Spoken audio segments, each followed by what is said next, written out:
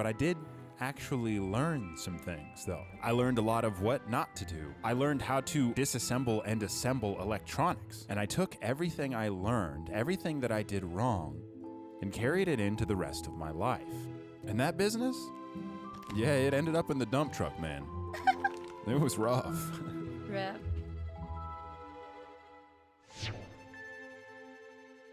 Trying to upgrade this hologram screen got even funkier. I had this idea that if I could create a perfectly thin sheet of smoke levitating in the air, that I could project the image onto that. Now, this is called laminar flow, and there are machines that produce laminar flow that are extremely expensive and like for medical stuff. So what I did was try and build it out of corrugated plastic. On top of my exceptionally stable FlexiSpot E7 standing desk. See, because all you need is a bunch of tubes that straighten out the air. What I found is that if you do this, you can create a fairly thin layer of smoke and project an image onto it, which is really sick, especially if you can get rid of the turbulence. The only problem is that then your room is filled with smoke. Smoke detectors. To be honest though, it still looks sick. The thing is, if you circulate the air to get rid of the smoke, then it's turbulent, which makes half the screen not a screen anymore. So I thought, what do I want to do with any upgrade? I want to take what it is and make it better. So last time the screen was about 20 inches. And this time, I'm going to take my same extremely expensive nanoparticle film and do it 4 times bigger. And not only that, instead of having the projector mounted inside the desk, I'm going to mount it inside the wall. That way it can also be about 5 times brighter, and I'll hide it behind a 2-way mirror. Now all the goblins that live in my walls can watch me. And then I'll wirelessly transmit the HDMI signal, and then it's all ready. Now, one final FlexiSpot shout for making this all possible before we do the before and after. That right there is a FlexiSpot E7. I've been using that one for a very long time. It's an excellent desk for your basic needs. And those who need more lift strength and more foot space now have the option of the FlexiSpot E7 Pro. And they've got the new FlexiSpot C7 chair, which was epic to sit in after building all of this. Use code BH730 for a $30 discount on your C7 or E7 to not only support the channel, but get a product that I stand behind and have owned for many years.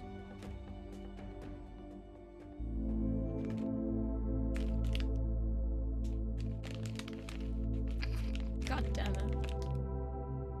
I should be able to just unplug the thing and everything still works. That's insane, dude. Yo. I'm playing Minecraft on an invisible gaming setup. Like, I knew it was probably gonna work, but at the same time.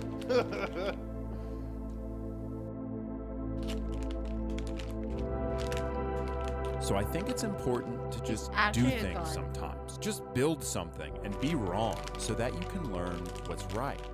Sometimes it hurts and a bunch of people on the internet find out how inept you are, but it gives you a chance to try again, to do something you never imagined was possible. It's insane. It looks nuts. He built that.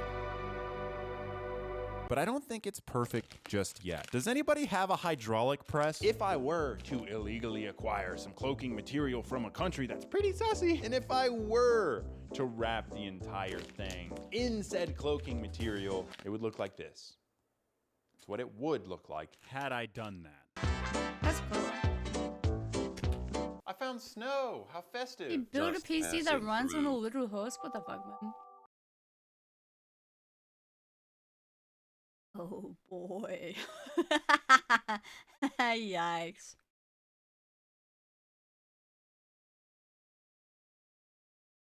Why is that guy coming up?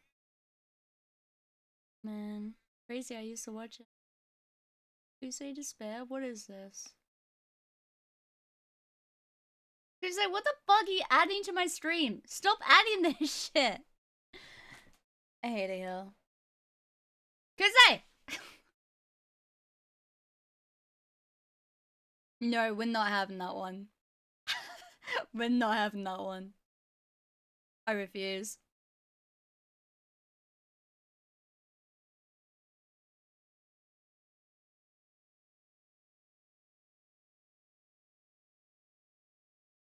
It's a good one though. No, it's associated with someone that I don't. I have not.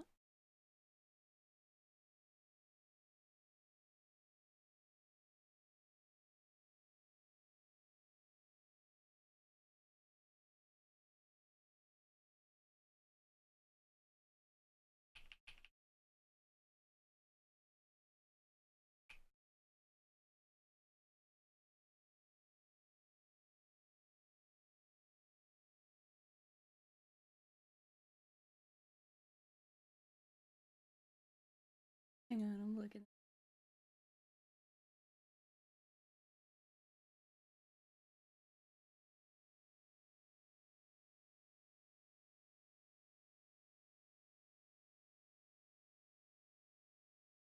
Fucking Ren is so stupid.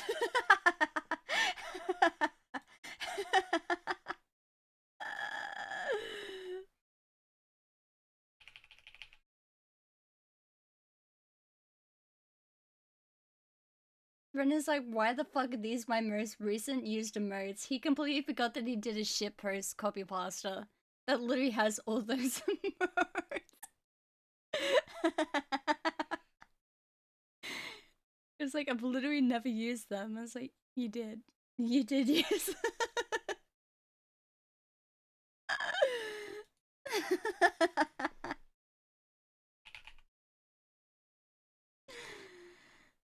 Fucking what the fuck? Why did he make his toilet into a PC?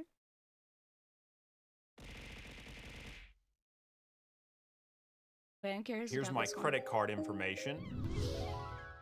Hi. Quick disclaimer before this video starts. I've been sitting on this for a little while, not knowing if I should release it because I didn't know if that was responsible.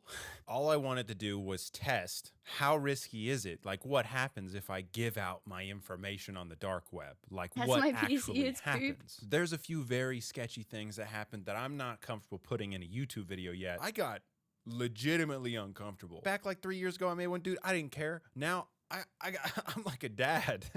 Oh, now's a great time to tell you, Olivia and I are having another child. 2 kids. Let's go. We're all slightly older and more responsible. Just don't get on the dark web. It's a bad idea. Look me in the face here. Don't do this. It gets pretty sketch. All of that being said, enjoy. Everyone knows the dark web is a dangerous place. It's an endless supply of illegal activity. Your personal information is bought and sold. The Amazon of crime. Hackers, scammers, hitmen all lie in wait to snag your personal information and sell it to the highest bidder. I think. That's what everyone tells us, right? Don't go on the dark web. Super dangerous. You will get hacked if you use the dark web and are careless. Never download things, give out your personal info, or use your email ID. So I thought, what if I take my trusty little laptop here that's just, it's got, has probably about 10,000 viruses on it. Did his door just start Oh flying? my goodness. What if I find a trusty little laptop? Dark web and are careless. Never download things, give out your personal info, or use your email ID. So I thought, what if I take my trusty little laptop here that's just, it's got, has probably about 10,000 viruses on it. Oh my goodness. What if I fire up the dark web on here and instead of being super careful, I instead just have like my credit card information open on the desktop with my phone number that I just got activated here. My phone number, 312-7070. That's a good number. Combined with like, say, my email account, all of my passwords and login info, put that right there. We'll change my wallpaper to my bank account pin. Password and a bank account pin that we're for sure not gonna forget because it's my wallpaper. And then instead of trying to hide it, we just get on the dark web and browse around a little bit.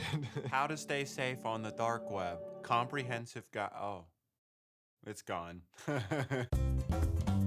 Welcome to the dark web hackers? Kind of a little scared. Vladimir, remote control the phone of someone else? Don't worry, I'm not about to sell you a VPN. Oh man, I can't even pronounce where I am. You can download it from this link. Oh my goodness. I want to go to like a chat room. You know what I mean? Oh no, I don't want any of that. What is this? I think this is like a chat room or something. Net hangout. Here we go. We're just gonna hang out on the net, on the dark net. Little dark net hanging out. Name. My name Jeff. Hey, does anyone? Wait, what is this weird cursor that I just got on? Want free V-Bucks? Post. Wait, someone posted a YouTube video? This is gonna be sketchy. Oh no. Oh. Dark web Facebook? What? Oh, here we go. You know, the dark web was originally created by the US government as a way to transport top secret information. I don't like how they all say virus free. Sure seems like they got viruses. All right, we're opening Tor chat. Oh man, this could get bad. Oh, anonymous dark web chat room. Engaged. Oh. That's me? I don't like this, man. Is anybody out there?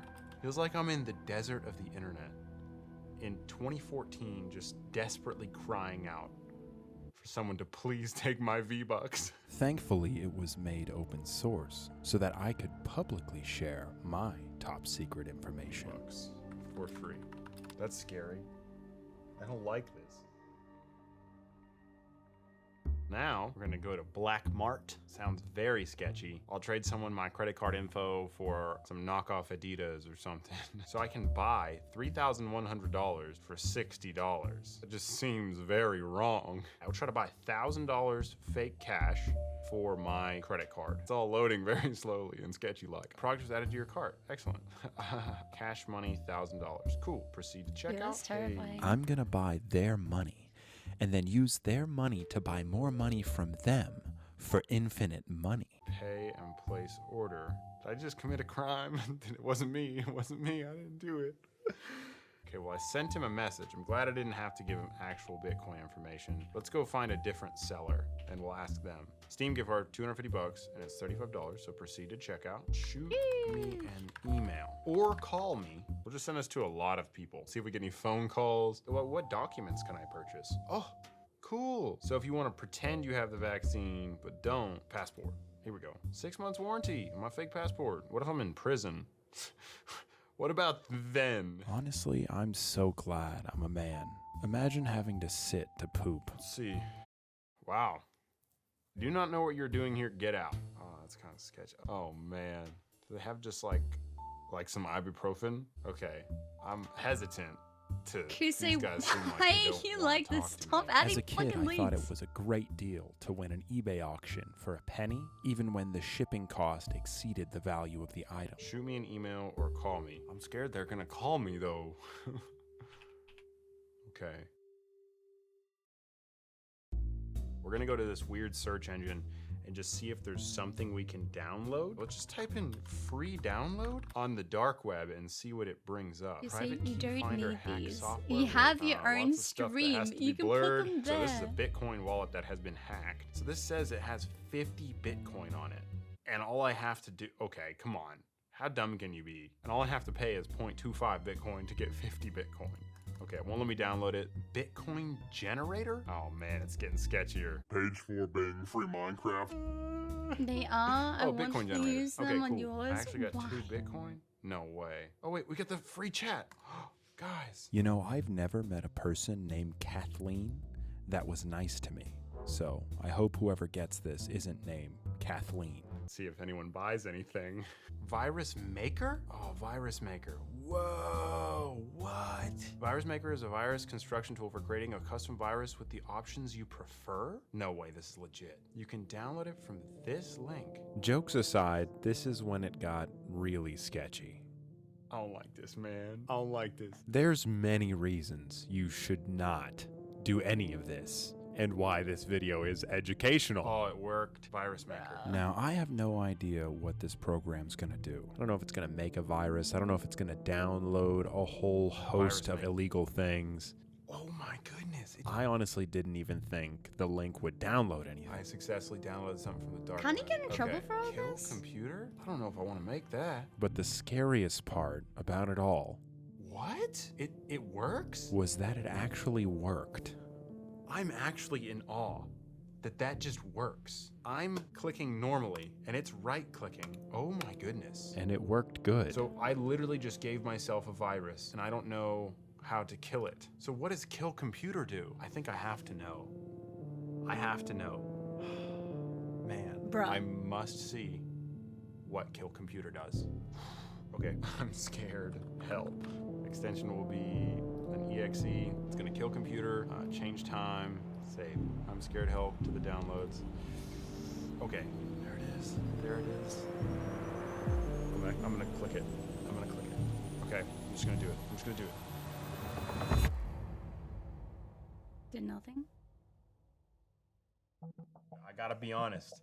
I'm a little bit nervous. My heart's going a little bit. I don't know. You know, I mess around a little bit on this channel. I embellish things sometimes, but I'm a little nervous. It's hard to believe YouTubers because so many of them lie and just be like, I was on the dark web or something stupid. I don't know what we're about to see. It could be nothing. It could be nothing. And then we're gonna open the laptop and see what might have happened to it. The Visa credit card number has not been used for anything, at least not to my knowledge. Let's just see what the notifications are. Let's start off with text messages. 13 text messages. And it looks like we've got 4 phone calls, 4 missed calls, and the email, 3 emails. So, I don't know, man. Oh my goodness. Okay, come on. I'm right behind you. Okay. What? I'm right behind you. Sends a picture of a car? This seems, I just gotta point out, this seems so staged. And then it says, you saw the boobie. You saw the I could not boobie. have made this up. I'm a little freaked out. Somebody said, I'm right behind you, sent a picture of a car. Luckily, that's not my car, or else that'd be super freaky. There's spam from Straight Talk, more spam from Straight Talk. I think I'm gonna text him back. I'm just gonna say, huh? And we'll just see if he texts me back by the end of this, like, recording. Let's go ahead and move on to the emails. We did give out our email to hackers, so let's see what they may or may not have sent us. And okay, no emails. Or maybe something in spam. Let's check the spam. There is one spam, gift cards. Okay, we're gonna move on to the missed calls. And then we'll get to the laptop. 2 times someone tried to call. A few times someone's called from the same 310 phone number. And I can't think of anything to do other than try to call them back. You know? Hello? Hi, I missed a call from this number. Was it today? Was it the other day? Let me check. It was a couple days ago, I think. I'm not sure why. My name's Nick. I'm a realtor. Maybe you called me for one of my rentals. I'm not sure. Sorry. No, okay, no problem. Thank you. All right, have a good one. You too. Just a nice guy with the same name as me. So there's nothing suspicious about that other than the fact that he had the same name as me. And he sounded straight up like a Craigslist actor. I'm not gonna lie, I've had like nightmares, like daydream nightmares of what that software could have done. Oh, I forgot my password, that's it. That's a good reminder of what my password is. I'm just gonna see if it auto runs anything. Anything weird happens. Okay, something that, don't know what that is. Probably fine. It's probably not anything malicious. Oh, we gotta see if someone took our V-Bucks. 1,000 V-Bucks. Okay, my V-Bucks are still available. I should have known the cool dark web hackers don't play Fortnite. Last thing I think we need to do, since this has not done anything yet, we need to run a virus scan. Yo, he just texted back. Oh my goodness. This has to be a prank. Haha, sorry to bother you. Just excited about a bird. And then sent a link. And it says, a brown boobie is a bird. Are you a dark web hacker? Look at that. A brown booby. The brown booby is a seabird found in tropical oceans around the world, and sometimes they have blue feet. A man with the same name as me happened to be a realtor. A woman follows her birdwatching friend on the freeway, and we received one nasty virus. And the moment I found contentment, as though I swam through the middle of the ocean, millions of miles from any shark pit, I received notice of one last disaster. They have your social and your date of birth, yeah. I just have that little feeling that somebody's watching constantly that I didn't have before, but now I do. And you know what? I guess I did have it before. You watching me? I won $10,000, but they never paid me. I think it was identity What happens if his freaking laptop had a like camera in it? He's fucked.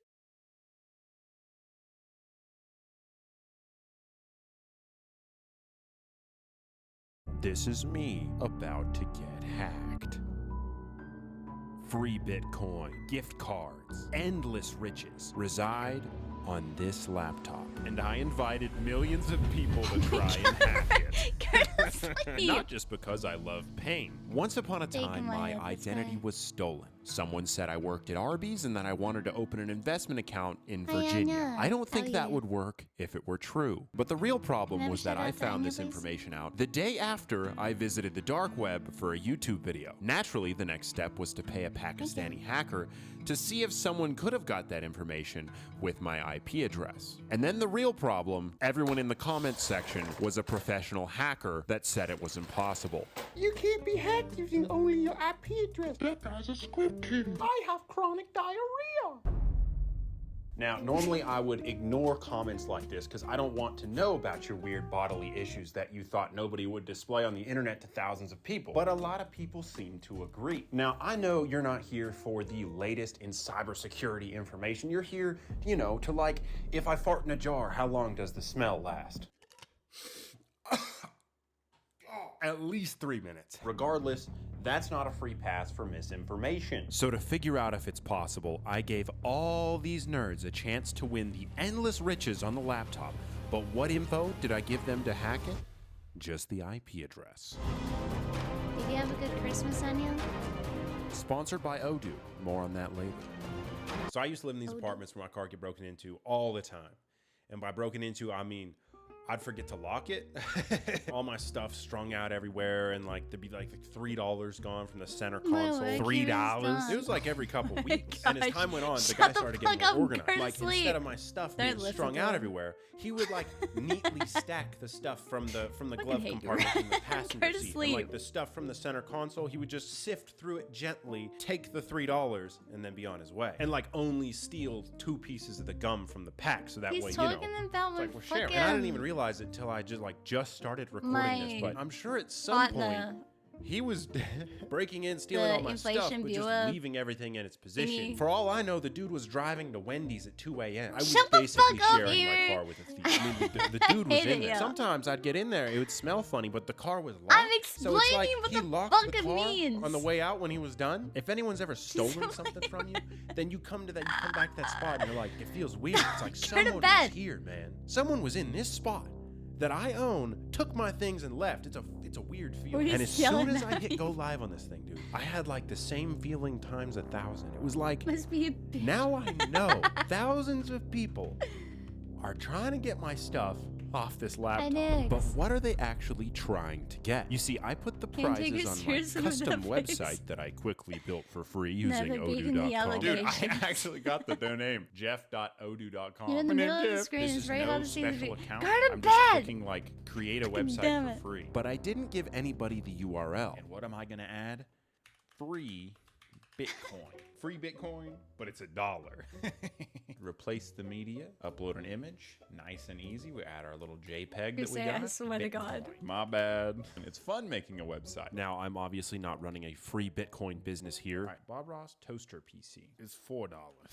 That would not be very lucrative. But if you want to grow a business or start a business, you're going to need a website. And Odoo makes that fast and free. Your first application is free for life. You get a custom domain for 1 year. And by setting up a free website with my link below, you're directly supporting this channel so I can keep letting people hack me. Oh, and they paid for a $1,000 Burger King gift card. The next step was burying the URL deep within the computer. Welcome to the game. I'm about to mess with these guys so bad for hacking me, dude. First, I made a file that tells the successful hacker to go to the desktop and find a file named dog, and then it has vital information. But then it's just a dog pooping. Happy New Year. It's not even the New Year. Then, to continue further, the hackers must search the system for a file named Pace hot sauce. Excellent. Very cool. Yes. As a hint, I put it inside of a folder titled Yummy. Inside the folder is a note that says open a PDF without scanning it, which is really sketchy. But you can't open it because it's encrypted with a password. That was actually in the poop dog picture. This is Happy New Year. That's the password. And then finally, when they enter the password, it gives them the URL to where they can claim their prize. Which was so easy to build, drag and drop, baby. With all that done, it was time to give out the IP address to see if anyone could even get to the maze. This was basically like leaving my car unlocked, but instead of like just accidentally leaving it unlocked, it's like I posted it on every street corner. Hey, come sleep in my car and fart in the center console. You know what I mean? And thanks to all the info from these comments, I know that my location is totally safe when I share my IP address. If someone's hacking you and the device has GPS, unibrow. I'm not doing this in my house. Johnny Hacks a lot coming to like pee on my driveway? Not having it, dude. So like a good business owner who just started a website for free on odoo.com, a free and easy to use website builder where your first application is free for life. I leased a storefront.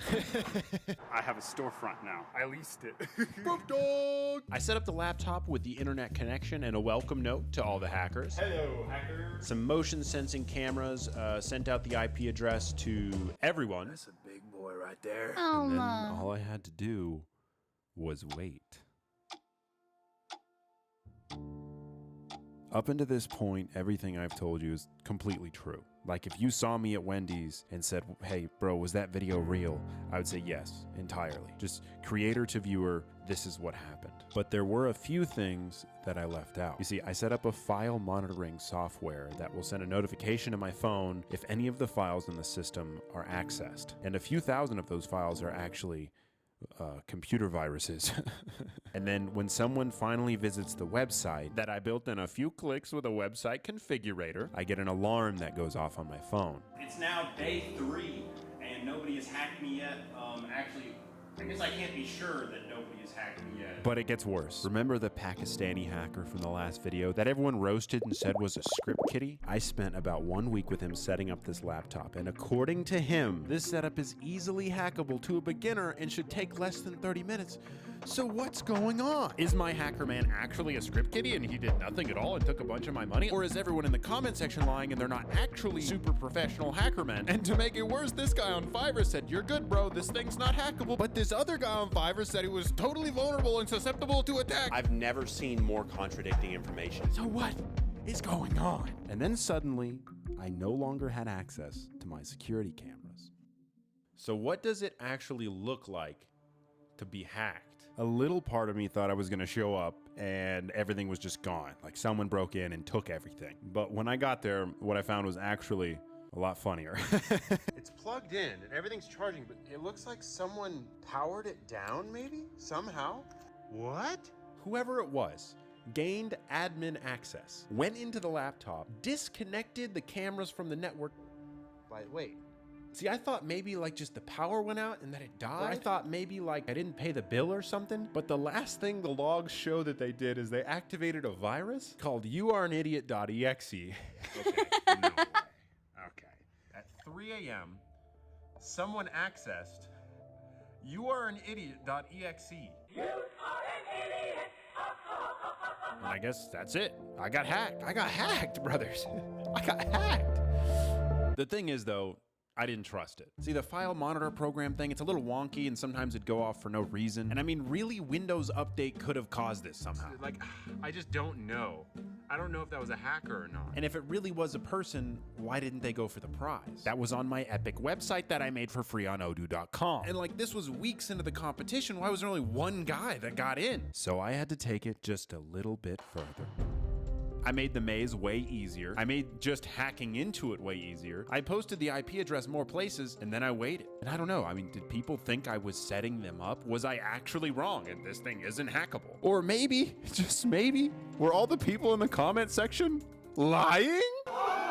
So I finally started to get fed up, and I was like, I need to try and hack this myself. And so I don't know what to do now. It's not like I can just sit here and show you a step-by-step guide on how to hack. It's not like I can just do that. Step 1. Download the free and publicly available program called Nmap. It's got this black box that you can type into to run the program, but unless you have a third pinky toe, you're not going to know how to use it. So it's nice that along with the installation comes the user interface called ZenMap. So click that instead. Then right here inside this box where it says target, type in the IP address that you're trying to hack, doing a penetration test on, and click scan. Needed. What it's going to do is going to scan the network on that IP address for any open ports. Different open ports have different exploits and vulnerabilities that you can try and access. And how do you know any of those? Because you can download a free and publicly available program called Metasploit and it will tell you. In our case, I see port 22 is open, which means we can try to brute force it. Does it sound like I know what I'm talking about? Because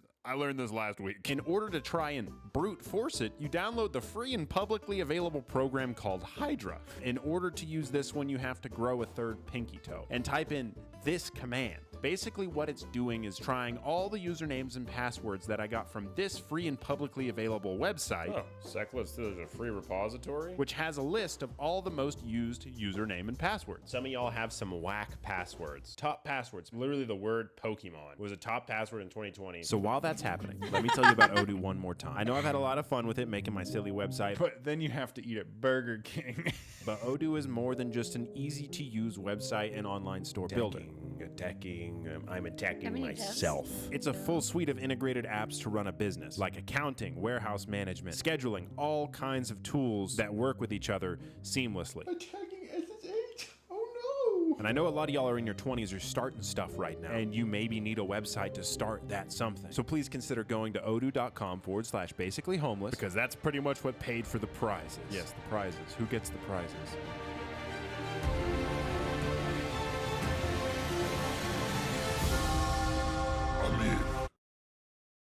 Did it? Oh, I found 2 of them. The password was password, and one of the usernames was user. It'll only take 10 minutes. There was this guy on TikTok who hosted this very complex competition, and it was solved in 19 minutes. But I always say a YouTuber's audience is full of people that are sort of like them, so I feel like I can't tell you to step it up. The car was running, door wide open, keys in the ignition, and it said free car. I can't believe it, guys. You see, at this point, you're just a few commands away from having full admin access of the computer, like, which so many sources said was just straight impossible. And we're in. Now, I promise your PC is a lot safer than this one that has 10,000 viruses and was manually configured to be hackable. But I just taught you how to hack, and so the prizes could be yours. I'm gonna leave it here, or maybe somewhere else, and the prize will go to whoever gets it. If I had locked my car doors, the $3 might not have gotten stolen. If I had 3-inch bulletproof windows, it might not ever get broken into. And if I didn't fart in the jar, it might not have smelled bad. Maybe. But the reality is that your PC might be getting hacked, and you don't even know it. It's just a truth of the world that we live in, and every day, hackers get a little more tidy, leaving the car neatly the way it was found without ever even leaving a smell. I wanted to make this video to learn and to share what I learned with you, and really I wanted to make sure you can trust me, and that I'm not just lying to you in these videos. So I'll never know how my identity was stolen, but now I know this truth, which has been bugging me for 7 months? Holy crap, boys, my bad. So, man, I gotta do like no more part 2. Playing on the dark web, gonna get my info stolen. Gave it to a hacker, my name Jeff. Free Bitcoin for $1, and we try to keep it fresh. I say, give me Tylenol, CVS. It's like it's Tylenol. You're in the wrong place, man. Coming for your face, man. Got your social and you're out of pace. I'm connected to your camera. You're hanging with your fam, bro. I never leave my house. Don't try to use your mouth. Somebody gave my social security out on the dark web. I just wanted the dankest memes. Indeed, my name is Jeff. Because Bobby Pooper. Posted on my refrigerator door. It's not my fault, I forget. I won $10,000, but they never paid me. I think it was identity theft. Discover Visa, MasterCard. I gotta call my banks. I put this on the YouTube. All my homies still miss Frank. Somebody did identity theft, and boy, I think that's bad. also makes me hungry, so I'ma go get a snack. Man, it really sucks that your credit score's so low. I couldn't even buy a Camry and there's cash that you still owe. You know that makes me hungry too. I think I'll get a snack. It's your car, so drinks on you. I think I'll pause my hat. Yeah. So you said Amogus? No, not Amogus. Oh, you said Amogless. No, dude, come on. It's amongst whom? Throughout this whole thing, there were a few times where I was a little bit nervous. I was a little bit, like, actually genuinely afraid. But one thing that I know for sure is that my hope doesn't come from this world. And I'd like to invite you into understanding what that means. See, I know that whether I get hacked or my identity gets stolen or my car gets broken into or my whole YouTube channel gets deleted or I die, that I know my faith and hope is not in this world and my circumstances, but is outside of this world. And you can have hope outside of this world too, and the creator of all things. And it's a very real thing. And so I want to invite you into that. I'm linking a video in the description that talks about my faith, talks about Jesus and my belief in Jesus. And you can also ask me questions about this in my Discord, which is also linked in the description.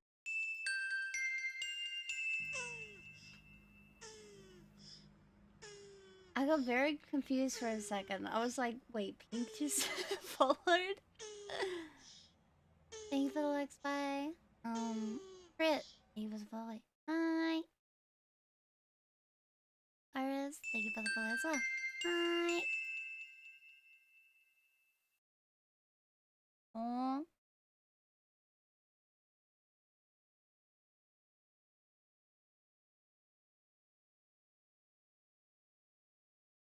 What is this? Saving happy.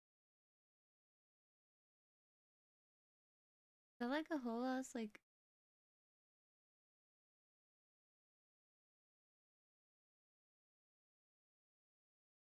must be toying around my dick.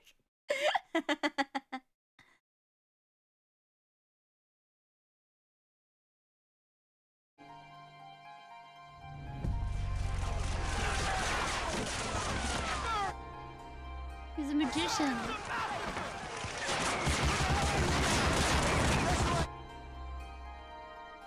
Turbo League by Best Car Soccer on mobile.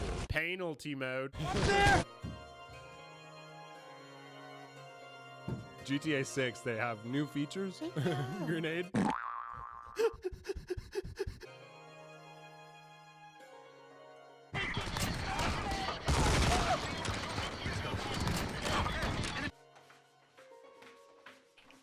A lot of people have been playing Rust lately. So I thought, you know, I'm gonna learn the game. I'm gonna get in there.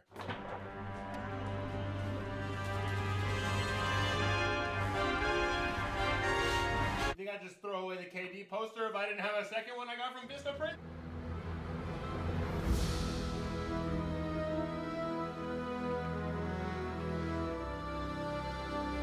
There you go.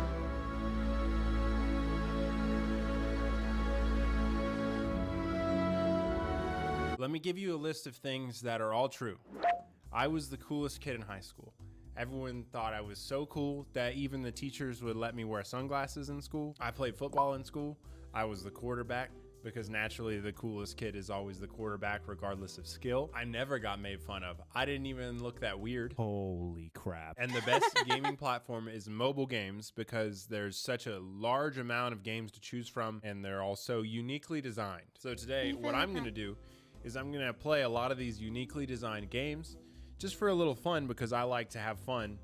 I like to have a good time. One that's just really got me lately. It's so unique. It's called, let me type it in here. Turbo League. Best car soccer on mobile. See, it's such an interesting concept to do car soccer. You can tell by the reviews on the game that they really do nail it. Trash. It's simply a knockoff. You couldn't pay me to play this. Game doesn't fit on screen and there's no tutorial. See, that guy's just not good at video games. The reviews, they don't get it. They don't get it. Let me show you. Oh my gosh, I almost forgot. Oh yeah, feeling good about it now. I don't know why no one's thought of this concept before. Here's what I'm thinking, right? Not a lot of people know about this game. Shane goal. There probably should be like a competitive scene for this game because this is a big deal. I think that a lot of people are probably gonna get into this game over the course of the next few years. Aerials. I'm doing air. I mean, I'm gonna call this aerialing. Oh, dude, this is crazy. So it looks like Rocket Car Soccer League, Enjoy Football Car League. They ripped them off, man. Straight up got ripped off by Rocket Soccer Derby. I mean, sorry, by Rocket Car Soccer League, Enjoy Football Car League. Hot Dog Water. Worst game ever. Way too many ads. Oh, but this guy says good. Great game. Oh, VIP pack. For 40 bucks? Yeah. Oh, locked. Oh, I gotta unlock all car. Mom, I need your credit card. Training mode, penalty mode, and turbo mode. I think I'm gonna go turbo. Oh yeah, here we go. So the advertisement just stays on the screen while you're playing, which is convenient because then it doesn't have to go away. Yeah, see, this is a little more realistic physics. See, look at that. You got like some drift physics. I'm about to win. I'm gonna win the game. I'm cracked. This guy, he's trash. I win again. I win again. He can't go get it because I'm going to get him. Yeah, I'm crashing you, so I win. I'm crashing you, so I win. See? I'm crashing you, so I win. Oh, I got boost? Oh! Yo! I'm crashing into him. Crashing into him. I'm bumping. I mean, I'm crashing. Look, I win. Yeah. I win because he can't get away. I win because he can't get away. I win. Another game that recently came to mobile that I really enjoy. Yeah, I agree to that. I clicked that one. Then I got an ad. All right, then I click that one. Then it takes me in. Just like that. Like there. And then I click that. And then I click that. And then I click that. And then I click go. And now I'm loading in. And then I click that. And then I'm in. See? It's cool because you got you got terrorists and like a counter terrorist. So what's cool about this game is there is no enemies. You already win. This game's been pretty popular for a while now. You're playing Star Wars? I just don't see many people playing it like the way it's supposed to be played, I suppose. Rust, a pretty popular game. A lot of people have been playing Rust lately. So I thought, you know, I'm gonna learn the game. I'm gonna get in there. Let's play Rust. I mean, it's so popular, it's gotta be good. Kill 2 gangsters. Okay, cool. I've seen a lot of Rust streams. Probably just not to that point of the game. I'm having a lot of fun playing Rust. Oh, he just couldn't hear or see or feel the first 15 I'm making shots. roast There's of an my ad. last Another ad. this year, Oh, I it's failed. gonna feel Target weird not escaped. streaming for a whole week. But I might I got him still this time. stream New Year's. Got him. Yeah, easy. I might Again, do, Rust is a like, pretty complex game. a Probably just need to cracking learn the mobile game. Like, stream. I think I just don't know how to play it yet. I have no it was idea the how bullets that's gonna probably. look. I didn't have the good bullets, so I didn't know what was going on. So I'll be back in the Lafayette fight after I watch an ad. Amazing Fly Hero is one of the most popular hero games for all those who love Posting superhero. a stream for a week? I'd It's say gonna I'm feel one so who weird, loves superhero. man. Yeah, I think I'm gonna click that ad and we're gonna go with that one. Amazing Maybe Fly stream. Hero. I'll still Welcome stream. back to I'll more still be real on reviews Discord, that are BC, totally pretty much real every and night, not honestly. purchased from I'm sketchy gonna be so website. bored otherwise. Let's game ever. That's cute, brother. The funnest game in the world. This game is I think so Axel far and Foggy so know bad me I enough crapped to my pants. know that I'm gonna be a Oh BC. no! A awesome game. This game very epic. Among Us Sussy Imposter Game of the Year. I love this game. Sonic, Aiden Sonic. I did 5 stars, so it show up front. The ads may look like Spider-Man PS5, but in reality, it's terrible. Wait, whoa! No one said anything about Spider-Man. Okay? No one claimed that this was a Spider-Man game, okay? Like, if you're expecting Spider-Man, I'll still don't take play pictures Spider-Man. and videos and stuff and put them in the Discord. Don't worry about it. Well, it's probably the guy got confused. It was Spider Rope Hero. Ninja I'm Hero a City Gangster. fan. Not Spider-Man, because no one said this is Spider-Man. Oh, special gift. Yeah, no, it's just, you gotta watch a couple ads. There we go. It's because I got a special gift, so I was like, watch some ads. Okay, so I got my special reward. Now I get a daily reward after I watch the ad. Oh yeah, and then I just unlocked the Venom the Black Spider outfit, the Black Spider Hero outfit, and so I'm gonna use it because I just got it for my free gift. Okay, so there's an ad before I can start playing. After I click to start playing, to aim. Wait a second. Oh, this is another ad. Oh, so it's a game. Mission failed. City in danger. That's right, because I was playing Spider Hero game. Oh, okay, here we go. Now we're Spider Hero. Dropping in from the sky, baby. 3-point landing. So I pressed one of his attacks, and there's an ad. I think it charges you. You got to do the ad before you can play that specific move in the game. Then I can play again. Okay, and then I can do the move that I wanted to do. Okay, yeah, that makes sense. Yeah, see, Spider-Man doesn't have laser vision. That guy's just real confused. Oh, and then I can just play this other game. Mastercraft Smasher. Oh, Survival Craftsman. That sounds like fun. I'm done with superhero game. I'm gonna make sure that it's got good reviews before I play it. Good Wonderful by Revu. So that's a good review. Humungalungus, big epic. My review is absolutely true. That's what that guy's name is. So I mean, If that's, I mean, that's a true review then. Wow, OMG Amogus Bobby. I mean, yeah, it's got some good reviews. So yeah, this is a good game for sure. Oh yeah, here we go. Yeah, no, I've seen that streamer playing this one. Hope you have a good day. Oh yeah, and I got diamonds. It was like a big deal. That one streamer who was playing it, he beat the game real quick, and he was like, diamonds are good. So now that's how I know diamonds are good. It's got Spider Hero skin. There must be collaboration between the mobile games.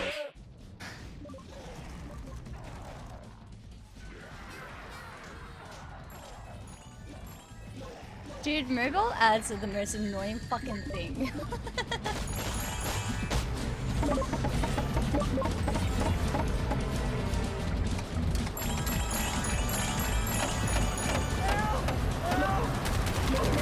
My ears.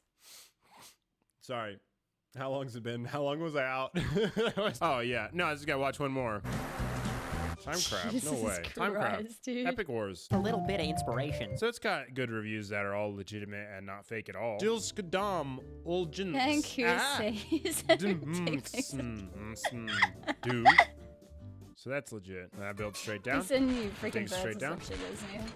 There we are. I've heard of the game Arma before. I've never played it. Arma Battlefield. Free gift. No, please, no. No, honestly, I regret it. I might stream this later, twitch.tv/basically homeless. If you want to follow my stream, I'll play a little Arma. Okay, here we go. I got him. There. Yeah, easy. Yeah, now I understand this. I mean, this makes sense why everyone plays this Arma battle game. Oh, one new game that's coming out soon. Then we'll see if they got it. GTA 6. Oh, yeah, I'm pretty sure this is it. I saw it, and it's so good. Sam Ham. I mean, I'm sure those are real, not fake in any way. Wife brought soup time. Soup. So in this game, it's a pretty cool game, so you can do like whatever you want. There's a vehicle here. Oh, and there's buildings there too. They weren't there before, but they're there now. Steal any car. It's So, like, GTA. there's a person. You can just hit them. There's other people. You can just shoot them if you want. Cause see, the GTA 6, they have new features. So like the people disappear to save your performance of your console. Grenade. And then see that he just disappear in the air. So that's very cool. This guy. And then disappear in the air. And so, you know, naturally with the baseball bat, you walk up to someone, or you just, yeah, like you just go up to him, just. I think that's probably, it's because it's, you know, it's in beta, it's a new game, not gonna be perfect. And then, so like this lady, just walk up, and you just shoot him. Today, as the decider of all things that may exist on mobile, I have decided to not sue or destroy any of these games. And formal apology today are I got the gulag or something now. not a ripoff. I am sorry, they are gamers. I got killed. Subscribe and go watch my streams and watch more.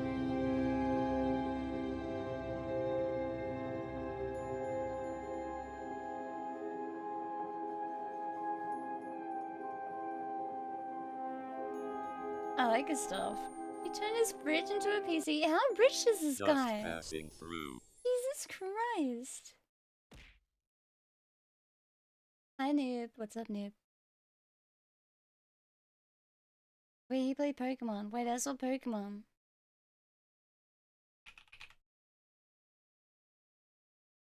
What? I could have swear I saw Pokemon. Why do all these show?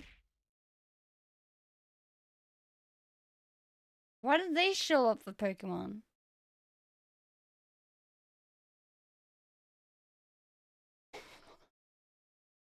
Noob. Oh, it's not noob. Stop it. Ragey. Where's the Pokemon game? Wait, I need to go back. If I go back, I can find it, right?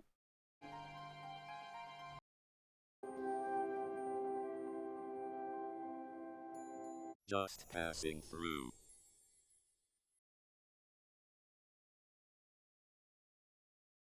Oh, it's not.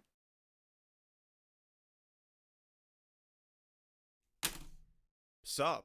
So I'm sure you've heard about this website, Temu, which people have been calling the new wish.com because it lets you shop like a billionaire. And by that I mean it lets you buy a ton of knockoff cheap stuff for like a fraction of what you'd pay for the real thing. Though you can find some decent stuff on there, but what I'm going to show you today is not that at all, because as I was browsing Temu, I came across some listings that I thought were most certainly bootleg Nintendo games. Now, I'm not talking about knockoff consoles like this that came bizarrely with this weird Famicom-like controller. I think they're going for a Supreme branding thing here, but yeah, this was definitely one of the more interesting things I found on there. I'm not talking about things like this. I'm not even talking about those like 501 game cartridges that you can put into a Game Boy. I'm gonna tell you right now, I'm not gonna click that one because if that actually shares my fucking address. Advertising actual Nintendo game titles. I am signed in on Amazon. Copies instead. So it's I bought literally gonna dox my name and address. My suspicions were pretty much immediately confirmed. These are all fake, bootleg, non-genuine copies of these games. But do they actually work? Well, that's what we're going to find out today. And we're going to begin with this copy of Pokemon Pearl, which cost me $23. See, actually I'm not always far dumb. Off from what real, genuine copies of this game go for used on eBay. And when you put it up next to a genuine copy, I've got Pokemon Diamond here, because this is the copy that I ended up purchasing back in the day when these games were out. It doesn't look like too bad at first. I mean, the only real giveaway to me is the sizing of these top and bottom white borders. You can see on the Pokemon Diamond one here, the bottom one is much smaller, the top one's a little bit larger. Doesn't have the ESRB logo looks right, the Pokemon logo, I mean, everything's spelled correctly. There's a little bit of like, the spacing here super tight between the Nintendo and the Pokemon Company logo. Here's a real zoomed in close-up of the two, and some of the things I notice also are the Nintendo quality seal. The coloring is a bit off on the fake one here. They also have the trademark symbol. You can barely make it out though, but they've got the trademark symbol instead of the registered trademark symbol like what appears on the genuine one here. And just the quality of the label too. I mean, it definitely feels different, but the entire cartridge feels different. That's the other thing. This quality of the plastic is pretty poor compared to the genuine one. But even that was not the biggest giveaway. The biggest giveaway, this was a fake, is the micro SD card slot on the back, because yeah, this is actually a flash cart that they just took a ROM of Pokemon Pearl, put it on this 256 megabyte SD card, and they just stuck that in here. And that's, you know, they just put a Pokemon Pearl label on. There was actually another listing I found on Temu was for this. Remember I mentioned those 501 cartridges? Well, here's one of them. They actually included a pink DS stylus as well. I'm sure it's a knockoff one. But if we take this out of here, this Pokemon Pearl cartridge arrived in the same exact like housing here, this plastic case. But this one here, this 520-in-1 3DS cartridge, oh my god guys, it's a 3DS cartridge, but it fits into a regular Nintendo DS because it's not actually a 3DS cartridge. They just put that on the label here. But you flip it over to the back and yep, it's another flash cart with an unbranded micro SD card inside with a bunch of ROMs on it. So yeah, these are like exactly the same part. They're just putting a different label on the front.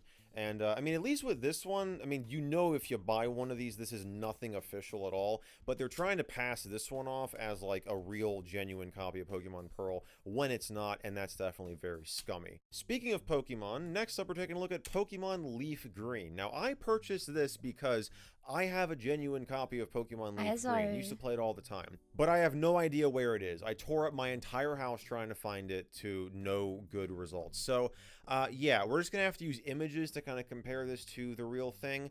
But I have to say, this is a really, really good fake.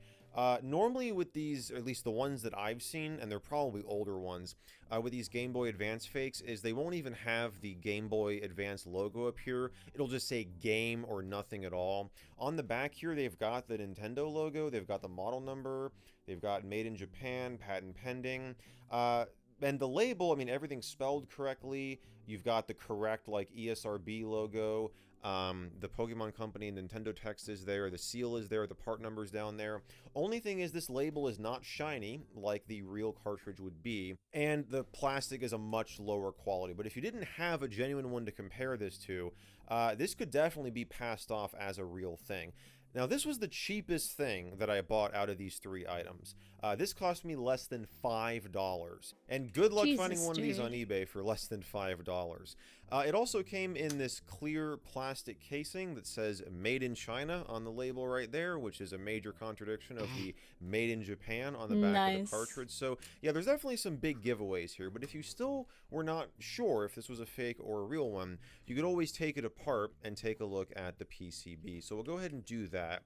And again, I don't have a real one to compare this to, so I'm going to have to resort to editing in images of what a real PCB would look like. So here it is. They've definitely tried to make this look as genuine as they can. They've even got the copyright 2002 text down there. Which the isn't Nintendo text correct. does not look off from a real one. There's actually 2 variants, at least for Pokemon Leaf Green here, of you know, the genuine board. So if you have one of these 2, it's a genuine game. On the fake one here, the fake ones all seem to have this big black blob here somewhere on it. So that's a major giveaway because the real ones do not have that. And just the chip layout you can see is way different from the 2 genuine ones. So yeah, this is 100% a fake, but it's definitely convincing. I mean, again, this is miles better from some of the other fakes that I've seen.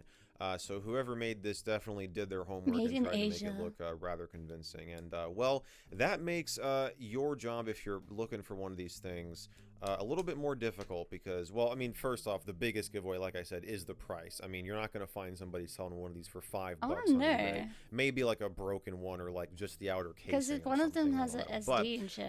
Do these 2 games actually work? Well, I honestly have no idea because I've not tested them yet. So we're going to find out here together on video. So I'm going to bring over my original Nintendo DS that we're going to use to prop up my Nintendo DS Lite's top screen. And we're going to, well, first, let's pop in the copy of Pokemon Pearl here and see how good of a fit that this is. So, yeah, it fits in. I mean, well, this one fit in, so I would have expected this one to as well. Let's go ahead and turn this on. And we'll see what we get ourselves into. And I'm going to use this fake stylus, which is absolutely fake because it is extremely low quality. So let's see if it, okay. Deep Labyrinth? Deep Labyrinth. Okay, so this is this a completely different game? I'm going to crack up if this is okay. It's Pokemon. I was going to say, so whatever like firmware that they're using to trick the DS into thinking that it's a real game presents that as the game title. So it does load up into a like ROM selector here, and it looks like, is this like a screenshot from the game? I think that might be. So it's like, is this already been played or something? But yeah, this is the only ROM on here, as you can see. And let's hit Y for info. So yeah, Pokemon Pearl.NDS, the last change 2021 9/10. File size 58.34 megabytes. Save type unknown/auto. Oh, and look at that. You've got cheats too that you can enable. So yeah, this is totally a real game, guys. If it'll actually load up the menu, there it is. So yeah, I've got a bunch of cheats here that you can select. So okay, we'll go out of that. What are the settings? Okay, so you can select the save type, link with GBA. You can change the rumble strength. Okay, let's start it up here and see what happens. What's champ? Legit Pokemon. Yep, it's starting up. Oh my gosh, it has been so long since I've heard this music. Because it's been Wait, it probably actually works. over a decade since I've played Pokemon Diamond. Holy crap. We'll just hit start here. And, oh my gosh, that sound. It's all coming back to me slowly but surely. So yeah, there's no save data, so it's just starting from the beginning. Welcome to the world of Pokemon. Yes, of course. So I'm guessing that image that it had on the top screen was just to like represent the game. I thought it might have been like a save or something. And this was like $4? An image of that, but oh, I don't want to go into here. Get out of here. Who needs to buy an actual Pokemon when you can just get the rip-off? Yes, I understand everything. Ren, go to sleep! Yes. Would you like to know more about anything else? No info needed. I guess we'll go through this setup process here. And then what I'll do is I'll save the game, and we'll see if that actually... Oh yeah, I gotta hit the center button here. Alright, so we're finally done with that. Let's open up the menu here, and let's go to save. Would you like to save the game? Yes. Saving a lot of data. Do not turn off the power. Okay. Save the game. Yay. Alright. So let's see if it actually saves data properly. Yeah, it saves it just fine, so we can load This is a up. legit game.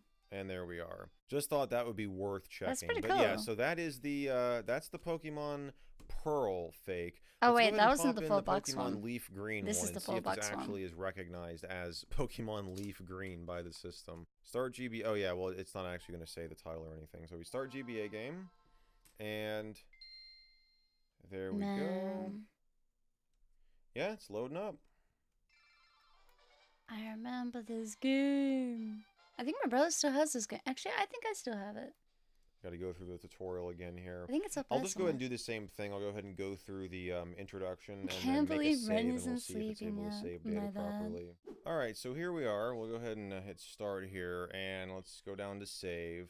I don't really expect there to be any problems with the save data. This was mainly with the bootlegs, like of the original Game Boy Pokemon games that had like physical save batteries in them. The ones on the bootlegs were like notoriously awful, and they just wouldn't last really long at all, and so you would just lose save data. Save file will be loaded. Yep, there we go. So yeah, no issue saving at all. Not that I really thought they were going to be, but yeah, this is definitely the best fake out of all of these. There's no question about it. This compared to the Pokemon, it's not, I mean, this is in a league of its own here. This one, it's so obviously fake. And speaking of this, let's go ahead and briefly try out the 520 in 1 here. I do have and see what we got You're going not on. gonna I'm curious fucking to believe see this. if Oh my god. oh my god, guys, look, I'm putting a 3DS game into my Nintendo DS. Oh, wait for the I'm curious to PM. see if this will be recognized as that same game.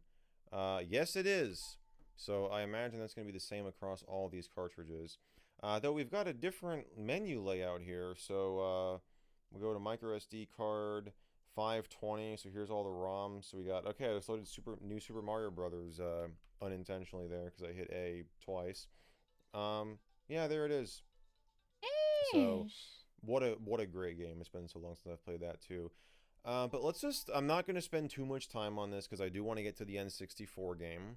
But let's just kind of scroll through here and see what glorious ROMs they have and see if they've got any like awful, terrible ones. Because that just seems to be like a rule with these 500, 1000, whatever in one game carts. There's always like a weird ROM hack or two. That's been my experience anyway. Though I'm not really seeing anything that stands out to me as like being a ROM hack. Though I don't know what all these games are.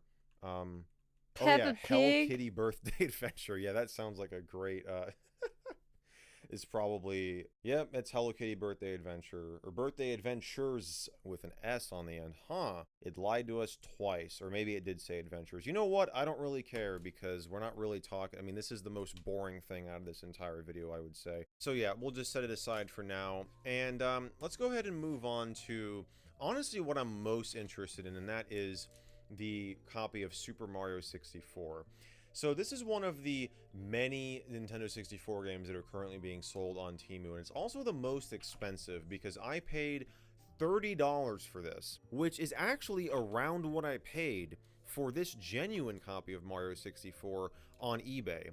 And speaking of eBay, when I was looking for this genuine copy, I found a few listings of people selling these fake copies and passing them off as real games, saying like it's a brand new copy of Mario 64. And some of the photos had like this bag and everything, which, I mean, a brand new copy of Mario 64 would not come in a plastic bag with a barcode slapped on it. It would come in the original box. I don't know if these sellers, if they're being malicious intentionally and trying to pass these off as real, or maybe they don't know themselves. I'd like to think it's the latter, but it's definitely one of those two things. I need to look at that. But yeah, let's go ahead and talk about how you can tell one of these fake games from a real one. So let's say you didn't have this plastic bag that it came in. Well, first of all, the quality of the plastic itself. It's a much lower quality plastic. It feels cheaper. It's much lighter than a genuine copy here. But you wouldn't be able to tell that by looking at photos. So let's take a look at the front label here. The fake one, the coloring, it looks a little bit darker. This one looks more vibrant on the real one here. Also, the spacing of some of this stuff. So like the ESRB, kids to adults rating, you can see it's a larger box here on the real one. The text is different. On the fake one, the Nintendo seal of quality looks to be larger. There's also red text instead of white text underneath the Nintendo logo. And there's also like a white outline. There's also a drop shadow on the N64 logo here. You see how it looks on the real one up here? There's no drop shadow at all. But still, Mario, pretty good and wait, convincing. Isn't Mario and front Bowser like label. The bigger on spelling the is right fake and one? everything. We flip it over to the back here and look at the back label. It is in a completely different font here on the fake one, but still, this is a pretty decent quality fake. Though the biggest giveaway on here is the Nintendo logo. So if we take a look at the real one here, they didn't you even see try. How, above the dot on the eye in Nintendo, you see how it's like square there? Take a look at the fake one here. It's actually circular. Also, just the way this was printed on here, it doesn't really feel right at all. I mean, that's of course going by feel. Also, the registered trademark symbol is much larger and it's almost touching the edge of it here and also almost touching the O. Here's how it is on the real one. So you see it's really, really tiny. You can barely see it, but it is there. I didn't even know that was there. But again, worst case scenario, you could always take these apart. So let's go ahead and take apart the real one first. So we'll go ahead and swap out the bit on my screwdriver here. And we'll go ahead and take this apart, and we'll get the screws out of the fake one while we're at it. Now, they do use the same exact screw type. So again, the bootleggers of this one tried to, you know, make it as convincing as possible. So here's the fake one with the back cover off, and here is the real one. I don't think I've ever seen inside the cartridge. Difficult to get off, so we'll pull that off there. And okay, so first major giveaway, the fake one does not have screws holding down this bracket. Bruh. It comes right off. The real one here has two Phillips screws, so I gotta change bits again. Alright, so we'll take that off. And you can see, here's the real one, right? You've got a capacitor here, you've got a copyright date of 1996, Nintendo branding on it. Here's the fake one. There's no Nintendo branding at all. They did not bother to put any of that on here. So you can see, I mean, they again, really did not think you'd look inside. Holy fuck. This looks like a way more, you know, recent PCB compared to this one here. So it's very obviously fake. We'll go ahead and just pull it out here and I'll show you the reverse side of it. So here's the reverse side, and we'll pull out the real one, and I'll take you on the back here as well. So yeah, you can see it's real. I mean, this one, unlike the Game Boy or the leaf green Game Boy game here, they did not bother to put any printing on it. They didn't even I guess try. they didn't really think anybody was going to bother to take this apart. Of course, the big question is, does the fake one actually work? Well, we're going to put it into my Nintendo 64 that I just recently region unlocked. Yes, this was the reason why I bought the Nintendo 64 and got it from Japan and all that. If you missed that video, check it out here, because yeah, I imported a Nintendo 64 from Japan because it was actually cheaper for me to do that than to buy one on eBay, because holy cow, retro console prices are freaking nuts these days. So yeah, I'll go ahead and reassemble these, and we'll pop the bootleg game into my N64, and we'll see what it gives us. Alright, so we've got the N64 set up over here, and we're just going to pop in the bootleg and see where it takes us. We did. Glad. I'm sure it's going to work just fine, which, yep, there it is. So, yo, it works. I mean, just like the other games, it's going to be the game that you think it's going to be when you buy it. It's just that it's not real at all. So let's go ahead and start a new file here and go through the lovely intro that I don't know how many times I've seen this. It has definitely been a lot. Yeah, one of the interesting things that I found out that they've been doing with these listings on Temu is they're trying to make it to where, like, basically to where you can just figure out what game it is that they're selling. Motherfucker sees but they try to kind of disguise it, sort of, and I think in doing so, they think that it's like gonna make it more difficult for Temu or Nintendo to crack down on them. I don't know how serious that Temu is about getting rid of these listings, but two of the listings I purchased from, this Super Mario 64 listing and the Pokemon Leaf Green one, are not on Temu anymore. However, there's already listings up by maybe the same sellers, maybe different sellers, that are selling the same stuff. There's a bunch of other N64 games.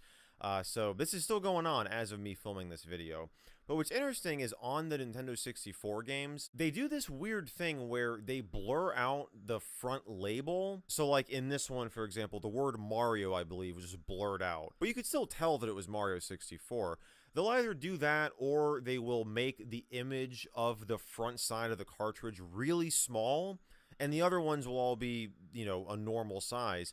but the first one will be super small to where you can just, you know, make out what game it is. So they'll do one of those two things, and then they'll actually change the title of the game in the listing. So according to Temu, this was not a copy of Super Mario 64. It was a copy of The Legend of Super Mario 64. You can also find classics like The Legend of Pokemon Stadium, and my personal favorite, The Legend of Ocarina of Time. Yeah, it seems like they're doing those things to try and, like, sort of get around copyright infringement and trademark violations, even though it's absolutely not going to do that because they're still selling a freaking bootleg game. Just blurring out like an image or changing the game title is not going to change that fact. As well, so yeah, that's bootleg Mario 64. Legend of Pokemon Adventure Stadium 2. Those are all the bootlegs that I purchased for this video. But I figured before we'd end things off that we'd take a look at that sup console that you saw at the beginning of the video. I literally bought that just for that intro gag, but I mean, we gotta take a look at it. Why not? So let's find out what's up with the sup console. I promise that's the last pun I'll do, but yeah, right off the bat, I know you're not gonna believe this. The plastic is super cheap. The buttons, I mean, they work. They're buttons, but they don't really, I mean, they're not the greatest feeling buttons ever. They're definitely going for the design of, like, the Game Boy. My hands are like, that whole thing like going on here. my hands cramping already. Thinking how small that thing is. Plugged in via its micro USB cable, so there it is. Although it did come with, like, the tiniest micro USB cable ever, so I'm using a larger one so I can actually, you know, plug it in. But yeah, so it's got that up here. It has a, this port right here is used to send a composite out signal so that you can plug it into a TV. So you can do that. And that's actually how you can kind of play with a second player, unless you want them to be looking at this screen as well. Which theoretically, you know, you could do that because this plugs into this other port right, where is it? Right here. No? Is this the same? Interesting. Okay, so this is both a charging port and a second player port, so you can't be charging the console while you have the second player controller plugged in. And here's the box. It does advertise itself as a 401, the SUP game box, that is the name of it, plus support external gamepad, double against. Yeah, I couldn't have said it better myself. On the side here, you've got the barcode, you've got the color indicator. There are other colors of this as well. So a console AV cable, DC cable, user manual. Oh yeah, the user manual. Yo, you can get them black and white. This too. This is a requirement with these videos. Though let's finish taking a look at the box. On the side here, digital game system, 3.0-inch, super wide LCD. The console is slim, portable, and trendy. Digital multi-platform device can play on TV. The backlit function of the screen ensure player can play everywhere. With powerful rechargeable battery pack, includes an AC adapter and a lithium-ion rechargeable battery. 6 hours of continuous gameplay. I hope that's true, but I'm not going to play this thing for 6 hours to find out. And it tells you what everything is on here on the top or on the side, however you're looking at the box. So there you go. Here's our user manual for the Retro FC. So definitely going with the Famicom stuff there. Thank you. Thanks for purchasing Playing Vision Portable. Playing Vision Portable product designed for many hours of game playing fun. This product is small and portable, so you can take it anywhere. Please read the following contents prior to connecting and playing to ensure proper use and care. Oh my gosh, reading through these manuals is like one of the funniest things that I get to do on this channel. So yeah, right here we've got that same diagram we saw in the box, got your accessories, and down here you've got a troubleshooting table. Information contained herein is subject to change without prior notice. I always love that. They're basically saying we could put whatever we want in here and you can't do anything about it. But yeah, let's get back to the SUP console right here and power it on. So we got this lovely music here. No, it's not trigeminal. That's totally not obnoxious whatsoever. And you've got Chinese and English. So we're going to select English and hit start. So we've got Super Mario. Oh, I just went all the way down. Pinball. Super Mario, Mario 14, Mario 3, Dr. Mario, Mario Brothers. What the fuck is Mario 14? Contra Fork, Contra 7. Alright, so what is Mario 14? I guarantee this is some bootleg. Because that always seems to be the rule. We gotta hit start here, right? Alright. This is not looking like a Mario game. Okay, we got some Japanese, so I wonder if this is a Japanese only thing. Yeah, this is definitely not a Mario. It's Peach! But it's Super Mario 14. There it is. Copyright 1993 Wario. Okay, yeah, this is definitely a ROM hack. Yeah, this is in no way a Mario game at all. Alright, so... I remember this we got, Mario like, two game! jumps here. This is a lighter jump. I'm surprised I actually avoided that for as long as I did.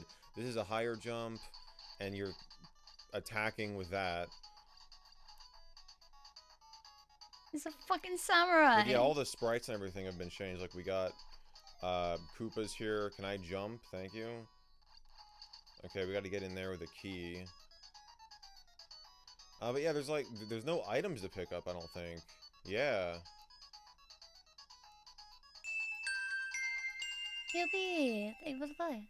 Hi. Alright, well, I died. Well, I just looked it up, and this is a ROM hack of a Japanese exclusive Famicom game.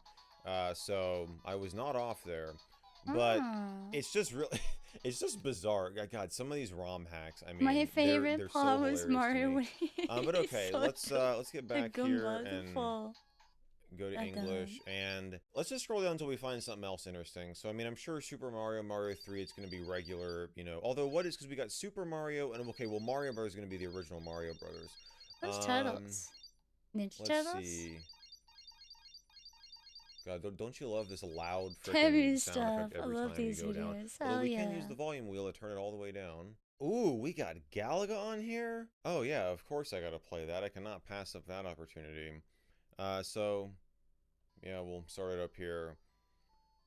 You know, I've never, or actually, I take that back. I was about to say I've never played Galaga on a really small screen like this, but then immediately I thought of, the copy of Namco Museum I used to have for the Game Boy, and I played Galaga on that like a ton, but still nothing beats the arcade. I mean, really, 101 games. even to this day, whenever I go to like a hotel What's up, or Abby? something, and they just happen to have like a Galaga arcade machine. Because yeah, I have been in like, typically like older hotels that have like a, game room or like something like that. They might have a, older Galaga machine, and when they're like 25 cents, oh my gosh, it's like, I'll be there for a while. When I have nothing else better to do. Which usually when you're at a hotel, it's like you're just kind of waiting around for things to happen, wherever you are, whatever reason you went on the trip. Oh wow, move. It's not my fault. But yeah, I think we'll just get through. Well, I'll just play Galaga until I die here, and then we will just end off the video. But I do want to mention that, well, you gotta be careful when you're shopping on Temu, because these bootleg listings don't seem to be going away. They are still a dime a dozen, and just use caution. If you're shopping for if you're shopping for an N64 game, don't be looking on Temu. Like, shop on eBay or somewhere where you could actually get a genuine copy. But even with eBay, like I said, you have to be careful. Well, okay, that was pretty awful. But yeah, moral of the story is just use caution when you're shopping on Temu and websites like Temu.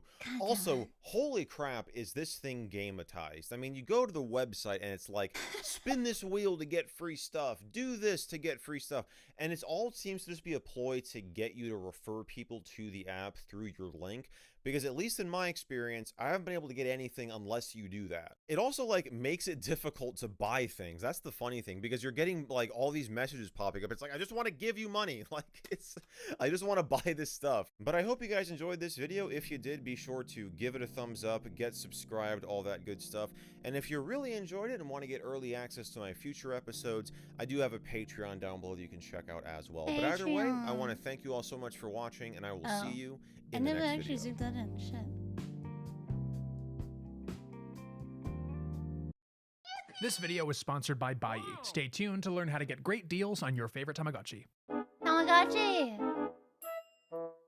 When I was a I'm kid, really I going was down the rabbit hole obsessed now. with the concept of virtual pets. All of my favorite things in the world had some sort of virtual pet element to it. Some of them I've talked about on this channel before, like Webkins and iDog, but also the Chow Garden from Sonic Adventure, the Puffles from Club Penguin, even Animal Crossing is sort of virtual pet adjacent. So Tamagotchi was on my radar. Of course it was. I remember reading tons of stuff about it on the internet and just obsessing over every detail. The Japanese creature-focused design greatly appealed to me because of my pre-existing affection for Pokemon. I've always liked little electronic gadgets and toys, and Tamagotchi hooked me with its social aspect. I loved the idea of being able to bond with my peers that also had Tamagotchi in the same way that I enjoyed trading Pokemon cards. Basically, Tamagotchi felt like it was made for me, and I really wanted it. So in January 2007, on my 8th birthday, I was given a Tamagotchi Connection version 3 with the Green with Frogs shell. I was so excited to receive my very first Tamagotchi that I opened it up right there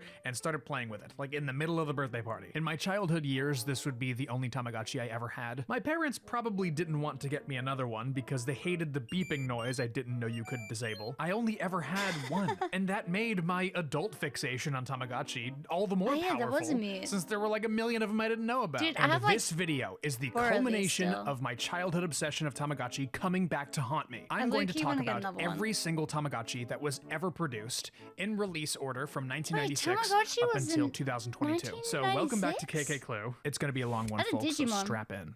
Let's begin by time traveling back to November 1996, where this whole thing all started, with the Tamagotchi Generation 1. It serves as the foundation that all the future models would build off of. And that foundation consists of low-resolution black and white screen with 3 buttons underneath it, on a nearly 2-inch tall plastic egg with a keychain. This is the Tamagotchi standard. If you take good care of your Tamagotchi, it will eventually evolve into different forms. And that's generally the long-term motivation for taking care of a Tamagotchi. It's, you know, it's out of curiosity to see what it can evolve into. The Tamagotchi Generation 1 is super simple. It isn't very intrusive, but because it's so basic, the tedium will eventually start to set in. About 4 months after the first generation came the second, and it is almost identical to the first. It features a different game as well as a new background. The Gen 1 has a checkerboard pattern, while Gen 2 has a ripple pattern. Now, because the first 2 generations of Tamagotchi are so similar, they get lumped together as the Tamagotchi Originals. One of the best things about the Tamagotchi Originals is that they are some of the most accessible Tamas out there, and that's because they started making reproductions of them in 2018 that are still being made now. You can just go on Amazon and buy one for like 20 bucks, and you have the freedom to pick whatever shell appeals to your preferred aesthetic stylings. Okay, so wouldn't it be absolutely sick if they made, oh, I don't know, a Godzilla Tamagotchi? That would be cool. Well, they didn't do that, but they did make a Tamagotchi out of Mothra, the giant moth that Godzilla fights sometimes. The reason they did Mothra instead of Godzilla is because this Tamagotchi was made to promote the new Mothra movie that was coming out at the time. But don't lose hope, because you have a chance for your Mothra Tamagotchi to evolve into Godzilla. So yeah, Godzilla Tamagotchi confirmed. Before I can talk about the next one, I have to give a bit more context. The final stage of a Tamagotchi's life cycle, much like ours, He's the fucking is death. I've already established that the main gameplay loop, quote unquote, is to keep your Tama happy and healthy. But failing to do so results in your Tamagotchi's untimely demise. If any of you out there have owned a Tamagotchi, you're almost certainly familiar with the death screen. It is extremely iconic, and it's such a perfect summary of the mortality of these toys. And so they took that idea and they ran with it. In August 1997, there was a new Tamagotchi released called the Angel Gotch. You start off with a dead Tamagotchi, and you take care of their ghostly spirit. That's like the equivalent of booting up a game of Super Mario Brothers and then just being greeted with a game over screen. Now, here's something that I thought was interesting. The box for the Tamagotchi Angel claims that it has a touchscreen. It does not. That is just factually untrue. What they're trying to say is that it has a motion sensor that can detect vibrations when you tap it with your finger. It isn't very exciting. They didn't get much out of that feature. As far as I know, the only time that sensor is ever used is when you feed your angel, occasionally a bat will start flying around, and you have to tap the device to get it to go away. But the sensor is on the back. It actually doesn't work as well if you tap the screen. Why did they market it like it has a touchscreen when that is objectively not what a touchscreen is? Aside from the differences in lore, the motion sensor, and some minor differences, the Angel Gacha is pretty similar to the Tamagotchi originals, nothing too groundbreaking. Okay, so similarly to how the Mothra Tamagotchi existed to promote a movie, they did another promotional Tama for Peking Man, which is a science fiction movie about extracting DNA from a caveman fossil and bringing him back to life. So it's like a caveman in modern times type movie. It's not rated very well on IMDb. So to promote that movie, in November 1997, they made a caveman-themed Tamagotchi. They called it the Genjinch.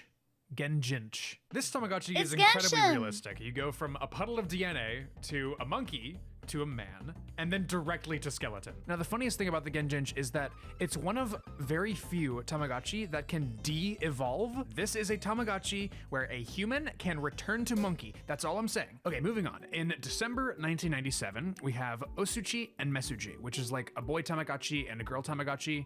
They were sold as two separate units, and once both Tamas were adults, they could link together and get married and have a baby. The idea was that a couple could both have one and take care of them simultaneously. And that's super cute. Osuchi and Mesuchi also had a Game Boy version with a weird cartridge, because the cartridge has a replaceable battery and a built-in beeper. So even when the Game Boy was off, the cartridge could beep like a Tamagotchi to let you know when it needs attention. It has a physical switch on the cartridge so you can disable the sounds if you need to. I imported it from Japan so that I could record it beeping, because there was no footage of that on YouTube.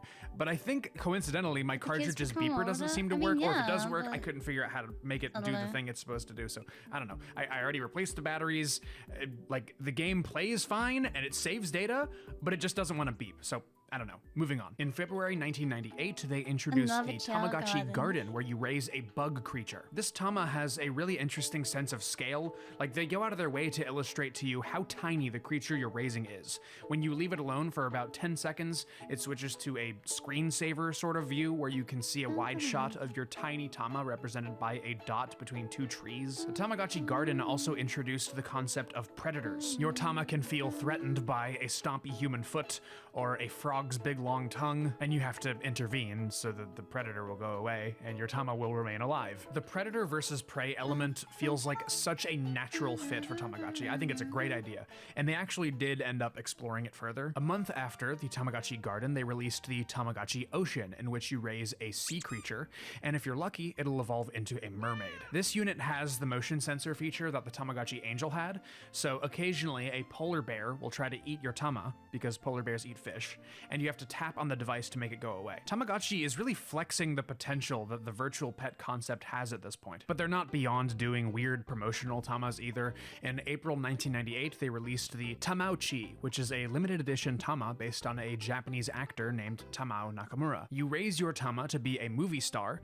and if you're successful, you have a chance of raising the Tama to actually become Tamao. This one is really funny to me. It's really funny, because this is the perfect example of a growth chart that is just so cracked and busted. You can go from an alien blob to the sun to a nose, and eventually end up as a human woman. In May 1998, they released a counterpart to the Tamagotchi Angel called the Tamagotchi Devil, later renamed to the Tamagotchi Monster. It's essentially the same as a Tamagotchi Angel, except your Tama is a naughty little prankster. They'll throw a pie at you or beep when nothing is wrong. It won't let you clean up poop sometimes. It'll fall asleep in the middle of the day. I love this idea, just making a stupidly chaotic Tamagotchi. In August 1998, we have another promotional Tamagotchi based on the anime and manga series Doraemon. Doraemon is one of the most ubiquitous media franchises in Japan. Like, it's kind of like Garfield, where like everyone knows Garfield here in the States, even if you don't read comics. Like, everyone just likes Garfield. I have heard of Doraemon before, like I've seen merchandise of it,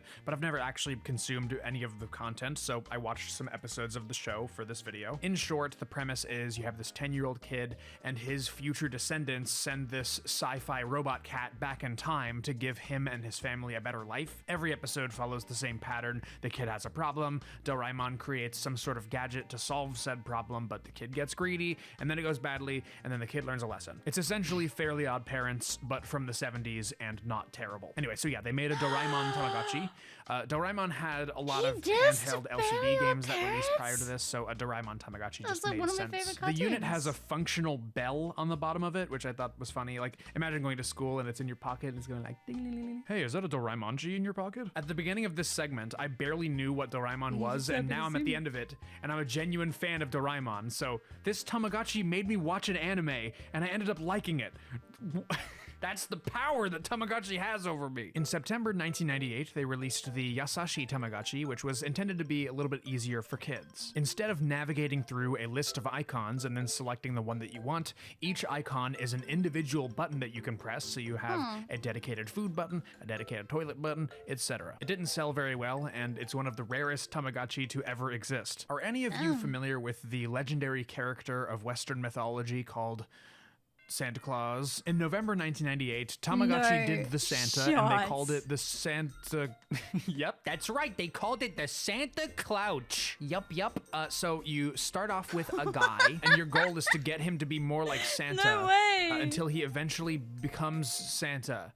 It actually introduces a new meter called Santa-ness, represented by 4 Christmas bells. Now, rather than evolving like a standard Tamagotchi would, you give Santa different items that you get from games to transform him. So he starts out wearing pretty much nothing, and then you give him yarn so he can make a hat. You give him cloth so he can have his iconic clothes. And then finally you give him a chisel, and then he will have his sleigh. I guess the implication is that he chisels the sleigh out of wood. I don't know. Instead of Rudolph, Santa's companion is Red Nose Chi. Nope, no Rudolph here, bucko. We only got Red Nose Chi. But yeah, overall, the Santa Claus is very cool. I love this one. I would get one for myself if it weren't for the ridiculous prices that this thing goes for. Oh my God. It looks like the only way I'm gonna be able to get one is if I write Santa a letter. Okay, so at this point, we've talked about every mainline Tamagotchi product from the vintage generation. But of course, outside of mainline, there were the accessory products as well, with the design philosophy entirely consisting of an office worker looking at the items on their desk and making a Tamagotchi out of it. The Tamagotchi calculator, the Tamagotchi clock, Tamagotchi phone, Tamagotchi pedometer. These are all real. But yeah, that was it for the vintage generation. There were so many cool ideas being thrown around, but all that variety was quickly followed by a long period of burnout. In 1999, Tamagotchi went on hiatus. There was just no new Tamagotchi stuff coming out, and it wouldn't be until March 2004 that the franchise would be brought back with a reboot in the form of Tamagotchi Connection. Now, what made Tamagotchi Connection unique is that they added infrared, so you could point 2 units at each other, they could communicate, and the Tamas inside can like play games with each other or trade items, or if they're both adults, they can become partners and have a baby. It's a fascinating idea, but it's not the first time they explored it. If you remember earlier, I was talking about Osuchi and Mesuchi. Those can link and have a baby, but it was through a physical linking port. You had to like dock them together, whereas Tamagotchi Connection uses wireless infrared. When I was a kid, the infrared connection aspect sold me on the concept of Tamagotchi. It was just such a cool idea, and I'm sure I wasn't the only one that thought so. Tamagotchi Connection would prove to be very lucrative. It was the grand comeback for the Tamagotchi brand after nothing but radio silence since 1999, and it brought back what would have been just another dead trend from the 90s to being a household name again. In Japan, they did an extra marketing push when the Tamagotchi Connection was new, where they would put a giant Tamagotchi as a kiosk item in certain stores and restaurants. It was called the Deka Tamagotchi. It had a huge heart-shaped infrared port on the top, and when you connected it with your own Tamagotchi, it would give you unique items and money. They did a whole bunch of Dekas in different stores and to promote different Tamagotchi through the years, but sadly they're all defunct now. You know, it was a promotional item. It's not like they're going to keep it on display forever. In November 2004, they released the Ketai Kaitsu Tamagotchi Plus, known simply as the K Plus, which was a follow-up to the Tamagotchi Connection with a few minor differences, the most interesting of which being that it could interact with a cell phone. So when the K Plus came out, they released a tie-in mobile game. I mean, mobile game as like a flip phone game. Smartphones didn't exist yet. You can connect your Tamagotchi to the flip phone using infrared, and then like like ready play to games use on the them in phone, class, and then the money we'd have to and put them in whatever the items bucket. you earned would be transferred back to the Tamagotchi. Really, really cool idea. About 7 months later, they released another version of the K Plus called the K Plus Akai, which just means K Plus Red, with more content and featuring a red LCD. And that red LCD is so sick. Like, as far as I know, they never touched that idea again of, like, you know, tinting the LCD a different color.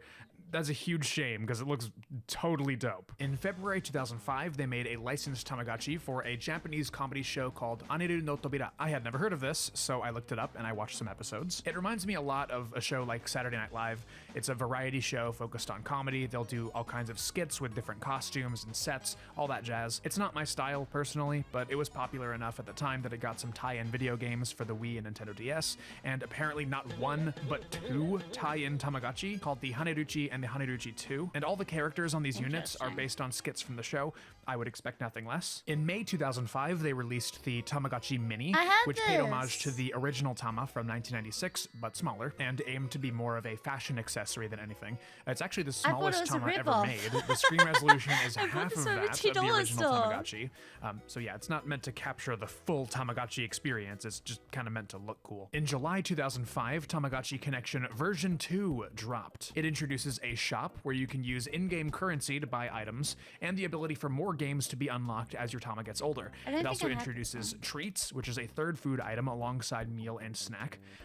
That's about it as far as major differences go. Remember earlier when I talked about the Deca Tamagotchi, you know, the really big one that was in stores and stuff, and how it was released alongside the original Tamagotchi Connection? Well, they did another one to promote the Connection V2, but this time you could take it home with you. It's called the Home Deca Tamagotchi, and basically it's just like a really big Tamagotchi that you can have at home. But the actual game is played a bit differently.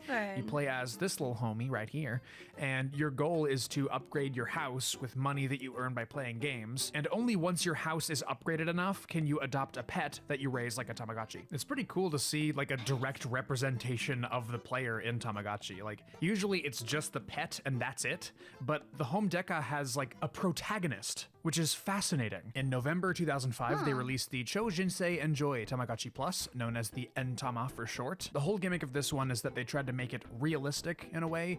You have like a point system where you can raise different personality traits consisting of intelligence, style, and kindness, and which one you focus on will send your Tama down a different predetermined path for what they will grow into. You send your Tama through preschool, and then school, and then you graduate, and you have to send off for a job interview, which can be rejected and you have to try again. Yeah, realistic Tamagotchi, no kidding. This is also one of the only instances where Bandai had to address complaints that the N-Tama was too difficult, so it received a re-release called the CYOI change to make the game easier.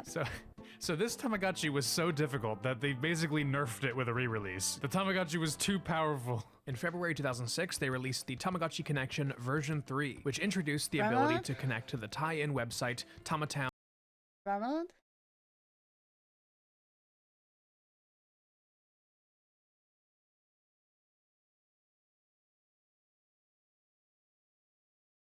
I fucking hate you. I fucking hate you so much. Why?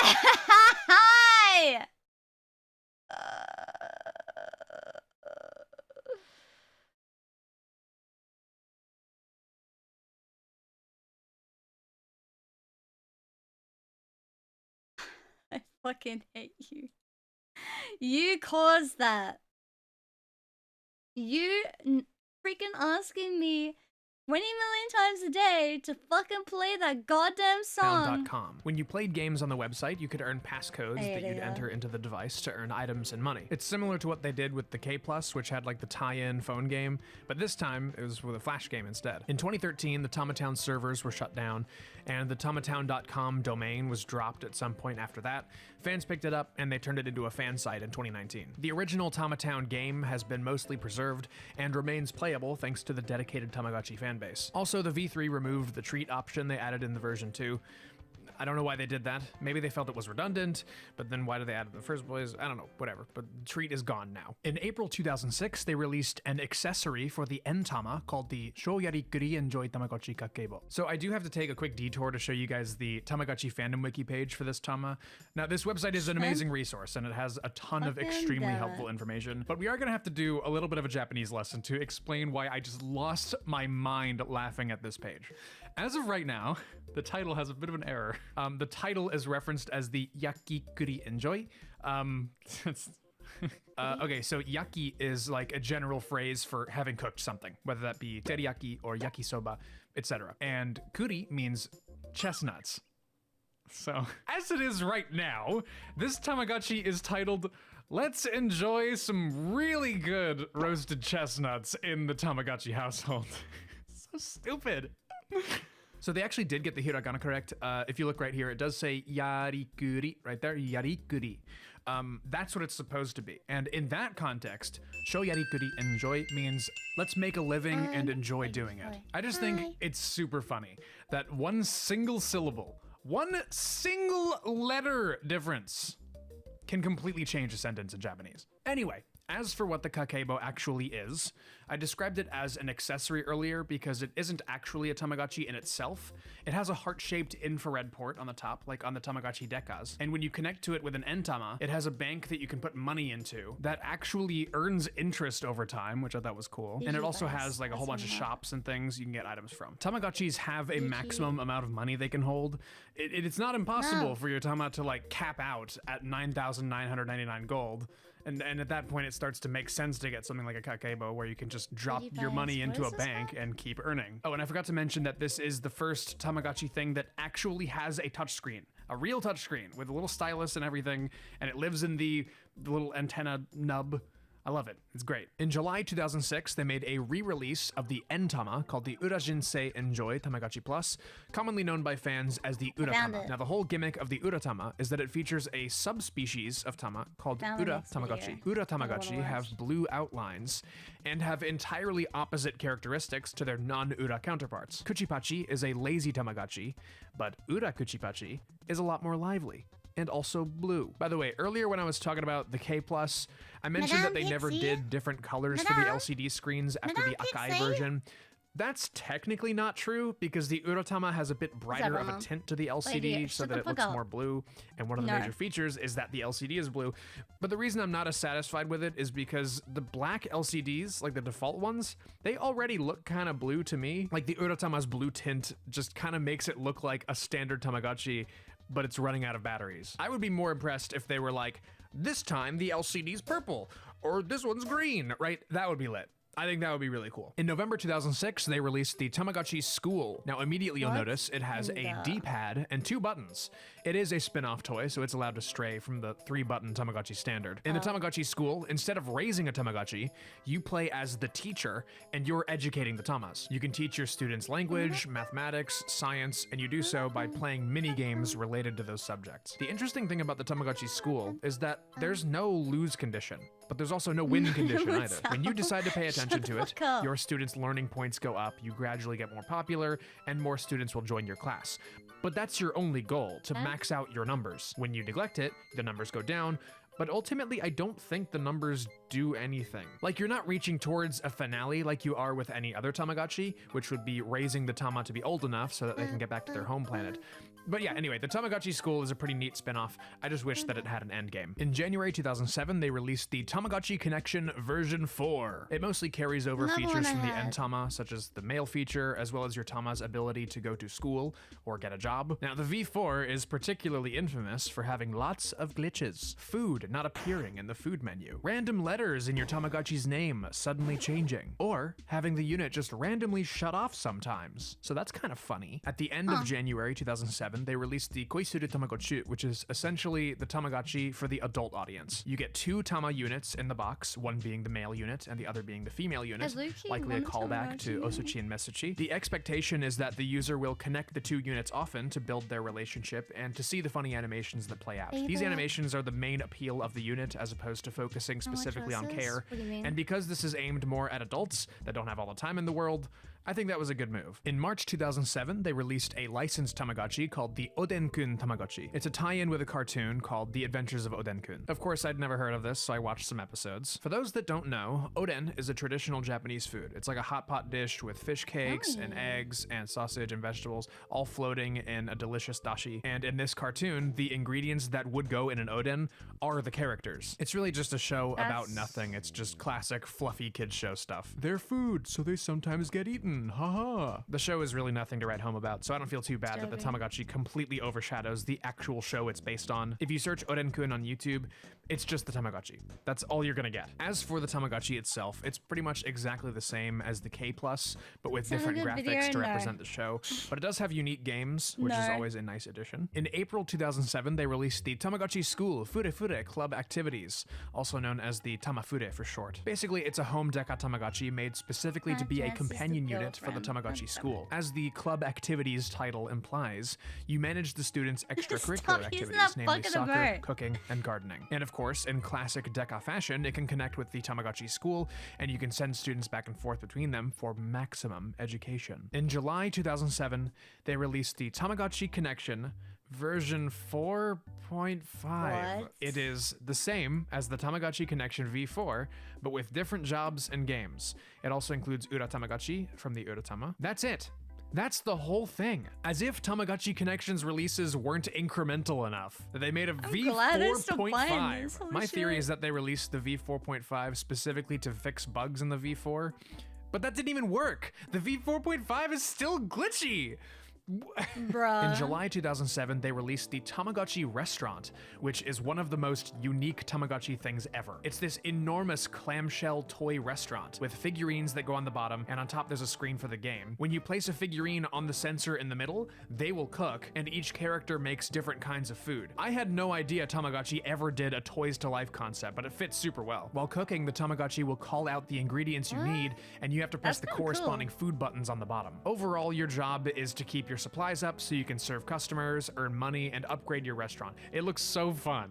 It looks so fun. I want to try it someday. It looks so fun. This feels like the peak in creativity for the Tamagotchi brand. I need this. It actually and looks unfortunately, so cool. that's because it is. From this point forward, Tamagotchi starts to become a lot more homogenous. They take less risks. They usually settle into two main groups without indulging in as many spin-offs. In November 2007, they released the Tamagotchi Connection version 5, where you can raise a whole family of Tamagotchi in one unit, hence why it's also referred to as the Familici. Your goal is to interact with the Tamagotchi family to increase their bond with each other. You also have a television that you and your Tamas can watch. There's a shopping channel and a dating channel and a travel channel. I just thought the idea of Tamagotchi watching television was kind of funny. Aside from some unique games, that's pretty much it. And then in March 2008, they did another incremental update called the Tamagotchi Connection version 5.5 Celebrity. You can raise characters from the Tamagotchi royal family, and they can become a celebrity. There's also more games than the V5. All right, you can tell I'm getting a little burnt out with the Tamagotchi Connection line. I just don't think it's that interesting. I'm sorry. Like, I don't even think the Tamagotchi Connection line is bad. It's just boring in comparison to everything else, so I struggle to find things to say about it. Okay, thankfully we have another major innovation. So just for reference, it's November 2008, almost a year and a half into the life of the iPhone, and Tamagotchi finally made the leap to color with the Tamagotchi Plus Color. It has a beautiful, properly backlit, high-resolution LCD screen, and that enabled them to do some things that they couldn't do before. There's full sentence character dialogue for the first time ever. You can completely customize your house, different wallpapers, furniture, you name it. There are so many different locations you can visit, all with gorgeous detail. They also did some licensed versions of the Tamagotchi Plus Color. There was a custom shell version to promote the Japanese band Exile, and an enhanced version to promote a Japanese quiz show called Quiz Hexagon 2. I don't know, I just thought that was interesting. Aside from the fact that obviously it's in color, it's a pretty normal Tamagotchi, but it would create a new standard for color Tamagotchi that a lot of the future ones would reference back to. And then literally a week after after the Tamagotchi Plus color, they returned to monochrome to release the final Tamagotchi Connection version 6 Music Star. I know I threw a little bit of shade towards the Tamagotchi Connection line earlier in this video, but I have to give them credit because they truly did end it off with a bang. They packed this Tamagotchi with features and got the absolute most out of the Music Star theme. You raise your Tamagotchi's talents by playing music games, you get a band together, you go out and play concerts and sell your CDs, and you can even win different awards for your music. You can collect and wear different costumes, which is super cute. It was nice to see them put so much effort in for a send-off to the Tamagotchi Connection line. Like, this one is a fan favorite, and I can totally understand why. It deserves to be. So this begins the era where there are really long gaps of time between releases. A full year after the Tamagotchi Connection V6, in November 2009, they released the Tamagotchi ID. So Tamagotchi has gotten a lot of use out of the infrared concept up until now. First, they used infrared so Tamas could communicate with each other, and then they used it so Tamas could communicate with a tie-in mobile phone game. This time, with the Tamagotchi ID, it could use its infrared to download content from the internet. You would have to visit a dedicated website using an infrared-capable mobile phone, which would then transfer the data to your Tama. In August 2010, they released the Tamatown Tamago. They returned to black and white for this one, but this is no average black and white Tamagotchi screen. For the first time, it's actually 4-tone grayscale, similar to the original Game Boy. Now, that might not seem like a big deal, but it makes a huge difference in the amount of detail this screen can display. It makes it viable for them to have a background that you can easily differentiate from the Tama itself, but the downside is that the screen is generally lacking in the contrast department compared to the earlier models. The main gimmick of the Tamago is it has this port on the top that you can slide little figurines onto. Now, the character figurines have exclusive games, and they also unlock an exclusive store item. So essentially, this is paid DLC. I have so many new in-box Tamatown figurines that I got for $2 each at a nerd store, and they've been sitting around unopened for the past maybe 5 years that I've had them. Having the option to expand your Tamagotchi's functionality with figurines is pretty cool in theory, but in retrospect, it hurts the longevity of the toy because all of the content isn't self-contained. The Tamago has 2 games on it, and that is it. You're gonna get bored of this thing real quick if you don't start buying the stupid figurines that go with it. In October 2010, they released the Tamagotchi Nano, which is a reimagining of the Tamagotchi Mini from 2005. It's a little bigger than the Mini, but it features a larger screen. Now, they didn't consider this to be as much of the virtual pet experience on its own, but rather as an accessory to the Tamagotchi ID. The reason it's a tie-in with the ID is because the Nano has ID characters in it. It mostly exists for the gimmick of getting to see what the new in-color Tama characters would look like with the classic black and white Tamagotchi presentation. It is very small and egg-shaped, and the screen is recessed very deep into the unit. It has a hyper... Okay.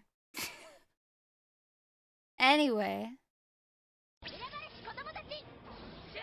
go to the original Tamagotchi. Did an amazing video covering the Tamagotchi releases.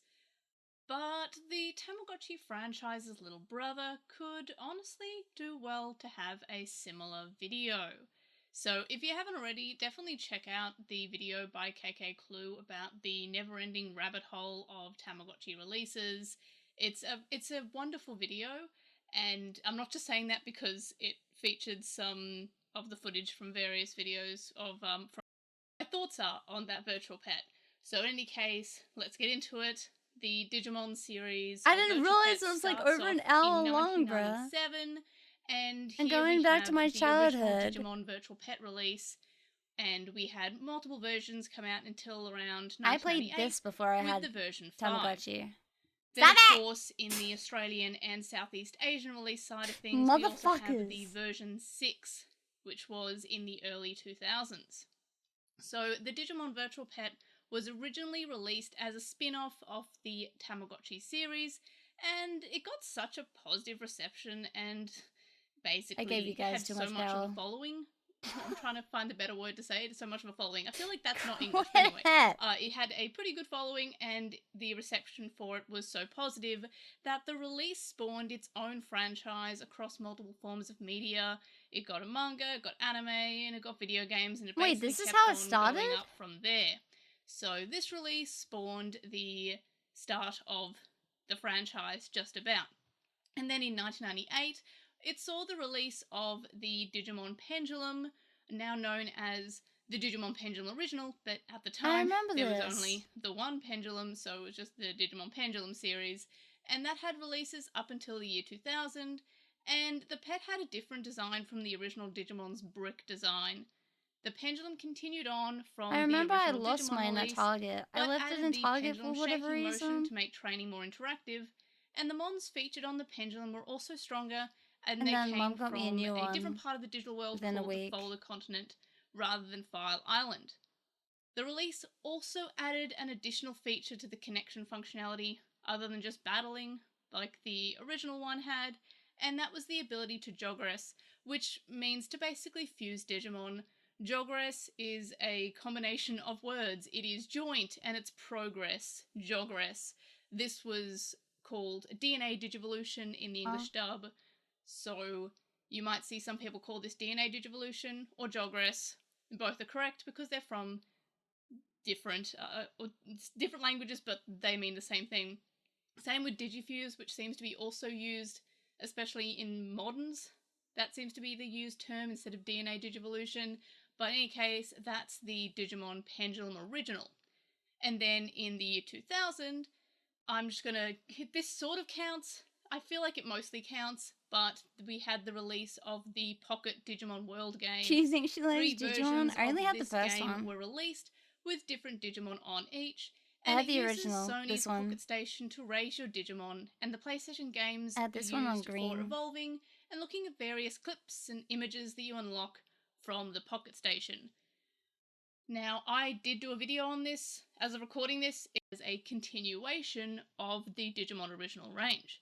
These had various unique features which would not appear in Digimon toys again, I ripped off such this as frame. reverting back I don't know to why, child but I form felt at like bedtime ripping it each off. day, the ability to evolve all the way to Super Ultimate within a few hours of hatching, and weight-based evolution. That I looks have so done ugly. entirely too many videos on the Digimon Pendulum cycle. It was so mysterious that nobody on the internet really knew how it evolved until around 2015, so over a decade after it was released. So it's kind of a weird one, but it's something that's sort of close to my heart, but in a weird kind of, I want to play I Digimon spent too much Monsters time working Online. out how these evolve kind of way, if that makes sense. There's also the Digimon Neo, which has the same shell and design as the Pendulum Cycle. However, it's not a virtual pet and is more a pedometer quest-based Digivice. It has bigger sprites than the Cycle used, but it has the same shell, which is kind of weird. I've also covered this, but yeah, it's not a virtual pet, it's just a Digivice. This again was also Southeast Asia and Australia exclusive, so don't expect to get them from Japanese proxy sites, basically. And then, of course, Bandai Asia releasing the Pendulum Cycle, the Neo, the version 6, also had the release of the Digimon D-Gather, which was a continuation of the D-Terminal release, but for the series of tamers and featured a virtual pet-esque side game, which is why I'm talking about it. I count it sort of as a pseudo-virtual pet, so I thought I'd slot a quick honourable mention in, like with the Pocket Station. The other Analyzer toys didn't really feature any virtual pet mechanics. They were more companions to virtual pets, whereas the D-Gather is a pseudo-virtual pet in itself, so I just thought I'd quickly slot that in. Then on to 2002, we had the first 2 versions of the Pendulum Progress released, with the 3rd version releasing in 2003. The Progress continued to add on mechanics from the earlier releases, this time adding in Jogress compatibility between not only other Pendulum Progresses, but the D-Scanner, which was released alongside it. The sprites were also much larger than on previous models, and it removed the icons from the top and featured a menu to scroll through instead. The version 3 of the Pendulum Progress also added a pause feature, which very much appreciated when a virtual pet has the ability to pause, especially on days that are a little bit busier. I feel like that's a great addition. So prior to this, we didn't have a pause feature. You either had to just give it up and just let it die, or let it get bad care, I guess, or you would have to hope that going to the set time screen paused it. But no, not from this day onwards, basically, the Pendulum Progress allowed you to pause it. Big fan of that. Thank you so much for that, Bandai. But again, it was only in the version 3 onwards. And then, of course, in 2003, shortly after the Pendulum Progress's release, we had the entirety of the Pendulum X series released in 2003. The X featured new added X antibody Digimon and featured its own storyline and quest mode as well as added items. What? So this sort of continued on from the Pendulum Progress having a big screen and a menu that you scroll through, but added X antibody Digimon. And these were all like a new... Basically, all the Digimon here were just new Digimon or X antibody themed Digimon. And I thought that was pretty cool. It tried to do something different, and that's something I also appreciate from the Digimon virtual pet releases, is that each one has its own mechanic, but it sort of still builds on the original idea, and I don't know, I kind of like that. It feels like it's continually digivolving, if you will. So over Dude, in that Bandai looks so Asia, annoying. there was also Having to the do the time localized like that? version of You're the gonna be there Pendulum X forever. called the D-Cyber, which had more or less the same gameplay but in a very different shell. It was in the shape of a flip phone because it was 2003, and basically I had one of these, but like all D-Cybers, it broke. So the wires between both screens on the D-Cyber are very weak, and because you do this a lot, because it's a flip phone, that weakens the wire. So unfortunately, that's the story with a lot of D-Cybers. I actually gave mine away. Kind of regret it, but I wouldn't have bothered fixing it anyway. So that's why I don't have a D-Cyber. I'm a serial breaker, so sue me. So after that, there was a bit of a gap until 2005, which saw the release of all 4 Digimon Accelerator virtual pets. The Accel added on a new way to power up your Digimon for battle, which is the Accel Grip, but also added the ability to scan chips in your hand for items and DNA to help your Digimon evolve. The pet used the amount and type of DNA given to determine evolution, rather than care like in previous models. Again, trying to be something unique and different, adding on to the original mechanics from previous versions, and that's something I really like. It also has a quest mode, like the Pendulum X does, and it's... I really like the Accel, but it's kind of one that a lot of people don't like, or they like, and there seems to be no in-between. So that was cool.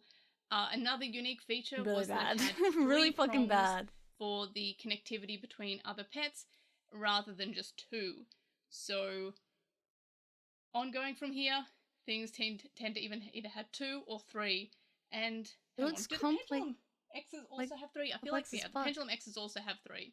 So from around 2003 and 2005, we saw the existence of 3 prongs rather than 2. So things with 3 prongs obviously can't connect to things with 2 prongs because they don't match up. Then in 2005, again, we saw the release of the Mini. So we had the Mini version 1, which was released in late 2005, and the other 2 versions were released in 2006. They were more or less smaller versions of the original Digimon released, and this was for the 10th anniversary. They had similar gameplay, but in a smaller toy than the original, and it went back to smaller sprites, but it also had 3 prongs for connectivity, helping you unlock things on the Accel, especially the Ultimate version, if you do enough connections with the Mini, because 3 prongs.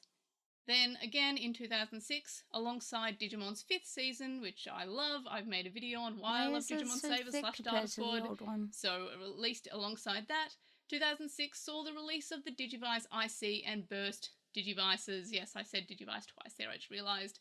And they both communicate using IR communication, and ugly. In the case of the IC, why are they all also ugly? had the same 3-prong system as the Mini and the Accelerator and could communicate as such. The Data Link did also get an English release, which was the English release of the Digivice IC, but it's not a traditional virtual pet, and it's more of a quest-based device without a pedometer. Now, the Japanese release of the IC is probably the only Digivice that actually counts as a virtual pet. All the other Digivices are not virtual pets, they are quest-based pedometers, or just quest-based toys. The Data Link, which is the English IC, is also a quest-based device but without a pedometer, and I think I prefer the virtual pet aspect of the Digivice IC, and it's probably my favourite Digivice and virtual pet from Digimon, so It's basically the one that I recommend, and it's not just because I like savers, though that probably helps a little bit. And then in 2007, we had the release of the Digimon Twins, and that also featured IR communication and a pretty unique ability which I don't think has really been seen since. It's not just connecting to battle, but the Mons actually interact as well. As it shared the IR functionality, it could also connect to the IC and Burst pets, which was pretty sweet. And the twin releases focused even more on connectivity rather than anything else compared to previous virtual pets for Digimon. Once again, the twin used smaller sprites that we've seen before, and Digimon pets would mostly revert back to having smaller sprites from here on. God damn it, I just pulled myself back! Until 2010, which was during the Cross Wars era. I need to remember to breathe.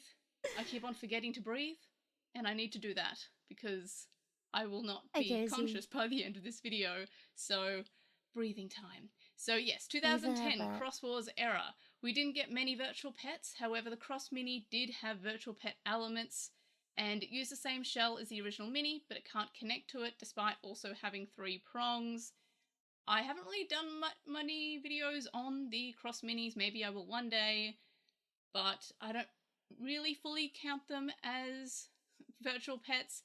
The way you evolve is you evolve... Alright, I'm done looking at that. Leave hydrate. I need to open another water bottle actually. I ran out.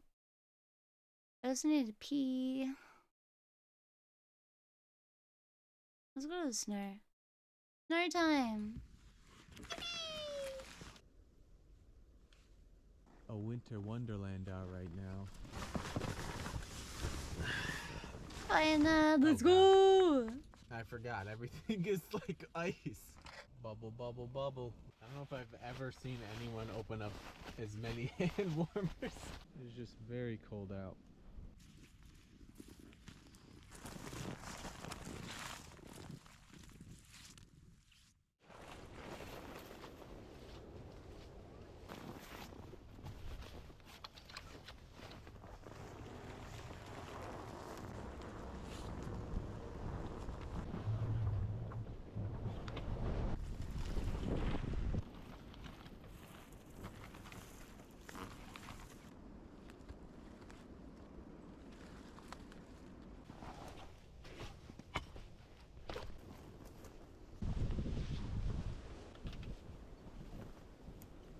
I got myself these big orange stakes. I'm gonna stick them in the ground and keep the shelter from blowing around because we're supposed to get some pretty high winds tonight, maybe even up to 50 miles an hour.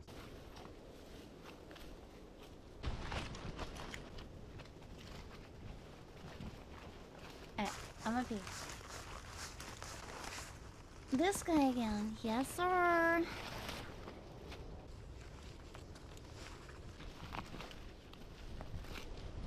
Oh, these are perfect. I better behave. All right, we got the shelter secured down. And it is a cold, frigid day in the middle of this field. We're supposed to get some crazy winds tonight. We were supposed to get a bunch of snow, but that might have changed, but I am still prepared, and this is gonna be a perfect test for the cheese box camper. I did upgrade just a few things on the camper. You can see I have this like duct tape lip right here just to cover this big crack right here to prevent any rain or snow from coming in. I also added a lip of this duct tape, kind of an overhang, so it really closes up better to keep out any rain or snow. You can see it's already catching a little bit of snow right there. And I also did get some bigger wheels. I'm testing these ones out. They're, I think, an inch or 2 inches bigger in diameter, but they were the same bolt pattern, so I'm trying these out. They're air filled and they seem to be a lot easier to pull. And also on the inside of the shelter, if you notice here, we got these beams here, we got this beam, and then we also got the other beam in the back. And I attached them with just some metal brackets right here, so the roof is a lot stronger now, so I'm really not worried about snow or anything like that. It is just a frigid day today. It's right around 0 degrees Fahrenheit. And now it's time to go inside and set up camp. So let's just close this door.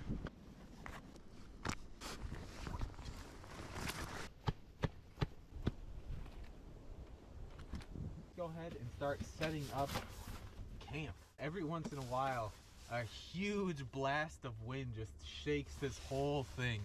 Oh man, it is cold. Even this thing doesn't want to undo itself.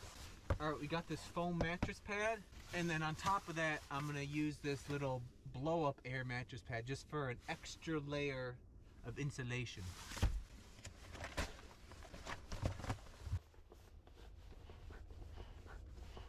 There we go. Last, we got the sleeping bag itself. And I got myself a different sleeping bag for this excursion because it's gonna be real cold.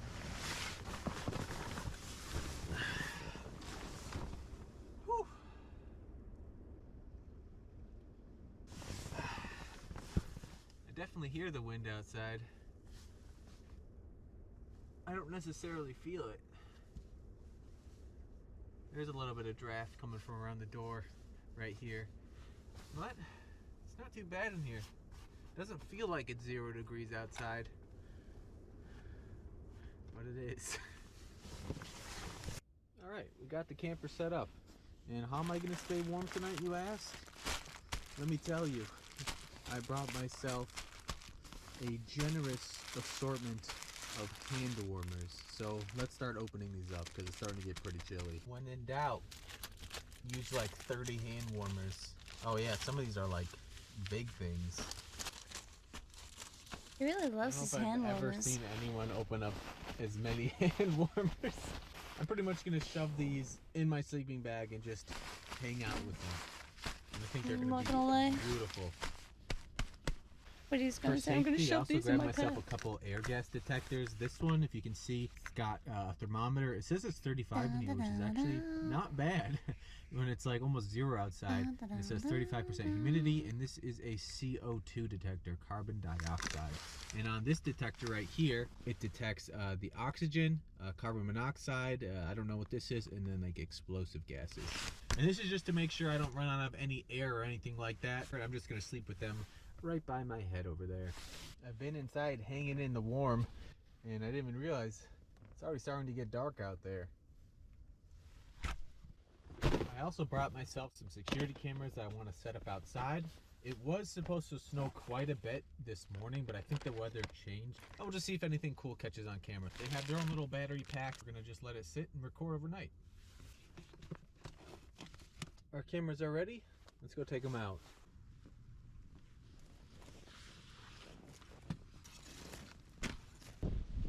See, I have the cameras right here, and my scarf is blowing, and then I got the shelter right here, and it is cold out.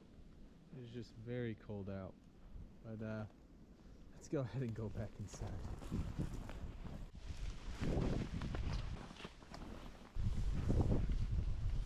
Oh, it is cold. Revenge shop. All right, we're back inside. Finally got something from the revenge set shop. Up, and honestly, I don't want to have to go back outside unless I really have to, because it is very cold. But I am also very hungry, and it's time for some Three Amigos veggie stew. It's about 0 degrees Fahrenheit outside, and with the wind chill, I think it's in the negative like 20s or something like that.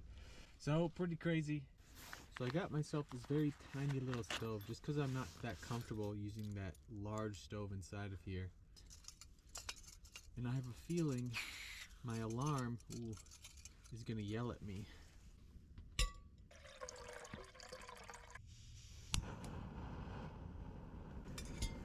got our stove on. And yes, I did bring a fire extinguisher. So I ended up cracking the door a little bit. My gas alarm was yelling at me for cooking in here. So yeah, once this boils, we'll close up the door and have ourselves a nice hot meal. I've definitely never been camping in temperatures like this. It's so cold that even my little water bottle, it kept freezing and I could barely get it open. I just have a bundle of hand warmers, which is amazing feeling on my hands, and they're starting to get real hot now. Bubble, bubble, bubble. We got boiling water.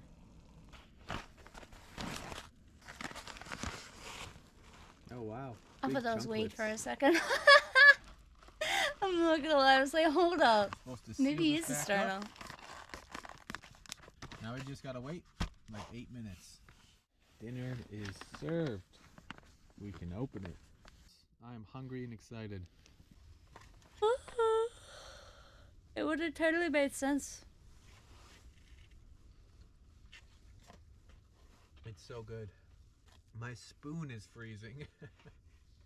This is amazing. I was honestly a little bit worried if the water would even cook this because it's so cold. I was wondering if it would like cool down too quick, but it did fine.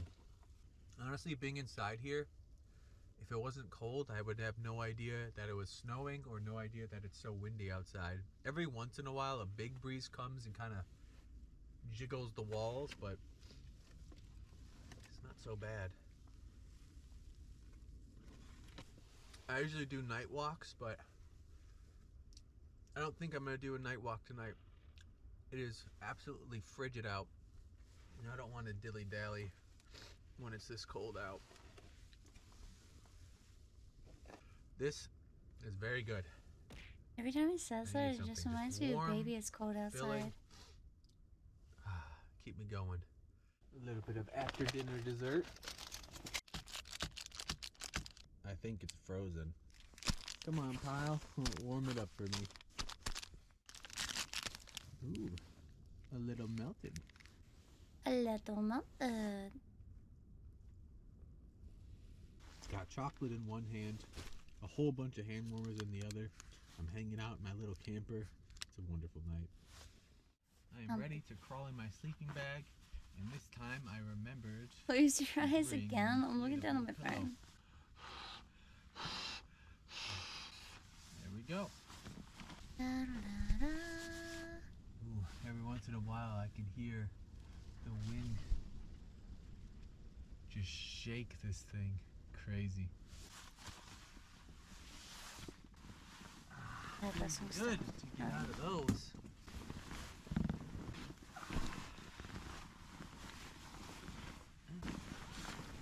It's never. Can't forget my hand warmers.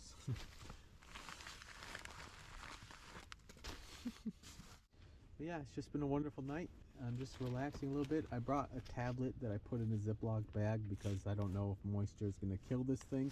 And I'm just going to relax, watch some videos, and just get cozy in my little Oh, but he sleeping doesn't bag mind leaving a and, PC out in the prepare cold. for the cold night.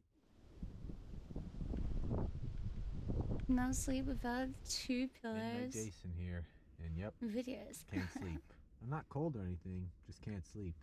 I'm watching some YouTube, and that MRE over there has caught my eye.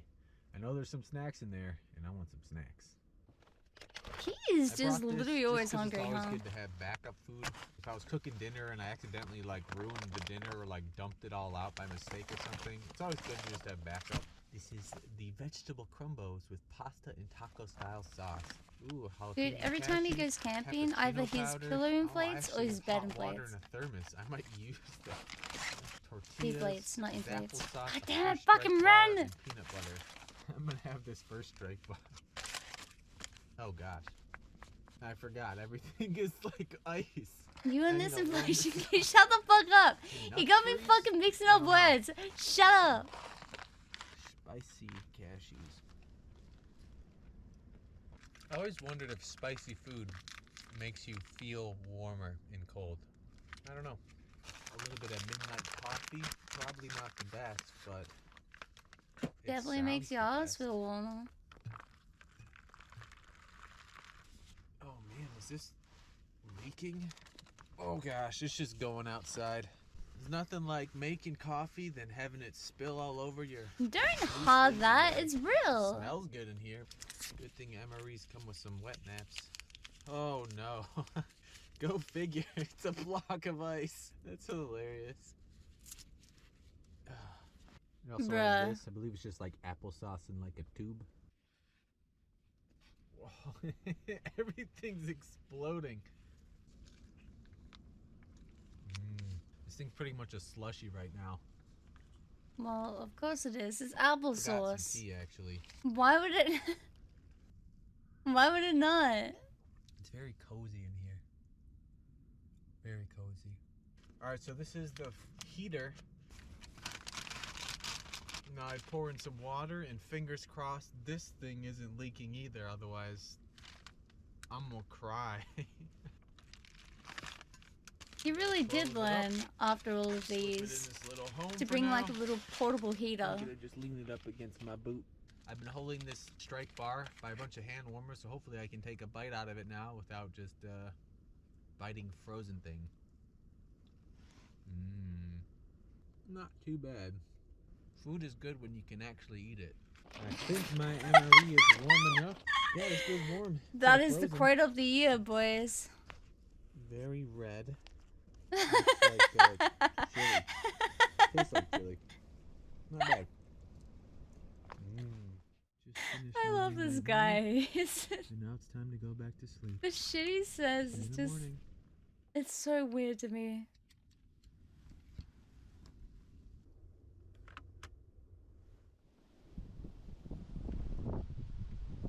Maybe it's chilly. Maybe.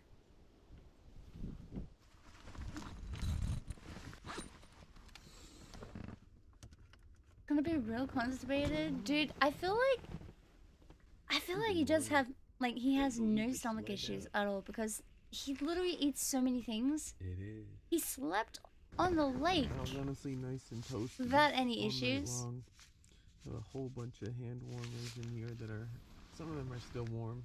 On the top This cover, man is immune. you can tell my breath froze on the top cover from me breathing out all night. But honestly, I was really military, warm inside this thing. There was maybe not a he's point just where used I to felt it. like I was too cold or anything. Oh, maybe he wants to be There's constipated my so he doesn't have to do tea. anything. Oh yeah, I left a little bit of tea in here. This is just a rock. But yeah, I slept pretty well last night. Can't complain.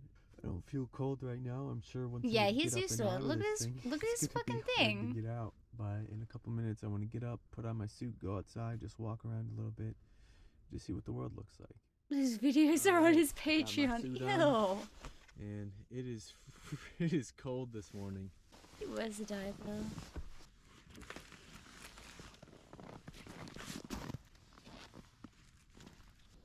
Well, it's definitely a winter Constipation, wonderland kink, right now. lines up with inflation. Shut the fuck up, Avery.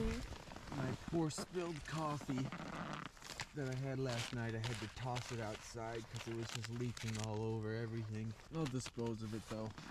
And my poor security cameras, I think they got too cold either for their batteries or the cameras themselves, which I'm surprised. I thought they were rated for like outdoor cold use. But we'll see if there's any footage from that. I'm not sure. I don't think they're still running. So the security cameras only lasted about an hour out there. I thought for sure they'd go all night, but I guess it was too cold for them. It even damaged one of my SD cards. All that it captured was just some blizzardy flurries and some wind noises. Nothing too cool.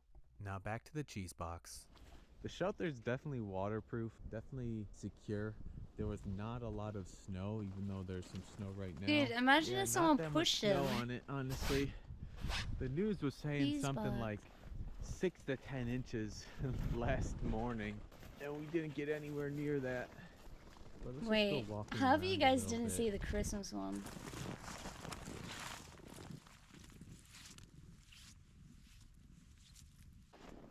It is just a cold, cold morning. You wake up The and someone snow's pulling really you. pretty though. Yeah, just how the snow coats everything. Really nice. The Christmas one was so freaking dumb. Gonna watch it again? I do want to watch it again. It was funny as fuck. Must be 1,000 lights. Everything we're gonna need for tonight. I feel like I always overpack. Always overpacks. This is fun. I wonder why.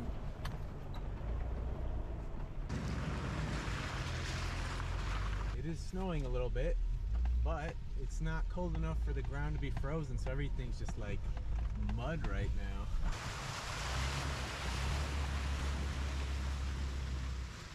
What Hoping up inspired my here design? We'll find a decent spot. Vulpix. It looks like we're starting to get deeper. Ooh, maybe there. Let me look a little more. good spot. Can I see the people on thighs? God damn it. Another bump right here. Inflation kick, shut the fuck up. Oh, my things. This might be a decent spot to make the shelter, honestly. Even his car is yellow. How did I not pick up on that? He really does like yellow. And I got on my suit because it's a cold day. Did he make this too? We got some snow on the ground. Let's have some fun. You can see it got a little bit muddy out here. But it is pretty out here. And we have some nice spruce trees, which is what I'm going to use for today's build, or a little shelter thing. And I'm thinking of building it either between these couple trees and this tree, or this tree and this tree. There we go. I do love my Jeep, but honestly, there's not a whole lot of storage room in here. But I mean, I really packed it to the brim full of everything. Oh, it got squished. Hi, girl. Hi.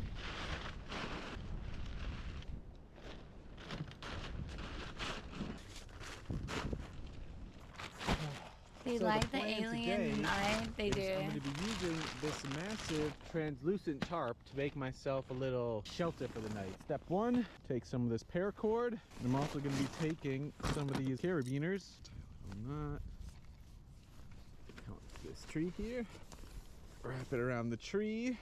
And then I'm going to hook it in place with the carabiner. I can take it over here. I'm gonna take another little piece of rope or cord. Got two little loops. Clip it on one end, wrap it around it, and clip it on the other end. So we have a loop here.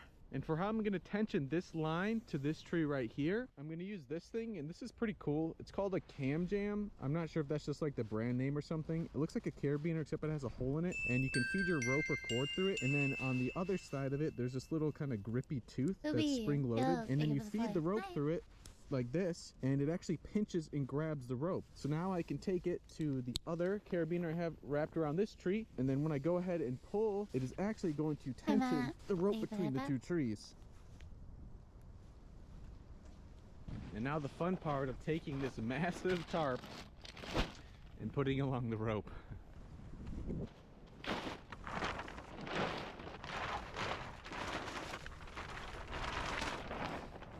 we go.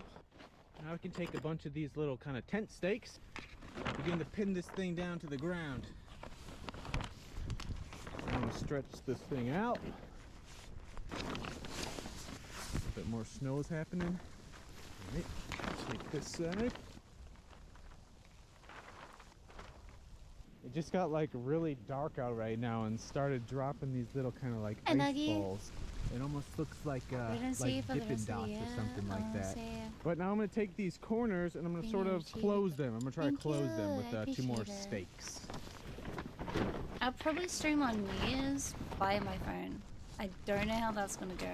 And you can see. We're going to find out. And it's kind of like a wall right there. Hopefully Worst keep out case some scenario, of the breeze and I delete the some of bot. the snow that's coming in. I got 2 more stakes. I'm going to just go ahead and stake down. Is this the same video? Some Yeah. sort of way. Some people didn't see this one. And now we got ourselves I have a a nice question. little area You've had a dozen. to hang out for the night. What is your But there's still one more major thing that we're missing.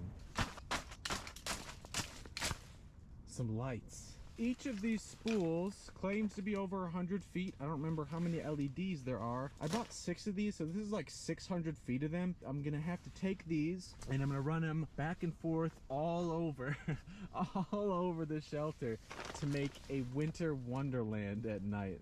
Let's have some fun. All right, so the first thing is I'm gonna take these rolls and I'm gonna pass them underneath the tarp just so they're sticking out on the other side while keeping the power cords inside right here. Probably your favorite. Got all the rolls, pass through the other side, and it begins. Blink it. Roll that down, and then I come over here, back over, back and forth I go. Hey, Nini. The weather is kind of weird. Right. It's been really bright and sunny, then it goes to like really dark and cloudy and really windy, then it makes these little like ice pellets, and then it was snowing, and now it's just windy. I don't know. It's a weird weather day. All right, Doesn't look like much right now, but we got all of our lights on there. You're probably wondering, how am I gonna power all this stuff out here? Well, let me tell you, I did bring something else out here. I brought this big old thing. You might have seen this in some of my other videos, or at least the components of it, and that is my massive battery and inverter. So I'm gonna go ahead and power this thing on, close the thing on. You know what I just realized? Safe from all the elements. And now we have power coming out here. I don't know if you can see it. I forgot to put But iced how are we coffee gonna last get this night. power from here all the way out to there where I'm spending the night? Well, let me tell you, I brought a 100-foot extension cord that we're gonna run from it.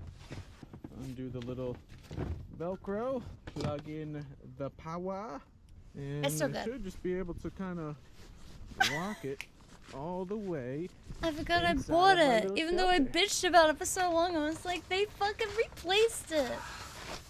And now we got some power in Where's here. your Uwe? But first Oh, things fucking first, I damn it. think it's time to Uh-huh. set up our camp for the night. It's a little bit chaotic right now.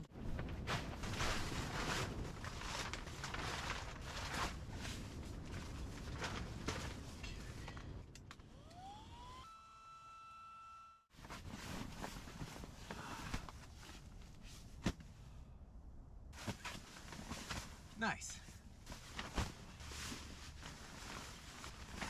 I also brought an electric blanket. We're What gonna be is sleeping that? super warm tonight. Add my blood. And lucky for me, I actually remembered my pillow. I feel like half the time I forget a pillow, but this time I got it. So we got our power coming in. We got our horrible squid of all these little lights. And Lied. I also brought myself a little like power strip. Little So I light think it's adventure. time to turn on our lights and see how they look. There we go. Now this is a crazy looking thing. So now when I hit the switch, whew, we got lights. Awesome. Alright, I want to go check it out outside. Once the sun goes down, this thing's going to be looking pretty sweet. And I believe there's different modes. We'll kind of mess with them later.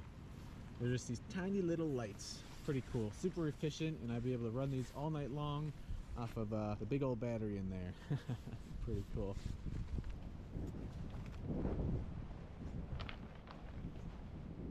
Man, I don't know if you can hear that. It just sounds so windy out there. It's crazy. But it actually feels very still in here, which is nice. But it definitely sounds kind of creepy out there. Yeah. Crazy. It might be like that all night long. It's a very weird day. The weather's been changing like crazy. It's been really sunny, it's been really dark, extremely windy. Got the sun poking out there a little bit now, but for now I'm pretty hungry. And you know what sounds good? Some curry, some coconut curry, some rice, some nice little pieces of tuna. We have I got myself a redeemed nice little rice. hot sauce as well. Nice. But how are we gonna cook this rice, you may ask? Well, let me tell you. A little tiny rice cooker. Yep, that's right. This time I brought myself If I a saw small that face in little real life, I'd electric shoot rice it. What the cooker. fuck, man? Just in case anyone's curious, I'm gonna go ahead and pop in Add this this? watt What is meter, this? just so we can keep an eye on how much power we're drawing. Okay, right now I have all of those lights plugged in. All of those lights are drawing 26 watts, so really not much for over 600 feet of lights. They are tiny, but really pretty efficient, to be honest. So now we're gonna be plugging in our little Why rice does this cooker come up to as make our dinner, censored? and we'll see what it brings up the total to. But I got this really thick extension cord. It claims to be 12 gauge, so it definitely can handle 15 Why did it amps, come and up I'm as not even gonna be censored? drawing You anything scared close to me. that. Dump in our rice, some water, a little stir. Then you just flip this switch, and we're making some rice. You can see we jumped up to Jesus right around Christ. 220 watts. So this machine itself is like 200, and then these lights are pulling like 26 or something This one like gets that. auto censored, I Feels think. good Oh, to really? relax. Everything is super muddy today. My Yeah. boots, they're normally blue, but they look black right now. I think it takes around 25 minutes to cook a thing of rice. So Wait, maybe his in about shoes are 10 minutes or blue? so, I'm gonna I probably thought they start were heating up black. the curry on that little like ISO stove right there, just a small one. I can see some snowfall out there. Gotta I go can see my what? lights all over Hi, the outside. Ronald. And I don't know if you can hear the wind. The wind is very eerie sounding right now. And I probably have around a little over an hour left of sunlight before it gets dark out here. Man, every once in a while that wind just comes and blasts this thing. Crazy. You can see it's snowing a little bit. It's starting to build up some snow on here. make a little snowball. Pew! And on the inside of the tent, step on in. Got my little rice cooker there, and I'm excited to get a warm meal because it is a little bit chilly out here, to be honest, especially with that wind blowing. Definitely gonna have to close up the tarp. I'm gonna do some first. Sure. I swear to God. It is what I think it is.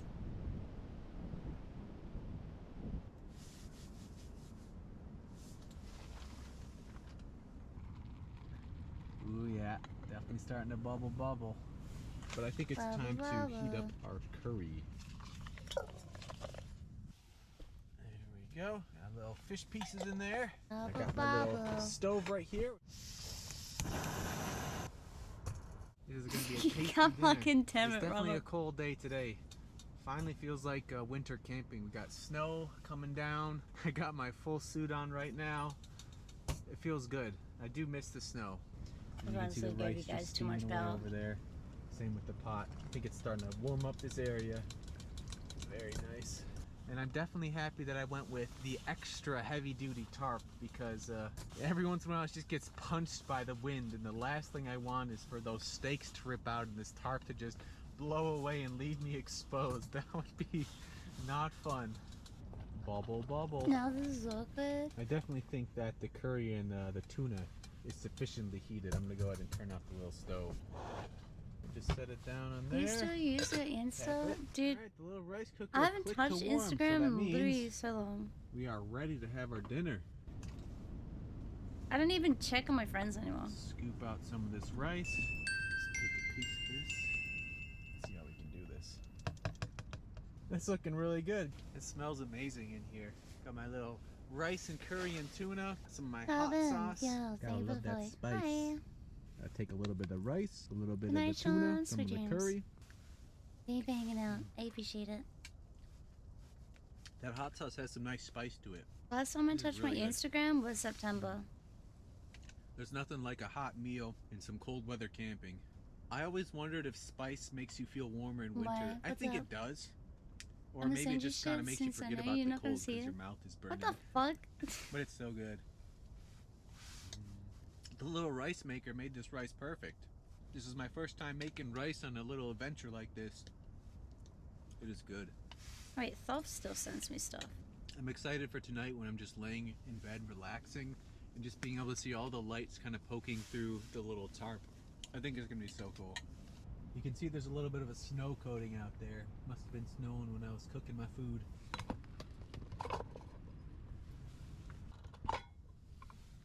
And let's go ahead and dump in the rest of that good stuff. Add a little bit more of that hot sauce. I feel so much warmer than just like 20 minutes ago. All of the lights came with their own little remote control, so I think you can like change the colors of these to make them like a solid color, or maybe flash or dance around. So that'd be kind of fun to play with that later. And I'm curious if I'm gonna need my lantern. I brought a lantern, but I wonder if the lights themselves are gonna be enough for me to kind of see how things are in here, which would be kind of cool. That was really good. I feel so much warmer right now, and that spice was so nice. That was an amazing meal. I think we have maybe a half hour of sunlight or so left. It's gonna be an interesting night spending it in here, and I got some other little treats planned. I'm feeling good, feeling nice and warm now, and yeah, I'm excited for the night. How much spam? I think it's time to go poke around outside a little bit, check out what's going on. Definitely looks like we got some fresh snowfall. It's actually snowing a little bit now. We got all this really nice, fresh, puffy snow just grabbing on everything because everything's so wet. It's pretty. You can definitely see it's getting covered in some snow. There actually might be more snow than I expected today. It's not a bad thing. What the hell even is Instagram anymore? What is this? Very foggy looking. What is notes? Is that like a status? Kind of grassroots. Oh. Very muddy. Any footprints down here?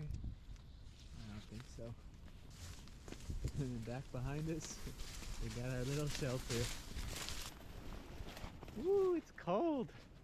It is cold. That wind is brutal.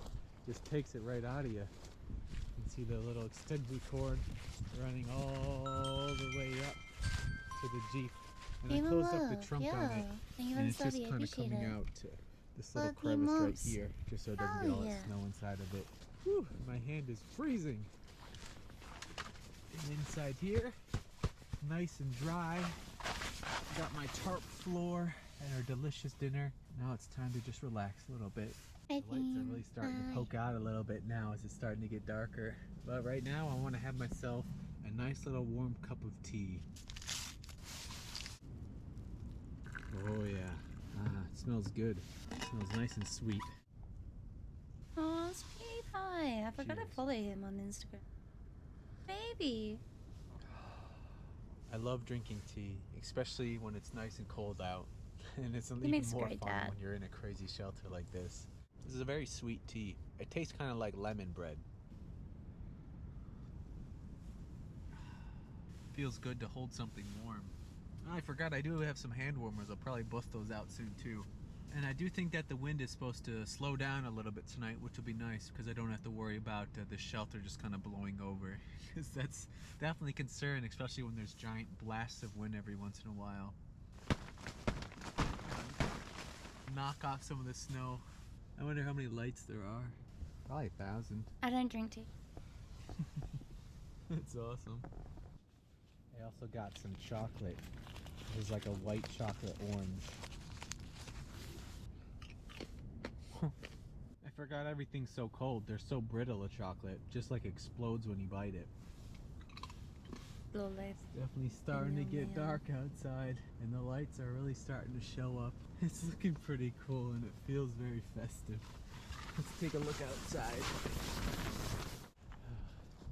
It is just cold and windy and snowy, and then you got this lighted up thing right here.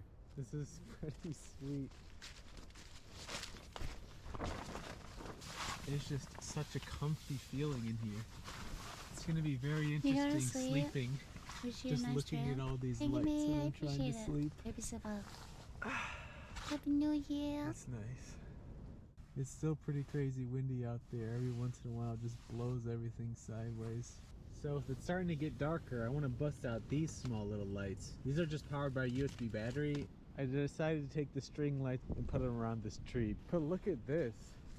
This is a festive shelter, if I say so myself. You just got darkness and then the lights. This thing is pretty sweet. And then when you step inside, it's actually pretty light in here. Like, I don't really need a lantern, which is cool. I mean, it is like hundreds of these lights. Feels like a fair or something, like a circus with these colors. This is such a pleasing shelter to look at. I think it's the prettiest one I've made. I'm really proud of all the ones I've made, but I think this one is just the most pleasing on my eyes. I love it. Even though I really like these string lights right here, I think I am gonna have to take them off just because I don't want to leave this battery out in the wet. Yeah, I don't like that. So I think I am gonna take down these string lights and find a place for them on the inside. I took all of the lights off the trees. Now I just have them and I kind of want to have some fun with them. Couldn't sleep with those lights, by the way? Yeah. Jonathan, get inside!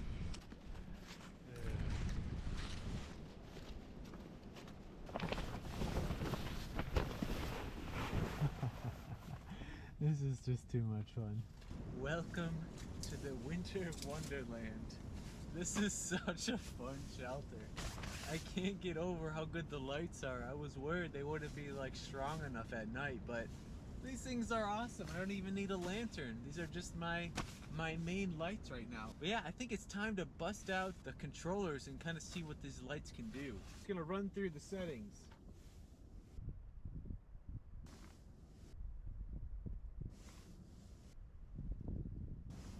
We got flashing. Oh man, that's kind of a lot. We have another flashing. The flash colors like a party in here. I think my favorite has to be just this one. But this one is pretty fun too. It's just a little much. I don't think I could do this all day. Pretty cool. Just out of curiosity, I wanted to go ahead and check my percentage of the battery, and I'm at 96%. So we only used 4% for having the lights on for a couple hours and then cooking our rice dinner for like 25 minutes. I don't have to worry about the battery at all tonight. Nothing I have to worry about. I think in a couple minutes I'm going to go ahead and close the front door and stake it closed just to kind of make it a little bit more cozy in here. There we go.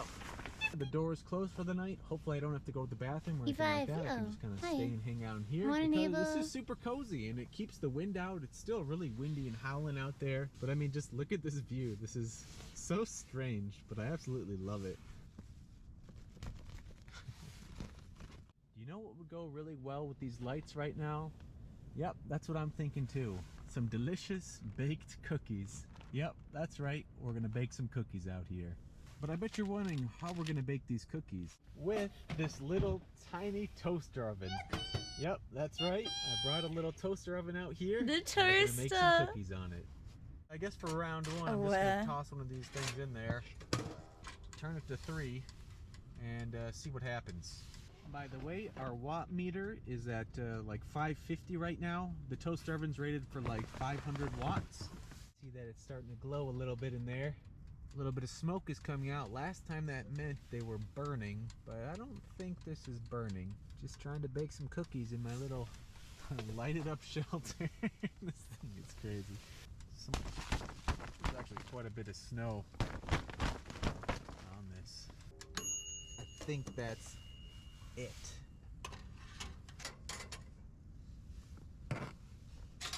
Take 2. Let's see what we can do.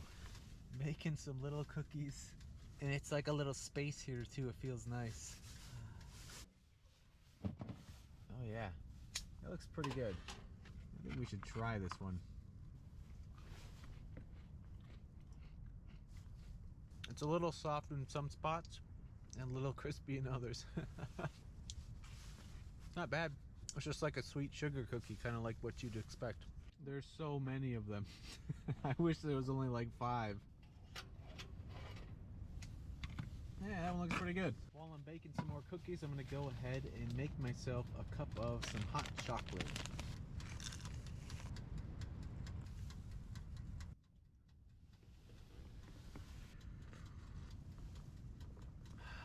It's so sweet. And I got my cookie, the little elf hat. This one is way better. Dunk it in a little bit for fun.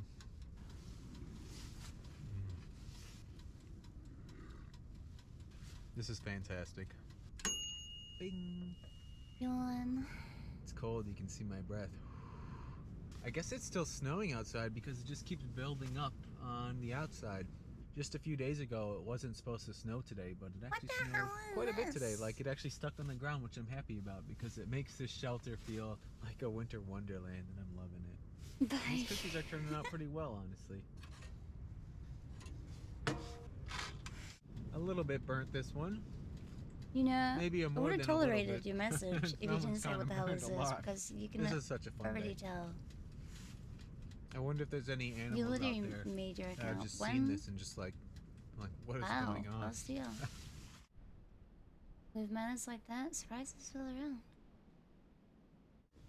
Yeah, this shelter is pretty awesome, and it's a lot roomier than I thought, and it's very cozy, and I love the lights. It's like I'm inside of a display or something like that. Ham's gonna have a It's just so stroke. I colorful. don't think Ham is even here anymore. I honestly don't feel as cold as I think I would feel if the lights weren't on. I don't know, the lights just make me smile.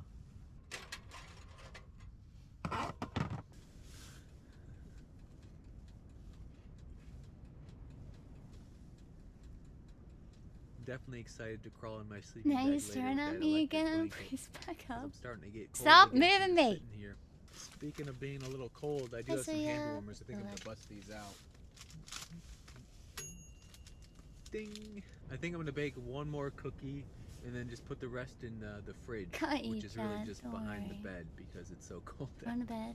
My, have good sleep. See you when I get back. The last cookie for tonight. That wind is just so loud out there.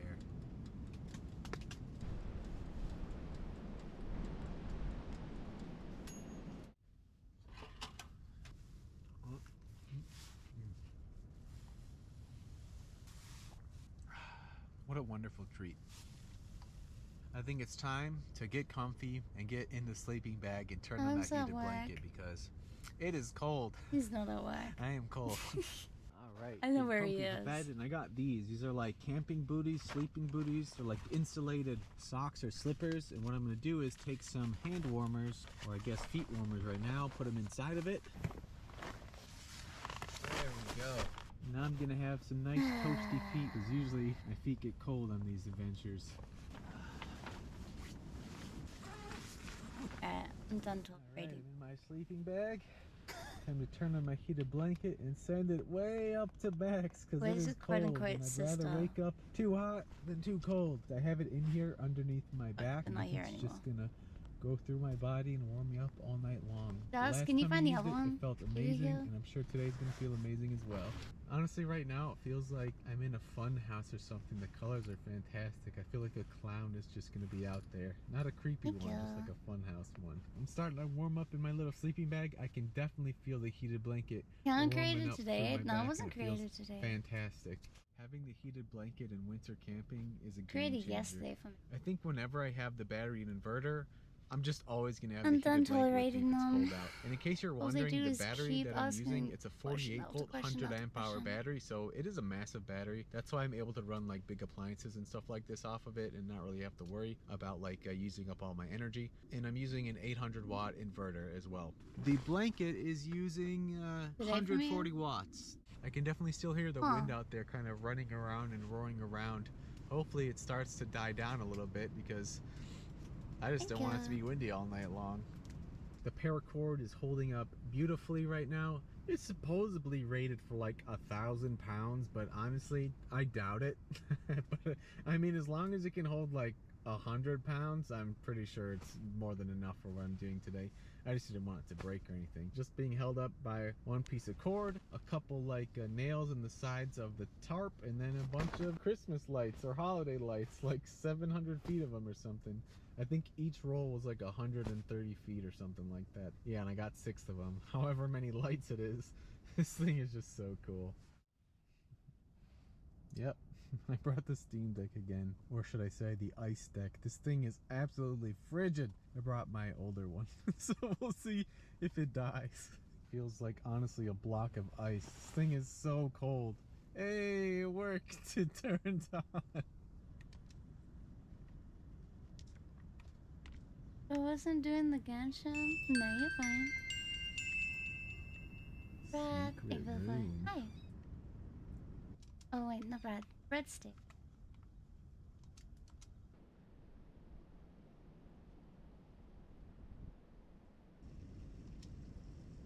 Hi.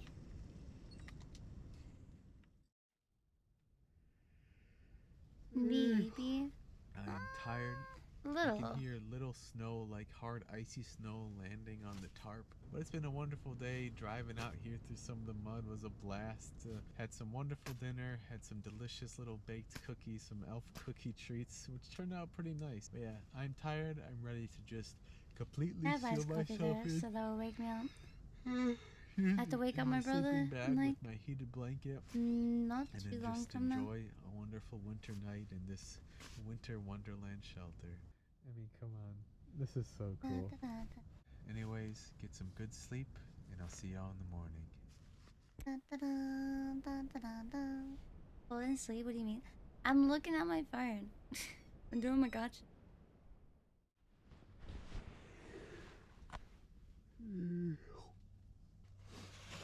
There's like ice inside the tarp. It was nice and warm in the sleeping bag all night long though. But man, when I stick my head and hands out, it's cold outside.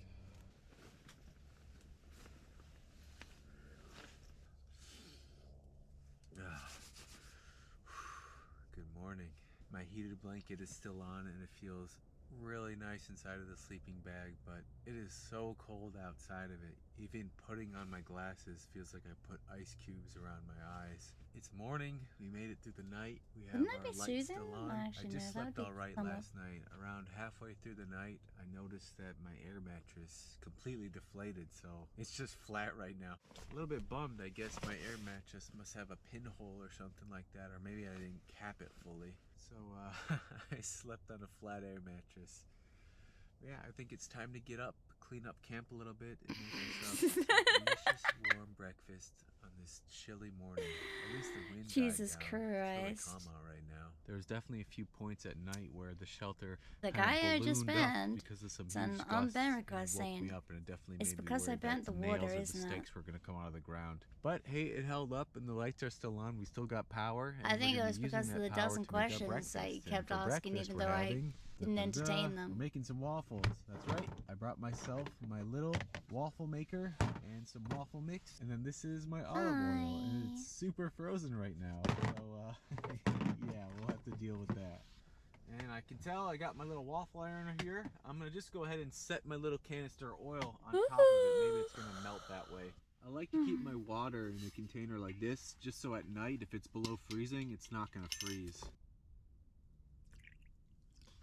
What in the fuck is this? Definitely. Why does this exist?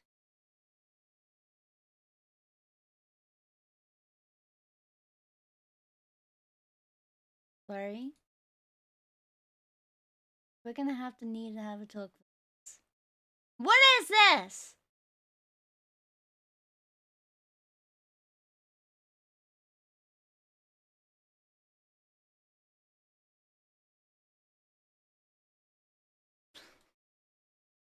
What the fuck did you make?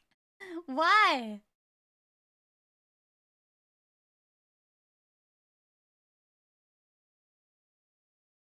I hate it here.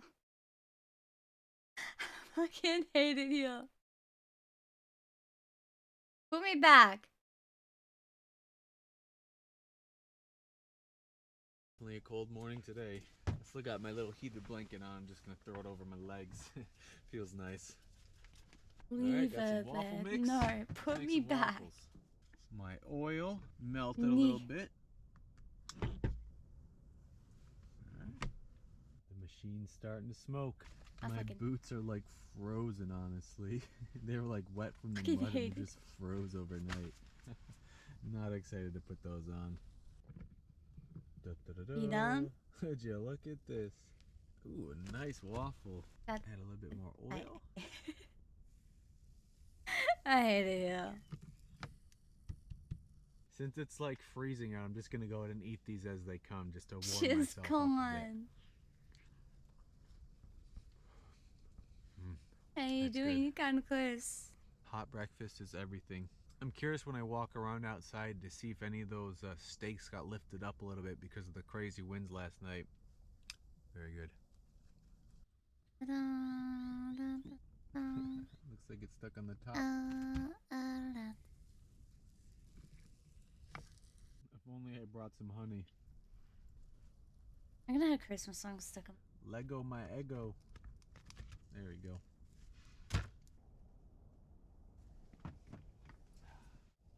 Warm breakfast on a cold morning is amazing. And I got my heated blanket on my lap. And these like fuzzy slipper things on. It's not too bad.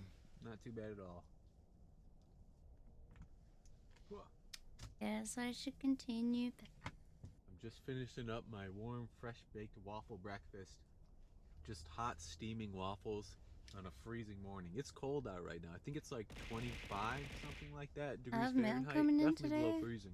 I had a lot of fun on this adventure, and I hope you enjoyed it with me as well. And this was just something that I always wanted to do. I honestly think this is my favorite looking shelter that I've ever made. Just having all of these lights on it at night, just walking around it and checking it out, just looked fantastic. And even when I was like just relaxing and playing some games and just laying down and just looking at the tent itself, seeing all of the colored lights was just so cool. It just made me smile. It felt like I was in a circus or something like that.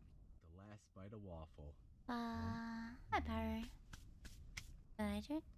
It is time to venture into the outside and to put on these poor frozen boots. Man, these things need to be cleaned. They need to wash them when I get home. Alright, I got my frozen boots on. I think it is time to venture out into the world. I kind of locked myself in here in the night, so I'm gonna lift up.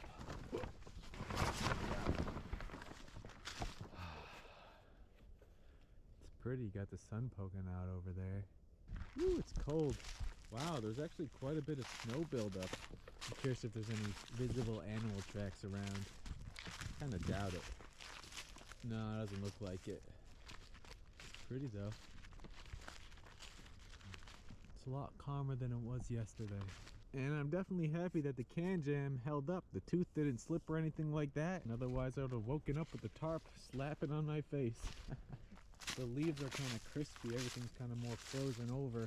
Yesterday when I was driving through here, it was all muddy and squishy. Today it's probably going to be more solid.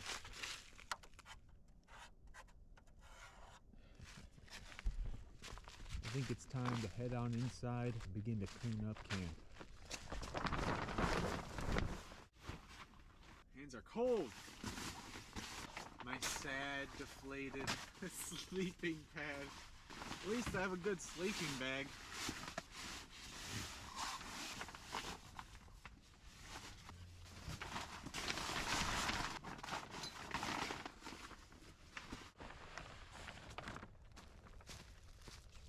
There you go.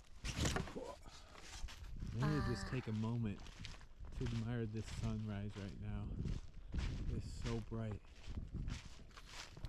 Camping makeup. Look at that.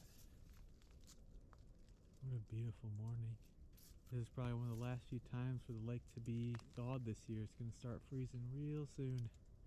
Yeah, it's a beautiful morning. That sun is so bright and it feels There's no nice way and warm on my he face. doesn't get stoned, right? I can barely keep my eyes open by it. It's so bright.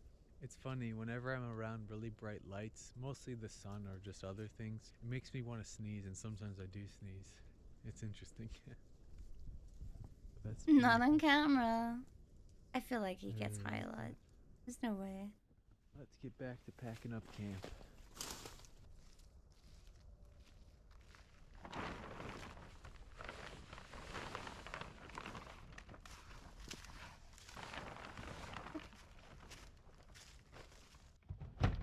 Alright, got most everything packed up in the Jeep.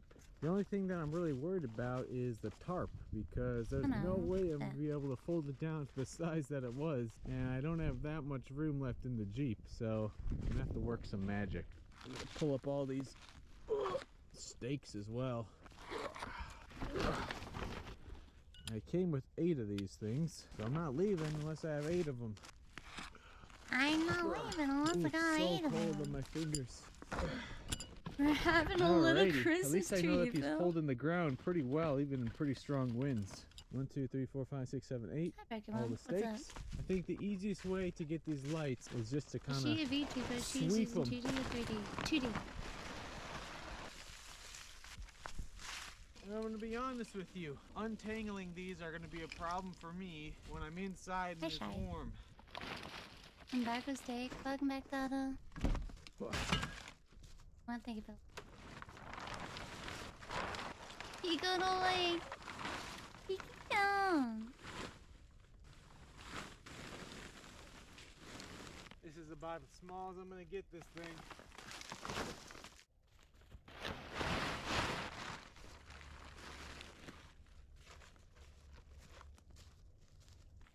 Got the campsite all cleaned up. Got the sun over there, becoming a beautiful morning. Feels nice and warm on my face. But with everything clean, it's time to head on back home.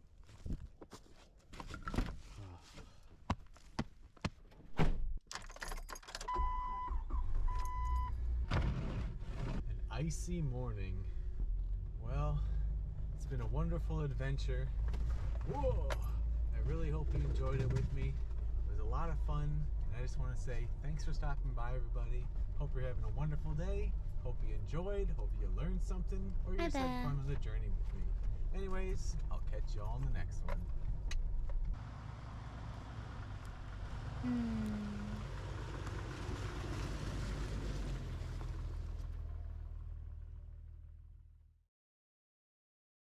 Out of all the video game genres out there, the adventure game genre, or point-and-click adventure game genre as many people refer to it as, is one of the nichest genres of video games out there. Though adventure games certainly have a wide community and dedicated fan base that continues alive and strong to this day, there are still many reasons for why this genre is niche for most casual gaming consumers. The most influential titles in the genre were released during the 80s and 90s, the golden age for these types of games, and a time when video game storytelling was limited. Aside from RPGs, the only avenue for complex cinematic storytelling in video games was limited to the adventure game genre. Adventure games offered opportunities for storytelling that weren't available to platformers or shoot-'em-ups, mostly due to the dialogue-focused presentation of the games. These games weren't built around action and excitement, rather they were constructed from gathering clues and talking to NPCs to solve one's problems. To increase gameplay time, most of these problems were made as obtuse and cryptic as possible, leaving many players to get stumped without a guide, which is why many aren't fans of the genre. At the time, the two biggest game developers in the genre were Sierra and LucasArts, and together they made some of the most iconic and well-remembered games in the genre, many of these games being so successful that they were able to become long-running franchises. These games were defined by their quirky and comedic writing and their confusing and perplexing puzzles. Almost all these games were released for PC only, at a time when consoles were the most accessible way to play and get into video games. But because these games were only available on PC, they could take advantage of many privileges that weren't afforded to console games, such as better user interfaces, impressive graphics, superior sound including voice acting, and most of all, they were able to tell the stories that they wanted to tell without the fear of censorship. At the time, console gaming, especially those made by Nintendo, were extremely strict about what you could and couldn't put into a video game following the video game crash of 1983, and many games from this time were censored for a variety of violations. To give you an example of this censorship, for the NES port of LucasArts game Maniac Mansion, many elements of the game were removed and censored to fit within Nintendo's guidelines for what was acceptable in their published games. Because of the lack of censorship that plagued console games at the time, adventure games were a great avenue for the genre of horror. Though most of the biggest adventure games at the time were focused on comedic writing, games such as Darkseid 1 and 2, I Have No Mouth and I Must Scream, Phantasmagoria 1 and 2, Harvester, Seventh Guest, Sanitarium, and most recently the Telltale Walking Dead series of games, are all examples of how horror can beautifully blend into the adventure game genre. Luckily, many of these games are easily available today thanks to platforms like Steam and GOG, which have pretty much all the most influential titles of the genre for cheap prices, especially when on sale. Or if you rather emulate these games, ScumVM is the emulator to do it. An emulator so accurate that many of the Steam or GOG releases of these classic games are simply repackages of the original ROM being run on ScumVM. The game I'm going to be covering today is much of the same, a horror point-and-click adventure game that you can now buy on Steam for a cheap price. But it wasn't always like this. The game for which I'm going to be going over was lost for more than a decade, and it wasn't until a decade later when the game was digitally re-released. This is the story, creation, publication, misplacing, and finding of Garage: Bad Dream Adventure.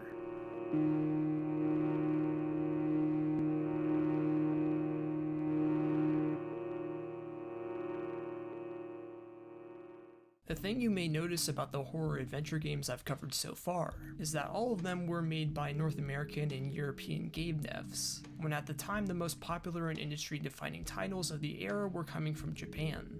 Generally speaking, the most well-remembered and impactful adventure games were coming from developers like LucasArts and Sierra, as that was where these games were generally popular, due to the Western style of writing. But just because most adventure games were made for Western audiences, doesn't mean that there weren't Japanese game developers making their own adventure games. What set Japanese adventure games apart from North American adventure games was the sense of surrealism, especially when combined with horror. Games such as Cosmology of Kyoto, Eastern Mind: The Lost Souls of Tong No, the Clock Tower series, LSD Dream Emulator, Juggernaut, the Echo Knight Trilogy, Rampo, Lunacy, Kowloon's Gate, Serial Experiments Lane for PS1, Boku no Natsuyumi, Moonlight Syndrome, Chunsoft, Alice in Interactive Museum, L-Zone, the Gadget series, The Alias, The Seven Colors, Legend of Sai S City, and Hideo Kojima's Snatcher and Police Knots are all examples of games that take a surreal surrealist approach to world building and storytelling than the more comedical titles of LucasArts and Sierra. Another big difference between North American and Japanese adventure games was the platforms that they were played on. While there were a handful of games that were released on Windows, Japanese adventure games were mostly made for Macintosh computers, the PC-98, and consoles such as the Sega Saturn and PS1.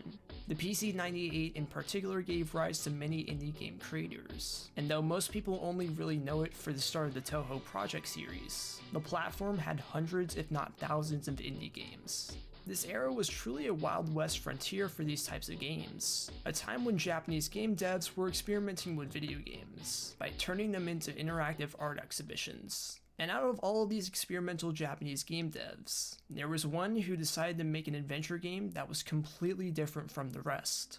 Both little and a lot is known about Japanese surrealist artist Tomomi Sakuba. What we do know about him is that he was born in 1959, and focused most of his artwork on that of the experimental nature, usually combining machine with man in haunting ways. Forgive me if this sounds like an uninformed observation, but the only other artist I would compare him to is that of H.R. Geiger, the artist behind the designs in the Alien movies as well as the Darkseid games, which I mentioned earlier. Like Geiger, Sakuba gained interest in video games as a form of storytelling during the 90s.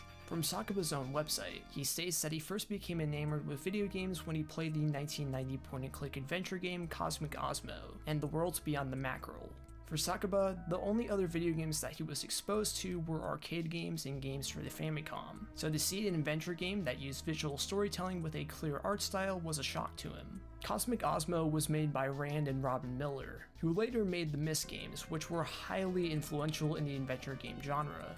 Sakuba became addicted to the game, and later found that the game was made with HyperCard, a free pre-installed software for old Mac computers. With this knowledge in mind, he started to study the software to make his own adventure games, with a heavy emphasis on art, though these were only experimental projects that have never been released to the public.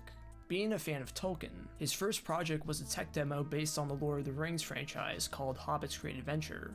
The next project he made in HyperCard was a demo called Talking Coon, a game very similar to the previous one, but this time he started to experiment with voice acting and audio sampling. He made other projects in HyperCard as well, such as an application to turn his keyboard into a piano and another to experiment with making music in the program. These later tech demos that he made in HyperCard would later inspire Sakuba to make his own full official video game. Honing in on his art background, Sakuba would make a website in 1995 to chronicle his artwork and provide updates on his new game. One of these was a concept art for a character that Sakuba was developing for the game. The character is very representative of Sakuba's art style, combining a living organism that is alien to our world with machine-like features. Again, not to compare to H.R. Geiger again, but it kinda looks like a miniature chibified version of the space jockey from the first Alien movie. Anyways, the game would be named Garage Bad Dream Adventure, and a small group of Japanese game devs, including Sakuba, would form the game developer Kinotrope to work on the game. For many of the devs who worked on Garage, this would be their first and last game-related project they would work on, such as producers Masahiro Ikuda and Ehiko Kawa, programmer Heikiya Hayashi, music composer Tamanori Tanaka, and 3D graphic artist Gengo Ito and Hiroki Watanabe. But to clarify, this game was headed, written, directed, and designed by Sakuba. The game would be published by Toshima EMI, a Japanese music conglomerate that during the 90s was dipping their toes into video games. Most notably, they published many of Synergy Interactive's titles, such as the Gadget games and Alice in Interactive Museum, which were Japanese adventure games that were known for their surrealist visuals. From 1995 to 1999, Kinotrope would work on Garage Bad Dream Adventure, while also providing updates on the game's progress through their website. These logs of these updates seem to be lost, however, so not much is known about the development of the game besides who worked on it. We do, however, know that the game was made with Macromedia, a big step up from HyperCard. Garage Bad Dream Adventure would ultimately be released on March 25, 1999, for Mac and Windows. The game was playable on Windows 95 all the way up to Windows XP, and for Mac it was playable from Macintosh 8.0 to Mac OS X 10.3. The game was given a very limited run, as only 3,000 copies of the game were ever produced. The reason for this was because right before the game was released, Toshiba EMI pulled out on releasing the game. We don't know why though. Thus, the 3,000 copies of the game that were already produced would be the only copies of the game to be printed and sold to the public. If you're familiar with Tengen's Tetris for NES, then the story is kinda similar to that. This made Garage's rarity and obscurity skyrocket, which is ultimately why it became lost for so many years. But before we cover the search for this game to get it digitally archived and available, let's talk about the actual game itself, and why many wanted to find and preserve it in the first place. Like mentioned previously, Garage Bad Dream Adventure is a point-and-click adventure horror game. You play inside the mind of a man named Yang, or Yan in some translations, who's trapped inside a therapy machine referred to as Garage.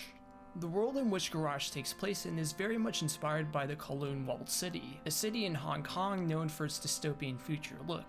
Kowloon was previously portrayed in the 1997 point-and-click adventure game for the PlayStation, called Kowloon's Gate. The psychological breakdown of this world was inspired by the works of Carl Jung, the founder of analytical psychology.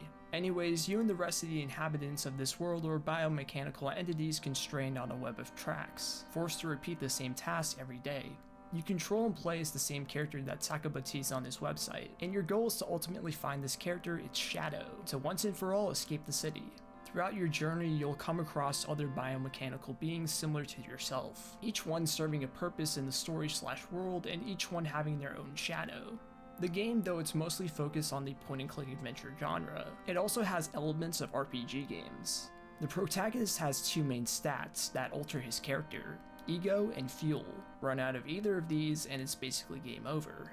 Because of this, the game is extremely challenging, as you're basically on a time limit the entire game while also trying to solve puzzles and figure out where to go. As remember, this is still a point-and-click adventure game and has the cryptic trappings of that genre as well. To gain experience, currency, and fuel, you need to fish for crabs. Common trait of games around this time now that I think about it. You also need to retrieve parts for your robot body in order to progress through certain parts of the game, mainly a music box, which helps you out a lot. You also traverse through a wide number of different locations in the city, such as this theater-looking place where you can watch snuff films of shadows being murdered. There's a lot of extra steps in you and the player finding your shadow and getting out of the city, but that's the basic gist of the game. And in order to not spoil the rest of the game, I won't be going over more of it. There are many themes present in Garage. Themes about capitalism, sexuality, violence, isolation, gender, religion, hopelessness, purgatory, industrialization. It's all there, and if you want an in-depth video covering all these intricate themes present in the game, then I would suggest checking out Jake Bear and Dom's two-parter analyzing the game. Anyways, the main driving point behind this game isn't the gameplay or story, rather it's all about the visuals and presentation. The game has a really incredible art style. Everything looks very gritty and dark while also not being too overly edgy with its aesthetics. Each one of the characters that you encounter are both very different from one another, yet also very similar, all of whom look creepy and intimidating yet still look vulnerable and weak. I love how each of the characters both resemble robots while also having very alien or animalistic qualities to them, making them feel mechanical while also not forgetting the living beings that they take influence from. The look of the city is one of the best elements of the game to me. Everything looks so lived in and used up. You truly do feel the grit that this world has to offer. Again, we have a very organic feel with the mineshaft look of the world, and the mechanical feel with all the wires and railings occupying it. The lighting is atmospheric, but only dark in a thematic sense, as you can still clearly see everything that's going on screen while playing the game. Though it takes obvious inspiration from other art, it's able to stand out on its own accord, and create its own art style in the process. Though the 90s pre-rendered CGI may have dated the game in the long run, I think it's the datedness that adds an extra element to the game's creepiness, and definitely makes it stand out from horror games of today. Today may look a bit dated, but remember several other games, including many influential point-and-click adventure games, used this same style at the time. It's an element that gives these games their charm in my opinion, and it's kinda sad that we'll probably never see this type of style implemented in any future games, even for nostalgic throwbacks. Another big element to the game's presentation is the music by Tomonori Tanaka. Garage's soundtrack is very atmospheric and drony. If you're a fan of the Silent Hill games and their accompanying soundtracks, then I think you would be a fan of this one. You can even buy the soundtrack itself from Tanaka's own Bandcamp page. The soundtrack does a great job of making the player feel isolated and on edge for the entire game, and when combined with the visuals, it creates this great balance of auditory and visual creepiness. Although one potential downside is that the music and sound effects are in pretty low quality, and have a lot of noise in the background. Whether this positively adds to the experience or not is all up to you though. Anyways, all these elements and more are generally why this game achieves such a cult following in the adventure and horror game crowds. But how could this game achieve a cult following when only 3,000 copies were ever produced? VR is a niche board on 4chan's video game related sector, where users mostly share their thoughts on anything concerning retro video games. On November 20th, 2009, YouTube user Kaya Meni posted a trailer for Garage Bad Dream Adventure, stating in the description that the game was out of print and linked to Sakuba's website, for which the trailer originated. This reposting of the trailer gained some attention back in the day. In fact, many in the comments reminisce on seeing this video back in the day and being creeped out by the trailer. This trailer of course caught the attention of VR, who soon went to the original source of the trailer. Through Sakuba's website, they were able to find that they weren't only just 3,000 copies of the game that were ever released. What VR found was that Sakuba made an additional 90 copies of the game in 2004, known as the Private Edition. These copies were priced at a higher premium since they came with special bonus content, such as exclusive artwork from Sakuba himself. You had to specifically mail order for this product on his website and be personally selected to obtain this version of the game, and by 2007, all 90 copies of the game were sold. The only other option for VR was to buy the game from a third party. Yahoo Auctions Japan is essentially the Japanese equivalent to eBay, with one of the most popular categories on the site being dedicated to retro video games. Users even outside of Japan regard it as one of the best places to score retro video games for cheap prices, especially when compared to American resellers. So many VR users were already familiar with the platform. They found one copy listed on the site, but it was for a pretty high price. And before they were able to get a fund going for the game's recovery, another party had already purchased it. Another copy of the game was found on the site Shiroguya, going for an alleged price of 300,000 yen, about $3,000 give or take, and this one was also sold. In 2013, a wide search for the game was initiated by 4chan's VR board, which then spread on to other gaming-related forums, such as Hardcore Gaming 101, where a broader search for the game was conducted. User Lightning Man was able to find another listing of the game on Yahoo Auctions Japan, and they even found another listing on the site Okfan for around $600. They also found some gameplay of the game on the site Nico Nico, the Japanese equivalent to YouTube at the time. This only made the search more desirable, as many were enamored by the cool yet eerie looking visuals shown in the walkthrough. Another positive was that many of these forum users fell in love with Sakuba's work through his blog and website, with again a lot of comparisons to the work of H.R. Geiger, so it's not just a me thing. Lightning Man also brings up his wish for the Ozumu Sato game Chu Teng to be found as well, as at the time that was a lost Japanese computer game as well. Sato also made the Eastern Mind The Lost Souls of Tong No, and more infamously LSD Dream emulator for the PS1. Anyways, many on this forum, mainly that of Lightning Man, would post their progress on obtaining the game, as well as any information on the game in general. And in early 2014, a breakthrough happened. An HG 101 user by the name of CC0 bought a copy of Garage for around 77,000 yen. The game was shipped from Japan to America to Australia, where CC0 immediately ripped and uploaded the PC version of the game. The clone CD image was downloadable from Mega, and a collection of scans of the artwork for the game was included in a separate download. It's unknown when the Mac version of the game was preserved, but that also got archived around this time as well. You can now download the original game and play it for modern systems, whether it be through the original Mega uploads or through Internet Archive, although you kind of have to jump through hoops to play it by setting up virtual machines. But of course, that's not where the story ends. In 2020, an English fan translation of the game was made available, letting English-speaking players finally get to experience the world of Garage. But ever since the game's finding in 2014, fans have been asking Sakuba for an official release of the game on modern digital platforms. At the time, Sakuba stated that he wanted to re-release the game, but due to bugs in the original game as well as potential licensing and legal restrictions, he feared that Garage would never be re-released on modern platforms. It wasn't until nearly a decade later when the game would see a widespread digital re-release on modern platforms. On December 10, 2021, a remastered version of Garage would hit the Google Play Store and App Store costing around $5. For the first time in 20 years, the game was given a re-release, which was a major win in the eyes of those who were fans of the game. The game was remastered by indie game team Smoky Monkey S, and the game was published by Sakuba's own company, Sakuba Metal Works. This version of the game, made for iOS and Android, was a specifically modified version of the game to be able to be controlled with a touchscreen interface. This means that the game now has borders to fill the 4x3 display, to replace the game's menu with a dedicated UI, which is a big quality and life improvement for the experience. The new UI also matches the game perfectly in my opinion, but maybe it's a bit too clean for others. The game's difficulty has also been altered. For example, your ego and fuel doesn't go down as fast anymore, so this makes the game a lot easier. You also have arrows to guide you on where to click to get to different locations, but I think this takes away from the atmosphere of the game, but it does make it easier. The game's FPS was also boosted from the original's 30 to 60, although the cutscenes and other elements still remain at the same frame rate as the original.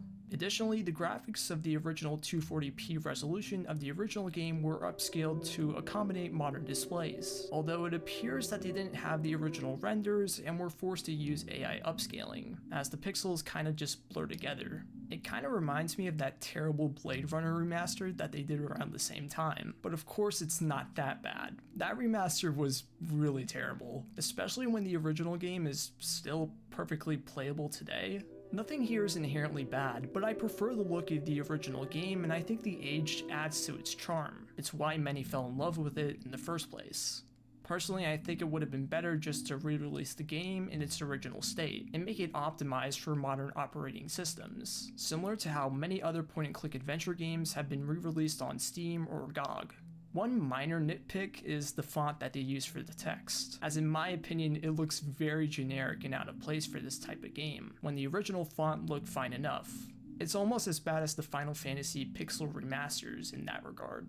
Speaking of the text, the game was given an official English and Chinese translation, so that's cool. But one thing that the game did add that wasn't for visual or gameplay enhancements were new chapters, side quests, and different endings, which helped flesh out the cryptic world in the original.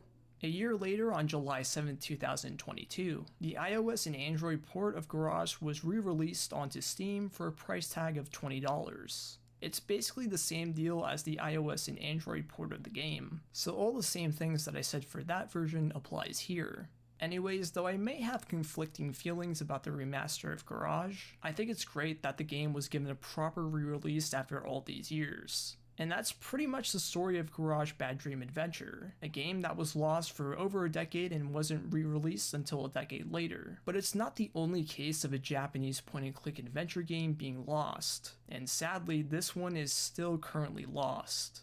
Noah's Ark was a 1995 Japanese science fiction point-and-click adventure game, developed by NEC that was released for Windows and Macintosh computers. Though we have old magazine articles, the game's website, a trailer for the game, and even a listing on Yahoo Auctions Japan, nobody has obtained or preserved this game yet, meaning that it is still lost to this day. Hopefully one day this game can be found just like Garage was. But for now, that's about it. Thank you for watching.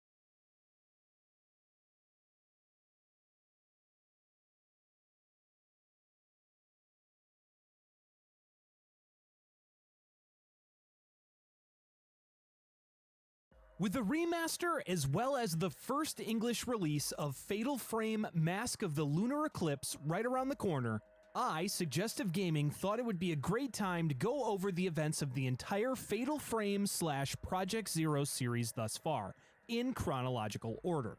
Do note that this will include the plot of the original release of Mask of the Lunar Eclipse, so feel free to skip it using the chapter markers if you don't want to be spoiled.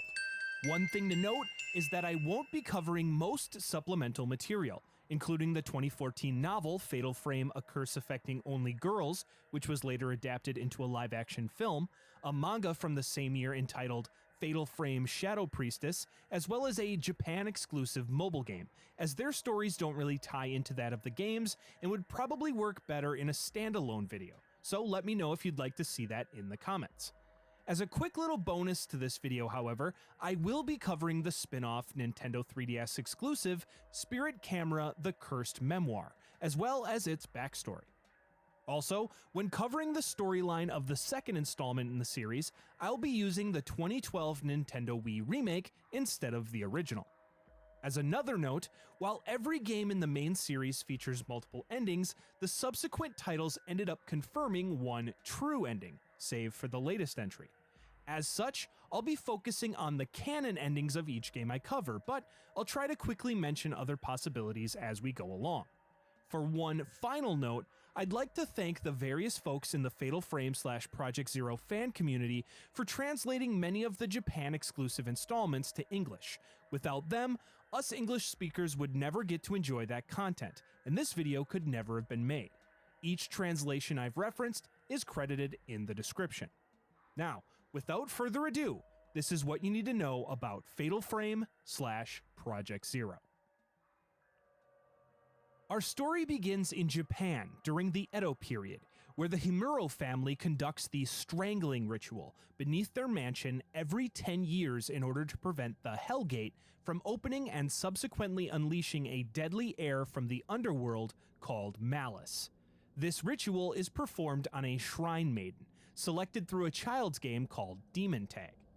Once selected, the Shrine Maiden is isolated from the world for 3,669 days in order to remove her willingness to live before she is purified by the light of the moon and her limbs are attached to a mechanism.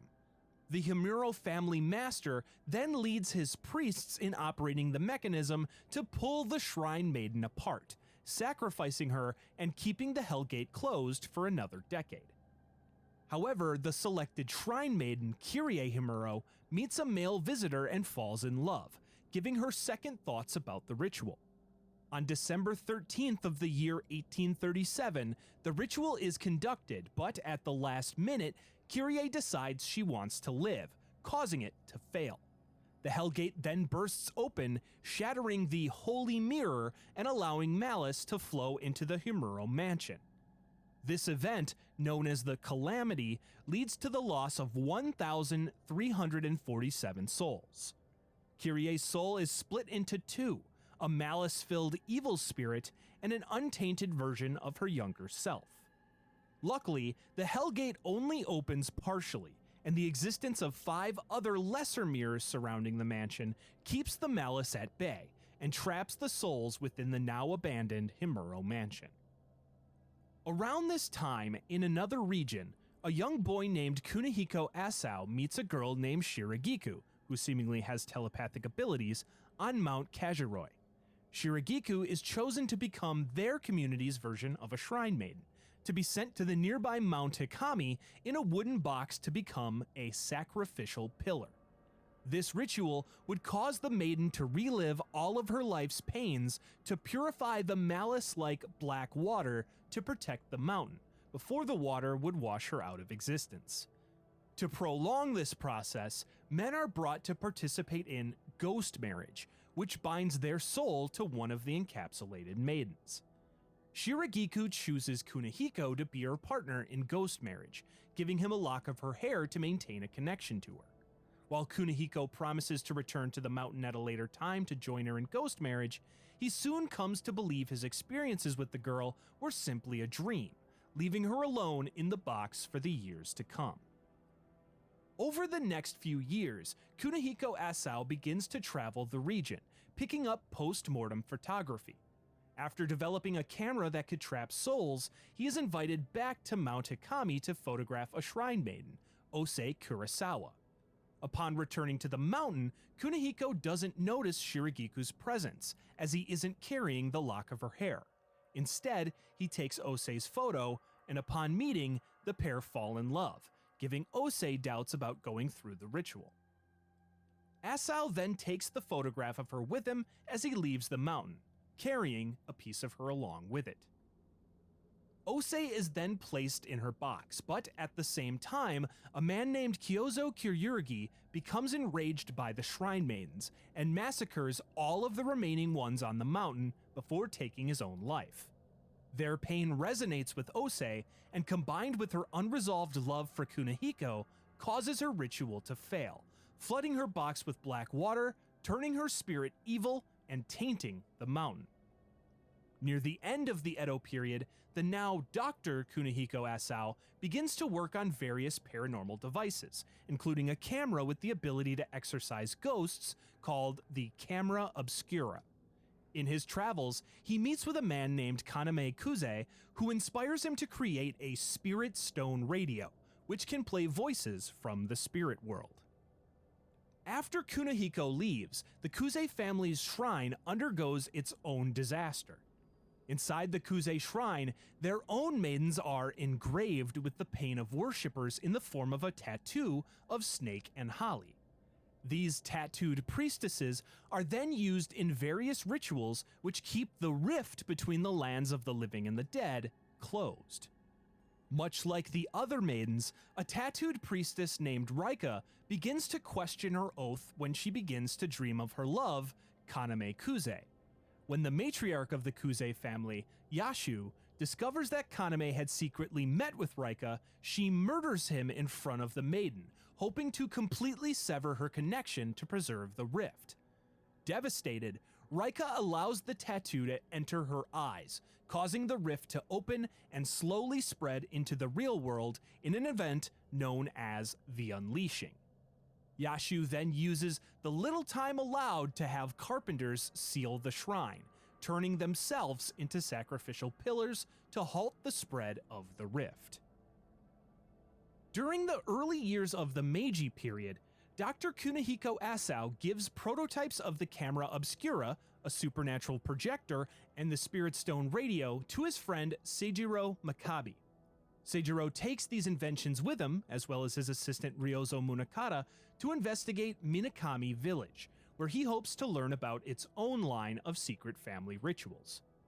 There, Seijiro stays with the Kurosawa family, who are preparing their twin daughters, Yae and Sei, for the Crimson Sacrifice ritual, in which the elder twin must strangle the younger in order to make them one again.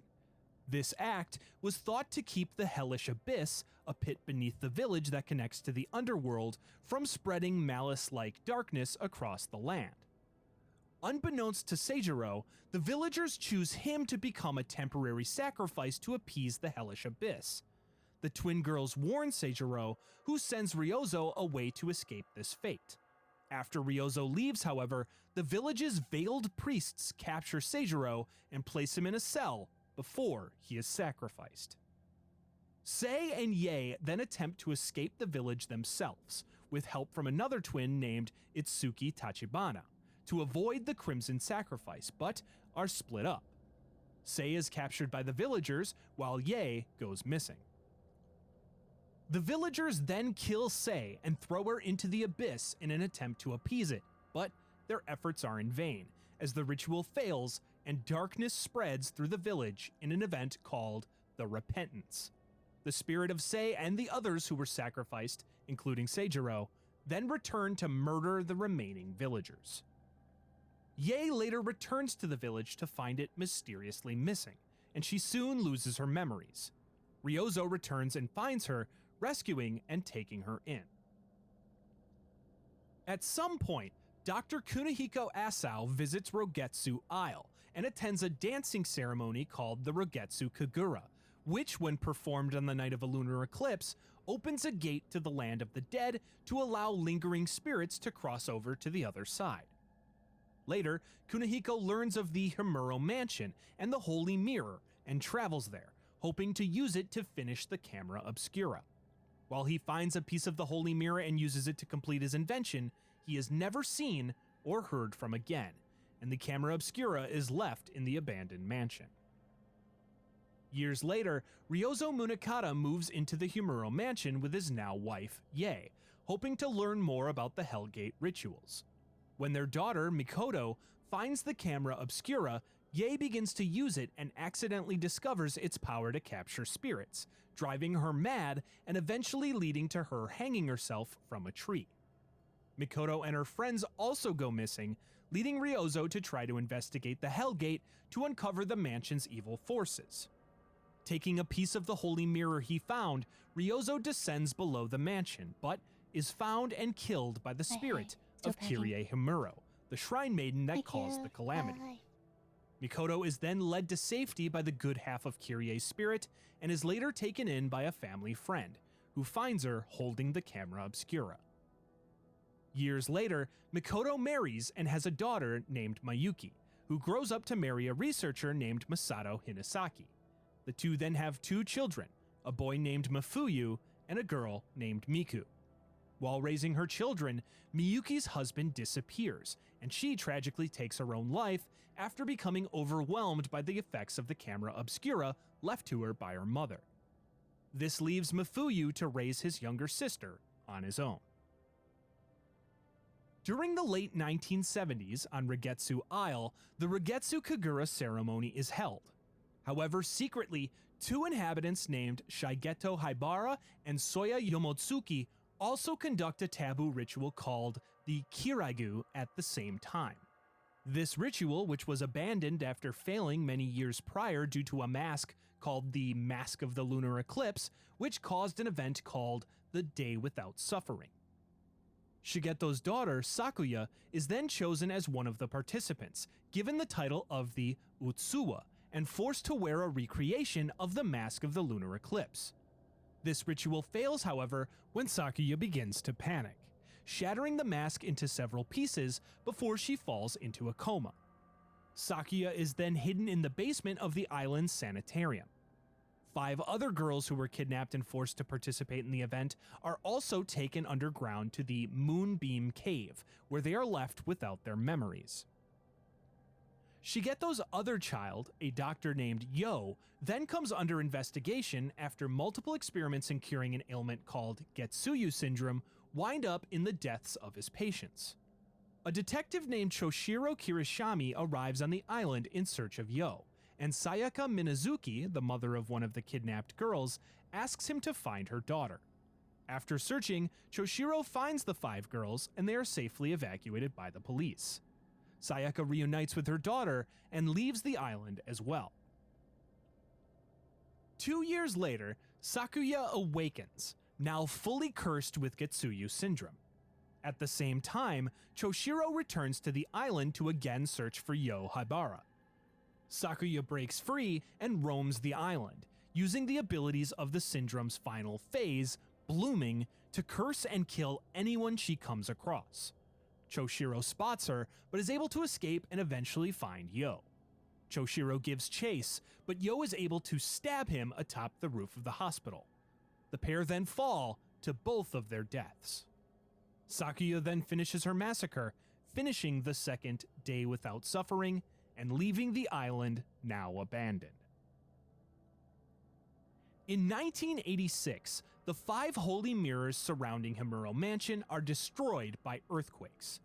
Novelist Junsei Takamine hears of this, and after reading Ryozo Munakata's research, decides to visit the mansion with his editor, Koji Agata, and his assistant, Tomoe Hirasaka.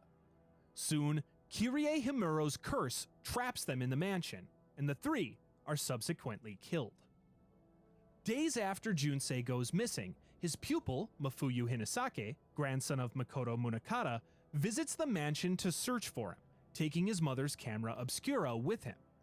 There he encounters the evil spirit of Kyrie, who notices the man's resemblance to the man she fell in love with before her death.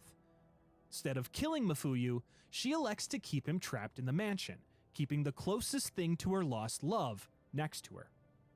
The following week, after Mafuyu doesn't return home, his younger sister, Miku Hinasaka, follows his trail to the mansion. Miku, who inherited a sixth sense from her mother allowing her to see things other people can't see, fears for her brother's safety, due in part to him being the only person she can connect to due to her gift. On her way, she spots Kyrie's good spirit, who shows her the way. Inside the mansion, Miku finds the camera obscura her brother dropped and uses it to fend off the various spirits possessing the mansion after the calamity. Miku then spends the next 4 nights exploring the mansion, learning about the fates of those who died there as well as Kyrie's history. Despite Kyrie attacking her several times, Miku is able to recover the pieces of the Holy Mirror and reach the Hell Gate, where she finds Kyrie and Mafuyu. After a final battle with Kyrie, the camera obscura breaks, and Miku uses the final piece of the Holy Mirror that was within it to complete the relic. She then uses the repaired Holy Mirror to cleanse the malice from Kyrie. It's at this point that Mafuyu can decide to stay behind with Kyrie as she fulfills her duty as Shrine Maiden to keep the gate closed. Ultimately, he chooses to stay behind her, and Miku barely escapes as the mansion collapses, burying Mafuyu and Kyrie underground.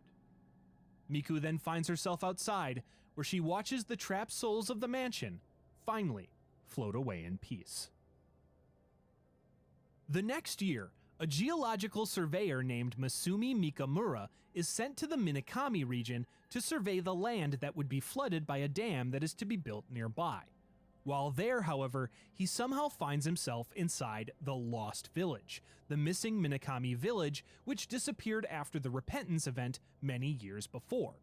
While the search for Masumi is called off after 10 days, his girlfriend, Miyaki Sudo, goes on her own to find him. While the pair are eventually reunited, Masumi is killed by the spirit of Seijiro Makabe. The ghost of Masumi then loses control and kills Miyaku. One day in 1988, twin sisters Mio and Mayu Amakura visit an area where they used to play as children. There, Mayu spots a crimson butterfly and follows it into the woods. Mio follows her sister, and the pair soon find themselves inside the Lost Village. There, the pair find the camera obscura and encounter the various spirits trapped within the village.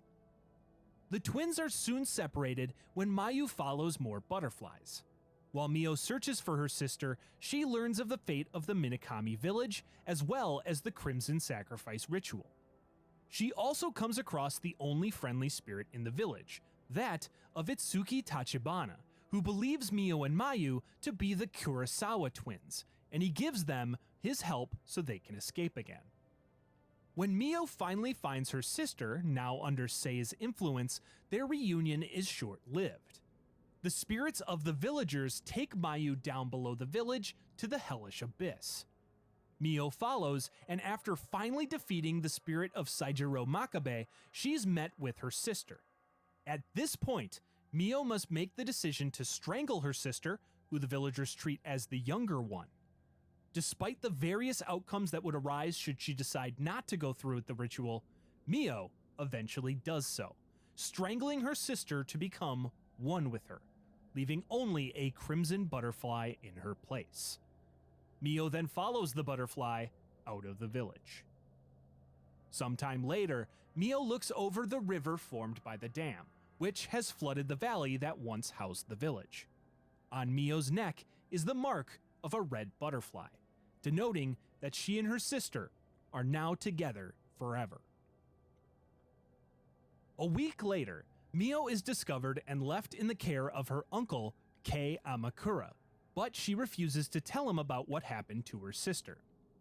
Kei then begins to investigate the legend of spirited aways, or people who have mysteriously gone missing, hoping to learn more about Mayu's disappearance. Around a month after the events in the Lost Village, Mio begins to become more and more tired, sleeping frequently but having horrific nightmares. Kay then learns of an urban legend called the Manor of Sleep, which seems to be related to Mio's symptoms, and he asks his friend, Yu Asao, an anthropologist who also studies the spirited away cases, to help investigate the legend. Coincidentally, Yu lives with his old colleague Mafuyo Hinasaki's sister, Miku, the same girl who repaired the Holy Mirror and destroyed the Himuro Mansion. In the process, Kei visits the Kuze Shrine, where the unleashing occurred, and discovers the camera obscura. Upon bringing the camera home, Mio grows frightened, leading him to give it to Yu for safekeeping. Unfortunately, Yu and his fiancée, Rei Kurosawa, soon get in a car accident, which Yu does not survive. Rei, a photographer, begins to isolate herself, only leaving the house on assignment. The next month, a tragic plane crash occurs, leaving only a woman named Yoshino Takigawa the sole survivor. She is recovered and hospitalized, but begins to feel survivor's guilt. She begins to dream of the Manor of Sleep, before noticing a pair of tattoos on herself that nobody else can see. On one of her photography assignments, Rei is sent to the Kuze Shrine, and Miku joins her. While there, Rei catches a glimpse of what appears to be Yu, and she snaps a photo. After following his apparition, she is pulled into a dream of the Manor of Sleep, where she continues to follow him before she comes across Reika, the tattooed priestess who caused the unleashing at the Kuze Shrine. She then finds herself being held down on a stone floor as a tattoo envelops her. Rei suddenly awakens and she returns home with Miku. There, Rei develops the photographs she took and is shocked when she sees Yu in one of them. That night, she dreams of the manor once again, where she sees Yoshino Takigawa deep in her survivor's guilt. Suddenly, Reika appears again, and while Rei tries to run, she is unable to escape before the tattooed woman touches her, infecting her with the tattooed curse. Over the next few nights, Rei continues to explore the Manor of Sleep, soon discovering that Miku and Kei Amakura have become infected as well, as she is able to explore their memories through their influence on the manor. The three then learn the history of the shrine, as well as Reika's fate. Soon, however, Miku's curse progresses to the point where she can no longer awaken from her dreams. Kei then determines that he must impale Reika to put her to rest and finally bring an end to the Manor of Sleep. He is unable to do so, however, and ends up trapped himself, leaving Rei alone to figure out how to free him and Miku. In her dreams, Rei is able to defeat Reika using the camera obscura and finds an ocean, the abyss of the horizon, where she sends Reika off in a boat to the other side. There she also finds Yu, who tells her to go on living without him. He then removes the tattoos from her and crosses to the other side himself. Rei then awakens and finds herself free of the tattooed curse, before finding that Miku and Kei have been cured as well. Later that year, Miku is able to visit the Abyss of the Horizon, where she is finally able to meet with her brother Mafuyu's spirit once again. While she is unable to stay with her brother, when she returns, she finds herself now with child. Miku then quits as Rei's assistant and moves out before giving birth to her daughter, Miyu, who is born half living and half dead. Around this time, two of the girls that were taken to participate in the Kiraigao ritual, but were later saved by Choshiro Kirishima, Marie Shinomiya and Tomoe Nanamura, die under mysterious circumstances. One of the other girls, Misaki Asao, then sees a vision beckoning her back to Regetsu Isle. Another surviving girl, Madoka Tsukimori, worries for her safety and joins her as the pair return to the island. Unfortunately, the two are separated, and Madoka is soon surrounded and killed by a group of ghosts.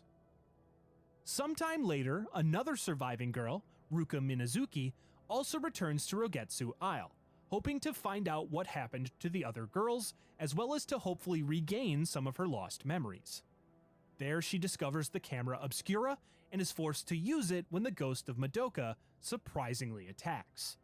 She then begins to recover the pieces of the mask of the lunar eclipse while remembering her past, as well as a song her mother played that could calm the moon and end the blooming phase of the Getsuyu syndrome. Around this same time, Choshiro Kirishama's spirit awakens on the island, seemingly unaware of his death. All he can remember is Sayaka Minazuki asking him to search for Ruka, so he does so once again. On his way, he finds the spirit of Yo Haibara, and the pair recreate their chase and confrontation, leading Choshiro to come to terms with his fate. Mizaki also awakens and finds the hall where the Karaigu was performed. There she finds Sakuya Haibara, and after a battle, regains her memories. Sakuya then appears in her normal, healthy form, and the pair hug before she disappears, leaving Misaki to fall unconscious before later disappearing. With the mask of the lunar eclipse reformed, Ruka climbs a nearby lighthouse to battle Sakuya one final time before playing the song she remembered on a large organ. The song successfully calms Sakuya, allowing Choshiro to put the mask on her face, finally finishing the ritual and bringing an end to her curse. The spirits of the island are then able to cross over to the other side, including Choshiro, Sakuya, and Soya Yomotsuki, the creator of the mask, who takes it with him. It's at this point that Misaki can potentially awaken back inside the lunar underworld shrine, where she finds Madoka's spirit. After their brief reunion, Madoka crosses over to the other side, and Misaki emerges on the shore of a beach, watching the rest of the spirits cross on. In the year 1992, Miku Hinasaki learns of the ritual of ghost marriage and decides to enter it with her brother Mafuyu as her partner. She then is placed in one of the wooden caskets and becomes a sacrificial pillar, leaving her daughter Miyu behind. Sometime later, a descendant of Dr. Kunihiko Asao, inventor of the camera obscura, named Ren Hojo, spends a summer with the Asao family on Mount Kajiroi. There he finds the camera obscura, as well as the lock of hair Shiragiku gave Kunihiko all those years ago. When Ren touches the lock of hair, he begins to dream about the ritual that put Shiragiku in the box of black water. Shortly after, 5 high school girls fall under the influence of the Guardians, shrine maidens that came in contact with black water after Osei Kurosawa's failed ritual. This leads them to Mount Hikami, where they all attempt to drown themselves. All succeed, but 2 survivors, Haruka Momose and Fuyuhi Himeno. At some future point, a girl named Yuri Kozukata is involved in an accident that results in the death of her family, leaving her the only survivor. After this, she finds she has the ability to see the dead. To escape this fate, she goes to jump off of a cliff, but is saved at the last moment by Hisoka Kurosawa, a psychic investigator with the power to read the shadows left behind by others, who failed to save another woman who attempted the same act in the very same place sometime before. Hisoka then takes Yuri in, and they both live together above her store, Kurosawa's Antiques. Meanwhile, Miyu, now a teenager, decides to go looking for her mother on Mount Hikami. However, she is quickly surrounded by the ghosts of shrine maidens and trapped in a box and turned into a pillar. Around the same time, Ren Hojo asks his friend Kazuya Sakaki to search for an album of post-mortem photographs on Mount Hikami. There, however, he is forced into ghost marriage with Osei Kurosawa, but she rejects him, and he is placed inside one of the wooden boxes. With Kazuya missing, Ren asks Hisoka to search for him. Coincidentally, Haruka Momose, one of the surviving high school girls, goes missing on the mountain as well, and her friend and fellow survivor, Fuyuhi Himono, asks Hisoka to find her. Hisoka goes to Mount Hikami to investigate the various mysteries, and Yuri accompanies her. There, they're able to use a camera obscura Hisoka was given to fend off some spirits and find the album of photographs Ren was searching for. Ren's assistant, Rui Kagamiya, retrieves the album and returns it to Ren, who finds that one of the photos depicts the ghost marriage, which he recognizes from a recurring dream. Shortly after, Hisoka goes off to look for Haruka, and Yuri grows worried when she doesn't return. A few days later, Fuyui Himono returns to the antique shop, and once finding that Hisoka hasn't found Haruka yet, decides to head to the mountain to find her herself. Yuri follows Fuyuhi and soon finds Hisoka's camera obscura, touching it and using her newly awakened shadow reading ability to see that Hisoka was pulled into the water by a shrine maiden. Yuri then finds Fuyuhi and watches her slit her own throat before her spirit attacks. Yuri is able to fight the spirit off with Hisoka's camera obscura before returning back to the antique shop alone.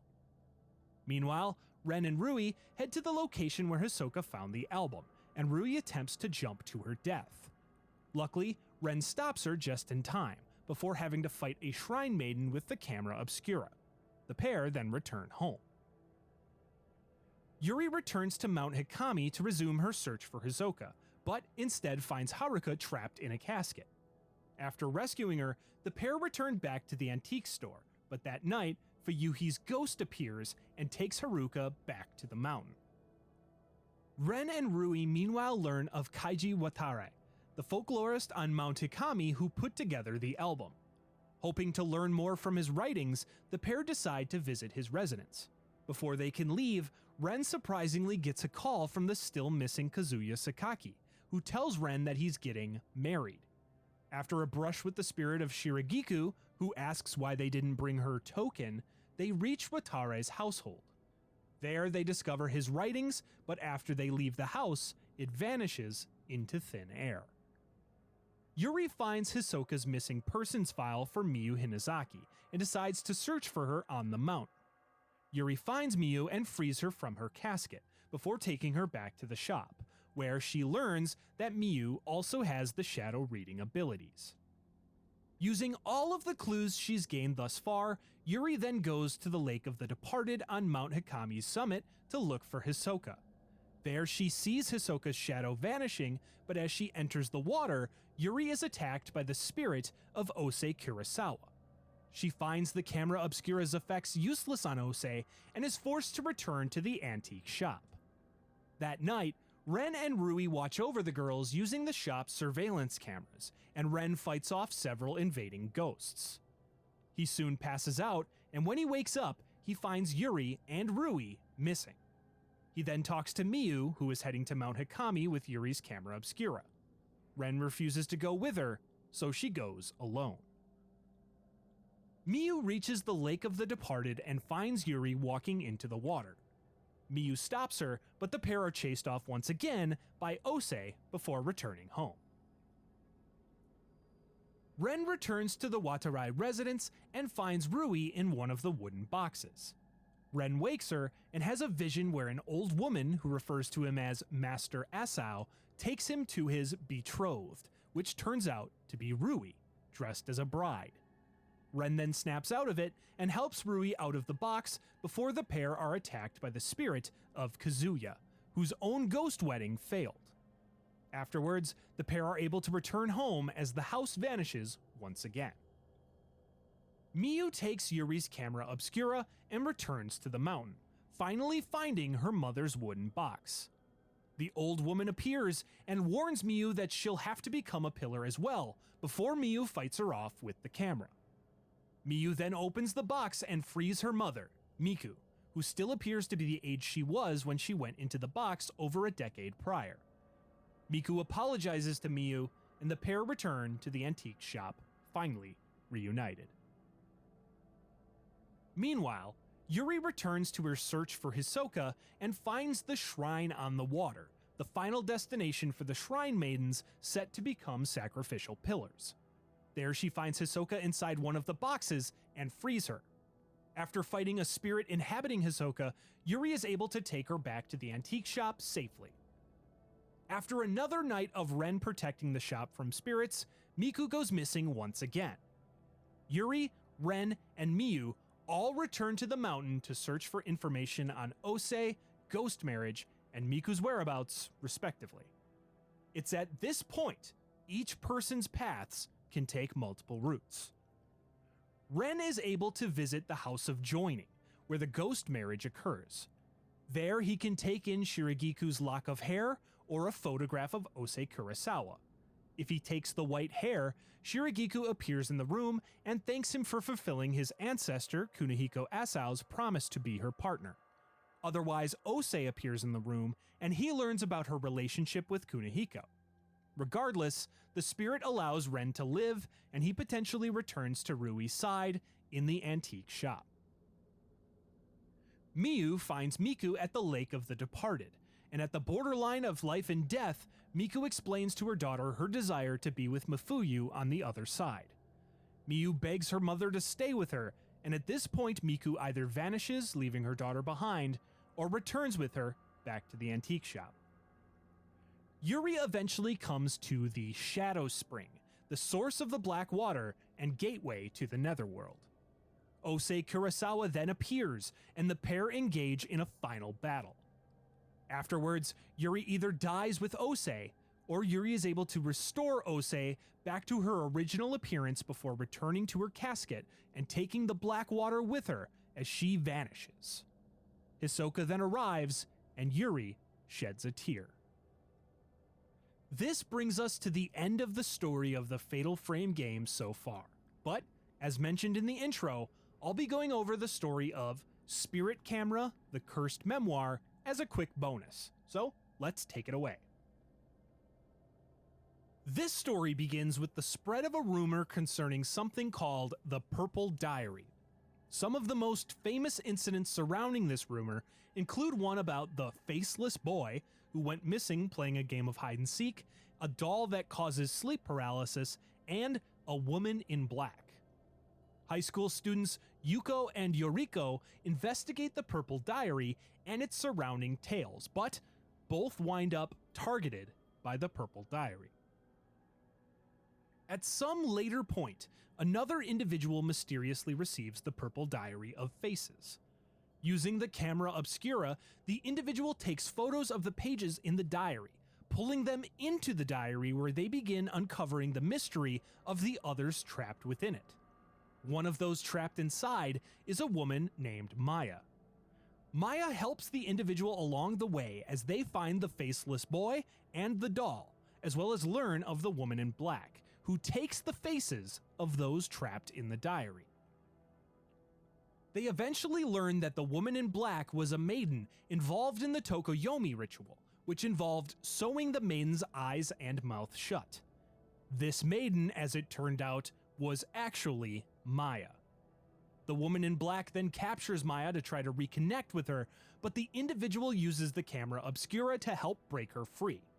The two sides of Maya then realize their sisterly bond and stay together in the Purple Diary, returning the individual back to the real world while freeing the other trapped souls. The Mayas then leave one final message, thanking them for their help. This brings us to the end of Suggestive Gaming's trip through the Fatal Frame / Project Zero games. Maybe someday I'll revisit some of the supplementary material. That manga was really long, so it would really have to be its own video. But until then, Mask of the Lunar Eclipse will take us back to the world of spirits and camera obscura in just a few days. Hey everybody, thanks for watching. I know it's been a bit since the last video I've made, but after Metal Gear, I needed a bit of a break. By the way, if you haven't, you can check out that whole 6-hour incursion by clicking the link on screen now. This video, like all of my others, could only be possible thanks to the patrons and channel members on screen, and you can help out by becoming one of them as well. Otherwise, just leave me a comment letting me know what you'd like to see next. I hope to have a big 2023, so here's to more suggestive gaming. See you next time, folks.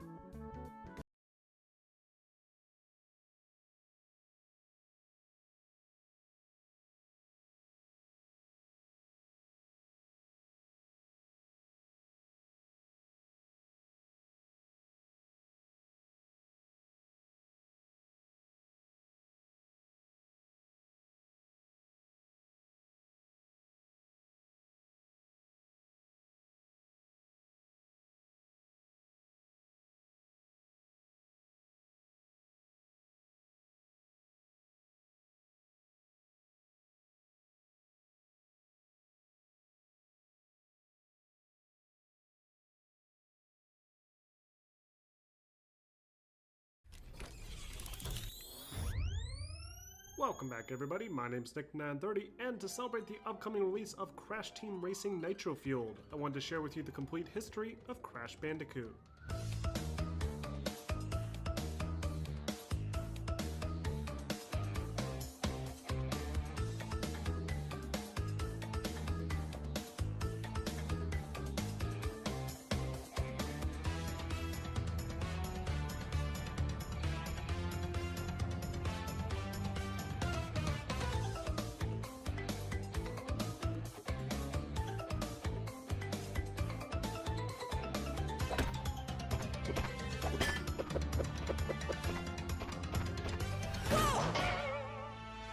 Crash Bandicoot is a classic video game franchise first introduced by the popular game developer Naughty Dog in 1996. The series was initially intended to be a direct competitor to other mascot 3D platforming franchises in the 90s, including Super Mario and Sonic the Hedgehog, but has gone on to define itself with its own unique style, characters, and gameplay elements. After over 20 years of experimentation and reinvention, the Crash Bandicoot franchise has finally come full circle, with full remakes of the original 3 Naughty Dog platformers, and even more recently, a remake of the fan-favorite kart racing spin-off, Crash Team Racing. So, what about Crash Bandicoot has allowed it to remain relevant after 23 years? To answer that, let's look at how this series began back in the mid-90s. In 1993, a small studio named Naughty Dog, founded by Jason Rubin and Andy Gavin, started working on a fighting game for the 3DO entertainment system called Way of the Warrior. Despite its obvious unoriginal inspiration from the popular Mortal Kombat series and the incredibly tight budget, Way of the Warrior managed to impress Skip Paul, the former head of business development at Universal Interactive, who in turn published the game and signed the small development studio on for 3 additional projects. After landing this deal, the pair of young developers decided to relocate their studio to California, and along the way began brainstorming concepts for their new trilogy. Their first idea was a traditional 2D side-scrolling platformer game about dinosaurs and time-traveling scientists. But after seeing potential in the emerging 3-dimensional gaming style, the 2D platforming concept was scrapped. They instead began designing a 3D platformer, with a camera that moved in and out of the screen and a character that players would view from behind. This new idea, which the pair of developers nicknamed the Sonic's Ass Game, was met with praise when introduced to Mark Cherney in their new California office, and the project entered full development by the end of 1994. At around the same time, Sony created the Sony Computer Entertainment Division to handle their new venture into the video game market and began development on a powerful new home video game console called the PlayStation.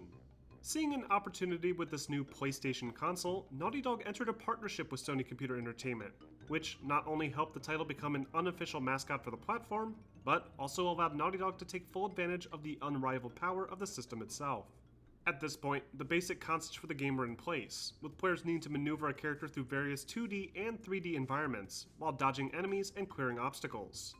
To set themselves apart from other character-driven platformers, Jason and Andy decided early on to find a unique animal mascot that people were not familiar with, especially those from the Australian outback, including dingoes, wombats, and of course, the Bandicoot. Having difficulty coming up with a clever name, they decided to use Willy the Wombat as a placeholder name, despite the main character being modeled as a colorful orange Bandicoot, who wore blue pants and sneakers. After developing several levels, the team decided to add in some more puzzle-based elements to make the experience more interesting, and introduce collectible objects and boxes to smash open. With this new gameplay mechanic, the team finally landed on the name Crash Bandicoot, due to his tendency to crash through the crates in the game world. After several months of development, Crash Bandicoot was finally revealed at the Electronic Arts Expo in 1996. This official reveal was then followed up by a line of commercials with a costume Bandicoot heckling his competition, and the final product finally hit store shelves in September of 1996. The original game tells the story of a Bandicoot named Crash, who, after being experimented on, escapes from the evil Dr. Cortex's laboratory, and is forced to run, jump, and fight his way through a dangerous island in order to save his girlfriend Tawna, and put a stop to the crazy animal experimentation that's been happening on the island. Players need to complete 26 platforming levels, with themes ranging from jungles, villages, and ancient ruins, to more industrial locations like secret labs, power plants, and factories. The goal of each level is to reach a warp pad at the end, while simultaneously smashing crates and dodging hazards along the way. While the general concept of each level remains consistent throughout, the way the levels are played can be very different depending on the set camera angles, with some levels being played more like a traditional 2D platformer, while others feature the player running in and out of the screen. This allows for unique challenges and obstacles not possible with the more conventional platformer design. Players not only need to clear gaps, but also need to properly aim their jumps based on the layout of the environment. While carefully maneuvering the difficult platforming sections, players are also challenged with destroying a set number of crates scattered throughout each level. If the player can destroy every crate in a level without dying, they'll be awarded with a special gem, which can be used in the penultimate level to access a secret bonus ending. The crates come in several different varieties, and typically hold several Wumpa fruit, which, after collecting 100 pieces, grants the player an extra life. Levels also play host to several enemies that Crash can either jump on or spin attack to defeat. However, players will need to exercise extreme caution, as taking any damage can result in an instant death. To make this more tolerable, players can protect themselves by means of a special tribal mask called Aku Aku, who will float by Crash's head. Collecting multiple masks grants the player with increased hit points, and can even temporarily grant invulnerability, similar to the star power-up from Super Mario. Players also need to be on the lookout for special character tokens, which feature mugshots of various character faces and grant special benefits. The most common token is the Crash token, which awards players with an extra life. If a player manages to find 3 Tawna tokens, then they'll instantly be teleported to a special bonus area, with a challenging set of floating crates, and an opportunity to save progress upon successful completion. There are also a few levels with hidden N-Brio and Cortex tokens, which function similarly to the Tawna tokens, only they offer much more challenging bonus rooms. While completing Brio's bonus rooms offers no real benefit aside from some extra lives, completing the Cortex bonus rooms unlocks access to a few secret levels. Crash's hybrid of classic 2D platforming mixed with its unique semi-3-dimensional environments helped it stand out in the sea of colorful cartoon mascot platformers in the mid-1990s.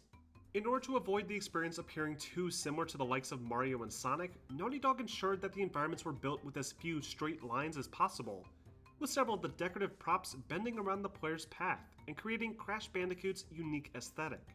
In order to save on the PlayStation's limited memory, the developers decided to avoid creating many textures and instead utilize simple colored shaders to help make the various characters and objects in the world stand out. Other impressive techniques included static shadowing and light effects, all of which helped make the islands in Crash Bandicoot appear more natural and interesting. Crash Bandicoot was met with mostly positive critical reception, mainly for its advanced visual design, great soundtrack, and interesting lead character.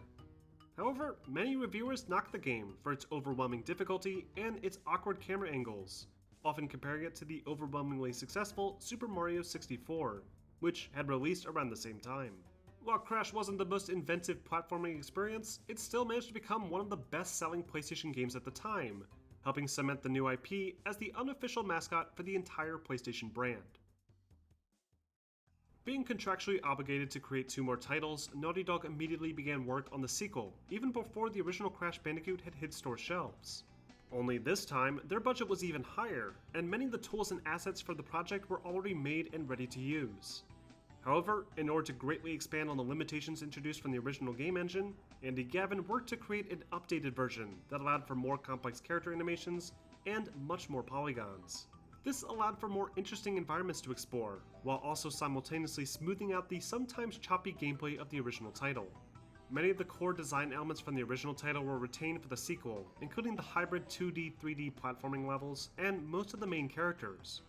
However, in response to complaints made by their Japanese distributors, Naughty Dog decided to do away with Crash's sexy girlfriend Tawna, and replaced her with the more age-appropriate Coco Bandicoot, Crash Bandicoot's little sister.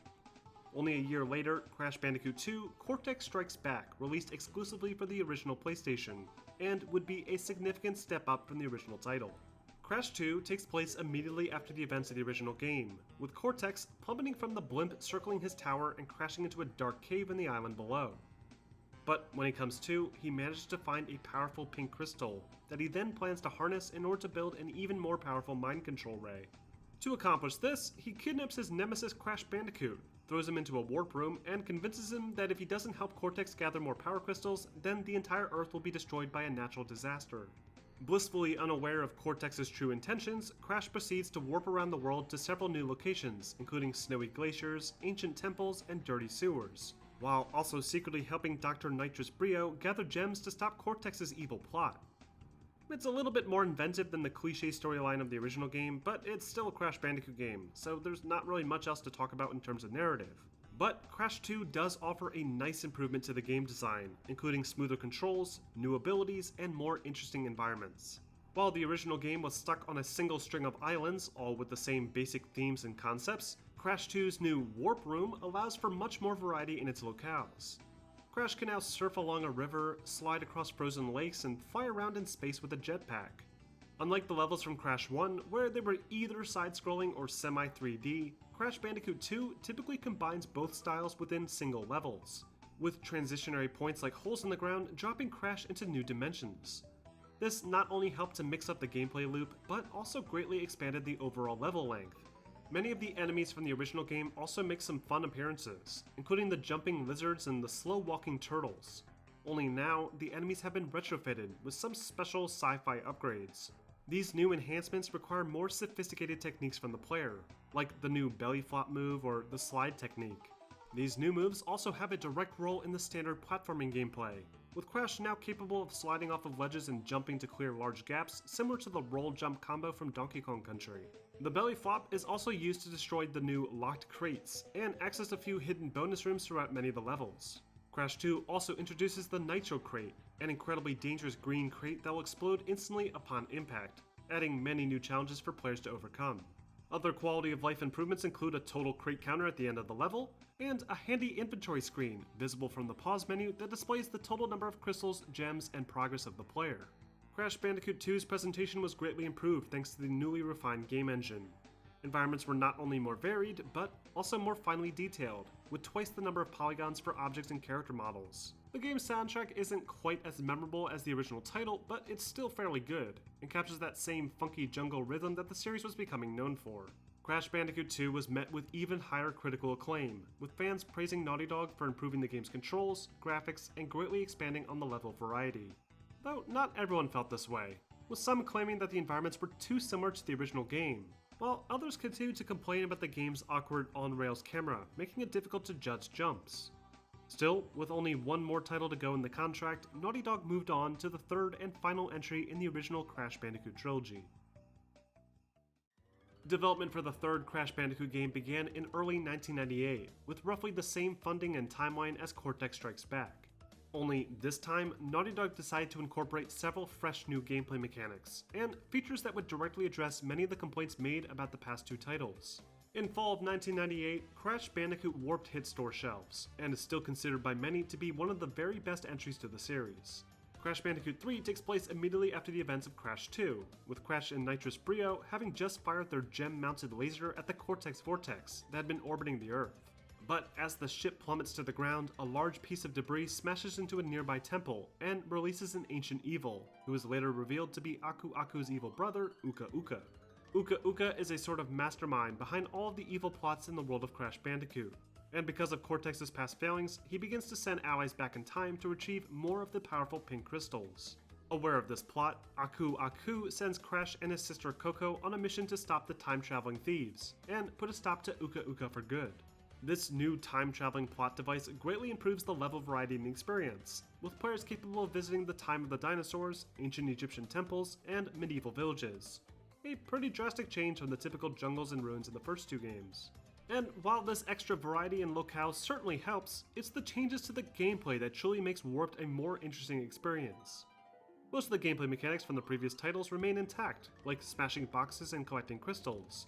Only now, many of the levels in the game task players with controlling cool vehicles, like a jet ski or an airplane.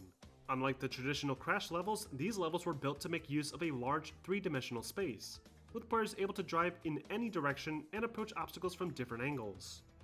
Crash Bandicoot 3 also marked the first time that Coco Bandicoot would be a playable character, as she takes over for Crash in all of the jet ski and Great Wall of China levels. Other new features include special moves that are unlocked after defeating the boss in each stage, which allow Crash to jump higher, spin longer, and even fire a Wumpa Fruit bazooka. To entice players to revisit older levels, Crash 3 introduced the new Time Relic collectible, which challenges players with racing through levels against the clock, smashing time-freezing boxes in order to beat the par time. Crash 3 also expanded upon the hard-to-find secrets, that not only offered additional levels to play, but even featured a secret playable demo with a certain purple dragon. From a visual standpoint, Crash Warped introduced several impressive visual techniques not present in previous games. For one, Crash now projects a more accurate shadow, rather than the plain disc shadow used in the older titles. In order to make the jet ski levels more interesting, the developers created some nice water simulation effects, with waves that cause both the player's vehicle and the objects around them to move realistically up and down. Other changes include more detailed environments, a significantly increased number of animations for Crash, and seamless transitions from the rear-facing camera to the classic side-scrolling style without any fades or loading screens. All of these gameplay and visual improvements resonated well with audiences, as Crash Bandicoot Warped managed to score an average of 91% on Metacritic.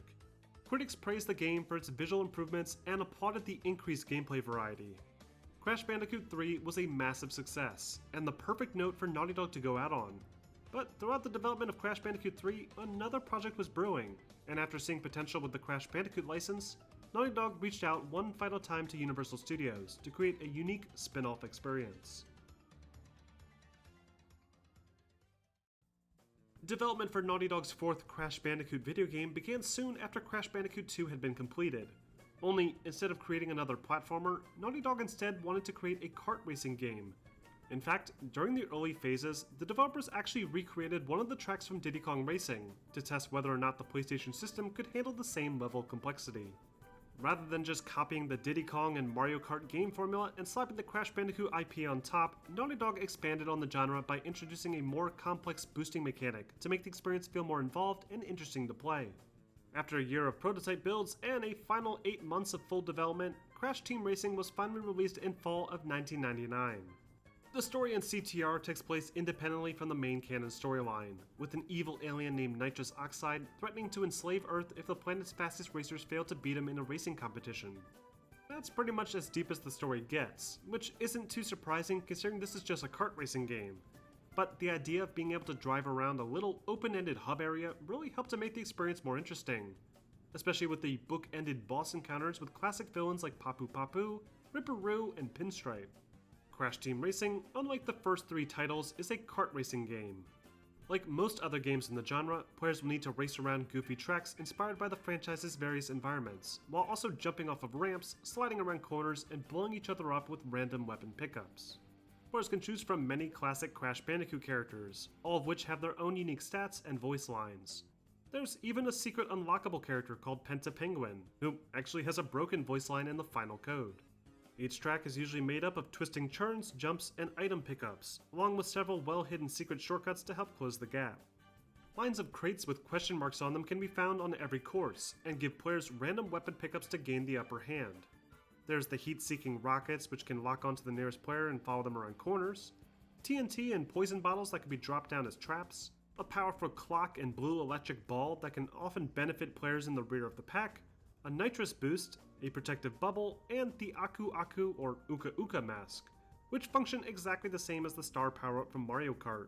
Players also need to find Wumpa Fruit in order to speed up the kart in each race. Collecting and holding onto 10 Wumpa Fruit not only allows players to maximize their speed, but also enhances all of the game's weapons, with boosts lasting longer and some weapons becoming more powerful. Crash Team Racing presented a unique challenge for the developers at Naughty Dog, due to its full 3-dimensional environments and local split-screen support functionality. To help limit the load on the weaker PlayStation hardware, the developers replaced the 3D rendered tires of each kart with dynamic 2D sprites that would properly rotate based on the player's camera angle. This greatly improved performance, especially when playing the game in the 4-player split-screen mode. The PlayStation's memory limitations also forced Naughty Dog to limit their roster size, with many characters like the Komodo brothers originally being playable but needing to be removed.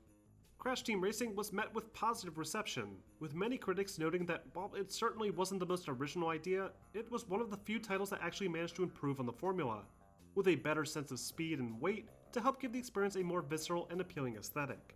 After Crash Team Racing, Naughty Dog was officially separated from their beloved Bandicoot, mainly because the character itself was not owned by Sony, but by Universal Studios Interactive. With their contract expired and Naughty Dog looking to continue production on new titles, Sony purchased Naughty Dog, and the studio went on to create a new franchise for the upcoming PlayStation 2. With the Crash Bandicoot franchise no longer in Naughty Dog's capable hands, Universal Studios tasked Mark Cherney and Eurocom Entertainment Software to create another Crash Bandicoot licensed title. The first Crash Bandicoot game to not be created by Naughty Dog was called Crash Bash. Crash Bash is another spin-off title, only instead of ripping off the classic kart racing genre, Bash is a Crash Bandicoot version of the Mario Party series, with a collection of various minigames and Crash Bandicoot characters. The game's story centers around both Aku Aku and Uka Uka arguing about whether good or evil is better, and attempt to prove it by hosting a contest pitting various Crash Bandicoot characters against each other. The game features both same-screen local multiplayer modes and a full adventure mode, with several different stages containing various minigames and bosses that increase in difficulty. Minigames include a goal-based pinball battle, icy glaciers where players need to use their polar bears to knock each other off, tank battles inspired by Bomberman, and a pogo stick game, where players need to capture colored spaces on a grid and bank their points by smashing special crates. As a party game, Crash Bash certainly has a lot of nice variety, and it's a fun experience, but the actual gameplay animations are noticeably more stiff than Naughty Dog's incarnations of the characters, and the visuals in general are a noticeable step back. Crash Bash was met with mixed reviews, with critics saying that the game was fun, but ultimately unoriginal and forgettable. During Eurocom's time making Crash Bash, Mark Cherney, along with the development studio Traveler's Tales, had already begun work on a next-generation Crash Bandicoot experience. This new project, nicknamed Crash Bandicoot Worlds, was initially going to be more of an open-ended 3D platforming game, breaking away from the mold of the traditional on-rails camera placement of classic Bandicoot games. However, about halfway through production, Universal Studios entered into an agreement with Konami, effectively severing ties between Crash Bandicoot and Sony Computer Entertainment. Because of this, Universal took Cherney off the project, and forced Traveler's Tales to completely rework the project to align with the more traditional Crash Bandicoot experience. This required a complete overhaul of the game, and after a short 12-month development schedule, Crash Bandicoot The Wrath of Cortex was rushed onto store shelves October 29th of 2001. Unlike past titles, Wrath of Cortex also found its way to other platforms, including Microsoft's new Xbox and the Nintendo GameCube a year later. Wrath of Cortex takes place after the events of the original series, with all the classic bad guys trying to figure out how to defeat their arch-nemesis Crash. During the intro cutscene, Cortex reveals that he has a secret weapon in development, but unfortunately can't use it without an alternate power source. To rectify this, Uka Uka releases 4 ancient masks, each with the power to harness a different elemental power. After releasing these masks, the elementals begin to cause unusual natural disasters, which Aku Aku picks up on immediately, and sends his team of loyal bandicoots to solve the problem. From this point, the game's story takes on a very similar structure to Naughty Dog's Crash Bandicoot Warped, with the players needing to complete 5 stages, find pink crystals, and then defeat a boss to move on to the next warp room. All of the powers awarded for defeating bosses in Warped return in Wrath of Cortex, but for some reason are locked behind boss fights again, with the one exception being the new Tiptoe ability, which allows Crash to tiptoe across nitro crates without detonating them. Wrath of Cortex also features a very different feel to the various level designs. While still built around the on-rails chase camera along with a side-scrolling angle, the game's levels are slightly more natural in appearance, with more unique obstacles and complex paths. The updated engine also allows players to move around an expanded play zone, making some areas less cramped and feel noticeably more empty. The split pathways and special colored gem routes have been removed, and an even greater number of levels now feature full vehicle sections, greatly taking away from the classic platforming aspect the series has become known for. New vehicles include submarines, jeeps, planes, spaceships, snowboards, scooters, mechs, a weird helicopter jetpack, and one of my favorites, the Atmosphere, a sort of hamster ball for Crash that needs to be navigated through twisting ramps and platforms, monkey ball style. Wrath of Cortex is also the first game in the series to feature Coco as a playable character in the platforming levels, though her jumping distance, attack range, and hitboxes all feel noticeably smaller than Crash's. The boss fights, which previously featured a wide variety of silly creatures from the outback, are now limited to confrontations with series newcomer Crunch Bandicoot, who is accompanied by a different elemental mask at the end of each stage. Visually, thanks to the power of the next-generation hardware of the PlayStation 2, Xbox, and GameCube, Crash Bandicoot Wrath of Cortex is a huge step forward. Animations are smoother, colors are richer, and environments appear much larger and more complex. But unfortunately, because of the short development time and lack of experience, the environments in Wrath of Cortex also appear less detailed. There are a number of areas with unused empty space, and it comes off feeling like a fan-made game. Wrath of Cortex, despite selling extremely well in the early 2000s, was met with mostly mixed critical reception. Critics complained that this fourth entry to the platforming series failed to present anything unique or meaningful to the franchise. Others complained about the excessively long loading times, especially with the original release version of the PlayStation 2, that sometimes took up to 45 seconds just to boot up a level. Wrath of Cortex's mixed critical response resulted in an uneasy partnership with Universal and Traveler's Tales, a situation that caused a lot of last-minute changes and problems with future Crash Bandicoot titles developed by the studio. While Wrath of Cortex was being reworked, Universal contracted Vicarious Visions to work on a standalone mobile title for Nintendo's Game Boy Advance platform. Using several animations from Naughty Dog's Crash Bandicoot Warped, Vicarious Visions managed to craft a full 2D Crash Bandicoot experience that, while not as visually impressive, still managed to play just like any other Crash Bandicoot game. This project, titled Crash Bandicoot Huge Adventure, would be made available in early 2002, soon after the release of the already poorly received Wrath of Cortex on the PS2. Huge Adventure also takes place after the events of Crash Bandicoot Warped, and plays out very similarly to the Wrath of Cortex, with Uka Uka scolding Cortex for his foiled plans at the hands of Crash Bandicoot. In response, Cortex makes use of a powerful shrink ray he calls the Minimizer, and shrinks the planet down to the size of a small fruit, along with all of its inhabitants. Aku Aku, realizing what has happened, once again calls on Crash to collect crystals and put a stop to Cortex's evil plans. Huge Adventure, while not a 3D platformer like the main entries to the series, features mostly the same style of gameplay. Crash can run, jump, and spin through several different themed platforming levels, while also destroying crates and collecting fruit and crystals. Many of the features from Warped return, including Crash's super moves, characters, and the bonus time trials, only with the added benefit of being able to play on the go. Of course, because of the Game Boy Advance's limitations, Huge Adventure is strictly a 2D platforming experience, with the occasional semi-3D levels with Crash running away from a Yeti. The game also only features 20 levels, about 5 less than usual, and the experience fails to really introduce anything new or unique. Crash Bandicoot Huge Adventure was met with decent reviews, with some even claiming that it was a better Crash game than Wrath of Cortex. Reviewers praised the game for its solid visual design and tight controls, but were disappointed by the lack of innovation. With Huge Adventure managing to sell over $19 million worth, Universal extended their contract with Vicarious Visions, and had them create a sequel in the following year.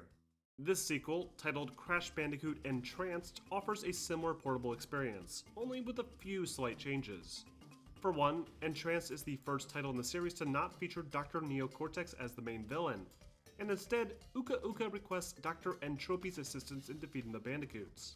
To accomplish this, they task series newcomer Entranced to hypnotize the trio of Bandicoots in an effort to make them allies rather than foes. But as Coco and Crunch are being kidnapped, Aku Aku catches on and prevents Crash from being taken. With both Coco and Crunch now under Entrance's control, he's forced to go on yet another adventure to save his friends and defeat evil. This game handles almost exactly like Huge Adventure, only instead of the classic level warp hub, Entranced features a map similar to the world maps used in Mario games. New to Entranced are vehicle levels, like a wakeboard level where Crash needs to dodge sharks and jump off of ramps to smash boxes. Other new features include 2 new superpowers, the Super Slide and the Rocket Jump, and a few levels where you play as either Crush or Coco. Entranced even includes a unique multiplayer mode, where players can either battle against each other with these Atmosphere hamster balls, or race through any of the standard platforming levels by means of the Game Boy Advance's System Link hardware. Crash Bandicoot Entranced was met with slightly less positive reviews. Many critics found the game to be fun, but very derivative, with essentially nothing new introduced to the exceedingly old formula. Around the same time as Entranced development, Universal once again reached out to Traveler's Tales for another major console release for the franchise.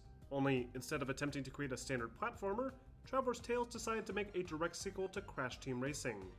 But rather than just copying what Naughty Dog had already done, they initially meant for the sequel to feature a new vehicle damage mechanic, where pieces of the player's cart would begin to chip away throughout the race, ultimately resulting in the player riding around on a single wheel. Universal Interactive, likely skeptical of Traveler's Tales' potential after the mixed reception of Wrath of Cortex, suddenly put the Game Boy Advance developers Vicarious Vision in charge of the project, resulting in yet another last-minute change to the development pipeline, and a major shift in the game's direction.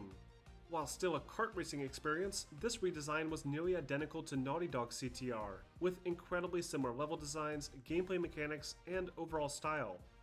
The resulting game was 2003's Crash Nitro Kart, which released for the PlayStation 2 along with the Xbox, GameCube, and a few other mobile devices. Nitro Kart takes place after the events of Crash Team Racing, with Oxide having been defeated and news of Earth's fast racers spreading throughout the galaxy. Intent on featuring these new racers in his competition, Galactic Emperor Velo kidnaps Crash and all of his friends and forces them to compete for the fate of their world. Thanks to the new full-motion cutscenes, Nitro Kart features far more depth to the various characters, with Crash's silly personality but kind-hearted spirit being demonstrated more clearly. Nitro Kart also features a more light-hearted aesthetic than its predecessors, with villains being even more goofy than usual, hinting at a potential shift in direction that the series would eventually take.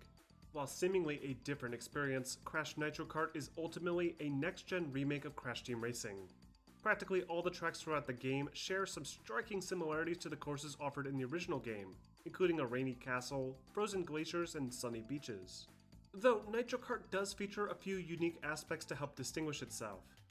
Possibly one of the most interesting changes is the reworked karts themselves, which can now ride along walls and upside down at specific points throughout each track, a feature that was only recently adopted in Nintendo's Mario Kart 8.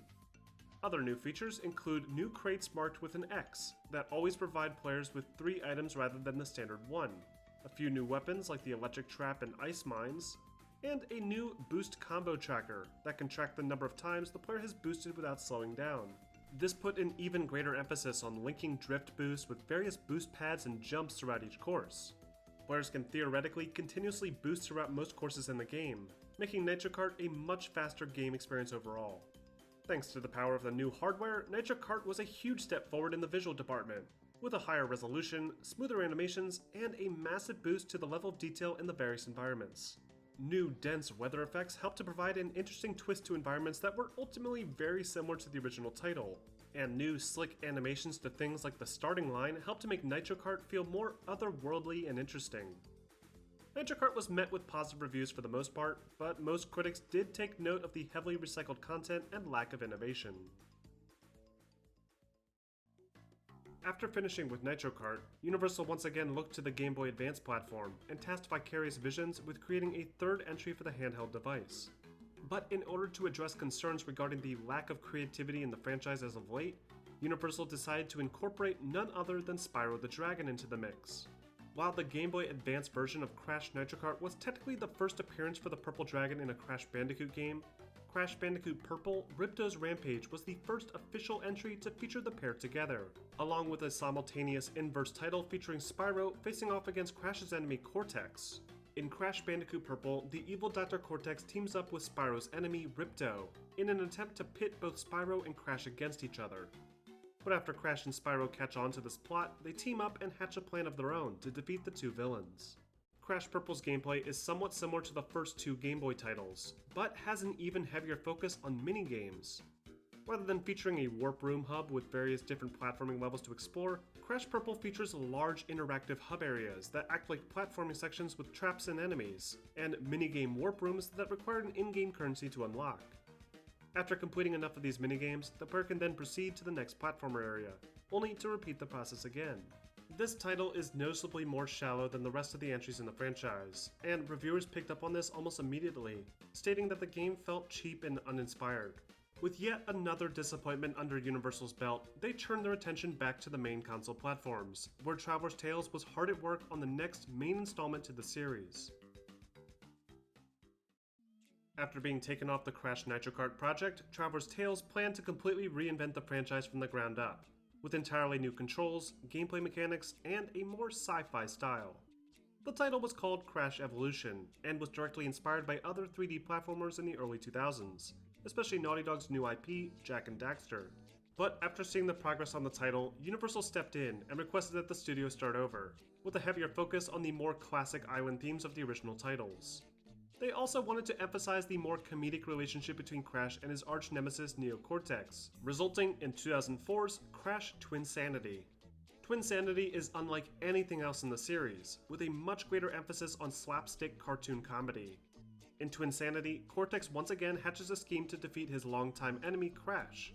But after encountering a pair of strange alien creatures from a different dimension, both Crash and Cortex are forced to team up and travel across the islands in an effort to save their island from destruction. Along the way, the duo encounters several classic Crash Bandicoot characters, and are thrown through a gauntlet of silly cooperative comedic action. It completely abandons the traditional side-scroller and fixed camera level designs and opts for more open-ended environments, filled with crates and 3D platforming challenges. One of the more unique features in Twinsanity is the interaction between Crash and Cortex. Because both characters refuse to let go of a pink crystal, the two are forced to work together in silly ways. Levels often feature unique situations where players will need to escort Cortex past hazards or need to use each other as weapons to defeat enemies. Several levels also incorporate the atmosphere mechanics from Wrath of Cortex, only now, the ball is made up of the two characters fighting in a comedic fight cloud. Twinsanity is easily one of the most creative uses of the Crash Bandicoot property post Naughty Dog, but the short development cycle unfortunately hurt the overall quality of the experience. Twinsanity also features a distinct shift in the visual style, with character models still resembling their former selves, but having exaggerated features and a more stylized approach. A lot of the game's humor relies on various sight gags, with one in particular being Crash's goofy dumb guy stare he does after hearing something silly.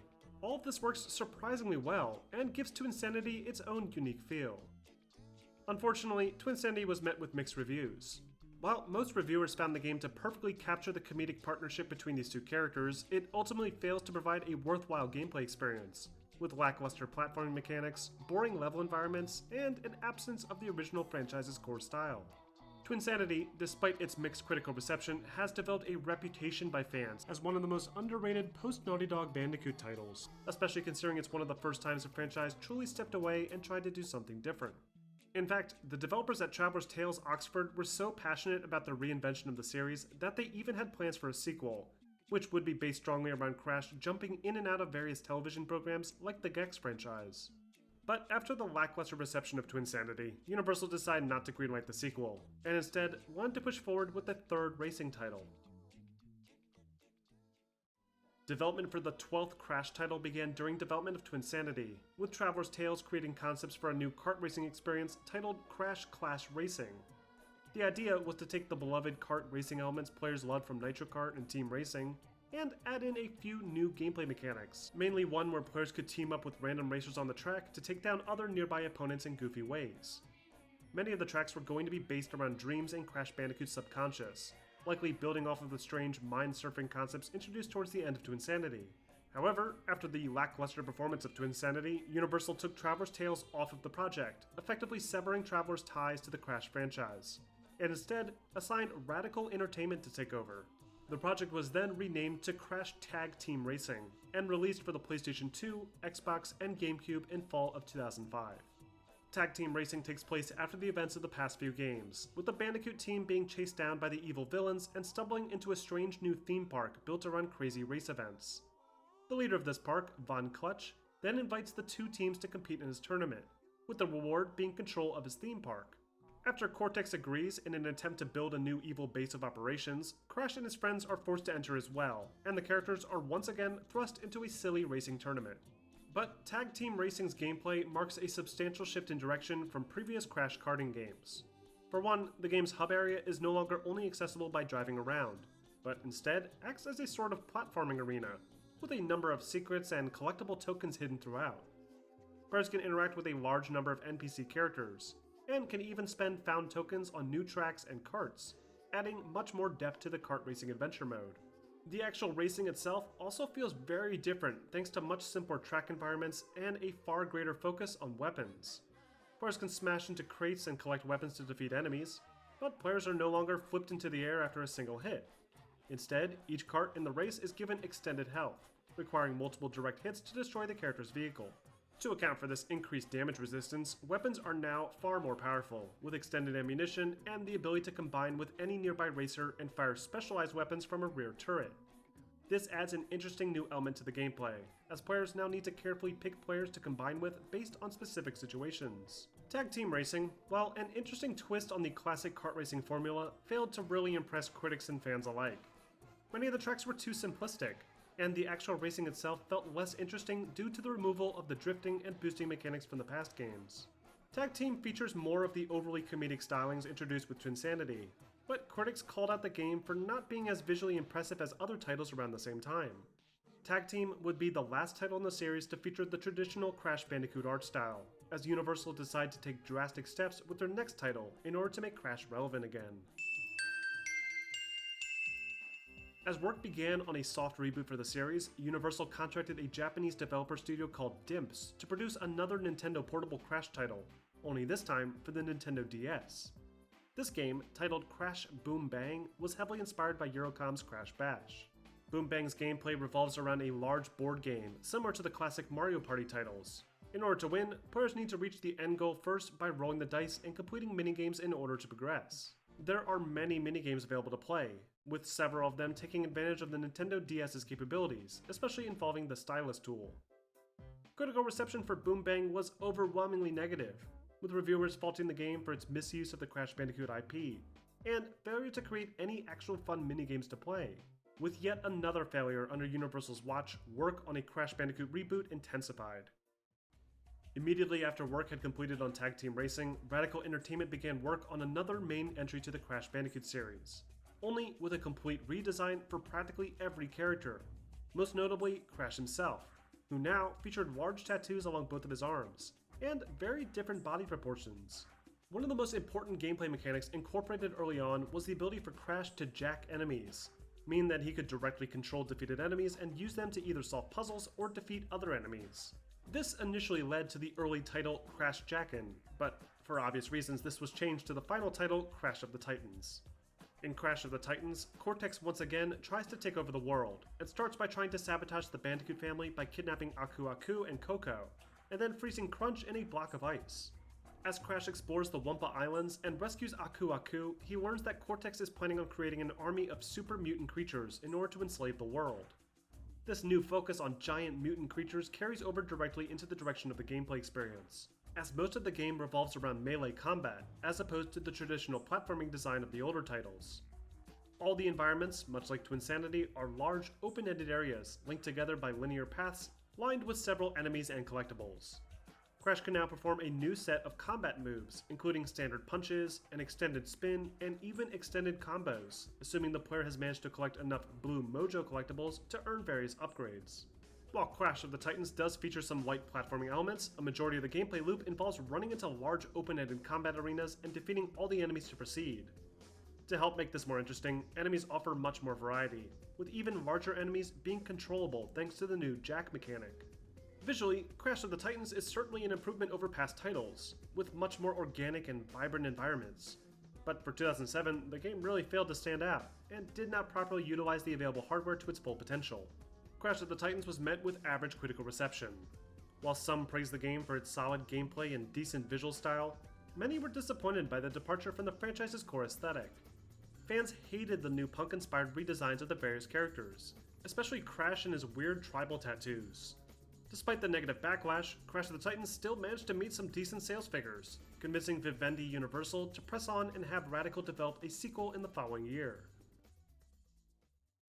In December of 2007, the American game publisher Activision stepped forward and offered to merge with Vivendi Universal, a deal that was finalized the following year. This merger officially transitioned the Crash Bandicoot intellectual property into Activision's hands, a move that would result in a massive hiatus for the series. But before that could happen, Radical Entertainment still had one final project in the works, a sequel titled Crash Mind Over Mutant. Mind Over Mutant, despite being a direct sequel to Crash of the Titans, features a massive shift in its narrative approach, with the shorter development time and smaller budget forcing the studios to think of creative methods to create cutscenes and tell their story. This resulted in a number of cutscenes in the game utilizing distinct visual styles, inspired by a number of different artistic formats, including puppet theater, anime, and even a bit built around the South Park art style. While this comedic storytelling device has no impact on the actual gameplay experience, it does help provide a surprisingly funny new angle to the exhausted storyline that's been told at this point over 14 times. When it comes to gameplay, most of Mind Over Mutant plays exactly the same as Crash of the Titans, with players needing to collect Blue Mojo to power up their abilities, while also fighting large groups of enemies and doing some light 3D platforming.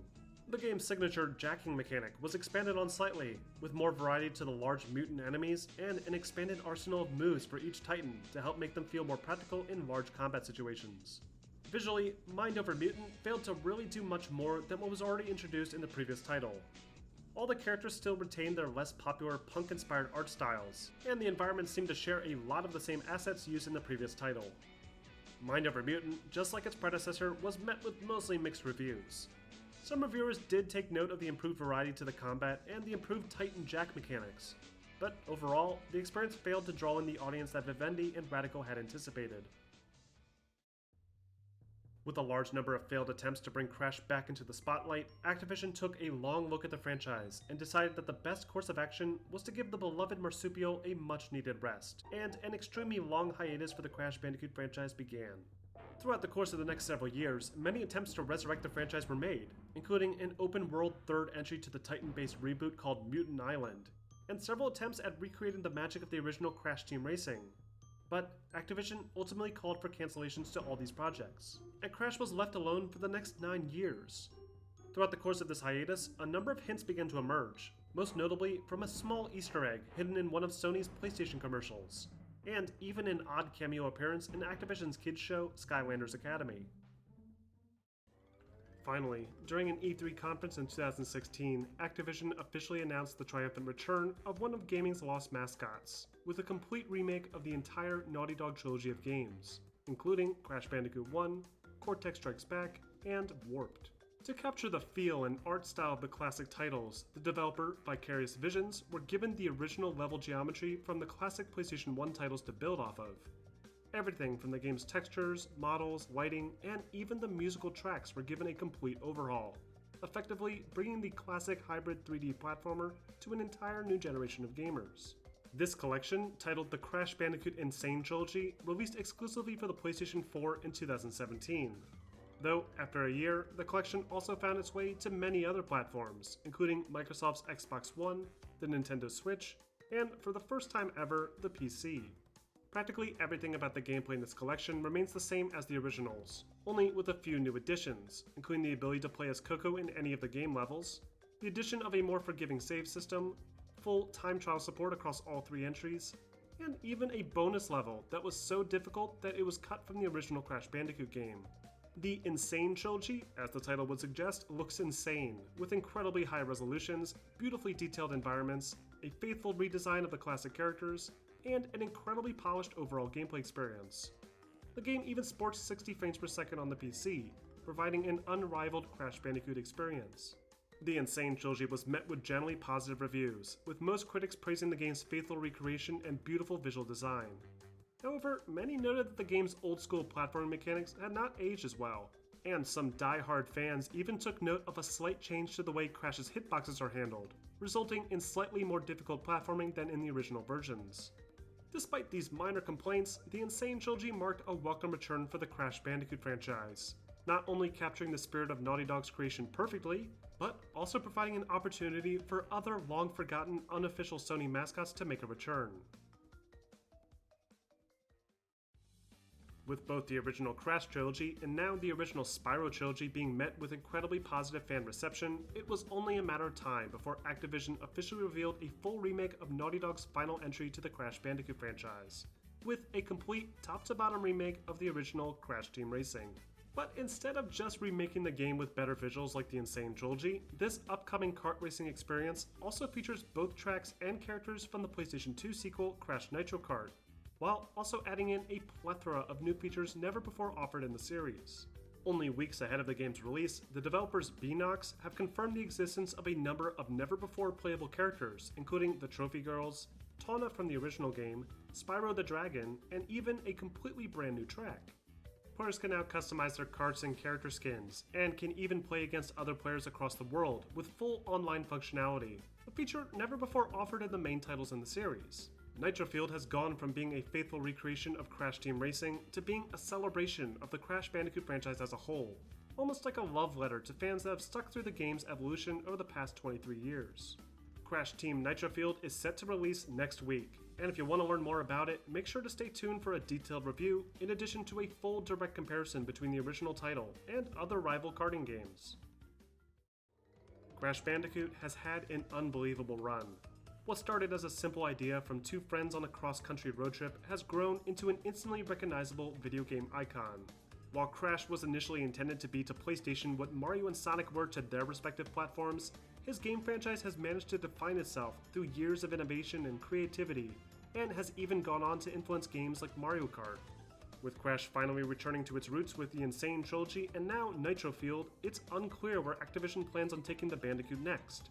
Will they build completely original games, or will they attempt to recreate other titles like Twinsanity or Wrath of Cortex? Regardless of what direction they decide to take, I think it's safe to say that the individuals in charge of the franchise now have a deep respect for the series. So I think whatever they plan on doing should be interesting. But what do you guys think? Are you excited for the Crash Team Racing remake? What other games from the series would you like to see revisited? Let me know in the comments section. And if you like this documentary and want to see more like this, please consider donating at my Patreon. These donations help pay for all the games and materials required to make these videos possible. Also, if you haven't already, don't forget to like and subscribe for more content posted every week.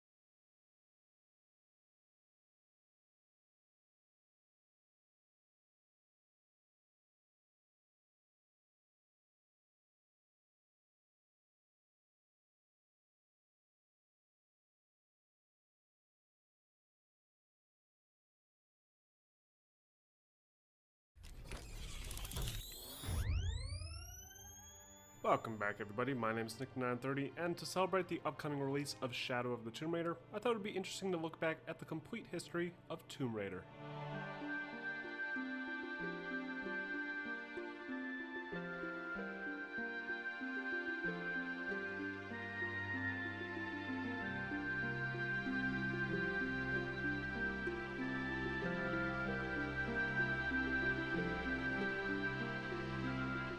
Tomb Raider is an action-adventure video game series that lets players explore tombs, solve puzzles, and fight enemies as the iconic Lara Croft. The series has been around for multiple decades now, and is one of the most recognizable action-adventure series of all time. And despite some missteps in the early 2000s, Lara Croft still managed to resurface bigger than ever.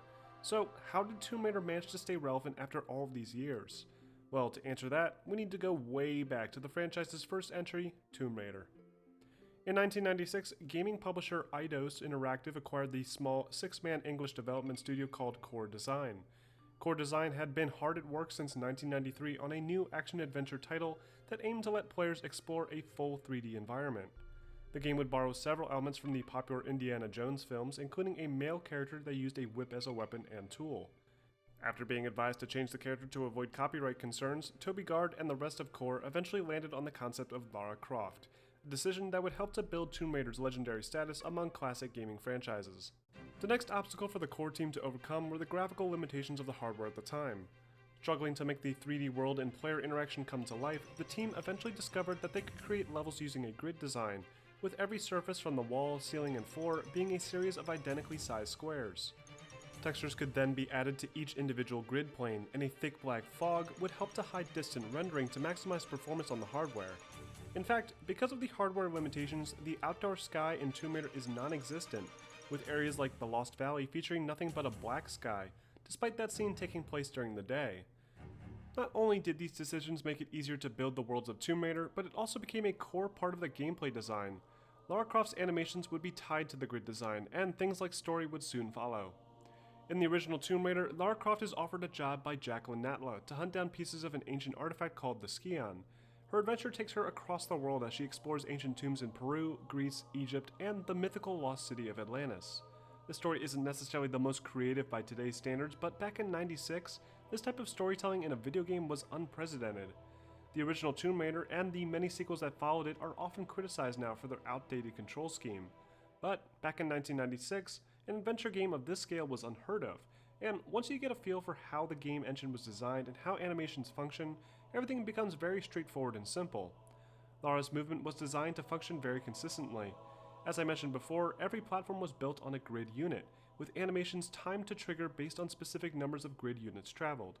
This fundamental concept is the backbone for the entire first 5 entries to the series, and all other animations like side jumps, rolls, and dives would be based around the same consistent formula. Churning feels stiff by today's standards, with Lara able to churn in place when standing still, or churn slowly when running forward, requiring players to line up their jumps carefully to ensure Lara goes where they want them to. Players could also draw various weapons from their inventory to fight enemies, which is probably the most outdated part of the game's control scheme.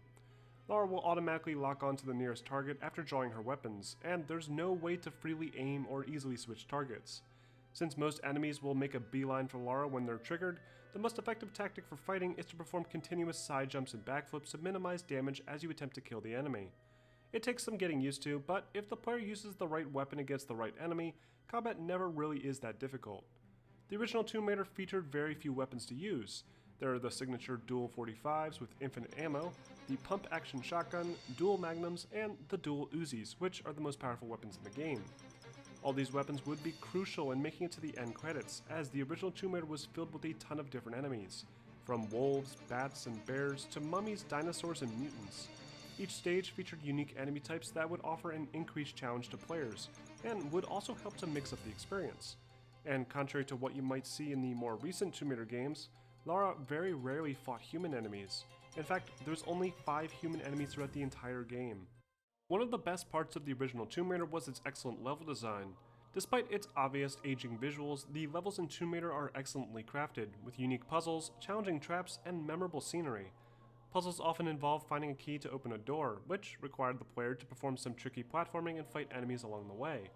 Environments also feature plenty of items to collect like health kits and ammunition, with the most difficult to find secrets triggering a special musical cue as a reward. Overall, the original Tomb Raider is a brutally difficult game that often requires a bit of trial and error. Traps are very lethal, killing Lara instantly with the slightest misstep. Enemies can drop a player's health to 0 with a few well-timed attacks, and it's easy to get lost in the maze-like level designs. But that's part of the charm of this game and why it remains a classic to this day.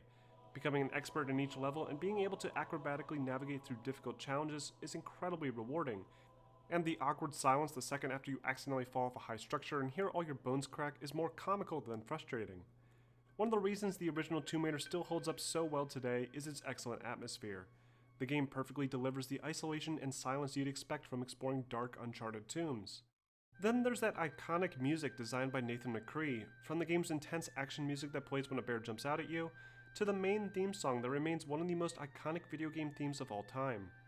The original Tomb Raider is still an absolute masterpiece, and if you can get past the aged visuals, stiff controls, and cliché story, it still offers a rewarding adventure experience. Tomb Raider released for the Sega Saturn and PC platform in addition to the PlayStation 1, which would become its exclusive home for several years to come. The original game received glowing reviews from almost every gaming journalist at the time, and Eidos quickly greenlit future entries to the series.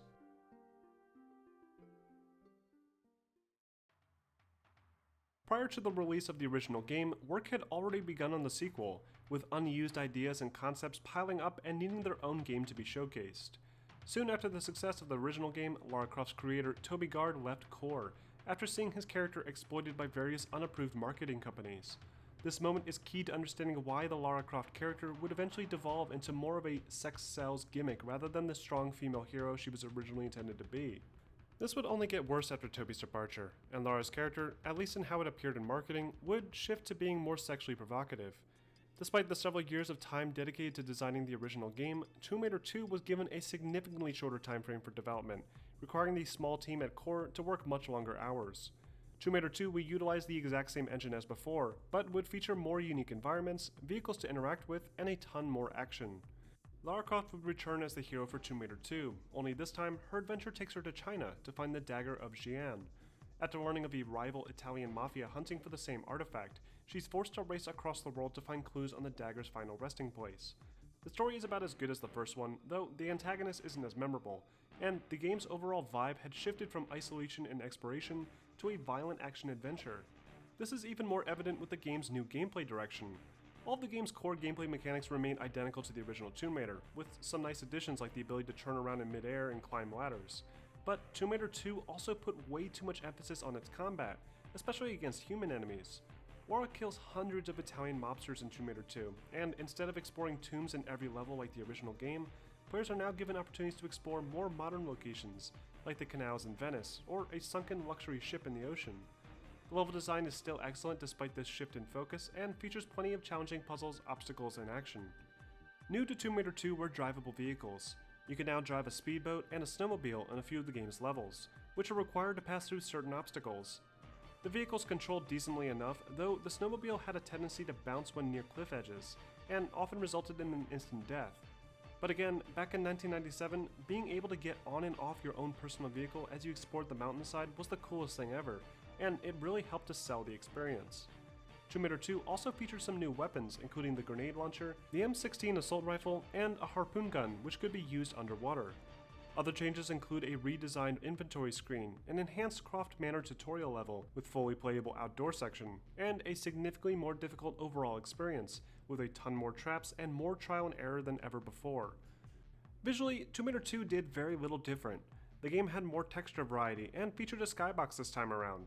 Lara Croft's character model also saw some nice improvements, including an increased polygon count, level-specific outfits, and a dynamic ponytail that would realistically move based on Lara's actions.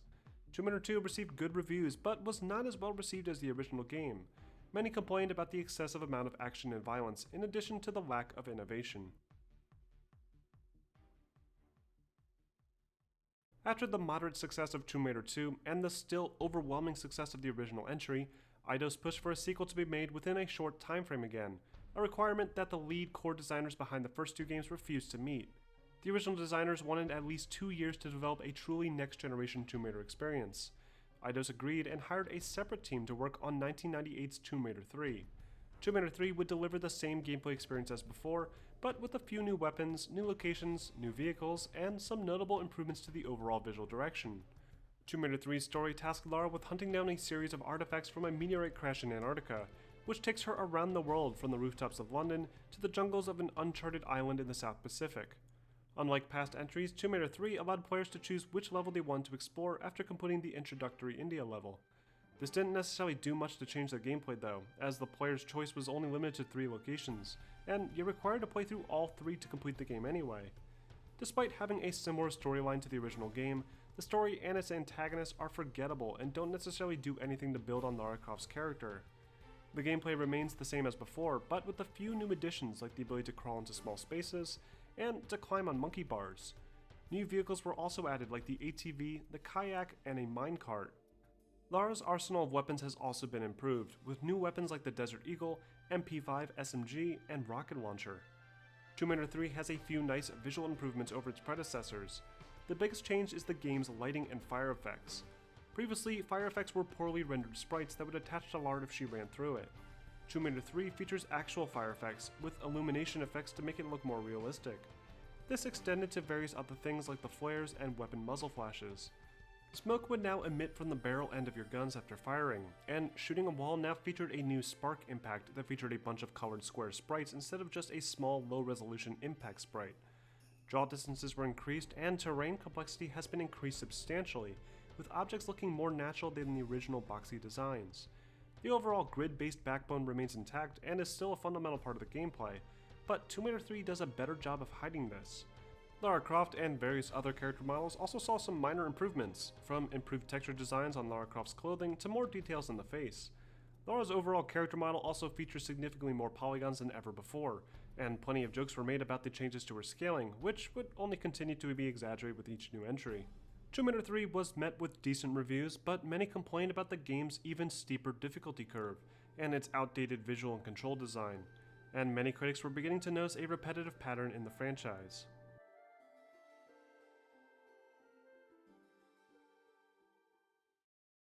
Core, tired of non-stop work being put into Tomb Raider video games, decided that the 4th entry to the series, Tomb Raider The Last Revelation, would be the end for Lara Croft.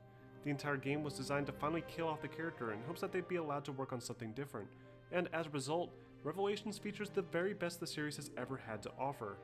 In The Last Revelation, we get a far more realized story, with an actual look back at Lara Croft's early years with her mentor Von Croy.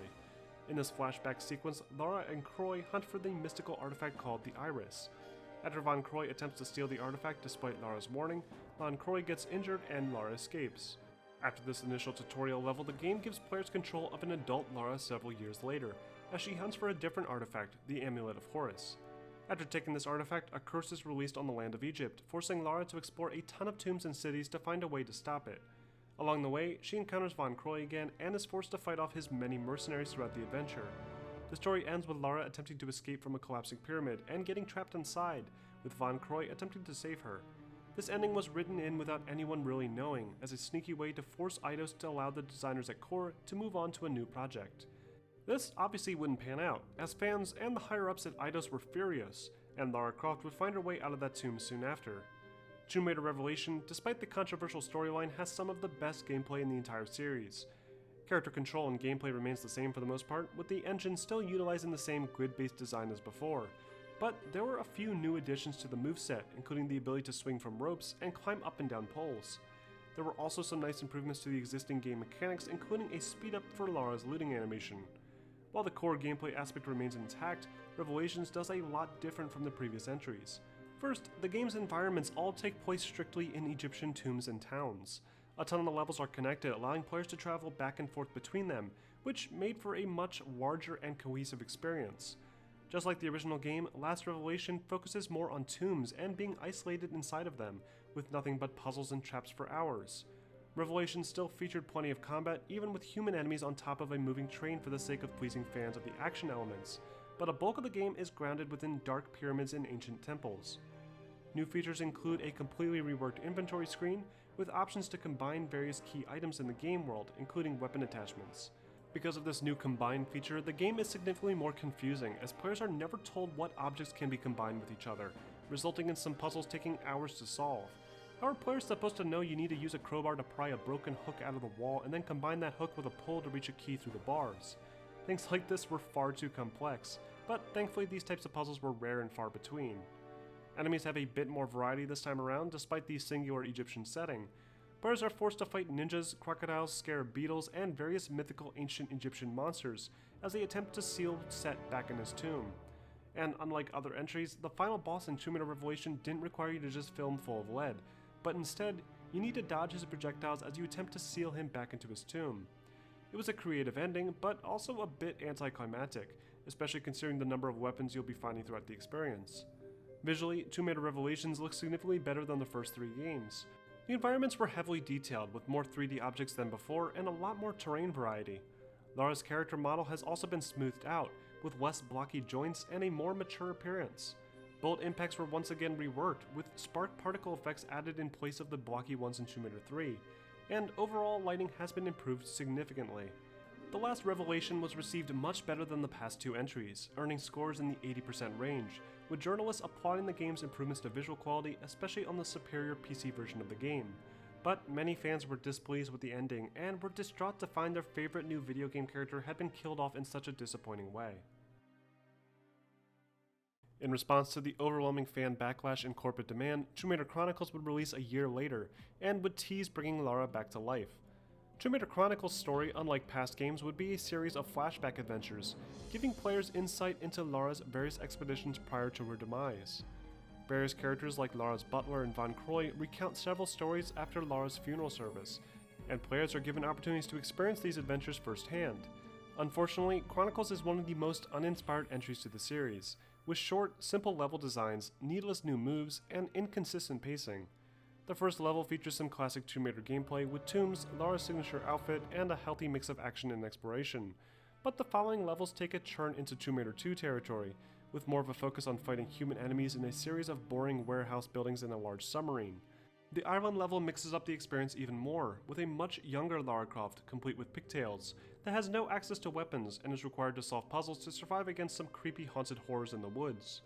The final level at the VCI headquarters is the worst though, as it puts Lara into a sort of Mission Impossible situation, where she needs to sneak around an office building, sniping guards or knocking them out with chloroform. Little did fans know that this level would be a hint at the direction Core Interactive wanted to take Lara, as she stepped out of the tombs and started to follow in the footsteps of Metal Gear Solid. Tomb Raider Chronicles received mixed reviews, with many critics noting that Core had finally reached the limit in terms of what they could do with the franchise, both from a gameplay perspective and a visual standpoint. While Lara Croft had technically been resurrected, she never truly felt like she had returned, as the Tomb Raider franchise went further down the stealth action rabbit hole. In 2003, Core Design released their final Tomb Raider game, called Angel of Darkness, and it was such a disaster of a game that it almost killed the entire franchise. Many fans point fingers at Eidos for rushing the development of the game to coincide with a Tomb Raider film release, but based on a few old articles from Edge, the game was suffering from serious technical issues from the beginning. During the development of Tomb Raider Chronicles, a separate team began work on the first truly next-generation Tomb Raider experience. After work for Chronicles wrapped up and a bulk of the core team began helping with the next-gen project, they were greeted to a complete disaster of a game. After delaying the project a full year, Angel of Darkness finally released, and it was still in a barely playable state. The game's controls were horrendous, the story was unfinished, and the overall vibe of the game didn't even feel like Tomb Raider anymore. Angel of Darkness takes place after the events of Tomb Raider 4: The Last Revelation, with Lara seeking out Werner von Croy after he reaches out to her for help. Croy explains that he's being stalked by a sort of shadow corporation over an ancient series of artifacts called the Obscura paintings. After Lara is knocked unconscious, an assassin kills von Croy, and Lara is left wondering if she was the one that killed him. Most of the game has Lara seeking out answers and following clues across Paris and Prague, eventually learning the truth about the Obscura paintings, and a bunch of biological experiments gone wrong in some secret underground labs. The storyline is actually one of the better ones in the series, but the overall tone felt out of place for a Tomb Raider title, with the directional shift towards being more of an RPG stealth action adventure, replacing the solitary exploration of undiscovered tombs. The odd romantic interest thrown in also felt completely out of place, and seemed like an unnecessary addition for a character that had previously never needed companionship. The worst part about Angel of Darkness was the terrible control scheme. Instead of utilizing the tried and true controls from the Angel of first 5 Darkness games, again? Was that Core decided to 4 or rework 3? the controls to fit in with the more realistic environmental designs. Lara's movement capabilities were reduced, and she was made to be less acrobatic than in the past. Lara would now automatically climb objects if the player pushed her towards it, and the ability to press and hold the action button to grab ledges was removed, instead requiring the player to manually jump and hold the grab button. Turning Lara felt cumbersome and frustrating, making it a chore just to line her up in front of a door to open. Lara could still do a somersault to turn around, but she could no longer do this mid-jump. Hopping backwards was also removed, I don't think I ever played that one. Set up a running jump. I think I only played PS1. And the game's combat was also reworked, with Lara no longer sporting her signature dual pistols, unless players installed a mod to add them in. Ammo was also reworked to be more realistic, with players needing to actually load in magazines to their weapon, instead of just shooting from a finite pool of ammunition. Yeah, players could now perform melee attacks, stunning enemies and giving her an opportunity to fight back when low on ammo. Players could also initiate a stealth mode, allowing Lara to sneak up behind unaware enemies to avoid combat. Did you get Torto's But even back? if these controls had functioned properly, Angel of Darkness just feels out of place in this series. The more grounded control scheme, darker tone, and more urban environments make the experience feel less like a Tomb Raider game and more like a Resident Evil game. In fact, playing through this game reminded me a lot of Resident Evil. There's fixed camera angles, zombie-like enemies, and even a segment of the game where you switch from Lara to some guy named Curtis. On the plus side, Angel of Darkness featured a significant leap forward in terms of visuals for the series. Lara's character model still looks pretty decent by today's standards, outside of look. her low polygon face at least. Trying to get my The environments were also more detailed than anything in previous Tomb Raider games. The game world was smaller, and later stages felt less detailed due to the rushed development time, but there's still some nice improvements throughout. Unfortunately, these new visuals were also accompanied by some serious graphical glitches, making it nearly unplayable without a ton of modifications on the PC. Angel of Darkness was a complete disaster of a game, and while it thankfully wasn't the end of Tomb Raider, it was the final game in the series to be worked on by the original core design team. Dude, I forgot how Several years had passed after the colossal failure that was Angel of Darkness, and with Core no longer working on the franchise, Eidos hired Crystal Dynamics to take over and reboot the once iconic Tomb Raider series. Crystal Dynamics decided to scrap all the efforts made in the last few entries and return to the series' roots with 2006's Tomb Raider Legends. To ensure they did this right, they even hired Toby Gard to return to the series, who assisted in various smaller details like Lara Croft's character redesign. Legends was a massive step forward for the series, and a fresh start for our hero, Lara Croft. Legend featured a far more immersive narrative-driven experience, state-of-the-art graphics, and significantly improved controls. That's related These changes to the helped movie. make the game more accessible to a new audience, and You like isolated Tomb Raider? older fans as the game took on a more Tomb Raider's so action-oriented approach. Tomb Raider Legends features a soft reboot to the She story, looks so with hot, Lara now dude. desperately searching for clues to her mother's whereabouts after an incident during Lara's childhood caused her mother to disappear into a mysterious ancient portal. Unlike past games, this story would be extended throughout a trilogy would of we do games, so now? it ends on a slight cliffhanger. I mean, Tomb Raider Legends features a still return may of the stream sidekick tech expert Zip, who was on my featured in the phone. final It's level gonna be of Tomb Raider very scuffed. Chronicles. I'm gonna have no Alistair, model. an annoying historian that's constantly complaining in your ear, and Lara's childhood friend Amanda, who becomes the antagonist after Lara is forced to leave her for dead. Compared to past entries, Tomb Raider Legends features a significantly better storyline, but unfortunately, this also hurts the gameplay experience slightly. Rather than being given free reign of How large hard is levels it? filled with puzzles Wait. and traps, Tomb Raider Legends You takes paint on a more nails like scripted that? and linear approach. Puzzles were He often does. physics-based, and while they were more creative than past puzzles, they were also far I easier mean, to how solve. hard is it The combat to encounters are repetitive and boring with have less enemy a variety. You basically were stuck fighting a couple person different doing soldier like types stream and the side occasional jaguar, things which in was case reskinned things to go appear wrong? different in each unique locale. Despite the weaker level design, Tomb Raider Legends does feature Like much better how, controls than past titles. the Jumping from extremists platform normally to do it. platform is more streamlined thanks Is it to the more auto grab complex function. than it looks, And or- things like the grappling hook and physics-based objects made the experience feel more fluid. Combat saw the biggest improvement, with players now capable of performing a huge collection of moves when dealing with enemy soldiers. You could backflip off of enemies in slow motion, dive to the side, that is throw why grenades, he's not even grapple listening. enemies, Shake kick, my and head. even He's too busy slide, thinking about likely to help shaking tie the useless game more that he's closely not to even the paying action attention to featured what in I'm the past two asking. films. But despite the more streamlined action, the game itself felt How less hard edgy is than its it predecessors. to, like, the game's blood mod effects the- were removed entirely, along with the my gruesome deaths stream? in favor of a ragdoll death animation that would also fade to black before No, you even not hit like the the ground. back Enemies took on things, a but more like cartoony appearance, being able and to the game control was like significantly easier than before. with complex systems Be right like the back and all inventory that. system and manual saves being replaced with You know, hotkey if the health packs stream and goes down, they checkpoint normally saves. swap to a different Legends scene and also stuff. threw in some needless QuickTime events, a curse of the Hi, times babe. unfortunately. Hey, creepy. Despite these shortcomings, Hi. Tomb Raider Legends received high critical acclaim, with most critics praising the game's improved controls and more dramatic story. Sure, it's no Trying to get revelations, my but nail Tomb Raider polish Legends up. saved the Tomb Raider It's franchise taking from its forever. untimely demise, and brought Lara back, at least partially, to the tombs where she belongs. What's YouTube?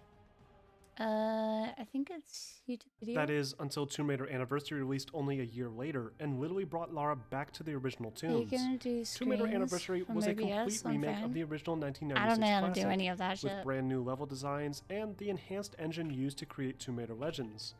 Anniversary once again featured Lara's search for the Atlantean Scion, only we're given a more in-depth look at Lara's character as she deals with becoming the Tomb Raider she is today. It's a bit cheesy by today's standards, but it's the most human we've ever I'm gonna seen the miss character up to restream. this I'm point, thinking and how would I likely can be do the it without foundation like in which the more things recent going games are wrong. built off of. Unlike the original game, I want to Tomb Raider stream, but Anniversary also I establishes don't all of want its to like. characters more, with Natla's story being fleshed out and explained in greater detail. They even set it up so that Natla could make a return in the future as Lara's What the ultimate hell? arch-nemesis. Staying faithful to the original game, every location is rebuilt from the ground up, with Like brand new streaming platforming app or segments, in a a live few stream? surprise enemy encounters, and a more polished and cohesive experience. Like New moves how- included the ability to climb vertical columns bye, and balance Josh. on top of them, hopping from point to point. Like how they do Players could also the, swing from a rope and run along the walls, an extension of the grappling abilities introduced in Tomb Raider Legends. If like a stream Not goes only down were the gameplay something, mechanics and the visuals person on the reworked, other but side, music like was that's also redone, controlling with updated the themes scenes. for every enemy encounter and some nice cinematic background music Like how cues they playing look when after reaching the a new stream. area.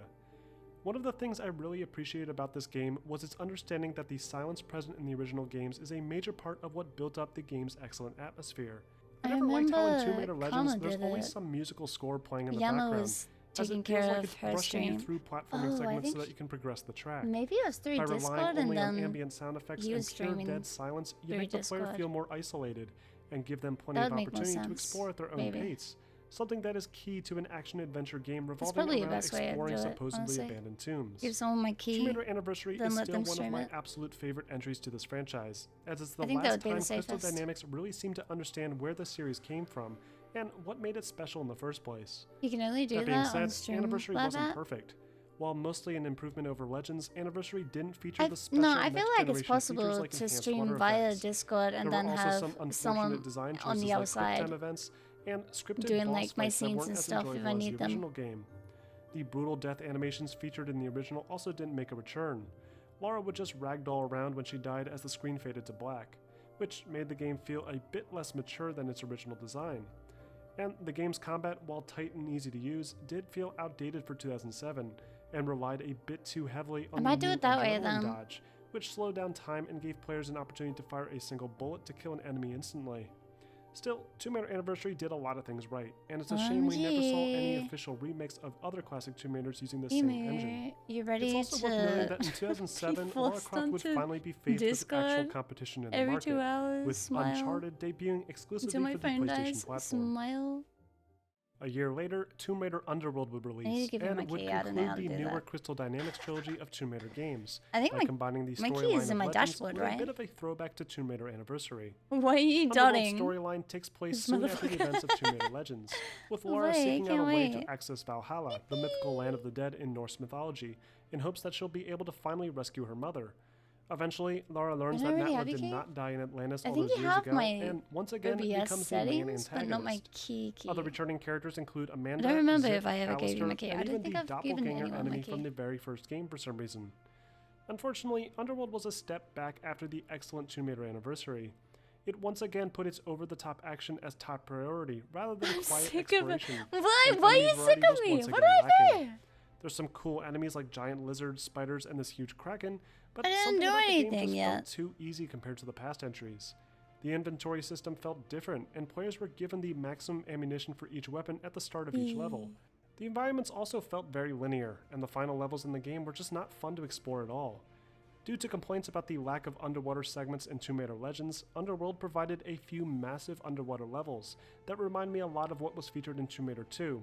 But again, they removed the requirement to hold your breath and gave Lara a rebreather, making these moments more for eye candy than the challenge presented in the past. New features include the ability to lock on multiple targets when holding 2 weapons, and the ability to pick up large key objects to use in puzzles.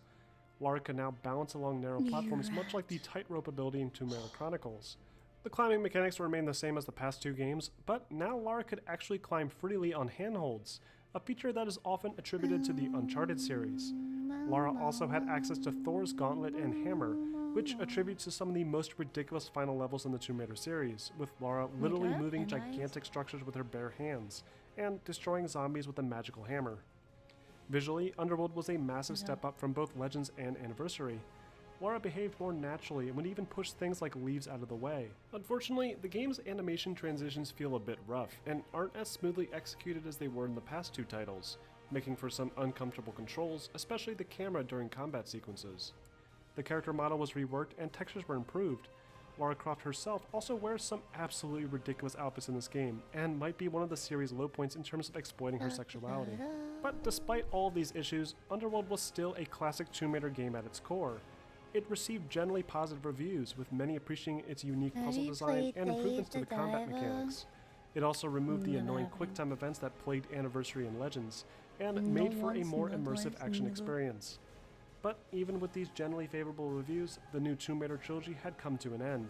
A new action-adventure series had begun to take the spotlight, with Uncharted 2 becoming Game of the Year in 2009, and taking over the crown for the best action-adventure game series. Because of this, and the past few entries not capturing a large enough audience, it would be a long time before a new official Tomb Raider game would be revealed. In early 2009, Square Enix purchased controlling shares of Eidos Interactive, and would now be in charge of overseeing production of titles like Tomb Raider. Following the disappointing sales of Tomb Raider Underworld, the studio Crystal Dynamics split into 2 separate teams, with one working on a spin-off arcade-style Lara Croft adventure, and the other working on a truly revolutionary concept for the main series. The spin-off title was 2010's Lara Croft and the Guardian of Light. Guardian of Light was an isometric puzzle adventure game that challenged the players with excellent puzzle designs and twin-stick shooter action segments. The game used similar animations to the Legends trilogy and would feature Lara sporting her classic outfit, raiding tombs, and fighting various creatures. Despite it not having Tomb Raider in the name, Guardians of Light was the closest Crystal Dynamics has ever gotten to creating a true Tomb Raider game, on par with what was offered in the original core design games.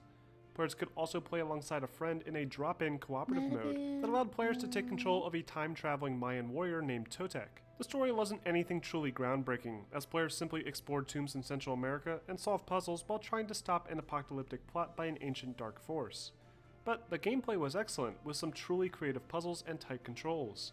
Guardian of Light was a surprisingly well-made Tomb Raider game, despite it not being part of the main series. Meanwhile, the other half of Crystal Dynamics would continue to be hard at work on the next big installment, promising to change everything gamers thought they knew about Tomb Raider. In 2013, the brand new Tomb Raider game finally hit store shelves, and would be a complete reinvention of the franchise. The game, simply called Tomb Raider, would be an origin story for Lara Croft, and feature her prior to becoming the hero we know her as today.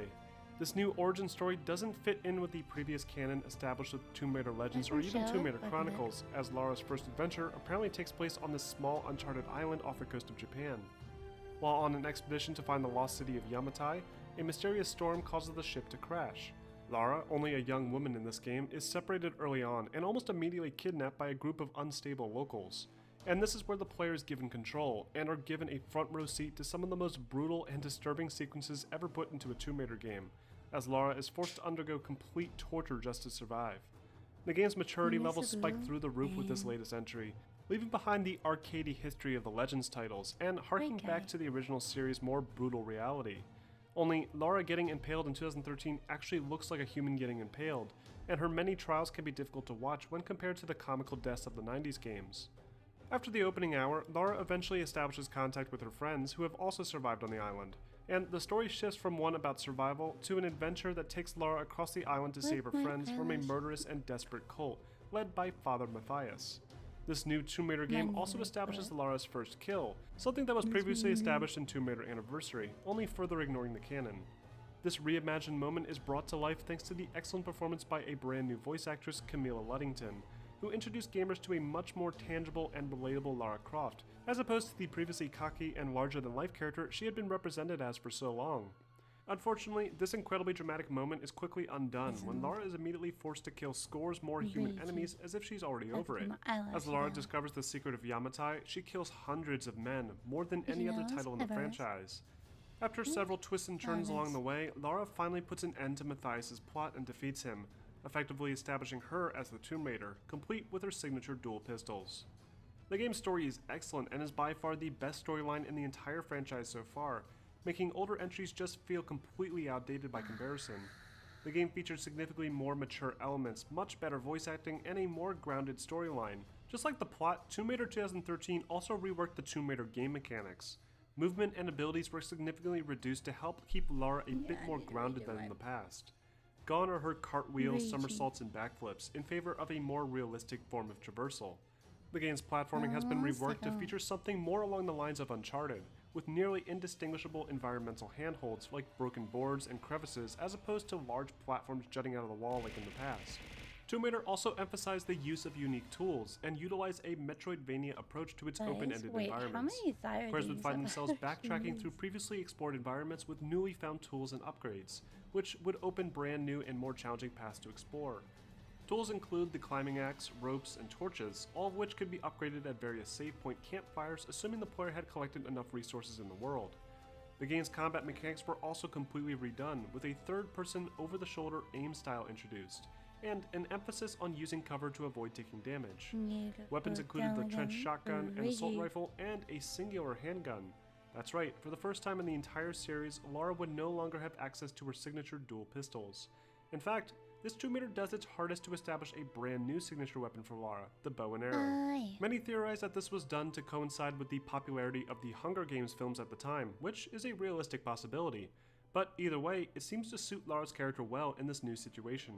Stealth mechanics were now introduced more fluidly into the gameplay, with players given the opportunity to completely bypass some enemy engagements if they were careful enough. Players could even shoot arrows to cause distractions and take down enemies stealthily without anyone knowing.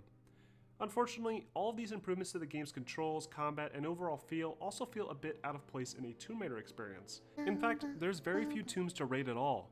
The tombs in this game almost feel like they're afterthoughts, as they were called optional tombs and used more as a sort of bonus room that do nothing to advance the storyline aside from giving players useful resources to help them along. These optional tombs featured some physics-based puzzles, often requiring Lara to use her tools to manipulate some sort of pulley system, giving her access to some elevated platform with a chest on top. And upon opening this chest, the players are greeted with a cheesy Tomb Raided text, as if that's all the game needed for the title to make any sense. Visually, Tomb Raider 2013 still, even to this day, looks unbelievable. Everything about it looks light years ahead of what was featured in the Legends trilogy, with environments that aren't just patched together with a few decorations here and there, but are fully realized and have actual character to them. The island that the player spends the entire duration of the game on features a ton of wrecked ships, planes, and ruined structures, broken up by well-scripted action set pieces that put all the effects on full display.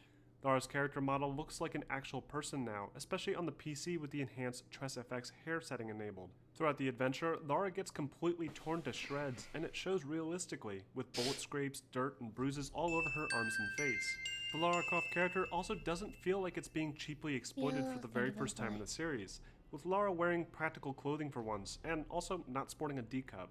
Overall, Tomb Raider 2013 was a huge step in the right direction for the franchise. Journalists and casual gamers everywhere praise this reboot for its dramatic story, beautiful presentation, and tight gameplay mechanics, making it one of the most successful entries to the series in over a decade. But oddly enough, despite all of this success, Tomb Raider 2013 actually ended up costing Square Enix money, due to the high development cost for this and Hitman Absolution. Because of this, the sequel would have an unfortunate marketing choice that would inevitably hurt this excellent rebooted trilogy. But before we begin to talk about that, I wanted to briefly mention the sequel to the Lara Croft spin-off games titled Temple of Osiris. Just like before, this game featured top-down isometric gameplay with a heavy emphasis on puzzles and action, and for fans of the original trilogy, this would end up feeling more true to the Tomb Raider brand than the recent reboot. Temple of Osiris received mostly positive reviews, albeit overall wasn't as well received as the original Lara Croft spin-off title. 2 years after the excellent Tomb Raider reboot, the much-anticipated sequel was announced during a Microsoft E3 press conference, with an awesome gameplay demo that showed Lara hiking a mountain alongside her friend Jonah, a character introduced in the previous game.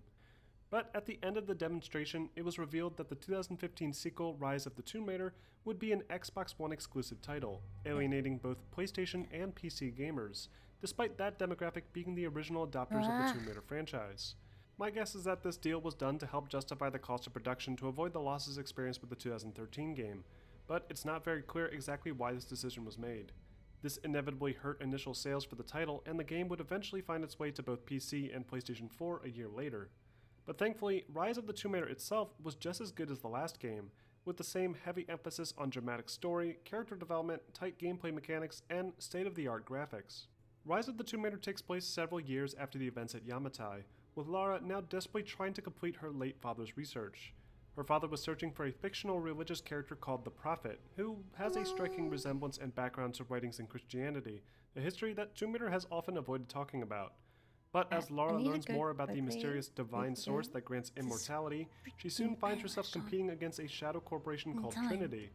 Her adventure in Rise of the Tomb Raider takes her to an ancient hidden city in Siberia, where she encounters a secret society tasked with protecting the divine source and its power. The storyline isn't as strong as the 2013 game, as the focus has shifted away from trying to establish Lara as the Tomb Raider, and seems to revolve heavily on Lara learning the truth about what happened to her father, a plot point that is all too familiar to fans of the series. From a gameplay perspective, Rise of the Tomb Raider adds a few new features, but doesn't really change the core experience. The game's movement, combat, and mechanics all remain pretty much the same, but with a bit more depth to each mechanic. The environment, for example, is much larger and features a ton more collectible side quest activities to complete, encouraging more exploration than before. Upgrade systems and crafting have been expanded upon significantly, with things like a store to purchase valuable weapon attachments using ancient coins, and even various outfits to choose from, some of which have their own gameplay benefits. The main storyline takes Lara through more tombs this time, with optional side tombs also making a return, but most of the game is still spent running around outside and fighting waves of human enemies.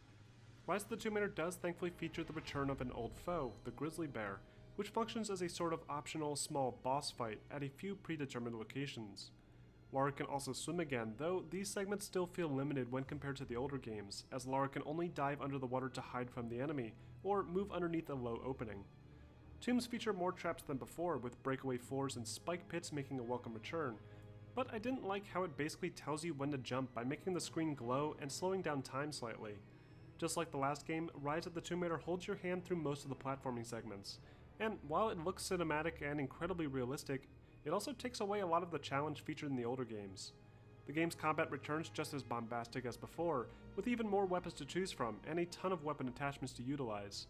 Players can now craft explosives on the fly like Molotov cocktails, in addition to special ammunition like poison arrows. Other mechanics include an extension of the stealth takedown, allowing Lara to eliminate enemies from concealment, and even from the water. Unlike 2013's Tomb Raider, Rise features a bit more environment variety, with a huge focus on snowy environments, the deserts of Syria, and a bit of a more temperate forested area thrown in for good measure. Visually, Rise of the Tomb Raider looks insanely good, with an even more realistic character model for Lara, and some unbelievably well done lighting effects. New effects include snow tessellation and advanced character facial animations with some great subsurface scattering. Lara's face has been altered slightly from the previous design, but she's still voiced by Ludington and still undergoes the same type of painful hardships players had come to expect from this rebooted series. Oddly enough though, despite getting her signature dual pistols at the end of the previous game, Lara once again is stuck with a singular pistol in Rise, and her bow and arrow once again seem to be pushed as her weapon of choice. It's a bit disappointing, as the series seems to be doing everything it can to distance itself from Lara's actual past, but considering this is only part 2 of 3 stories explaining Lara's full origin, it's safe to assume it'll all come together for the finale. Soon after Rise of the Tomb Raider, it was announced that Shadow of the Tomb Raider would be the conclusion to the popular origin story for Lara Croft. Unlike past entries, Shadow of the Tomb Raider would not be handled exclusively by Crystal Dynamics, but instead would be handed off primarily to Eidos Montreal, a team that had previously only served as secondary support. Shadow of the Tomb Raider will be releasing in September 2018 and will feature the same style of gameplay as the past 2 entries, with an even greater emphasis on stealth mechanics, enhanced visuals, and Lara Croft officially becoming the Tomb Raider. The story takes Lara to ancient temples in both Central and South America, with Lara seeking out an ancient relic before the Shadow Corporation Trinity can get their hands on it. Her actions eventually lead to a sort of Mayan apocalypse that she's forced to try and stop, similar to the events of Tomb Raider: The Last Revelation. According to the story director, the game's finale would see Lara become the ultimate Tomb Raider, but not necessarily transform into the overly confident Tomb Raider from the 90s. The focus of this game seems to be Lara learning that her actions have real consequences, and that she needs to be more aware of who she's affecting when she runs into tombs, steals ancient artifacts, and then causes them to collapse. It's an interesting premise that's not really been explored previously, and making Lara more humble is a good idea in order to tie together her character with the past games, even if that's not necessarily the goal. The gameplay takes place in more jungle-based environments, as both a way to separate itself from the snowy setting in the last game, and as a way to introduce new features, like the ability to camouflage and attack enemies stealthily. Shadow also appears to be emphasizing puzzle design, a feature that has been requested by fans for several years now, and according to early playtests, the game seems to feature significantly more puzzles than Rise or 2013 did. Visually, Shadow of the Tomb Raider seems to be pushing the boundaries even further, with brand new technologies like ray tracing being implemented that allow for a new level of realistic lighting and shadowing effects. Shadow of the Tomb Raider releases September 20th, and I'll have a ton of content related to that game alone when it releases, so be sure to stay tuned for more on this game. Tomb Raider is a legendary gaming icon that has lasted more than 20 years. Lara Croft essentially jump-started the action-adventure game genre, and some of the best video games today still take great inspiration from her original adventures. While Lara might have stumbled a bit as she matured, with various developers struggling to really nail what made the original so great, she eventually emerged bigger than ever before, with renewed faith in the franchise from a new generation of fans. From a technical standpoint, Tomb Raider was a technical marvel of its time, and while it lost this aspect in the 2000s, it has since become a benchmark tool for some of the most advanced hardware today. I grew up with Tomb Raider. It's one of the game series that really got me hooked, and it's incredible to see that it's still going strong even after all these years. I hope you guys enjoyed this look back at the history of the Tomb Raider franchise. Unfortunately, these videos typically don't seem to attract the same viewership numbers as some of the other content I post, so if you want to see more videos like this in the future, please consider being part of my Patreon, which you can find a link for in the description below. Also, don't forget to like and subscribe to stay up to date on all the latest on Tomb Raider.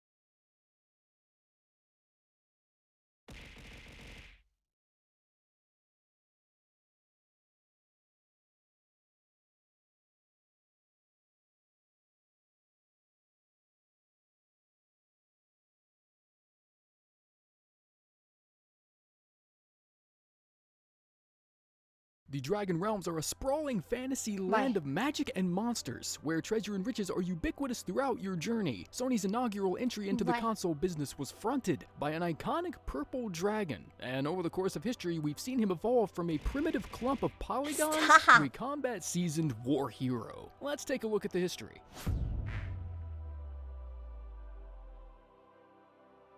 Spyro's camaraderie with the other dragon elders empower him in pushing back against the tyrannical Nork wizard, Nasty Nork. After being subject to a harsh exile, Nasty Nork spent centuries experimenting with his own malevolent spells until one is made that can freeze and crystallize all dragons in their place forever. The spell can only be undone with the blessing of another dragon. The young purple dragon is overlooked by the Nork ruler due to his diminutive size, and this is where the game kicks off. You explore the nooks and crannies of 6 different home worlds, all with a diverse array of friends and adversaries. The combat was perfectly simple. You could headbutt things with one button and breathe fire with the other.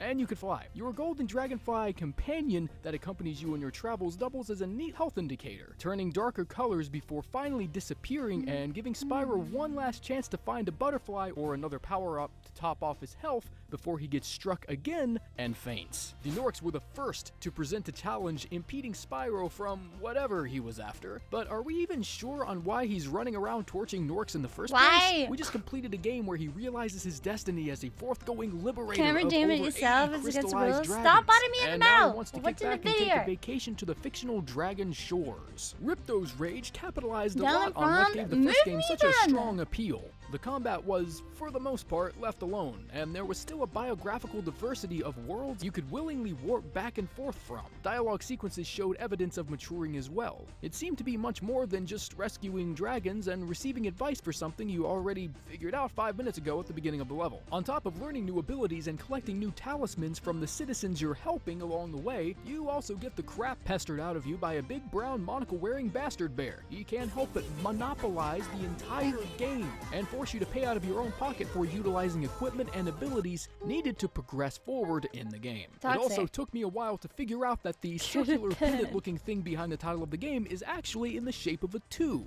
Man, this game is full of surprises. The third and final game that Insomniac would work on before switching their signature platform to the PS2 for Ratchet & Clank was probably one of my favorite games I ever remember playing. For whatever reason, the universe you were in seemed considerably greater in size and in depth as well. The same entourage of allies carried over from the second game with the introduction of a few new ones that join your fight against a new evil, the Sorceress. Eggs were required to progress through the game in a linear fashion, but you could always backtrack to other worlds in a fancy-looking vehicle if you forgot something important, or wanted to try and nut yourself a few more gems before that greedy bastard takes them all again. Yep, he's in this game too. But I guess the benefits outweigh the setbacks because after vanquishing the Sorceress and completing the main story, the game lets you beat the literal living shit out of this hairy nutsack-looking freak and get all your gems back.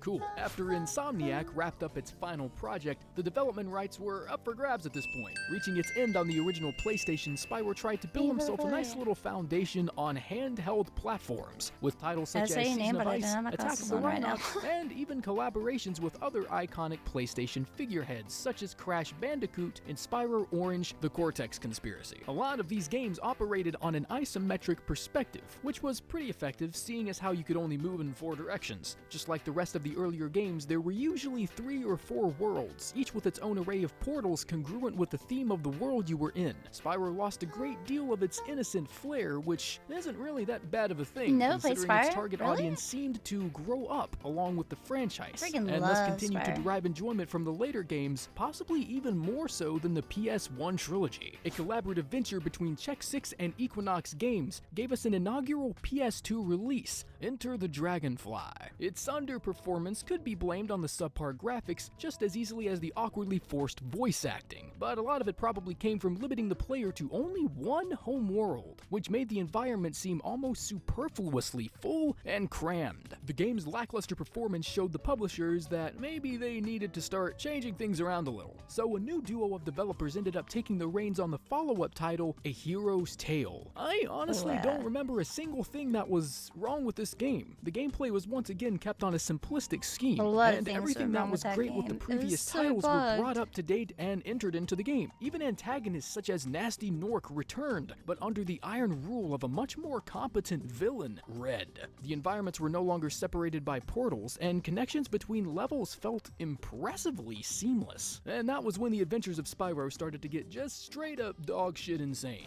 With the release of A New Beginning, The Eternal Night, and Dawn of the Dragon, the intensity of the combat was upped massively, with Spyro being able to string together different types of elemental combo attacks and breath powers. I remember playing when this did the and soundtrack hating get so cinematic? The same style of platforming still carries over even generations ahead of the original trilogy, and actually seemed to complement the newer games fairly well. Charging and breathing were still rudimentary functions, and gliding still required a second tap of the X while in midair, and I don't foresee that being subject to change anytime soon. Adopted and raised by dragonflies after his parents came under an intimidating threat posed by the Dark Master, the new trilogy fronted by developer Sierra Games follows the tribulations that hammer and chisel away at Spyro's innocence, maturing him and hardening him into the dragon warrior he must be to face the malevolence the Dark Master brings against the dragon realm. Spyro was the titular playable character in Skylanders Spyro's Adventure, and was intended to act more as a recall NPC than a frontline fighter. The player would go to him for updates on quests that fulfilled and upheld the prosperity of the kingdom, and it didn't take long for the developers to realize their folly of excluding Spyro from being a playable character in his own game, and the decision was eventually overturned. Instead, his adventurous spirit was even further highlighted in the Skylanders games, and his naturally extroverted tone allowed him to make friends and allies no problem, such as Gilgrunt, Eruptor, Boomer, and a few other Pokemon knockoffs. Spyro's pivotal position in the Skylanders timeline meant that he was tethered to a considerable deal of the story. The new franchise has put a couple emphases on his personality and his almost encyclopedic knowledge of the world around him, despite showing a little hint of naivety every now and then. Soon there were Skylanders toys that began turning up in our kids' meals, and I think that's where Spyro died for a lot of us. AAA game developer Square Enix, alongside with Activision, continued their joint venture by firing out a few more Skylanders games, such as Universe, Cloud Patrol, and Machine of Doom,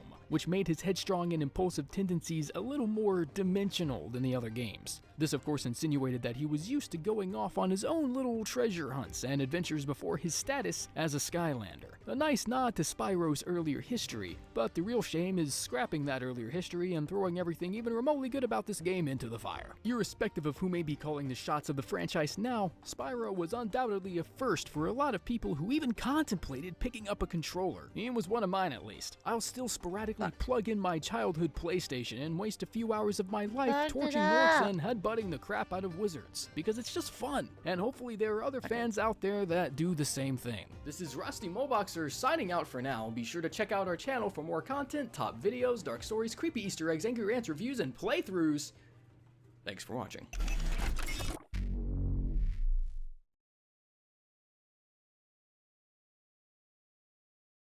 The timeline. Ah, the Legend of Zelda timeline. One of the most infamous timelines in all of gaming. Nintendo's fantasy franchise unfurls its tale of grand adventure across 19 mainline games that kicks off from a rather neat starting point into 3 totally separate timelines, and then sort of back again.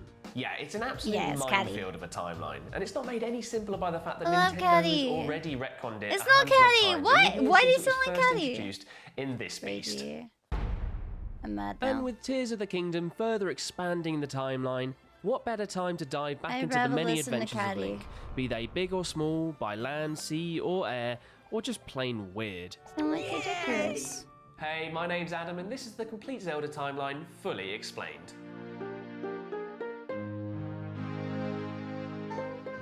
The Legend of Zelda's sweeping narrative kicks off with, well, nothing. A whole load of nothing, actually. Well, a whole load of nothing and the odd bit of cosmic space rain, but mostly nothing. Into this nothingness come the 3 goddesses, Din, Nehru and Furore. Din, the goddess of power, creates land, Nehru, goddess of wisdom, brings order, and Furore, the goddess of courage, breathes life into the world. And thus the land of Hyrule is born. Hyrule, Or the land that Hyrule will become, at least. As the three goddesses depart back into the heavens, they leave behind three shiny golden triangles, which form the Triforce, a magical artifact that's left in the care of another goddess known as Hylia. The Triforce, aside from being a very expensive looking slab of bling, actually grants wishes to those who come into contact with it. Those with just the right balance of the three virtues of the goddesses, power, wisdom and courage, will unlock its true potential. Those who don't fit that somewhat complex cosmic criteria will break apart the Triforce, taking a hold of the piece that best fits their personality and leaving the other two bits to go walkies, or something to that effect. And naturally, when you create a source of omnipotent power, there are going to be a fair few wrong-uns that want to get their hands on it. And that brings us nicely along to the very first game in our timeline.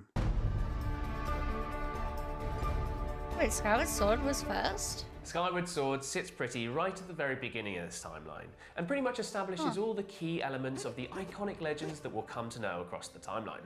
And all of that kicks off with a great big bloody fight for the Triforce. It's the era of the goddess Hylia, and demons are running amok, led by a malevolent demon king known as Demise. In order to protect her people from Demise, Hylia gathers them all up on a chunk of land and fires them off into the sky, which feels a little extreme, but desperate times, I guess. Hylia herself stays behind and eventually defeats Demise before sealing him away. In order to finish him off for good, Hylia tries to use the Triforce herself, but because she's a goddess, she can't wield its true power. So in another desperate move, Hylia demotes herself from goddess to human, and I think you can see where this is going.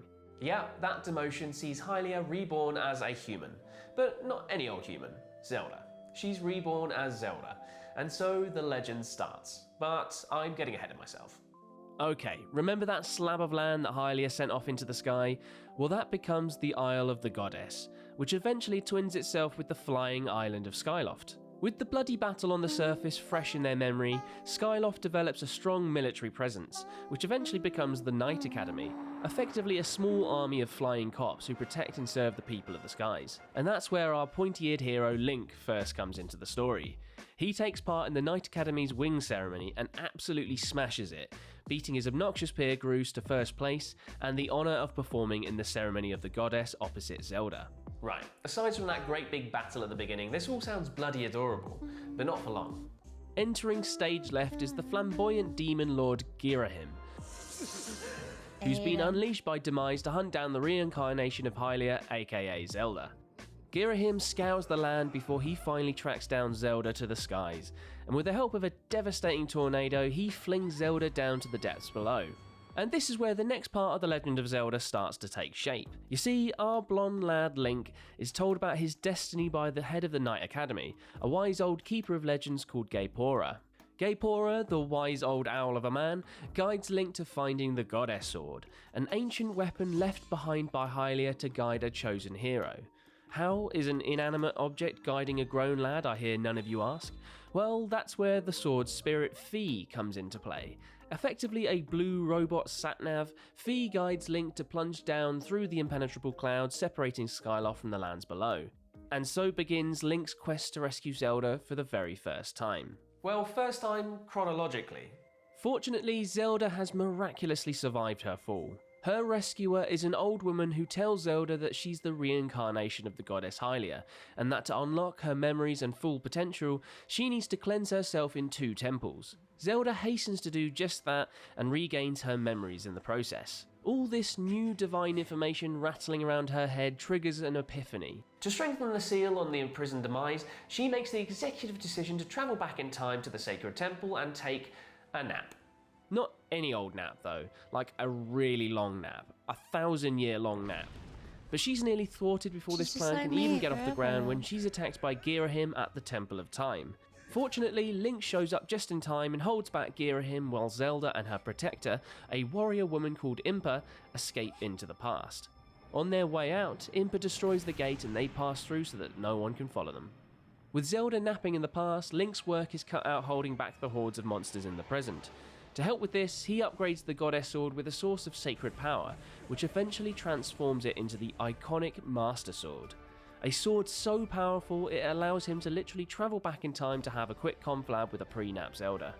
Upon returning to the present, Link seeks out the fabled Triforce, and upon discovering it is deemed worthy of its power and is granted a wish. He wishes for the statue of the goddess to be returned to its original place on the surface, where it handily destroys the Demon King demise and awakens Zelda from her long slumber. And with that, the story of Skyward Sword comes to a close. Hold up, that's not how it ends. Oh no, there's one last twist in this tale. You see, that prat Girahim is still knocking about, and he nabs Zelda and travels back in time to reawaken Demise before he gets crushed by a giant statue. Link follows in pursuit and after an epic battle, defeats both Girahim and the reawakened Demise. With the Demon King defeated once and for all, which as you'll come to see is something of a lie, his sheer evil and hatred is absorbed into the Master Sword, which effectively kickstarts the beginning of a curse.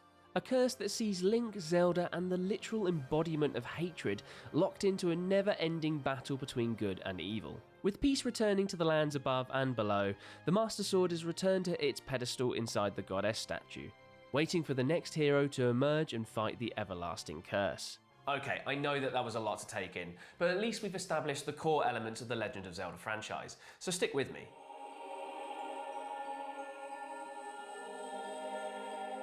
First things first, the surface lands from the era of Skyward Sword eventually become the Kingdom of Hyrule, the central location for most games in the franchise. Peace extends across the lands for many generations, but after a while, rumours of the power of the Triforce start to spread and chaos begins to take rule. With the Triforce at risk, its latest protector, Rauru, the Sage of Light, builds the Temple of Time supposedly over the ruins of the Seal Temple from Skyward Sword. Here he locks up the Master Sword behind the Door of Time and places the Triforce in the Temple of Light, which is sealed away in the Sacred Realm, which itself is now separated from Hyrule. Gosh, that's a lot of grandiose titles in the last couple of sentences. To summarise, the Triforce and the Sacred Realm are locked away from bad people. To further protect the Triforce, the descendants of the goddess Hylia build Hyrule Castle next door to the Temple of Time, and establish the royal family to protect it. As they're all effectively descendants of a goddess, many of them are born with special powers, and it's during this time that the tradition of naming their princesses Zelda is started. 6 hour The years nap is pass not by sleep. and That peace is extends sleep. What do across you the mean? lands. That is until yet another wave of evil washes across Hyrule. I guess that curse ain't messing about.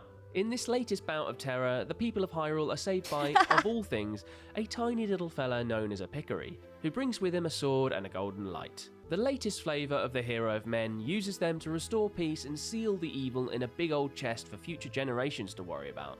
And lo and behold, that's where we pick up at the beginning of Minish Cap. One of the games does have Zelda 2 princesses, adventures. no? In honour of their little saviour, Hyrule holds a Pickery festival, and legends state that the Pickery will return every century. And guess what? It's been 100 years since they were last seen. The festival culminates with a sword fighting tournament, and the winner of this year's tourney is a shifty looking wizard lad called Vati, who true to his appearance causes a scene by breaking open the chest full of bad before turning Princess Zelda into a stone statue. He also breaks the Pickery sword in the process to rub salt in the wound. And it turns out that the key to saving Zelda is through the magic of the sword, because we need a reason to explore Hyrule. This prompts a capless Link to seek out the tiny Pickery people, who actually call themselves the Minish, and en route he bumps into a weird little bird hat thing called Eslo. You see, it turns out Eslo is a Minish sage, who's also fallen foul of Vati, hence why he's a bird hat thing. Eslo joins forces with Link and the pair seek out the Minish, who promptly tell them that to fix the sword they'll need to seek out 4 elements around Hyrule. And long story short, Link seeks out the 4 elements, obtains some powerful new items and defeats some bosses. You know, normal Zelda Vati, however, is biding his time. In his quest to seek the fabled golden light of the Pickery, he learns of the power of the Pickery sword, and instead of being proactive about it, he's just happy for Link to do all the hard work. This all comes to a head when Link fuses the elements of the Pickery sword to create the fabled Four Sword, which gives the wielder the ability to quadruple himself. Link uses this power to see off Vati, who's busy draining the light force out of Zelda, who it turns out is the keeper of the Pickery's golden light. And with Vati thwarted, the curses on Zelda and Eslo break and Hyrule is restored to its former glory. Peace in Hyrule, however, does not last long. Where? Okay, so Vati, the crafty old bastard, reappears out of nowhere and starts terrorising Hyrule. But yet another legendary hero, or should that be heroes plural, stand in his way when they harness the power of the Four Sword and defeat him, which seals the old wizard in the Four Sword itself. Generations pass, as they tend to do after these Zelda prologues, and surprise surprise, Vati breaks free. He kidnaps the latest incarnation of Princess Zelda and hightails it into the night. Hot on his heels are the 4 links that spring out of the titular Four-Sword, and after collecting up a bunch of rupees and defeating some monsters to prove their worth, the 4 swordsmen confront Vati in his palatial den. With their strength in numbers, the links defeat Vati and Hyrule returns to peace once again. But for how long? Spoilers, not long. I think you can still play as one player. You see, following the Four Swords saga, the Kingdom of Hyrule is embroiled in a bleak civil war, which spreads death and destruction across the lands. Amongst all this carnage, a young mother flees with her baby into the Kokiri forest, where she leaves her child with the sacred Deku tree, because trees are known to be very good foster parents, naturally. The Deku tree senses great things to come from the tiny baby, he agrees, and the child grows up within the Kokiri community. A community of elf-like kids who all have companion fairies and never grow old. It's kind of like Zelda's version of Peter Pan. Meanwhile, the war eventually comes to an end when the King of Hyrule is able to unify the sparring tribes under one kingdom. One of the leaders of those tribes is a lad called Ganondorf, who swears allegiance to the king, but he should under no circumstances be trusted.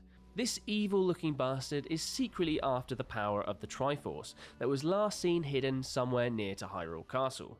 While he's keeping face with the king, Ganondorf puts into action his plan to find the 3 keys to the Sacred Realm, precious jewels dotted about Hyrule. Even the king's daughter, our latest flavour of Princess Zelda, can sense his evil. Ganondorf's treachery comes to her in a dream, and she implores her father to banish the Ginger Warlord from the kingdom. A plea that unfortunately falls on deaf ears. The other part of her pathetic dream was the emergence of a young boy and a fairy that would counter the evil of Ganondorf. Cue another legendary hero in the form of that aforementioned baby, all grown up, and his pet fairy Navi. And it turns out that he's already got one of the sacred jewels. He's a keeper. The pair hatch a plan for Link to nab the remaining keys to the Sacred Realm, while Zelda keeps an eye on Ganondorf's nefarious plans before gaining access to the Triforce to beat the demon thief at his own game. And so Link hustles around Hyrule to get the last 2 keys, meeting the people of fire, the Gorons, and the people of water, the Zoras, in the process. 2 races that will crop up a fair whack across the rest of the timeline, so I just thought I'd name drop them here. Anyway, Link journeys back to Hyrule Castle, keys in hand, but as he's arriving at the gates to the keep, he's confronted by Zelda fleeing on horseback with her protector Impa, one of the last remaining members of the Sheikah tribe, the same tribe that protected the original Zelda back in Skyward Sword. She's fleeing from Ganondorf, who's halfway through an attack on the castle, all in the name of stealing a musical instrument. But not any old musical instrument, only the titular Ocarina of Time, a magical music maker that can transport its user through space and time. Oh, and it's also a key to the Sacred Realm, which is kind of handy. With Zelda AWOL, Link sees through their original plan of opening the Sacred Realm, but this plan does not go well. You see, Ganondorf accesses the Sacred Realm too and is able to grab the Triforce of Power. He's only able to grab that part as he's a rotten egg, and the other 2 pieces scattered to the wind at his mere whiff. Regardless, Ganondorf's invasion of the Sacred Realm turns Hyrule Castle into a literal hellscape, populated by nightmarish zombies and monsters, and a lad who will pay good money for ghosts, but ignore him. Anyway, Link, let's not forget, is still a child, and as a result is in no fit state to counter any of this. As he draws the Master Sword from its pedestal, it seals him within the Sacred Realm until he's the right age to take up his mantle as the hero of time. And so Link sleeps for 7 long years, watched over by the Sage of Light Rauru. While he's taking this prolonged nap, Zelda is forced to go into hiding to escape Ganondorf's forces, and she disguises herself as Sheik, a strapping lad of the Sheikah tribe. When Link awakes, he's greeted by Sheik, who sends him off on another epic quest. This time to break the curses on 5 temples around the land and awaken the sages that slumber within. The endgame? Lure Ganondorf into a trap and use the power of the entire contingent of sages to lock him within the Sacred Realm. And so our plucky adult hero ventures off high and low to save the sages and reunite the old gang. A gang of individuals he's actually met along his travels already. Long story short, Link unites the sages and heads back to the Temple of Time, where he has a long-awaited reunion with Zelda, where she reveals that she's in possession of the Triforce of Wisdom. This reunion does not last long though, as Ganondorf soon rocks up to crash the party, and kidnaps Zelda. Link follows in pursuit and falls right into the Dark Lord's trap. You see, Link is in possession of the Triforce of Courage, and with all 3 brought together, Ganondorf makes a play to collect the full set. Following a chaotic battle atop Hyrule my Castle God, where he's a Ganondorf collector, morphs just into like the me. boar-like Ganon, Link is finally victorious. And aided by Zelda and the other sages, our heroes trap Ganondorf away in the Sacred Realm with his precious Triforce of power. With the curtains closing on another epic adventure, peace once again extends across Hyrule. But while the people get peace, this timeline gets pure chaos. Let me explain.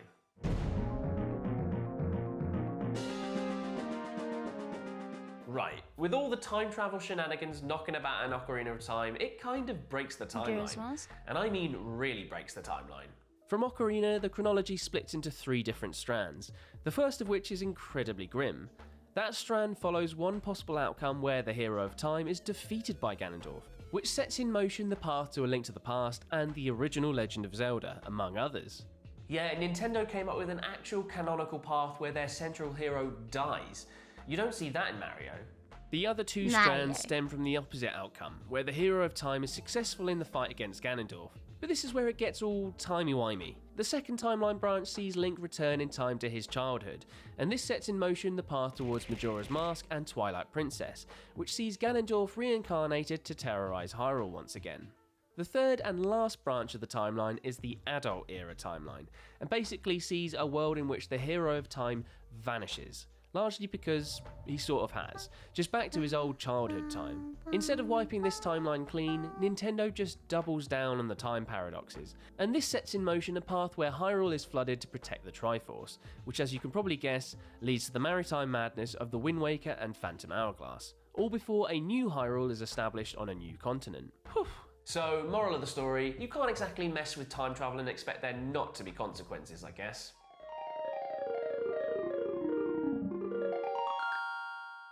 Right, first the morbid timeline.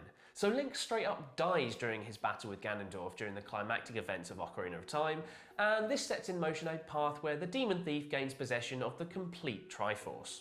Zelda and the sages are still powerful enough to seal the Ginger Prat away in the Sacred Realm, but he takes the full might of the Triforce with him. A shaky peace descends across Hyrule as the years roll by, but fueled by dark rumours about a hidden golden power, word starts to spread about the Sacred Realm, and a fair few brave souls even try to access it, never to be seen again. You see, Ganondorf's residence in the Sacred Realm has turned it into the Dark World, a place of pure evil and malice, and this prompts the sages to seal the realm off for good. Fast forward a couple of generations and we reach the beginning of A Link to the Past. The Sacred Realm has remained untouched, but that all changes when a flashy wizard lad called Aghanim turns up, kills the king, and starts stealing the female descendants of the sages. Princess Zelda just so happens to be one of those kidnapped, and she sends out a telepathic message, guess she's got psychic powers in this timeline, which is picked up by our old mate Link and his uncle, who are themselves descended from the fabled Knights of Hyrule. Link saves Zelda and escorts her through the castle's sewers to a sanctuary where he is then sent out on an epic quest to find the mythical Master Sword before using it to fight back against Aghanim. After proving his worth by securing the 3 mystical pendants, Link finally lays his hands on the Master Sword, which now sits in a deep, dark forest. Presumably the Temple of Time has crumbled away over the years. After zapping back and forth between Hyrule and the Sacred Realm, or Light and Dark Worlds as they're now called, Link eventually confronts the evil wizard atop a giant pyramid in the Dark World, defeating him before taking on the game's true antagonist, Ganon, the evil pig monster, who's been pulling the strings all along. Link makes short work of Ganon, takes a hold of the Triforce and wishes for peace to return to the world. And with that, we get a brief happy ending amid this timeline of doom and gloom. Peace returns to Hyrule, as does the Triforce, and even people who died at the hands of Aghanim return as well. Jobs are good, Link. Right, now we get to the bit of the timeline that, let's say, is a little bit flexible. I say flexible because Nintendo themselves have straight up shifted around the order. Back in the original Hyrule Historia, the Oracle games took place after A Link to the Past, but fast forward to the release of the Zelda Encyclopedia, and the order has changed, with Link's Awakening coming next. Nintendo announced this with all the fanfare of a footnote. Look, here it is. Anyway, Link's Awakening is next up on the timeline, and sees the very same hero from A Link to the Past shipwrecked on the shores of the mysterious Koholint Island after a training mission. And it turns out that Koholint is f***ing weird. There's a giant egg atop the central mountain and a weird sense of deja vu surrounding certain island residents that he meets. And that's because it's all a dream. Well, sort of. It turns out that Koholint has in fact been manifested by the consciousness of a windfish, and for Link to escape, he'll need to wake said windfish, destroying the island and all of its inhabitants as a result. While he may be used to saving kingdoms, Link does not hesitate in condemning this one, and he ventures about on his merry way to collecting 8 magical instruments that will wake the windfish. And with the windfish up from his nap, Koholint shimmers away to be remembered only in Link's memories, which is quite a dark ending for such a jovial adventure.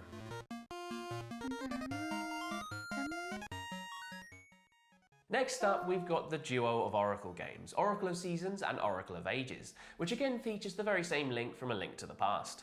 The Oracle games see a return for the Twin Rover Witches, a pair first introduced towards the tail end of Ocarina of Time, and who were instrumental in the upbringing of the ginger-haired delinquent Ganondorf. Their mischievous game plan?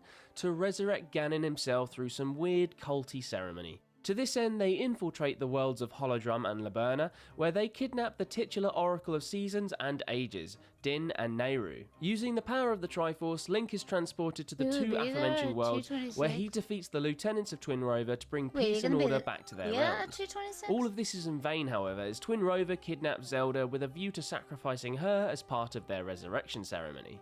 Link disrupts the witches mid-ceremony and saves Zelda, and as a result, Twin Rover sacrifice themselves, and this brings Ganon back once again. As the ceremony was only half finished, this iteration of Ganon is something of a brainless pig, a shadow of his porky glory. Ugh, sorry about that turn of phrase. Anyway, Link defeats the gormless Ganon, which brings the Oracle games to a close.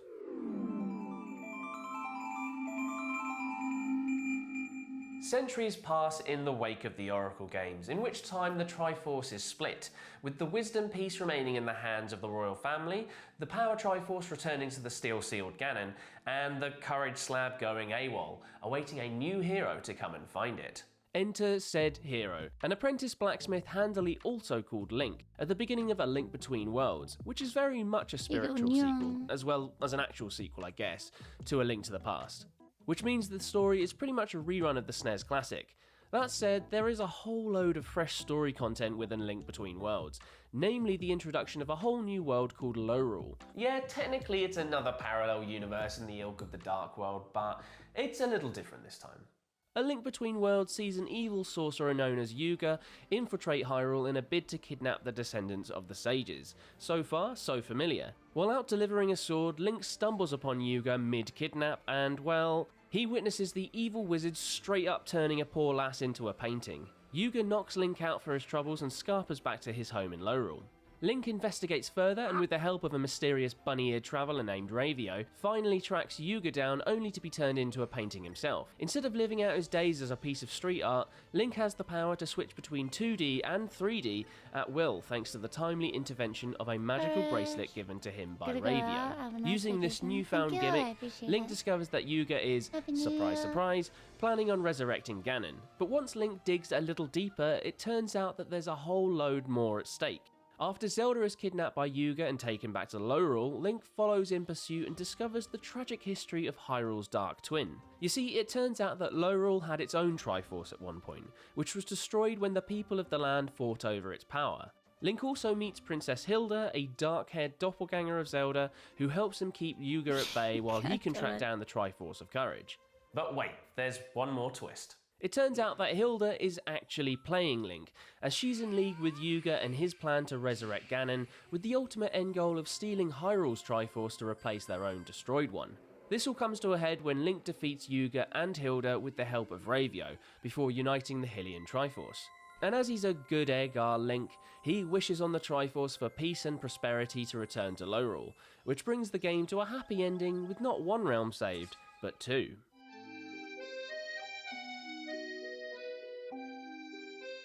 Right, next up on the timeline is the most inconsequential Zelda adventure to date, and I do not say that lightly. After saving Hyrule and Lorule, our victorious blacksmith hero travels far and wide, eventually finding himself in the land of Hytopia, the most fashion-conscious of all the Zelda realms. Here he takes up a job listing, asking for heroes with pointy ears and truly epic sideburns, Nintendo's words, not mine, to break a curse that an evil witch has cast on the princess. Yep, Triforce Heroes is literally a game about saving a princess from a cursed jumpsuit. Long story short, Link and a couple of look-alike lads, this is a 3-player multiplayer game after all, venture into a kingdom known as the Drablands to confront the witch responsible. They find said witch, drive her away, and Bob's your uncle, the curse is broken. They return to the incredibly vain kingdom of Hytopia, and the princess no longer looks like a turd, so that counts for a win, I guess.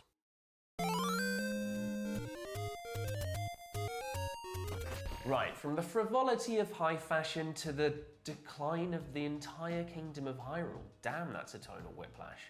Okay, before we dive into the story of the original 1986 Zelda, which sits next on our timeline, there's a little bit of backstory that we learn later on in its sequel, The Adventure of Link. In the wake of the complete Triforce returning to the royal family of Hyrule, successive generations of kings used it to retain peace and order across the kingdom.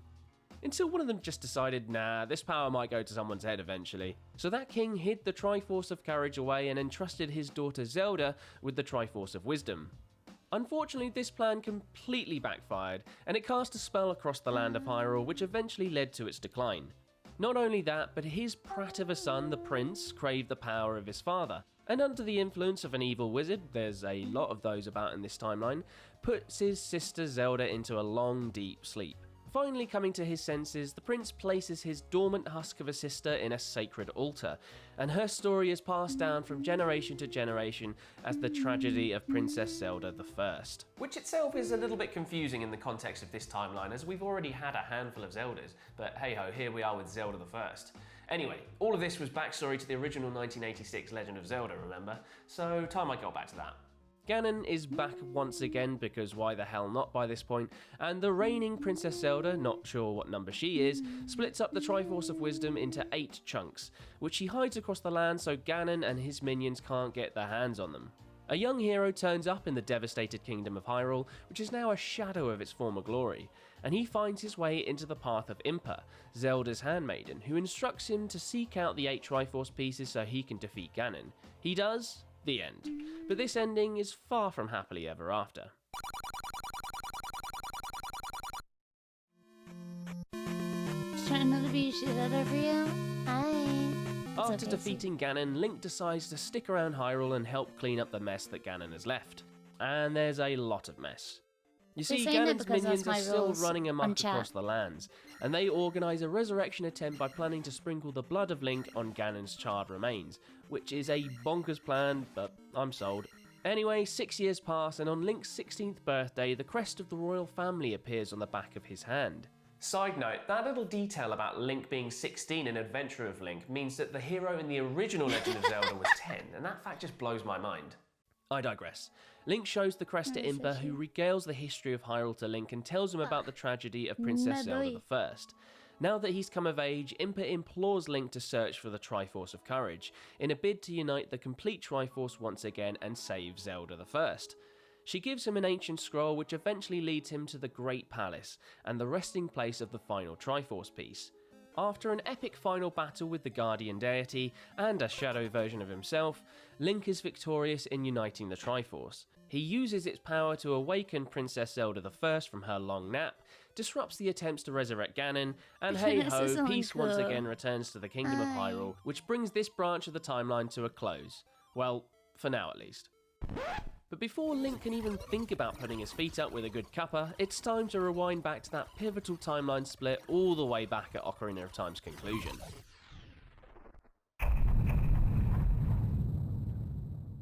It's Majora's Mask time! Let's go! Okay, we're back at the ending of Ocarina of Time, or more specifically, the first meeting between Link and Zelda, which is still the first meeting for Zelda, but technically the second for Link. Gosh, let me explain. Right, so after defeating Ganondorf, Link travels back to his childhood but retains all of his memories as an adult, chiefly that of Ganondorf's treachery. He hightails it to Zelda to tell her and shows her the Triforce of Courage on the back of his hand as proof. Zelda believes him, Ganondorf is thrown in jail, and the crisis is averted before it can all kick off in the first place. To make doubly sure that Ganondorf will never enter the Sacred Realm, Zelda entrusts Link with the Ocarina of Time and tells him to venture far away from Hyrule. Link hops on a tiny little Epona, just look at how cute she is, and journeys off into the wilderness. He travels so far, he literally breaks the fabric of time and space, and haphazardly hops into an alternate dimension where he gets turned into the long-dead spirit of a Deku scrub. Yeah, did I mention that Majora's Mask is weird as fuck? Anyway, Link finds himself in the land of Termina, which is a strange parallel world of sorts to Ocarina of Time's Hyrule, featuring a whole load of characters that look vaguely familiar. Largely because it came out 2 years after Ocarina of Time and Nintendo reused a lot of the same assets, but we'll give them a pass because the game's a stone cold banger. Termina is having something of a crisis of its own, and by crisis I mean the literal apocalypse is nigh, signposted by a massive grinning moon that is about to crash down and flatten everything. After chatting to a seriously creepy mask salesman, Link learns that the world is in this situation because a powerful mask, the titular one belonging to Majora, has fallen into the hands of a rascally skull kid who's up to no good. And so Link ventures off around Termina to right the wrongs in the world, and there are a lot of wrongs. The fire-loving Gorons are frozen, there's a load of aliens abducting cows, and there's even a disembodied hand emerging from a toilet. Remember, I did say Majora's Mask was weird as f***. By using the Ocarina of Time, Link is able to get through all these weird little jobs by travelling back in time to see out the final 3 days in Termina's life over and over again. And he eventually fixes everything to the point where he can face the Skull Kid himself. Oh, and he also enlists the help of 4 handy giants to literally hold the moon in place, which helps. It turns out that Majora's Mask itself is causing all the carnage, and after a really odd final battle, Link defeats the mask, returns it to the creepy salesman, and is on his way to a location that's likely not as delightfully weird.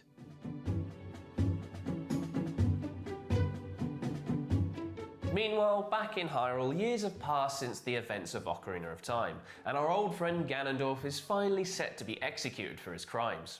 He's taken to a sacred place known as the Arbiter Grounds, where he's executed by a great big bloody sword right to the chest. Only this doesn't kill him.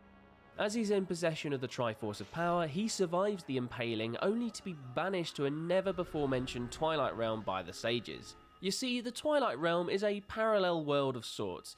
There's really a lot of them knocking about in this franchise. That was created when 4 light spirits banished magic-wielding people out of Hyrule. This shadowy locale is populated by a race of people known as the Twilight. And when Ganondorf rocks up with all his evil thoughts and plans, he inspires one of the Twilight, a wrong-un known as Zant, to invade Hyrule.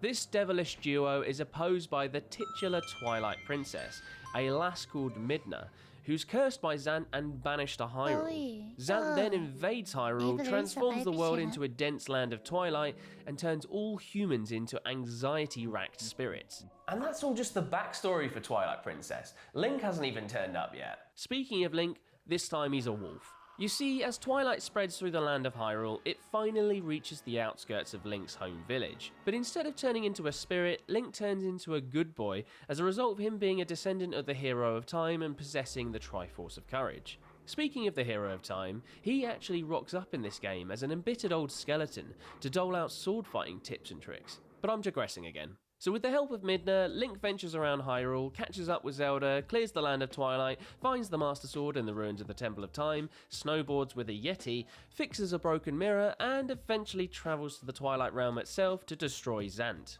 But that's just half the job done. With Ganondorf back in Hyrule, Link and Midna confront him in the castle's throne room, and after not 1, not 2, but 3 bouts in the ring with him, Ganondorf is finally defeated courtesy of a good old-fashioned Master Sword to the chest.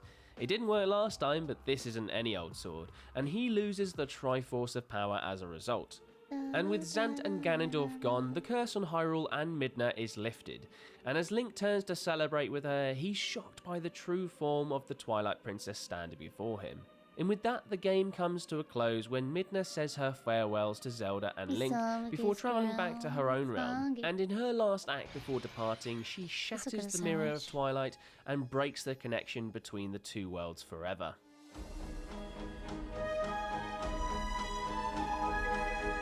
Okay, several hundred years have passed since the events of Twilight Princess, and peace has extended across the realms of Hyrule, especially in the relations between the Hylians and the Gerudo people, the tribe that Ganondorf was born into. But here's the kicker. Somehow, rather inexplicably if you ask me, Ganondorf is back. How, you may ask? Well, he's just sort of born again into the Gerudo tribe, ready and willing to tear the place up. He starts by trespassing into a forbidden pyramid to steal a mystical trident before he nabs a dark mirror, which is remarkably familiar to the one in Twilight Princess, but has absolutely nothing to do with it for, reasons. To add insult to injury, the demon thief resurrects our old pal Vati. Remember him? The old wind wizard himself kicks into life, and the evil pair kidnap Zelda and her maidens and enshroud the world of Hyrule in darkness, as is the tradition in Zelda games. Link, not wanting to suffer a bout of FOMO, draws the fabled Four Sword, which hasn't been used for millennia by this point, I guess, and he immediately quadruples himself. The quartet venture around Hyrule, fixing the light world bit by bit before defeating Vati at the top of his perilously high wind palace. As they escape the crumbling palace, they're confronted by Ganon, who's also easily vanquished. The Links use the Four Sword to seal the giant pig away, and with that, the ancient weapon is placed back on its pedestal, awaiting the next time Nintendo decides to make a multiplayer Zelda that's not Triforce Heroes. Right, with another timeline at an end, time to rewind time once again back to that crucial split in the chronology.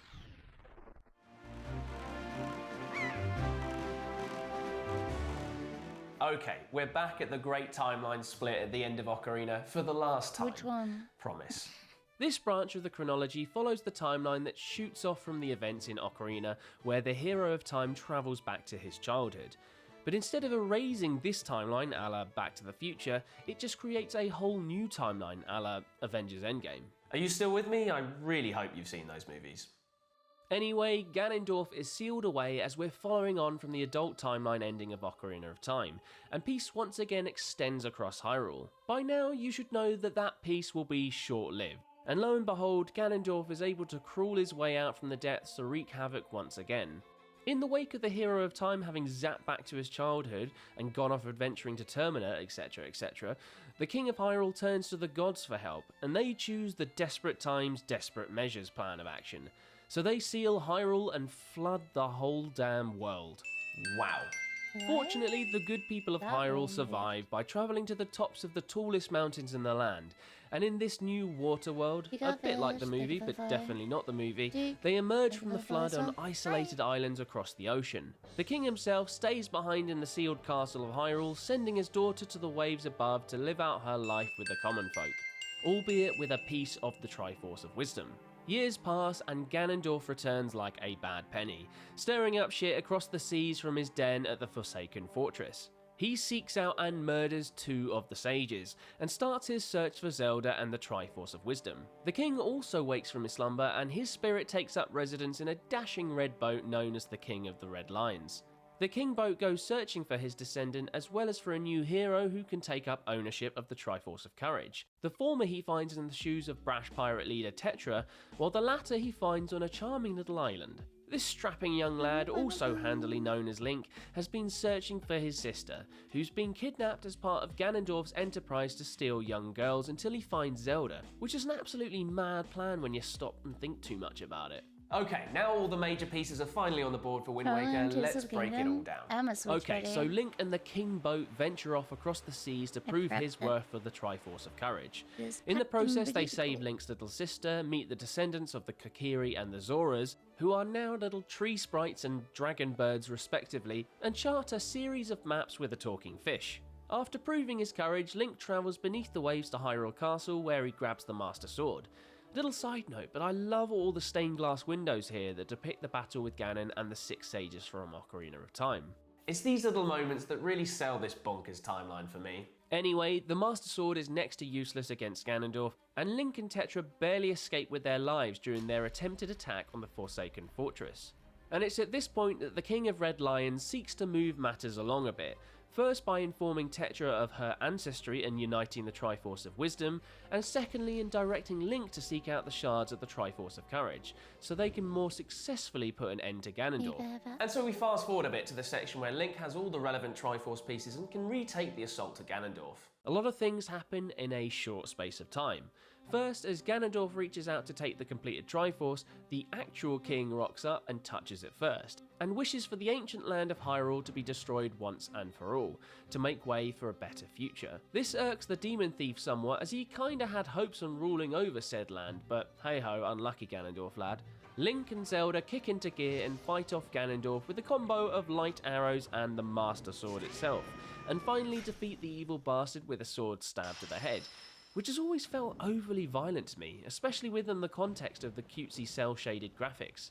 Anyway, Zelda and Link escape Hyrule as it crumbles around them, and the king opts to stay behind like the captain of a sinking ship. And so the never-ending cycle of Hyrule and the Triforce finally comes to an end. Well, at least in this timeline, I guess. But this story branch is far from over. That's been chill. So with Hyrule Kingdom finished, Link and Zelda, who's now back in the guise of Tetra, set sail in search of new lands. Their travels take them into the haunted waters of the Ghost Ship, which promptly kidnaps Tetra and throws Link overboard. He awakes on Mercy Island and befriends the wise old Oshus, his pet fairy Sealer, and the charismatic Captain Linebeck. Across Link's adventures to catch the ghost ship, he learns that Oshus is actually the local Ocean King, who's in a long-running battle against some kind of evil squid called Bellum, and his pet fairy is actually the Spirit of Courage. Linebeck is just plain old Linebeck though, so nothing new there. En route, Link secures another legendary sword, fools around with time once again courtesy of the titular Phantom Hourglass, and defeats Bellum. Peace returns to the seas and Oshus turns back into his true form, which is a giant silver whale. But here's the kicker. When Link and Tetra find themselves back in their own world, only 10 minutes have passed since they left on their voyage, which is a proper ballsy Link's Awakening-esque move by Nintendo.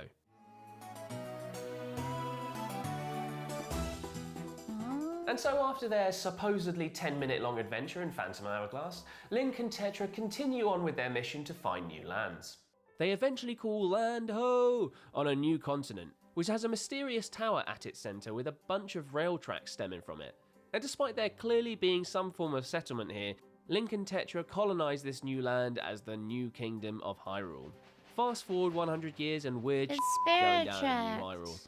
The aforementioned tracks are disappearing left, right and centre, and the reigning Princess Zelda wants to know why. She dispatches the descendant of Link and an engineer named Alfonso to go and investigate. Turns out that a shifty-looking politician wearing 2 hats is the culprit. God, I love Nintendo. Anyway, 2 Hats is called Cole, and his ultimate plan is to resurrect a lad called Maladus, a demon king who's sealed at the top of that aforementioned tower. He succeeds in part of his plan, which is to separate Zelda from her physical body to make a vessel for the incoming Demon King. This sort of backfires though, as Spirit Zelda is instrumental in helping Link unify the kingdom, relay the spirit tracks, and ultimately defeat Maladus himself, who upon release takes on the form of an evil train, as you do. And with Cole and Maladus vanquished, Link and Zelda are entrusted with caring over the land, and from there the kingdom of New Hyrule prospers. The end. Except it's not.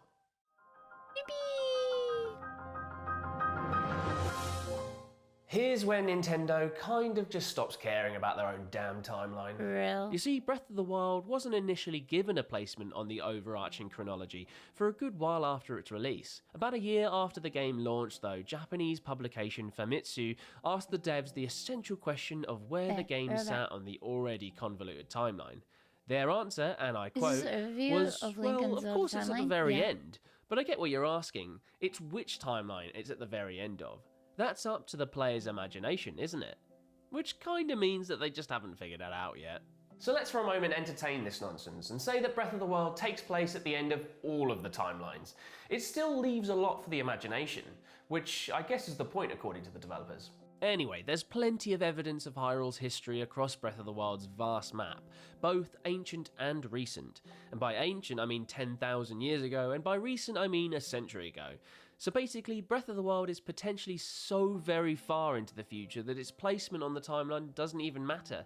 But hey ho, let's get to the story. Most of the key narrative beats of Breath of the Wild actually take place through extensive flashbacks. During these, we learn that the Kingdom of Hyrule was once a hugely advanced civilization, and the people used this technological prowess to protect themselves from the endlessly repeating Ganon apocalypse. To this end, they built themselves 4 huge divine beasts and a whole army of guardian robots to help them repel the advance of Ganon, which they did, yay! Until the next time Ganon reared his ugly head, that is. Not yay. Anyway, fast forward to about a century preceding... Kitty. Hello. Anyway, fast forward to about a century preceding the events of Breath of the Wild, and we catch up with the latest incarnation of Princess Zelda and the beast piloting champions, who are gearing up for the inevitable next round with Ganon. The latest in the line of Zeldas has not been blessed with the ancient power of the goddess, and in the wake of that, she relentlessly pursues any and all means with which to hold back the oncoming Ganon storm. Unfortunately, she runs out of time before Ganon's next attack, and in the ensuing battle, her protector, a young lad called Link, is hurt, fatally wounded at the hands of the Guardians themselves, who have been possessed by Ganon. Long story short, Zelda whisks Link away to the Shrine of Resurrection, hides the fabled Master Sword, and in a completely badass move, locks herself and Ganon away in Hyrule Castle to duke it out for time immortal. Link, the poor lad, eventually wakes up fully healed a whopping 100 years later, with absolutely no memory. After a strange interaction with a wise old man who turns out to be the long-dead spirit of the King of Hyrule, Link ventures off on an epic quest to take back the 4 divine beasts from Ganon before taking on the foul pig himself. And after a lengthy battle, Link emerges victorious, and as he and Zelda stand over the battlefield, they look to the future to rebuild the devastated Hyrule.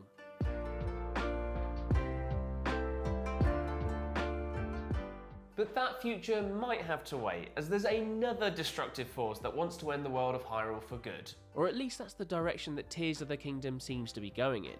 Ostensibly a direct sequel to Breath of the Wild, Tears of the Kingdom expands the world of Hyrule into the skies, possibly as a throwback to Skyward Sword right at the very beginning of this timeline. And while there isn't a whole lot of information to go on right now, that hasn't stopped people from theorising about how the last 2 games fit into the Zelda timeline. Chief among those theories is the return of the Gerudo lad himself, Ganondorf, whose actions pretty much kick-started the giant chasm in this timeline. How this ties into the wider timeline though is anyone's guess at the point I'm writing this, which is about a month away from the release of Tears of the Kingdom. But I'm calling it now. My guess is that Breath of the Wild and Tears of the Kingdom slot in at the end of the Child Era timeline. Only time will tell though. And that, pals, is the Zelda timeline explained to the best of my ability. I hope you guys enjoyed it and are like me looking forward to Tears of the Kingdom. If you like these gaming timelines, we've got plenty of them on the channel already, including Metroid, God of War and Resident Evil. Thanks for watching guys, I'll see you next time. I don't have nail polish. So fucking annoying.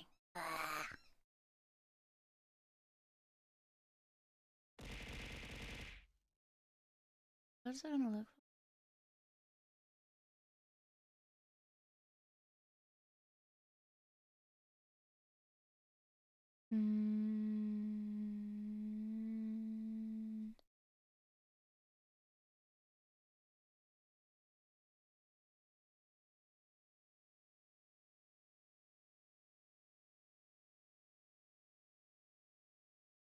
God of War, a boy.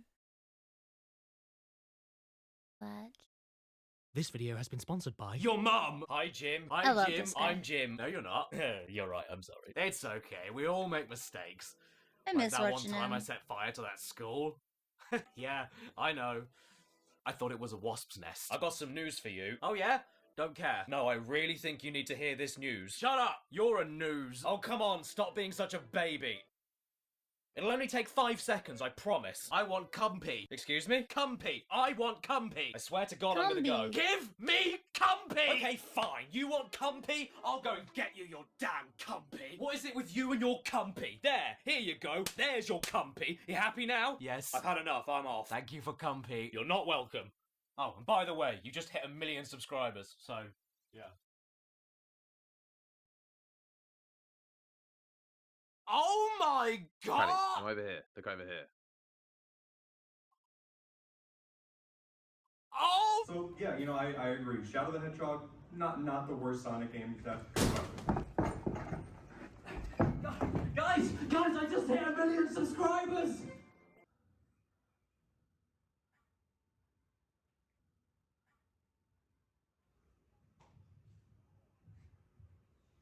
That was bad. 1 million subscribers. What the hell is that about? Thank you so much, everyone. But also, what the hell is wrong with you? That is a number that I never thought I would ever reach in my lifetime on YouTube, and it's a bit too special to not dedicate a full video towards celebrating. But what shall I do a video on? It's got to be important. It's got to be grand. It's got to say, I've reached 1 million subscribers. What should it be? I've already made the video and I don't know. So I will go to America right now and ask all of my friends.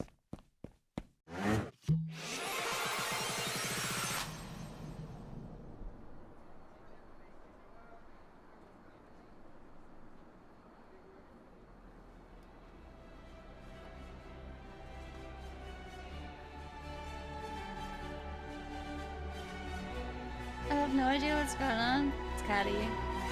Not meant to.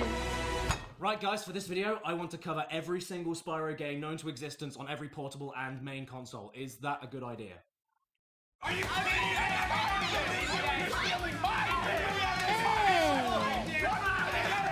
It's PB! It's Sexy Luigi guy! Oh no, look who it is! It's him! It's Simon, the Door! Yes, of course I was going to talk about Spyro when I hit 1 million subs. I've only been promising that since your Labrador was born. It's dead now. There is a reason I've avoided everything to do with Spyro up until now, though, because he's easily the most requested thing I've ever had to talk about on my channel ever since I started it. So for the sake of saving it for something special, I always told myself, not yet, Purple Prince. I'll save you for 1 million. So come on, you blokes, let's get him out! Spyro, it's finally time! Your favorite game! Save money. On my mum's hip replacement. And let's be honest, everybody loves Spyro. That's why he was so requested. Who doesn't love him? You do, don't you, Izzy? Jesus. Exactly! The thing is, though, I don't want to get too overexcited. There's a lot of Spyro games out there that I could make multiple videos about. We're far beyond the days of 2012 and me only covering the first 3 games for a... No, I'm gone. So for this special, I am going to stick to the main console games and the main portable games, go through each and every one of them chronologically, and then show you why Spyro games make me wood.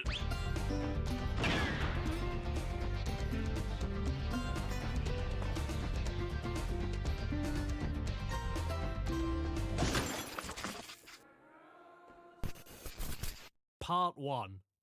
Purple is gay. Right, so first off, no matter if you like Spyro or hate his guts, you cannot deny the iconic status of this box art. This color scheme, this art style, it's so PlayStation. It is perfect. I wouldn't change a thing about it. Why is that there? The story of Spyro 1 is that the press have gone over to the Dragon Realms to interview the dragons about a wretched old boil known as Nasty Nork, and they decide to make fun of him on live TV. Besides, he is ugly. Got a real Kanye West over it. Now, how did Nasty hear that savage diss all the way from his house? Well, you have to remember, this was way back in the 90s, and everybody thought TVs worked like telephones. Don't forget, TVs had only been around for 70 years. Because of that, Nasty Nork casts a crystallizing spell on every dragon in the kingdom, except for Spyro, because... luckily for us though, Spyro is purple, and purple is a sick color. Everything purple kicks ass, which means Spyro runs off to kick ass, which means the game itself would inevitably kick ass. Except his voice, that doesn't really kick anything aside from my face. What about Nasty Nork? I'm going after him. Is it because of his color? Did they give him a chain-smoking teenager's voice because no one would think he was cool for being purple? That's outrageous. Some of the best things in life are purple, like bruises and ringworm. Destiny? I just want to kick Dude, some... I still have a bruise on my hand. And collect the treasure. See, kids? Spyro is cool. He nearly said bottom. In Simon 1, you skip around luscious open environments unless the game stops you with the big shapes. Smashing all of your nan's china with your head, gliding from island to island, setting sheep on fire, occasionally fighting a boss, cracking open old men. Run! Run! I'm getting a little weak. And eventually run off to Nasty's lair to spit roast him. That Nasty Nork is toast. Yeah, he is. And honestly, that's kind of it. This is a fairly standard collectathon platformer from the time. Find as many gems, dragon eggs, and crystallized perverts as possible in order to unlock more hub worlds to find as many gems, dragon eggs, and crystallized perverts as possible. But Simon does have some tricks up his sleeve to stick out above your Banjo-Kazooies and your Super Martins. Let's-a go, Yahoo! In case you didn't notice, Spyro is a dragon, and that means he has 5 unique things that make the game work entirely on their own. 1. Dangly skin. Simon not only jumps like every other knobhead, but by hitting jump again can use the loose parts of his back to glide long distances, all the way to Scotland. This isn't only an extremely fun and liberating thing to do in every Spyro game, but allows the level design to focus not just on horizontal flat landscapes. Now you can have giant, sprawling, and tall levels based on verticality. You see that glimmering secret pile of treasure fire out there? Well, if you get yourself high enough somewhere else in that level, and not from a weed, you may be able to reach it. It's not even a case of you finding the one single place to cross that one single gap, turning the glide function into a situational invisible bridge either. You can glide off of any surface in any direction, which means the designers can hide more secrets in more creative places and gives you a breathtaking sense of freedom and adventure in each level, which can also be tense as hell. Whenever I'm about to make a risky looking glide, I always have this inner fear of, oh my god, I want that stuff over there, but is my glide going to be high enough to reach it? Well, I guess there's only one way to find out, so here I go. But once I'm gone, I'm committed, so I have to be confident. Oh god, I'm not going to make it, am I? Oh god, Simon, you're going to die. I'm so sorry, Simon, this is my fault. You're flying slowly towards your coffin and you're seeing it happen right in front of your eyes, but are powerless to do anything. Oh no, please don't look at me, Simon. I'm sorry, please stop making me own my guilt. Please stop looking at me! 2. Bad breath. Instead of any clumsy jumps or precise melee attacks, Simon uses a wide, close-range fire breath attack to kill the enemy Norks or break open baskets for gems. Not only a really fun thing to do, but it looks cool, leaves little black ashes behind, and basically guarantees a hit if you're facing the general direction of the breath, since it has such a wide girth. 3. Not Simon. The horn. Simon can use his horns for even more utility than the flame breath. It can break metal vases and baskets, attack basic Norks no problem, and gives you a speed boost, which makes basic running around much more thrilling and quick when you need to get a move on with your little bum. 4. Whirlwinds. If you jump into a whirlwind, the camera moves downwards and lets you look right up Spyro's 5. Small thing that isn't a dragon and has nothing to do with dragons at all. That wispy little skinny lemon is Sparks the Dragonfly, and he is your health bar somehow. Yellow means you've got 4 hits left, blue is 3 hits left, green is 2 hits left, gone is 1 hit left, and then you keep yourself healthy by murdering smaller creatures that have no ways of fighting back, just like in real life. But honestly, I couldn't care less about health points. I just want Sparks to look yellow as often as possible, because blue and yellow look like spoiled cheese. I don't want Sparks to look ill, so I give him as many butterflies as possible. I will even go all the way back to the beginning of an empty level to top him up if I have to. No small animal is too far away for me to gut. In fact, we do it just for fun in our spare time, don't we, Scott? What? Haha! You can say that again. But here's where things get interesting. On their own, the moves that Spyro can pull off are pretty sweet. But when you mix them together, whoa. You get big enemies that can only be flamed and armored enemies that can only be charged with your horns. Then you get enemies that are too big to charge but also armored from your flame, so a new weakness needs to be discovered. You get collectible dragon eggs that are stolen by thieves that are too quick to be flamed, so need to be charged towards all over the level while they go. Kind of crazy because This noise triggers my stomach acids. You get about supercharge panels on the floor to make your charge get faster and faster the more time you spend on the panels, and the more time you spend on the panels, the further your jump and glide becomes. And it's because of that example in particular why I love levels like treetops, because once you get going, it's like fuck. Yeah, most people hate it. But you're all morons. Sure, it takes me a few attempts to remember the routes, and I die a few times every time I come back to it after a while, but the satisfaction of finding the correct starting point of a supercharge panel, jumping over to another island to keep gaining speed on another supercharge panel, and then making that one final gigantic glide over to the hardest to reach area of the whole game is ingenious and incredible to get right. The game isn't full of stuff like this, but when it is, it nails it and makes me go I even like the little balance things going on with how you control Spyro, like flame breathing, for example, being an easier and safer attack to do against baskets and enemies, but the trade-off for that is that everything is slower and the gems that drop from them float up into the air and fall loose. But if you try and go for a risky charge attack as much as possible, you'll find it's not only faster, but then the gems will follow immediately after you once you break the basket or kill the enemy. I even love how you can charge different barrels towards the end of the game to attack the Then you get those one-off bonus levels for each world that turns the game into a free-flying time trial of destruction.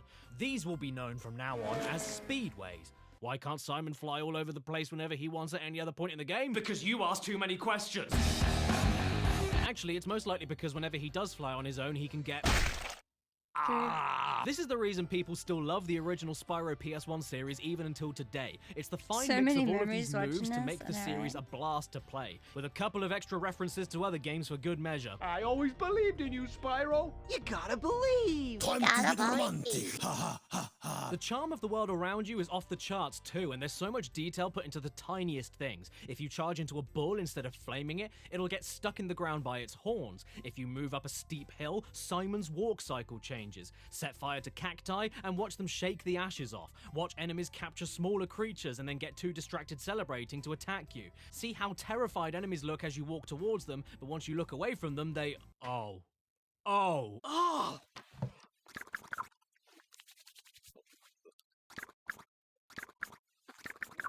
He love this fat ass. Seriously though, there are Norks everywhere, and nearly every single level gives you a different variant of them, which the game really didn't need to do. There's Norks with swords, Norks with clubs, Norks with flags, Norks with tasers, Norks with guns. Norks with guns. Easy does it, I'm too small and I can't reach that. Also, I'm British, which means you probably hate me, but it also means that I love saying the word Norks. The hills have Norks, the castles have Norks, the harbours have Norks, the fairies have Norks. I eat so much. You know what's sad as well? In the Reignited Trilogy remake, they got rid of the Norks with guns and replaced them with purple water pistols. Oh, come on now. What? You don't like seeing guns in your video games? What are you, a cuckwoke? And hey, I may really dislike Spyro's voice in this game, but the other dragons you rescue are another thing entirely. Spyro, my friend, how about a hint on gliding? How about you get fun? I love all of these guys. They're only ever on screen for like 5 seconds each, but they're the most memorable part of the game for me. Ever since you're a wee puff of smoke, we've known, I forget. They mostly serve as hints and tips when you find them, even though the hints are all horrible. Big enemies like this Gnorc with the club cannot be charged, but a quick flame, that should defeat them. Yes, I already killed that guy to rescue you. What are you talking about? Did you know that you get your longest glides by pressing X at the very top of your jump? How do you think I got here? Flame won't harm metal, but charging with your horns, that should do the trick. This is World 2. I've been doing this for the last 6 levels. Are you senile? Be careful, Spyro. This boss has many tricks up his sleeve. What does that mean? Some big Norks up ahead are wearing armor. I don't blame them. They're very sensitive. The best line in the entire game, though, easily goes to Cletus. My man Cletus. What does he say? Spyro, it's great to see you, but I've got to go. All right. Bye then. You know what all of the dragons' favorite thing is to say, though? Thank you for releasing me. I swear that most of these smelly lizards say this line on repeat, and by the end of the game, nearly every single one of them says it. You want to see how many I found? Thank you for releasing me. Thank you for releasing me. Thank you for releasing me. Thank you for releasing me. Thank you for releasing me. Thank you for releasing me. Thank you for releasing me. Thank you for releasing me. Thank you for releasing me. Thank you for releasing me. Thank you for releasing me. Thank you for releasing me. Thank you for releasing me. But don't worry, not all of them say thank you. Some of them say thanks. Thanks for releasing me. It's really a shame, though, that as a game itself, Spyro 1 is just alright. Welcome to my Arabian toilet. Yeah, despite my accolades, I actually don't think Spyro 1 is that great, mainly because of how primitive and stripped back it feels, especially compared to the sequels, which isn't Spyro 1's fault, but I'm blaming him anyway. And I don't care what you say because I'm friends with the super popular YouTuber Vsauce too, aren't I, Kevin? You may kiss the bride. Lemon. Hey, Jim! See, he even calls me by my real name, like my mummy when she's upset with me. You know, it's weird. It always surprises me when I remember that the first Spyro came out in 1998. Is avocado, lettuce, and chicken. This wasn't an early PlayStation title, and yet I think it feels like one. There's just something missing. I can't explain it. There's no gimmicks, no major surprises. I mean, I do love simplicity and games that are to the point, but with cartoony collectathon Johnny John Spyro the Johnson, the simplicity holds it back for me. Especially when you compare it to the following games. Spyro 1 feels really plain, just like how Crash 1 feels compared to Crash 2. And by 1998, Crash 3 had already perfected the Crash formula, whereas Spyro was just getting his feet wet. And when Spyro gets his feet wet, he dies. The collectathon gameplay loop is pretty basic, and it gets a bit samey for me after World 2, with not much variety in what you actually do, aside from more dangerous glides and slightly different enemies. Definitely. And for as much as I love the visual style, the presentation itself also gets a little bit too samey for me. Aside from that hole, these things can get royally shitted off too. What are these things? Why do they look like that? How do they slide around so quickly? Get off me, you radish! No matter how many times I replay this game, I can never remember the names of levels or tell them apart by screenshots. They just don't leave much of a lasting impact on me. I don't think there's anything entertaining or that endearing about the characters and story. Spyro's voice, I think I smell a barbecue, makes me want to shit down a chimney. The sound effects feel really wet and sloppy without much impact or crunch.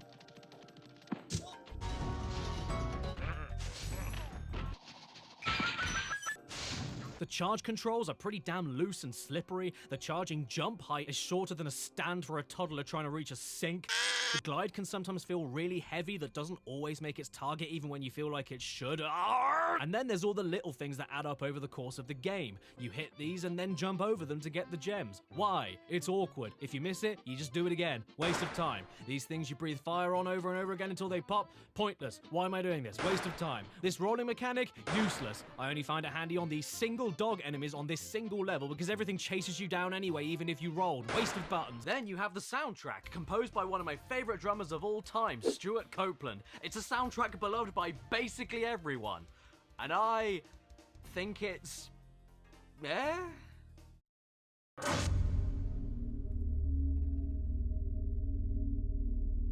my god.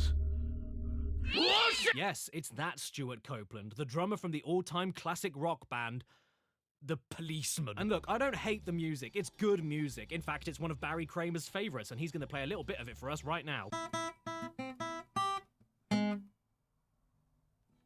Let's take it away! But I don't get the undying love for this game's soundtrack in particular. I think it's way too spacious and meandering for the kind of game that this is. And if you tied a rope around my neck and asked me to match which songs go with what levels or else you'll hang me, I'd say, I don't know. But then I'd say that anyway because I don't mind this. Don't get me wrong though, when the visuals and music come together into a gourmet, creamy cereal, it's downright incredible. Now with added hair. My go-to example being Dark Hollow in World 1.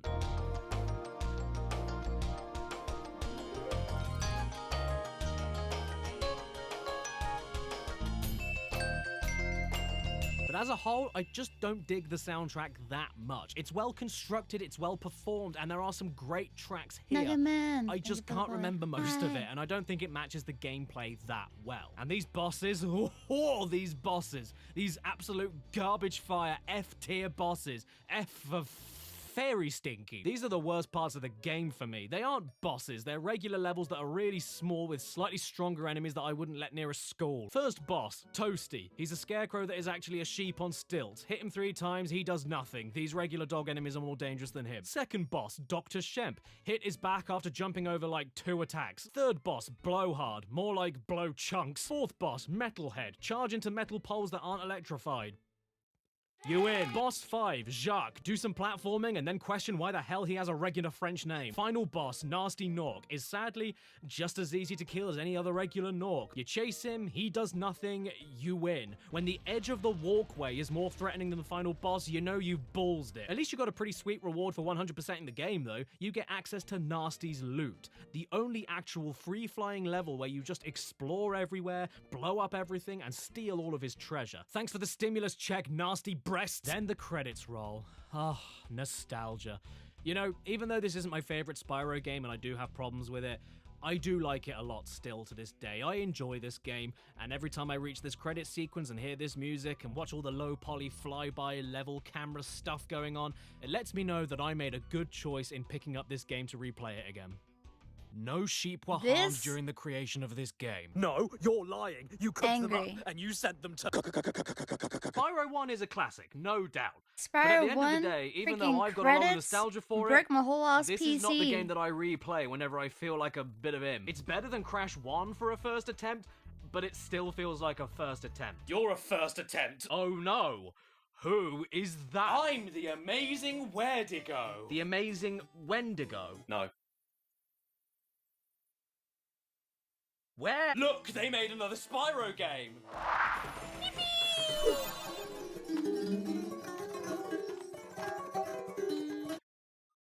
Now this is where shit starts getting good. Thank you, the amazing Where'd he go? Oh, fuck! Yes, you lads, it's Spyro 2. He's back, and I'm back. Look alive, everyone. It's Simon 2, Ripped My Ropes. Or as I personally know it, Simon 2, Great, a Garden. To be honest, I prefer the European name of Gateway to Glimmer against Ripto's Rage, but I will admit it is strange. Glimmer is just the first level of the game. You're never looking for a gateway to it. That'd be like if this was called Crash Bandicoot Sand. Straight away, we've got much better cutscenes with actual story in them, and boom, bang, bing, we've got new characters who are better than anything we saw in Spyro 1. You've got the Professor, who's a bastard mole, Digging up all of my lore. You've got Alora, who's a fawn, you dork, and Hunter the Cheetah, who always looks like he wipes with his fingers. Even Simon's voice is improved. Is this rain ever gonna stop?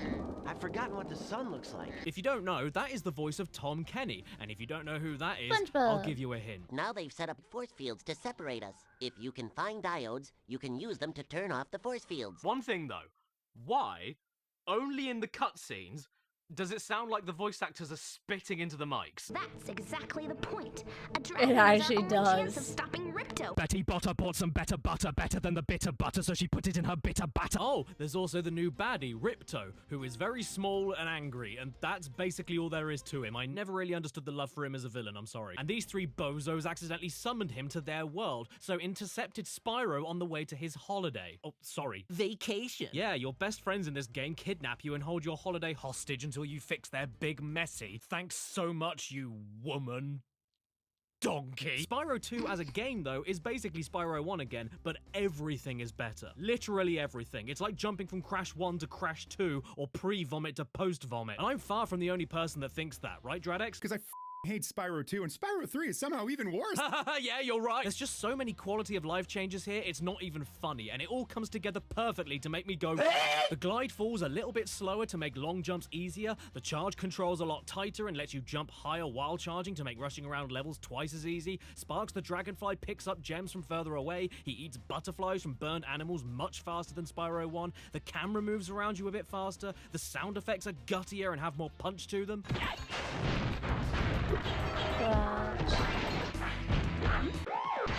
And on top of the updates to existing ideas, there's all of the new stuff added in too, like auto-saving, which was a massive deal, because back in those days, we didn't have it. Instead of the stop immediately and splat on the floor triangle move you could do mid-glide in Simon 1, now you have a hover move to give you extra time to correct a glide and give you a tad more height and distance at the end of your glide. Now, instead of getting extra lives from the life clam, while Sparks is at full health, you can stack him with multiple burned animals to eventually give you a life if you eat enough. Spyro can spit. Enemies now don't drop gems to collect and instead add to a defeated enemy tally that can help you unlock a temporary power-up specific to that level, giving you way more chances for supercharging alongside brand new powers like spring jumping, projectile super breath attacks, and temporary flight in the level. And When's he speaking of gonna talk levels, about you now Hunter? only need to collect one thing at the end of the stage to beat it, with optional missions dotted around each level, awarding you orbs that can be used to unlock further levels, bosses, and secrets. And they can sometimes be centered around the platforming that Spyro does best, or something totally new and different, like hockey matches against this freak, various puzzles hidden around the stage, or blowing up a load of UFOs piloted by... And to top it all off, when you collect everything, you get a little doot!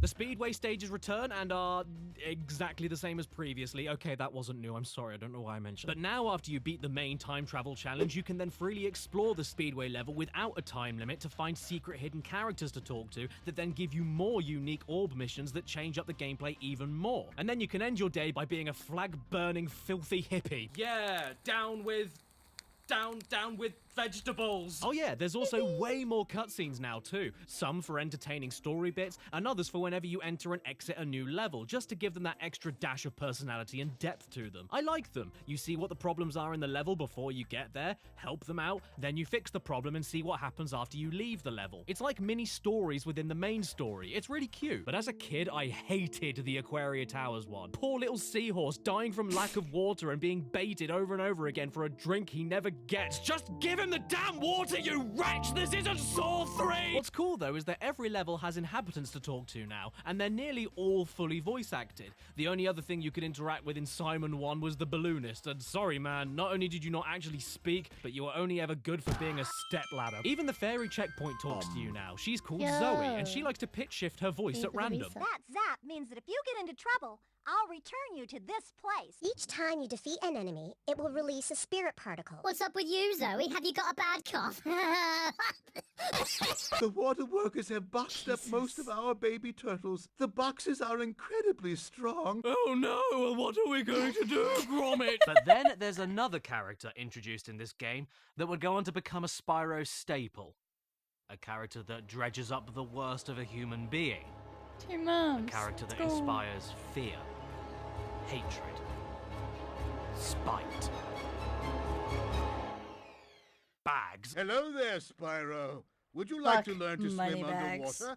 I suppose I could teach you for a small fee. Moneybags is a round bell end, seems to exist everywhere all at once on every level, and only lives for one thing. Locking things away from you and stealing your gems in order to unlock them for you. That's all he is. He's a fat, greedy barrier that has no conscience, no dignity, and only cares about money.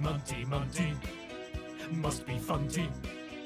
In a rich man's gunt. He is a leech, a stain. He's an alt-right Winnie the Pooh that converted a generation of kids into anti-capitalists. And to be perfectly frank, he makes me want to get my killing shoes on.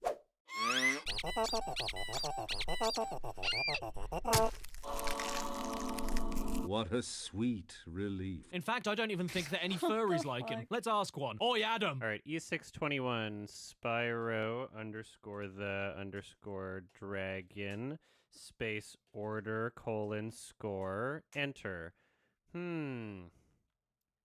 What? See, it doesn't do anything for it. Oh, what's that? You want to sell me a trip on a submarine to get by a load of robot sharks? Pfft, I don't need any of that. You're scamming me. Look, see, I don't need to... Okay, fair enough. Oh, look at you there, Moneybags. Are you a little cold from the snow? Oh, no, wait. It's just your soul! My favorite thing to do with him is actually use a double jump glitch in level 1 to not only completely ignore him and his stupid bridge, but also use the same glitch to get on top of a ledge that I'd also need to pay him later on in the game to learn how to climb, and then finish off the rest of the level without paying him a cent, meaning that I can then afford his swimming lessons right after level 1 without needing to go into another level first to try and save up enough. This has been a money-saving tip with Daddy Caddy.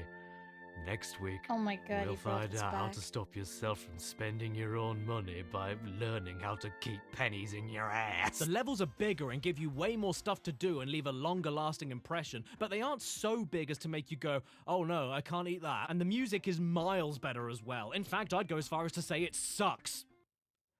Milkshake through a big straw. It's way more creative, zesty, multi-instrumental, and more percussive. There's even vocals on some of the tracks, my favorites being the one that sounds like a meditating Mr. Bean.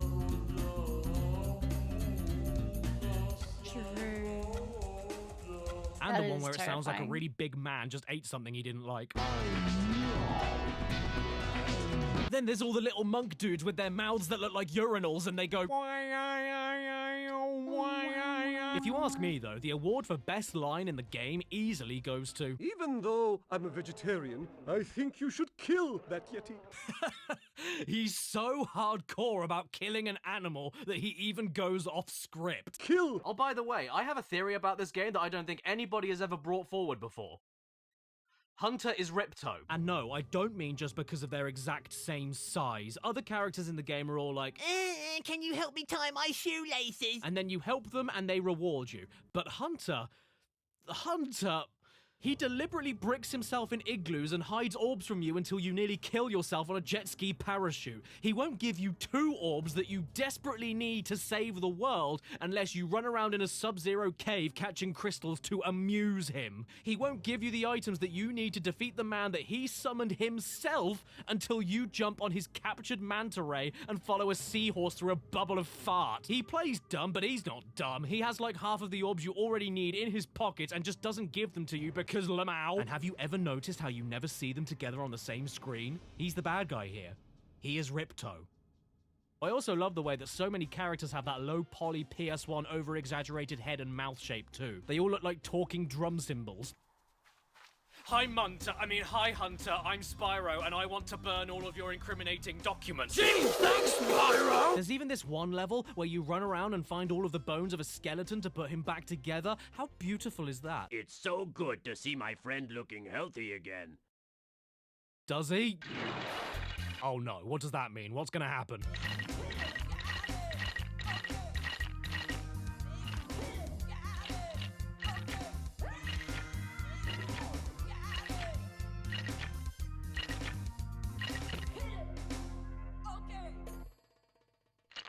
Yes, I had to sit through the whole thing, so you had to as well. Now, let's move on to... I think he wants to dance for you. Oh, no. Oh, hello. My favorite part of the whole game, though, is when you get to World 2, Autumn Plains, and find this level called Zeph, where there are all these slugs on the ground in the middle of a civil war with these birds from the sky, and you help out the slugs by destroying the birds' ammunitions building.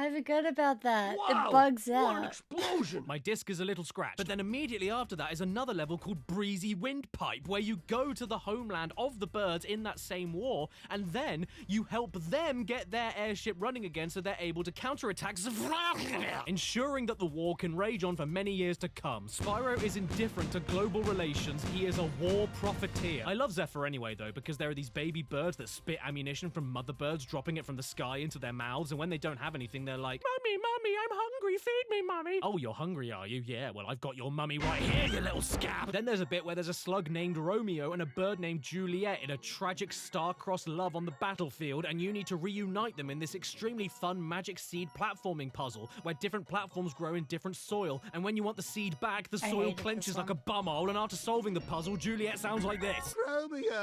Romeo, wherefore art thou, Romeo? Oh, there's Romeo. There's just so many fantastic moments here. How about that mission where you had to get the professor's pencil back by trading an egg with a nest that spits out a seed to go into a plant pot that spits out a rubber duck that goes to the duck family to give you a turnip? What? Okay. Which then needs to go into a cauldron which spits out a coin that goes into a water fountain that gives you a very soggy pencil. It's so good, man. And how about the secret agent that sounds like, I'm a secret agent. And when he's looking around to make sure you aren't following him, Fuck that guy too. He does that. That is how I'm looking around for things for the rest of my life. And the robots in Metropolis, they're adorable. Listen to them. These elevators need serious work, see? Even the bosses are an improvement. There's only 3 this time, but it doesn't matter because they all make up for the wet jokes that were in Spyro 1. They actually have attacks. They're fun fights, and in Gulp's case, even a little bit challenging. This is one of the better bosses in the whole Spyro series, actually. As great as Simon 2 is, though, I don't think it's perfect. In fact, there's a couple of major real low points for me. This is way too hot. And Pushing Up Roses can name like 50 of them, can't you? Oh, Spyro. No! The mission in Hurricos where you have to put lightning stones into power generators and then have to defeat the thieves that keep removing them and throwing them around the level. I mean, look, I'm very glad that I finally get some representation. But man, does this take forever. It isn't difficult, just immeasurably boring. This part here where you need to flame fish into this angry tiki's mouth, I can't stand this bit. You need to get 10 fish in his mouth, and any red fish reset the counter by like 1,000,000 fish. But by the time you see the yellow ones and decide that they're the ones to flame, it's too late to flame and you miss the mouth. So you end up prematurely hitting flame all the time, thinking that you're flaming a yellow fish, but it's actually a red fish, and then, oh god, not that one, Spyro the Drag-Off! Nowadays, I just cheat this bit by looking directly into the water in first-person mode to see what fish is coming. Well, is it cheating? I'm just using what the game gives me. I'm a good boy. I wash under my arms. And of course, there's another bit, which is possibly the most infamous part of the whole game. But before we get there, I just have to ask you a quick question.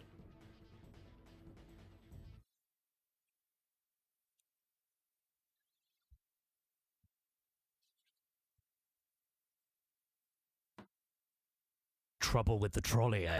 Okay, well actually, get ready for me to be a contrarian. This isn't hard. It's not easy, but it's really not that bad. I don't know what you're talking about, you whinging wets. In fact, while recording footage for this video, I finished the mission first time and then had to start the mission again and deliberately blow up in order to record the guy saying, "Trouble with the trolley, eh?" I mean, I don't know what to add. It just isn't that hard. And you know what else isn't? The turtle soup mission. Yeah, I said it. What's the big deal? Just keep looping around the pipes that they spawn from and then knock the turtles away if you come across them. They'll bounce all over the place and it gives you plenty of time to get them back in the water. What's the big deal, you baby bitch buggers? And the dinosaur egg hatching and eating the village people. Yeah, sure, I failed this one like once or twice, but once you get the pattern down, it's just like Simon Says, but if Simon only had 8 Simon noises for you to copy, and then Simon played the same Simons every time you Simon. And what about the bombing genie mission in Scorch? Not a big deal either. Did it on my first go. Here's a tip for you if you're struggling. Stop charging after him and stick to the wall so that you avoid most of the bombs bouncing off of them. You can't rush this bit, just go slowly, especially around the steps. You're gonna hate it if you try charging, trust me. Nah, mate, you wanna know what the worst mission of the game is? Will you escort me past those Earth Shapers? No! How about instead you suck my nads? I hate this. I hate this so much. Why didn't you remind me I had to do this, Fushi? Oh, Spyro, you're such a bad dragon, aren't you? Yes, I am. Huh? Everything they say about VTubers is right. So you've got this motherless goat who has a potion to give Hunter because he wasted his month's rent on a new pair of concrete Nikes, and even though the goat is literally next door to where Hunter is, he momentarily forgets how to steer his own legs and ends up going on a cross-country marathon instead, deliberately walking right into all of the enemies, changing his mind on where he's going all the time, getting in the way of you rushing around, and you can't get rid of the enemies. All you can do is knock them back temporarily. So getting them all out of the way of him in advance won't work. And the best thing, the 10 out of 10 game of the year, best thing that happens is that if you finish this mission, Hunter then says, "Thanks for getting me out, Spyro, but you need to learn a new move to help me kill all of these monsters, so come back and find me again when you learn it." So you carry on playing the game, learn the move, come back to the level to help out Hunter, and he couldn't wait 5 minutes to put his Adidas stones back on, meaning you've got to do the first part of the mission all over again? What's that? I already have this orb? I had no idea. But anyway, you finish the game and do everything. You get the orbs, grab the talismans, run away from this horrific face, and wonder who decided to bring back the bush munchers from Spyro 1 so you can place an Aztec curse on their family. You finally beat Ripto, and he just accepts his death. Oh, screw it, I can't win. Everybody celebrates, Hunter sits on Moneybag's face, and we finally go on a holiday in a lovely final cutscene. It isn't a cutscene, I got you. Dragon Shores is the final level that is literally just a fun fair that rewards you with tickets in order to unlock a theater to watch the game's cutscenes again. Internet. You play a game of water dunking, ride a roller coaster with a cannon to pop balloons, go to a duck shooting gallery, and never question why the biggest enemies from the first game are now welcoming you into a dark room inside a theme park with no one else in it. And you know what? I also really like the little love boat tunnel because it taught all the kids that played this game that you can love whoever you want. You can love the same gender. You can find love even if you're a smelly, hairy yeti. If that's not your style, you can be on your own. You can have a three-way, what? You can love children, excuse me? And after all of this, if you found every gem and every orb in the game, you unlock a door that grants you a permanent super breath attack, which is now obsolete because the game is already over. Screw off. Unless you do a Tiger Woods.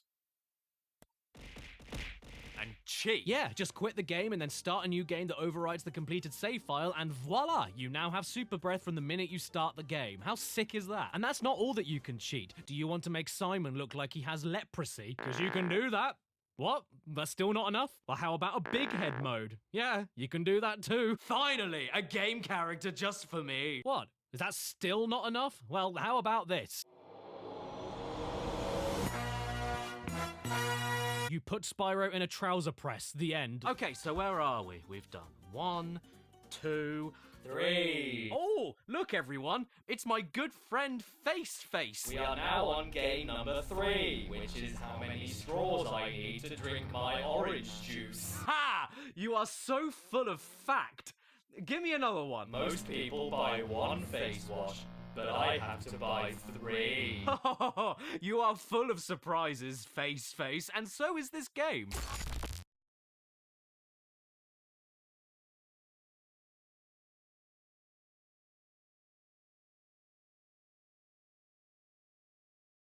Huh? What? Oh yes, I forgot. I'm a PS1 game. And now I'm finally all on my own, safe from everybody around me, and nobody else can break in. Hello, I'm Spons! Welcome to my lair. Oh dear. And today I've been sponsored by me. Yes, me. I've been sponsored by so many things that now I can finally afford myself. It's the collectible world of Cat Icarus, a limited edition exclusive Blu-ray set only available on the pixelempire.com/caddy in the description below. And when I say limited edition, I really mean it. They are selling out fast and you gotta act now because once they're gone, they're gone. Inside this gorgeous PS1 shaped box that talks to you when you open it. Wow, look in here. Hello, I'm Spons! You'll find the Blu-ray disc itself with over 5 hours of Cat Icarus content not available anywhere else on the internet, such as a Cat Icarus episode all about the history of his 11 years on YouTube, a guided PS1 collection tour, a Hidden Block reunion podcast, and so much more. I've always wanted to have one thumb and no fingers. The menus of the Blu-ray have all been specially designed to look and sound as ugly as possible. I mean, look and sound like a 90s PS1 demo disc. And the case for the Blu-ray even features a huge PS1 manual-styled booklet written by Caddy, featuring interviews from important people behind the scenes of the show, countless references and Easter eggs, and even a cheat code you can input on the main menu of the Blu-ray for an additional surprise. No, I'm not going to tell you what it is. Find out yourself, buy it. And whenever I'm taking a ride on my favorite hurricane and praying it doesn't stop over the sea, I like to mention the other things in this box set, such as the exclusive sticker sheet, a double-sided movie poster, 3 exclusive pins for your bag or your face, just make sure you clean the wounds, an extra large sticker to show off what a huge sellout you are, it's the closest you'll ever get to touching the real Spons, get used to it, a chance to grab one of 3 Crash Bandicoot Relic tickets for a variety of different awards like signed Caddy U2's figures, face-to-face Zoom calls, and $10 to $100 of Pixel Empire gift cards, and to top it all off, a hand-signed card with a scratch and sniff of Caddy's beard. That is not a joke. Do I look like I'm joking to you? I shouldn't need to explain to you why this is so cool, but I just did. And please buy it because this PS1 animation wasn't cheap. Wow, wasn't that an interruption? Here's the rest of the video. Spons, come in. Spons, are you there? Spons! Spons! Spons! Oh boy, everyone, it's Simon 3. Yay, a donut. The final in the original classic trilogy made by Insomniac Games, and what a fitting developer, because as a kid, Spyro 3 made me into an Insomniac. I adore Spyro 3 with every nerve ending, and every time I pop it in, it makes me want to... The hills are alive with the sound of... 6-year-old me played this game until he ate his own hands off. True story. It's the best game of the original trilogy to me, without a doubt. I know people think it's the second one, but this game has a kangaroo doggy paddling in a lake. You're wrong. Is it because of nostalgia? Yes. Oh, sweet. You can pick your save file icon now? I don't know. Who should I pick, Vinny? What? You're right. Banana! So to kick things off, even though I love Spyro 2's characters, I was never really fussed about Ripto or whatever his beef was. I didn't find him that funny, that entertaining, or that endearing, which made me not really care about what he was planning to do. But this time, I actually kind of cared about what was going on. You've got this haggard old Minger called the Sorceress, who's so hefty you could send her out to the front line, and her apprentice, Bianca, who have decided to steal all of the baby dragon eggs that came from all of the adult male dragons. Very progressive, Spyro 3. Well done. And instead of stealing them and taking them back to their secret lair, they decide to just leave the eggs all over the damn place for anyone to find. Good plan, guys. I'm sure this won't rear up and ram into you. Those eggs belong to us now, and I've hidden them in places you'll never find in 1,000 years. The first egg is right next to where she was standing, and that means that this game's collectathon bread and butter are these dragon eggs this time, used to unlock more of the game. And the eggs are just so giddy over being found that they birth right in front of you, with no mess! Did that bow form in the uterus? You also have these baby dragons that don't like being caught unawares, and... Does this mean the dragons have genets? Now, somebody as nasty as this old bint stealing all of these adorable little babies is bad enough and already makes her appear more like a threatening Cruella de Vil, except scaly and large. But as the game goes on, you then discover she wants to kill them all and rip off their wings for a new spell she's working on. It's not even like she wants to eat them to keep herself alive or anything like that. She just wants to kill them so she can try a new magic trick. If that's not evil, I don't know what is. This causes Bianca to change her mind about being evil, takes her hood off, and that makes Hunter go...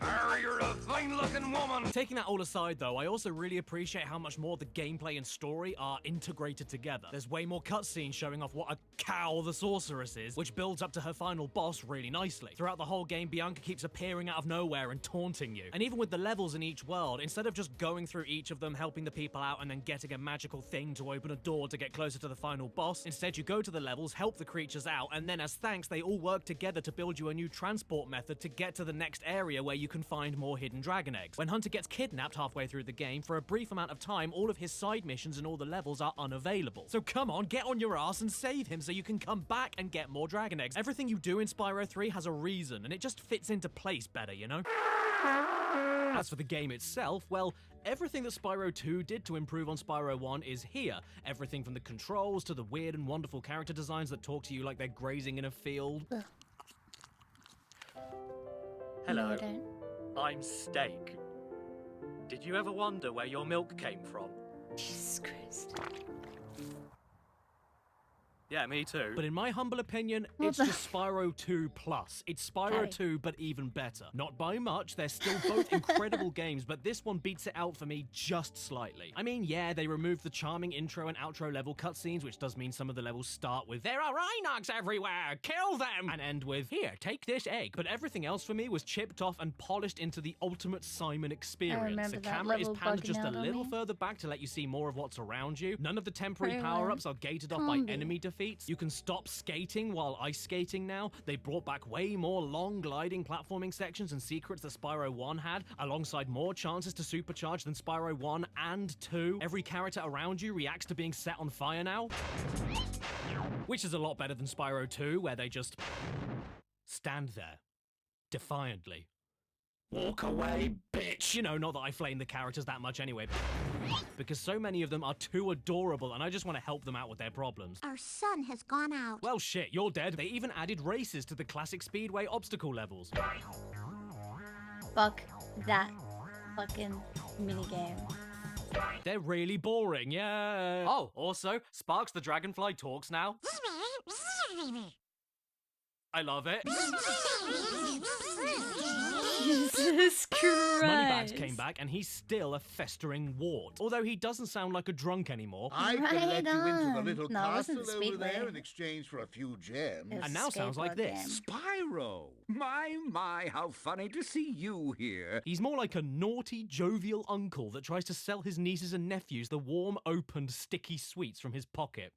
You know, bollock sweet. So yeah, he's back to make your life miserable, and so is the caveman with his skeleton friend who's lost all his bones. And yes, he even does the bone dance again. Although this time, he goes on for so long that the regular stage music comes back in the middle of it.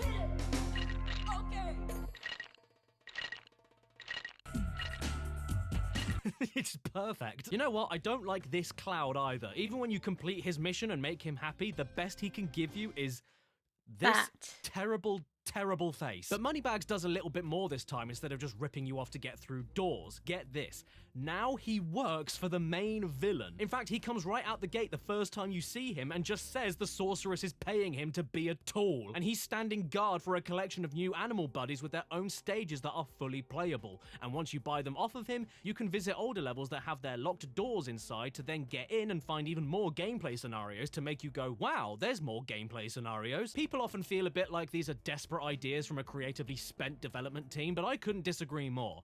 They're desperate ideas from a creatively strong development team. First off is Sheila the Kangaroo, an adorable little muppet that takes the standard gameplay and flips it on its side to be about vertical height exploration more than long-distance gliding. And I find her levels extremely fun whenever you launch into the air and smash downwards. And according to the Reignited trilogy, she isn't female unless she has pigtails and a vag. Next up is Sergeant Bird. And just like that, with the wave of my wand, you're a secret spy just like James Bond.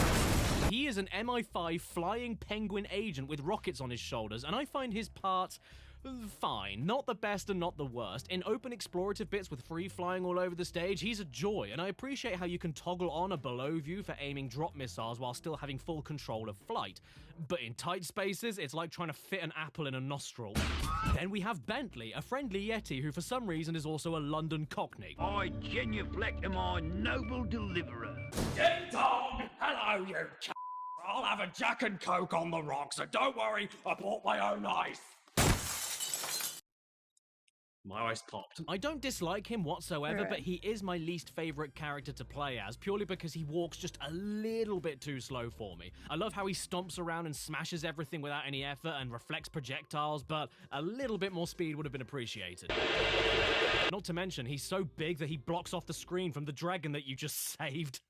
Move it! And lastly, there's Jim Carrey Monkey, who uses a rebounding laser gun, grenades, strafing, and first-person sniper shots to get through his sections. I like these a lot. They're good fun, especially when you find his most powerful weapon, the Child Beard Gun. Plus, in those hidden Speedway bonus levels, you get to do them as Hunter. And that makes them better and more fun than Spyro 2, because it does, and you are listening to me. And hey, did you know that the first ever water birth in a video game was in Spyro 3? Yeah, I'm not joking. Here it is.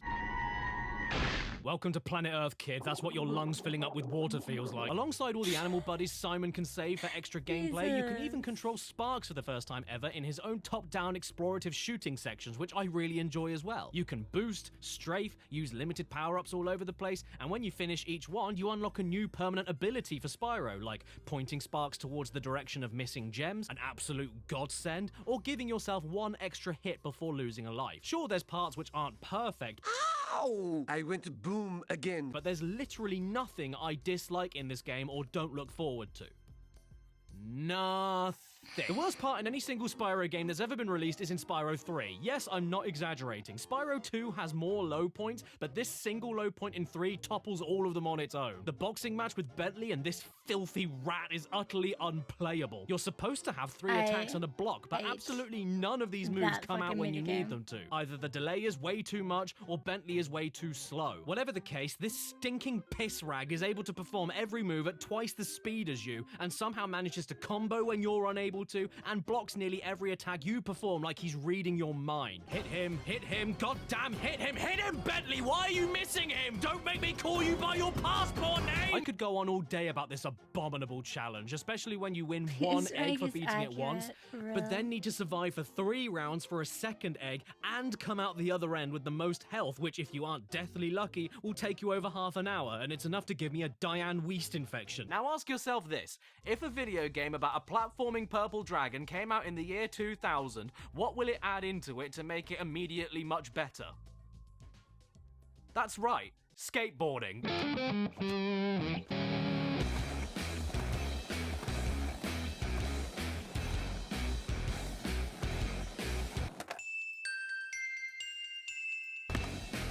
Yuki, take a deep one.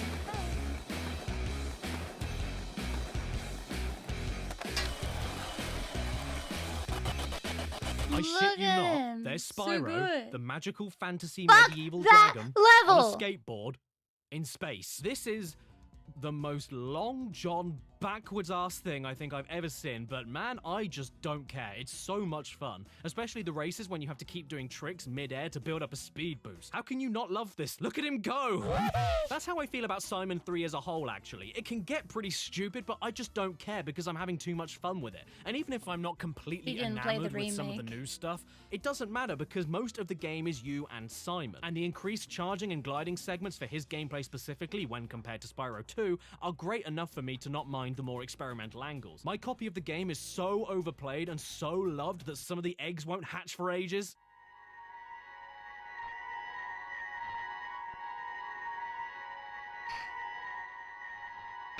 Sometimes boss 1 just gets stuck and won't stop pulling off this sick flip. Hello? What do I do? Help. Sheila, look at this. Can you believe this shit? And Spyro very frequently violates personal space. Be sure to keep your friend Sparks the Dragonfly healthy, Spyro. And do you mind getting your nose out of my dress? Wow. And it's even better when Sheila is listening to someone and she's all like, "Duh." This bit always gets a laugh out of me. In the mission where you have to protect the ice skater and you mess it up, the enemies end up playing hockey with her. You can even go to Rome and set fire to the Pope.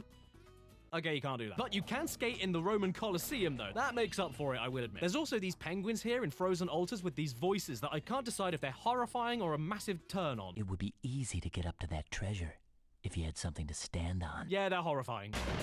Purr.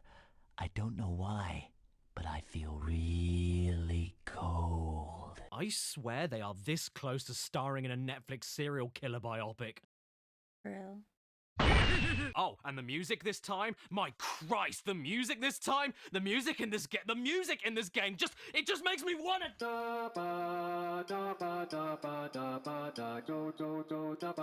This is one of my favorite video game soundtracks ever, of all time, period. It's everything that made Spyro 2 music so great, but amped up to 11. It's catchier, more percussive and rhythmic, groovier, more varied in genres, and every time I hear any track from it, I go...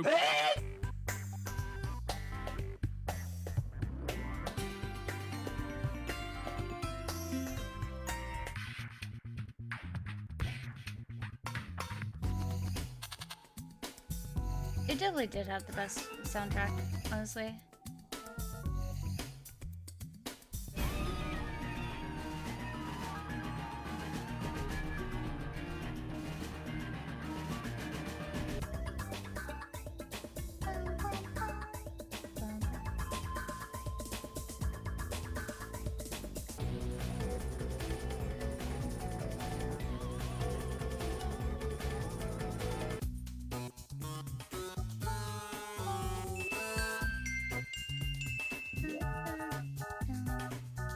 I mean, Agent 9's theme alone completely slaps. How many PS1 soundtracks, nay, how many video game soundtracks in general can you say have a song in it that's in 7/8 time signature?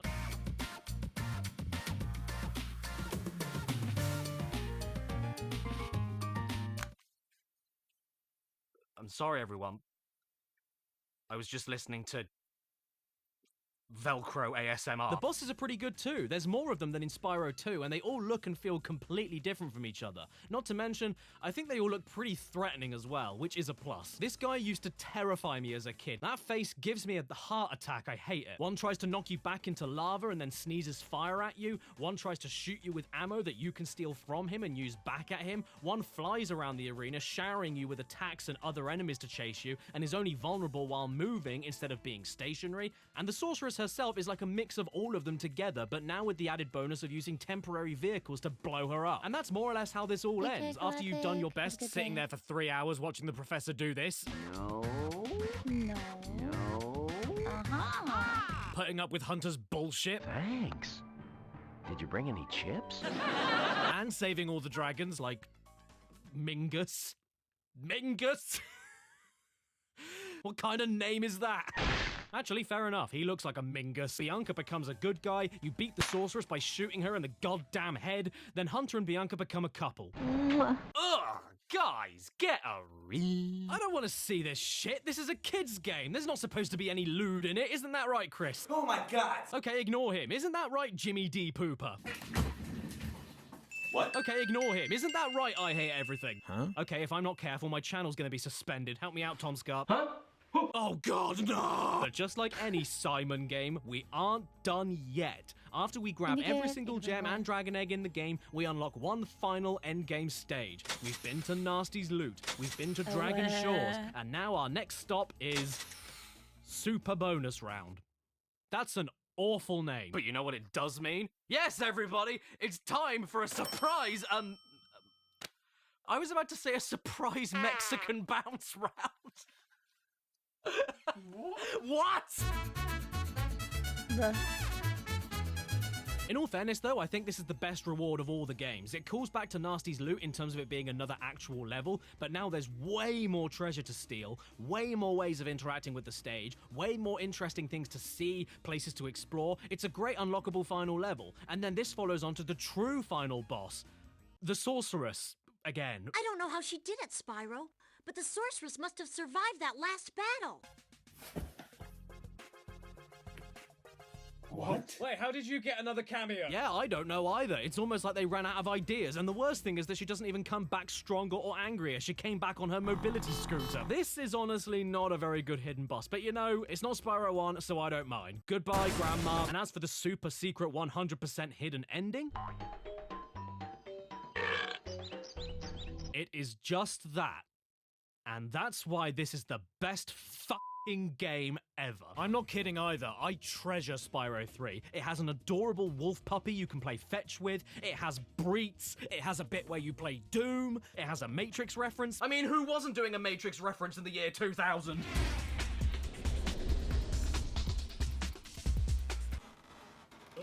It has cowboy dinosaurs. I mean, do you have any cowboy dinosaurs? If you do, can I come over and see them? It has the ultimate revenge fantasy that surpasses Kill Bill by letting you chase down moneybags at the end of the game and burn his completely flame-resistant pants in order to steal all of your gems back from him. And in conclusion, it has the best sound effect of all time. So I think it's safe to say Spyro 3 really is the Year of the Dragon. Well, what a perfect little trilogy for the PlayStation. I'm sure glad it stopped there and they didn't try anything else. Knock, knock, open up the door. Hello, Caddy. Oh, shave my back. It's my evil twin brother, Baddie. I bought something for you. Oh, for me. You should have. I deserve it. You know, I'm starting to think that Baddie isn't actually all that bad. I mean, you know, after all, who goes out of their way to gift you a jigsaw puzzle? I wonder what's on it.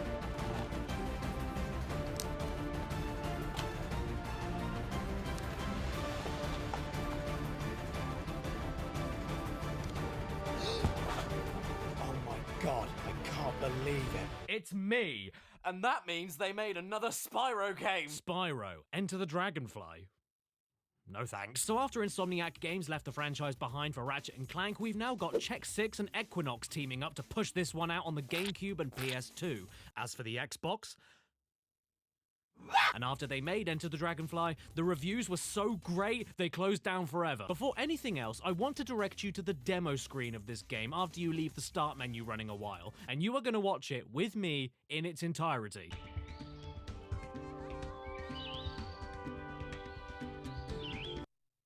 Ooh, these are nice flowers.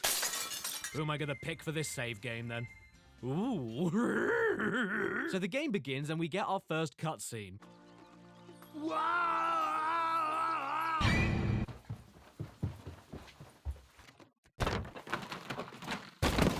Yeah, this looks good. Nothing to see here. It all looks top form. This is exactly like an interactive electronic video game. Also, this cutscene cacks. It goes on forever and it really has no right to. Do you want me to paraphrase exactly what happens in this entire cutscene? Wow, isn't everything great? Hello, my G's. Oh no, it's Ripto. What are you doing here? That's a good question. Yeah, it is a good question. What are we doing here? What do you mean, what are we doing here? If you ask me one more question, I'm going to skin you. Now, where was I? Oh yes, that's a good question. I'm here because Yeah, that is more or less exactly how this cutscene plays out. It's just a massive one-sided conversation with Ripto and absolutely nobody else while they all just stand there and let him steal all of these baby dragonflies. You all deserve to lose everything you care about and watch all that you love turn to dust. After that, we all get an uncomfortable look into Bianca's flesh mouth and then off we go to save the dragonflies. Or else the other dragons won't be able to use them as human shields. And they have all sorts of cute names like Bonky. Hey, it's Fluffy. That's weird, because dragonflies aren't fluffy. Hey, it's Sandra. It's Sam. Oh my spoiled custard. Is this how the game runs? Is the whole game going to run like this? Well, then someone had better catch it then. Come on, Simon, exit my dartboard. Why are you like this? Are you dying? Oh no, there's an ice gate that can only be opened by ice breath. Yeah, alright. So here's the thing. Collecting the dragonflies is the main mission in this game, but it is much easier to do than you think because, yeah, the game is broken. Nah, it's not just broken. It's been shattered into 1,000 pieces. Infamously, you can even finish the entire game in less than 10 minutes by swimming through a hole in a net, flying over to the center of the hub world, and then pissing straight into the final boss portal. Oh. I like winning! Now, many years ago, I made a dedicated video about Enter the Dragonfly. And I was a puss. I didn't actually bother playing the game. I just broke it, finished it in 10 minutes, and then shoved out a lazy joke video to cover my electric bill. But this time, no such excuses. I played it legit, from start to end. So now I can confidently say, without a doubt, the game is still shat. And I'm not the only one that thinks that, right, Lady Emily? Spyro, I mean, I enjoyed Enter the Dragonfly as a kid. Shut up! I mean, ostensibly, the game is the same as Spyro 1, 2, and 3, but instead of refining or going forward, it takes things away. Simon 1 had 6 hub worlds, Simon 2 had 3, Simon 3 had 4, and this game has 1. 1 hub world. And not only that, it also has 8 levels. 8 levels in total. Simon 3 had 21 Simons and Dartboard only has 8. Sure, they are much bigger than previously, and they do things like putting speedway courses inside those levels to beef up a single level instead of split them up. But it also means that there isn't as much visual variety, way too many flat and gaping chasms of spaces where a level should be, barely any gliding challenges aside from like 3 levels, and despite you having new power-ups to unlock in the forms of different elemental breaths, which is an idea I do love, there is only one single instance of returning to an older level to find something new with an unlocked breath, and all it involves you doing is grabbing kites by standing on children's heads. This also means the music is pretty limited in comparison to the PS1 games too, and I'm not sure why, but despite it being the same composer, it sounds like it's falling asleep most of the time.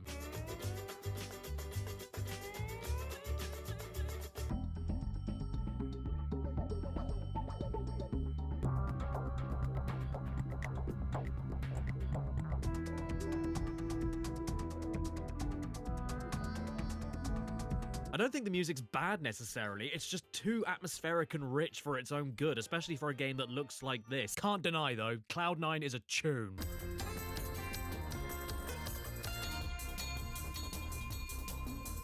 Not to mention, the game is insultingly easy. I breezed through most of it without even thinking about it. Check out this mission from the halfway point of the game.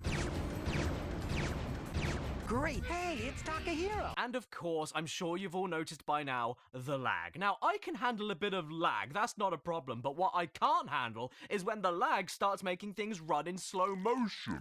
Because when things start running in slow motion, I can't even tell anymore if I'm jumping or giving birth. No, don't worry. Your video is not buffering or dropping frames, and you don't have cataracts. This is how the game looks, all the time. It never stops. I almost want to get a cheerleading squad in there to encourage it to run properly, and on many occasions it gets so close, but just can't quite get there. Come on, Simon! You can do it! You can do it! You can do— Oh.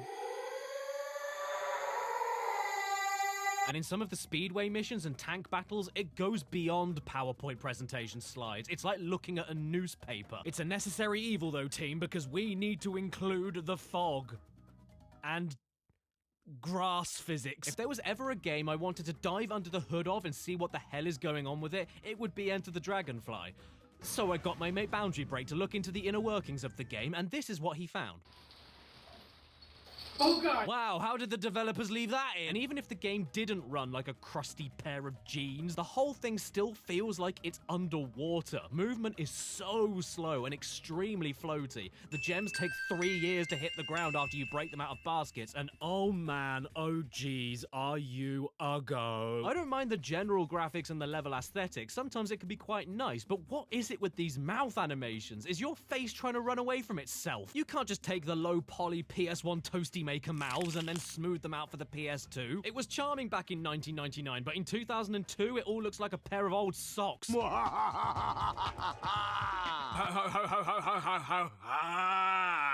And on top of all of that, as you could quite clearly see earlier, the game isn't finished. Spyro! And I'm not talking about the gameplay removals either. Technically, it's a disaster as well. Have you ever played a game where there's a loading screen? To load a loading screen, Spyro has no drop shadow, making gliding a total pain in the sphinx. Enemies don't attack you. Spyro gives up walking and just floats everywhere. The progression atlas disappears and turns black. Spyro gets stuck in ladders. Charging decides to stop working entirely. Sound effects disappear at random.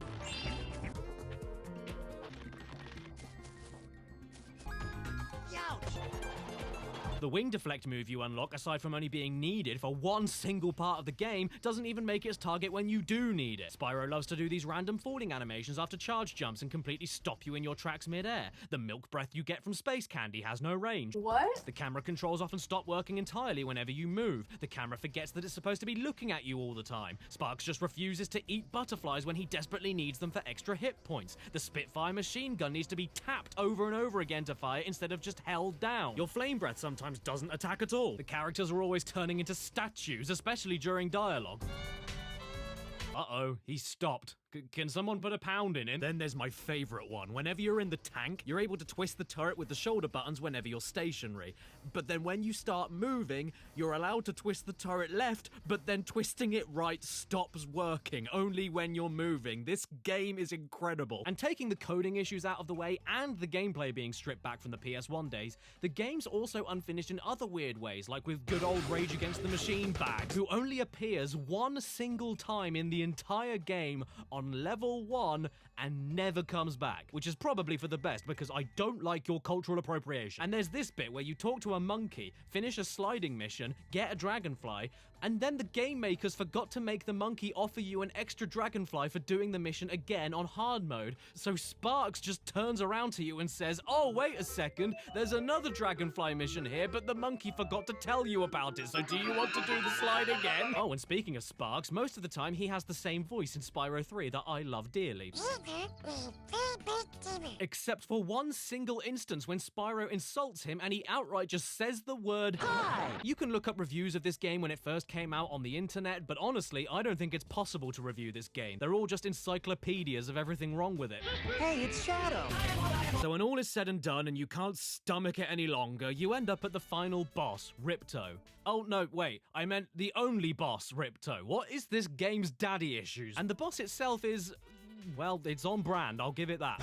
Also worth mentioning that if you start this fight off, you have bricked your save file and can never leave the fight until you beat the game. So if you're going for 100%, do not go into the boss portal, you'll never come back. The fight itself is pretty but the best thing about it is that after you beat him, you get this cutscene.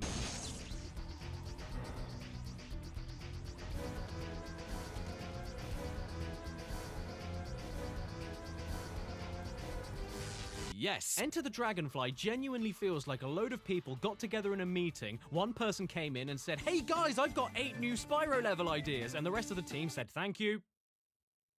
That is all. It is sadly the first of quite a few Spyro games that doesn't make me go.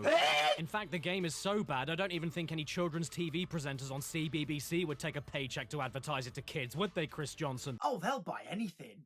CBBC's been showing the exact same episode of Tracy Beaker on a loop for years, and none of them have noticed. Little pricks. So that's why you don't present CBBC anymore. The only major drops of praise I can give this game are that it gives you the ability to warp to any level right from the pause menu once you've already visited it. The sliding missions are admittedly a lot more fun than Spyro 3, and above all, at least it isn't racist. Tiki tiki unga boom! Diggy diggy lolo. Oh. Okay. By the way, guys, you can keep your trouble with the trolley, eh? Shit. The one phrase I had to hear at least 6 goddamn times over was... Defend the Puffy Palace? This dog fight is dog bad. The enemy planes can drain your health in seconds, they're too hard to hit, there's no aiming reticle, and the battleships take at least 1,000 missiles to take down. And after every 30 seconds of each failed attempt, I got thrown back to the goddamn Defend the Puffy Palace! The only way I could win this mission is by giving the battleships a good old ram over and over again while spamming the ever-loving hell out of the missile button, because that's fun, isn't it? Actually, yes it is, especially if it means avoiding... Defend the Puffy Palace. Luke, that wasn't even close. You're an embarrassment. No! The most annoying thing about Exit My Dartboard, though, is that the base is definitely there. I can see a started game. I can see a natural extension from PS1 Spyro to PS2 Spyro. It's extremely close to being a competent, simple, yet effective bit of comfort food, like a peanut butter sandwich, except it's a peanut butter sandwich that has the bread, but replace the peanut butter with more bread. That's what this is. Spyro 4 is a bread sandwich. Oh, and who in Satan's pantry signed off on this credits image? I mean, I like it. It's funny. Wait a second, is your name Two-Eyed Willy? Thing is, though, I didn't just decide to play every level and beat the game. I decided to beat it all. I completed this game 100%. I got everything. I did everything just for the chance of having an extra cool hidden bonus ending thing, just like in all the other 3 Spyro games. And what did I get here? I got a secret ending cutscene. And what was it? Well, everything is finally back to normal. Isn't it, Spyro? Spyro Enter the Dragonfly makes me want to piss the bed. Well, that was a huge waste of living. I wish I didn't have to sit on a sofa and commit to playing a bad game on a giant TV, you know? Why can't I just play classic Spyro whenever I want, wherever I want? Now, son, turn that frown upside down because Spyro the Dragon went portable. Part 2. You're a bit small, aren't you? Yes, everyone. Even though the start of the PS2 was a bit of an old egg for the Dragon, Simon seemed to flourish on the Game Boy Advance for multiple games before the next mainline console title, starting off with Simon Silly Old Ink. Look at it. It's Spyro, all right. He's running, he's jumping, he's flaming, he's charging, he's gliding, he's even hovering. It's just like classic Spyro, but now you can't see it. This is Season of Ice, with Digital Eclipse being the ones who made it, and before they even started making the game, they had to leap over one major obstacle.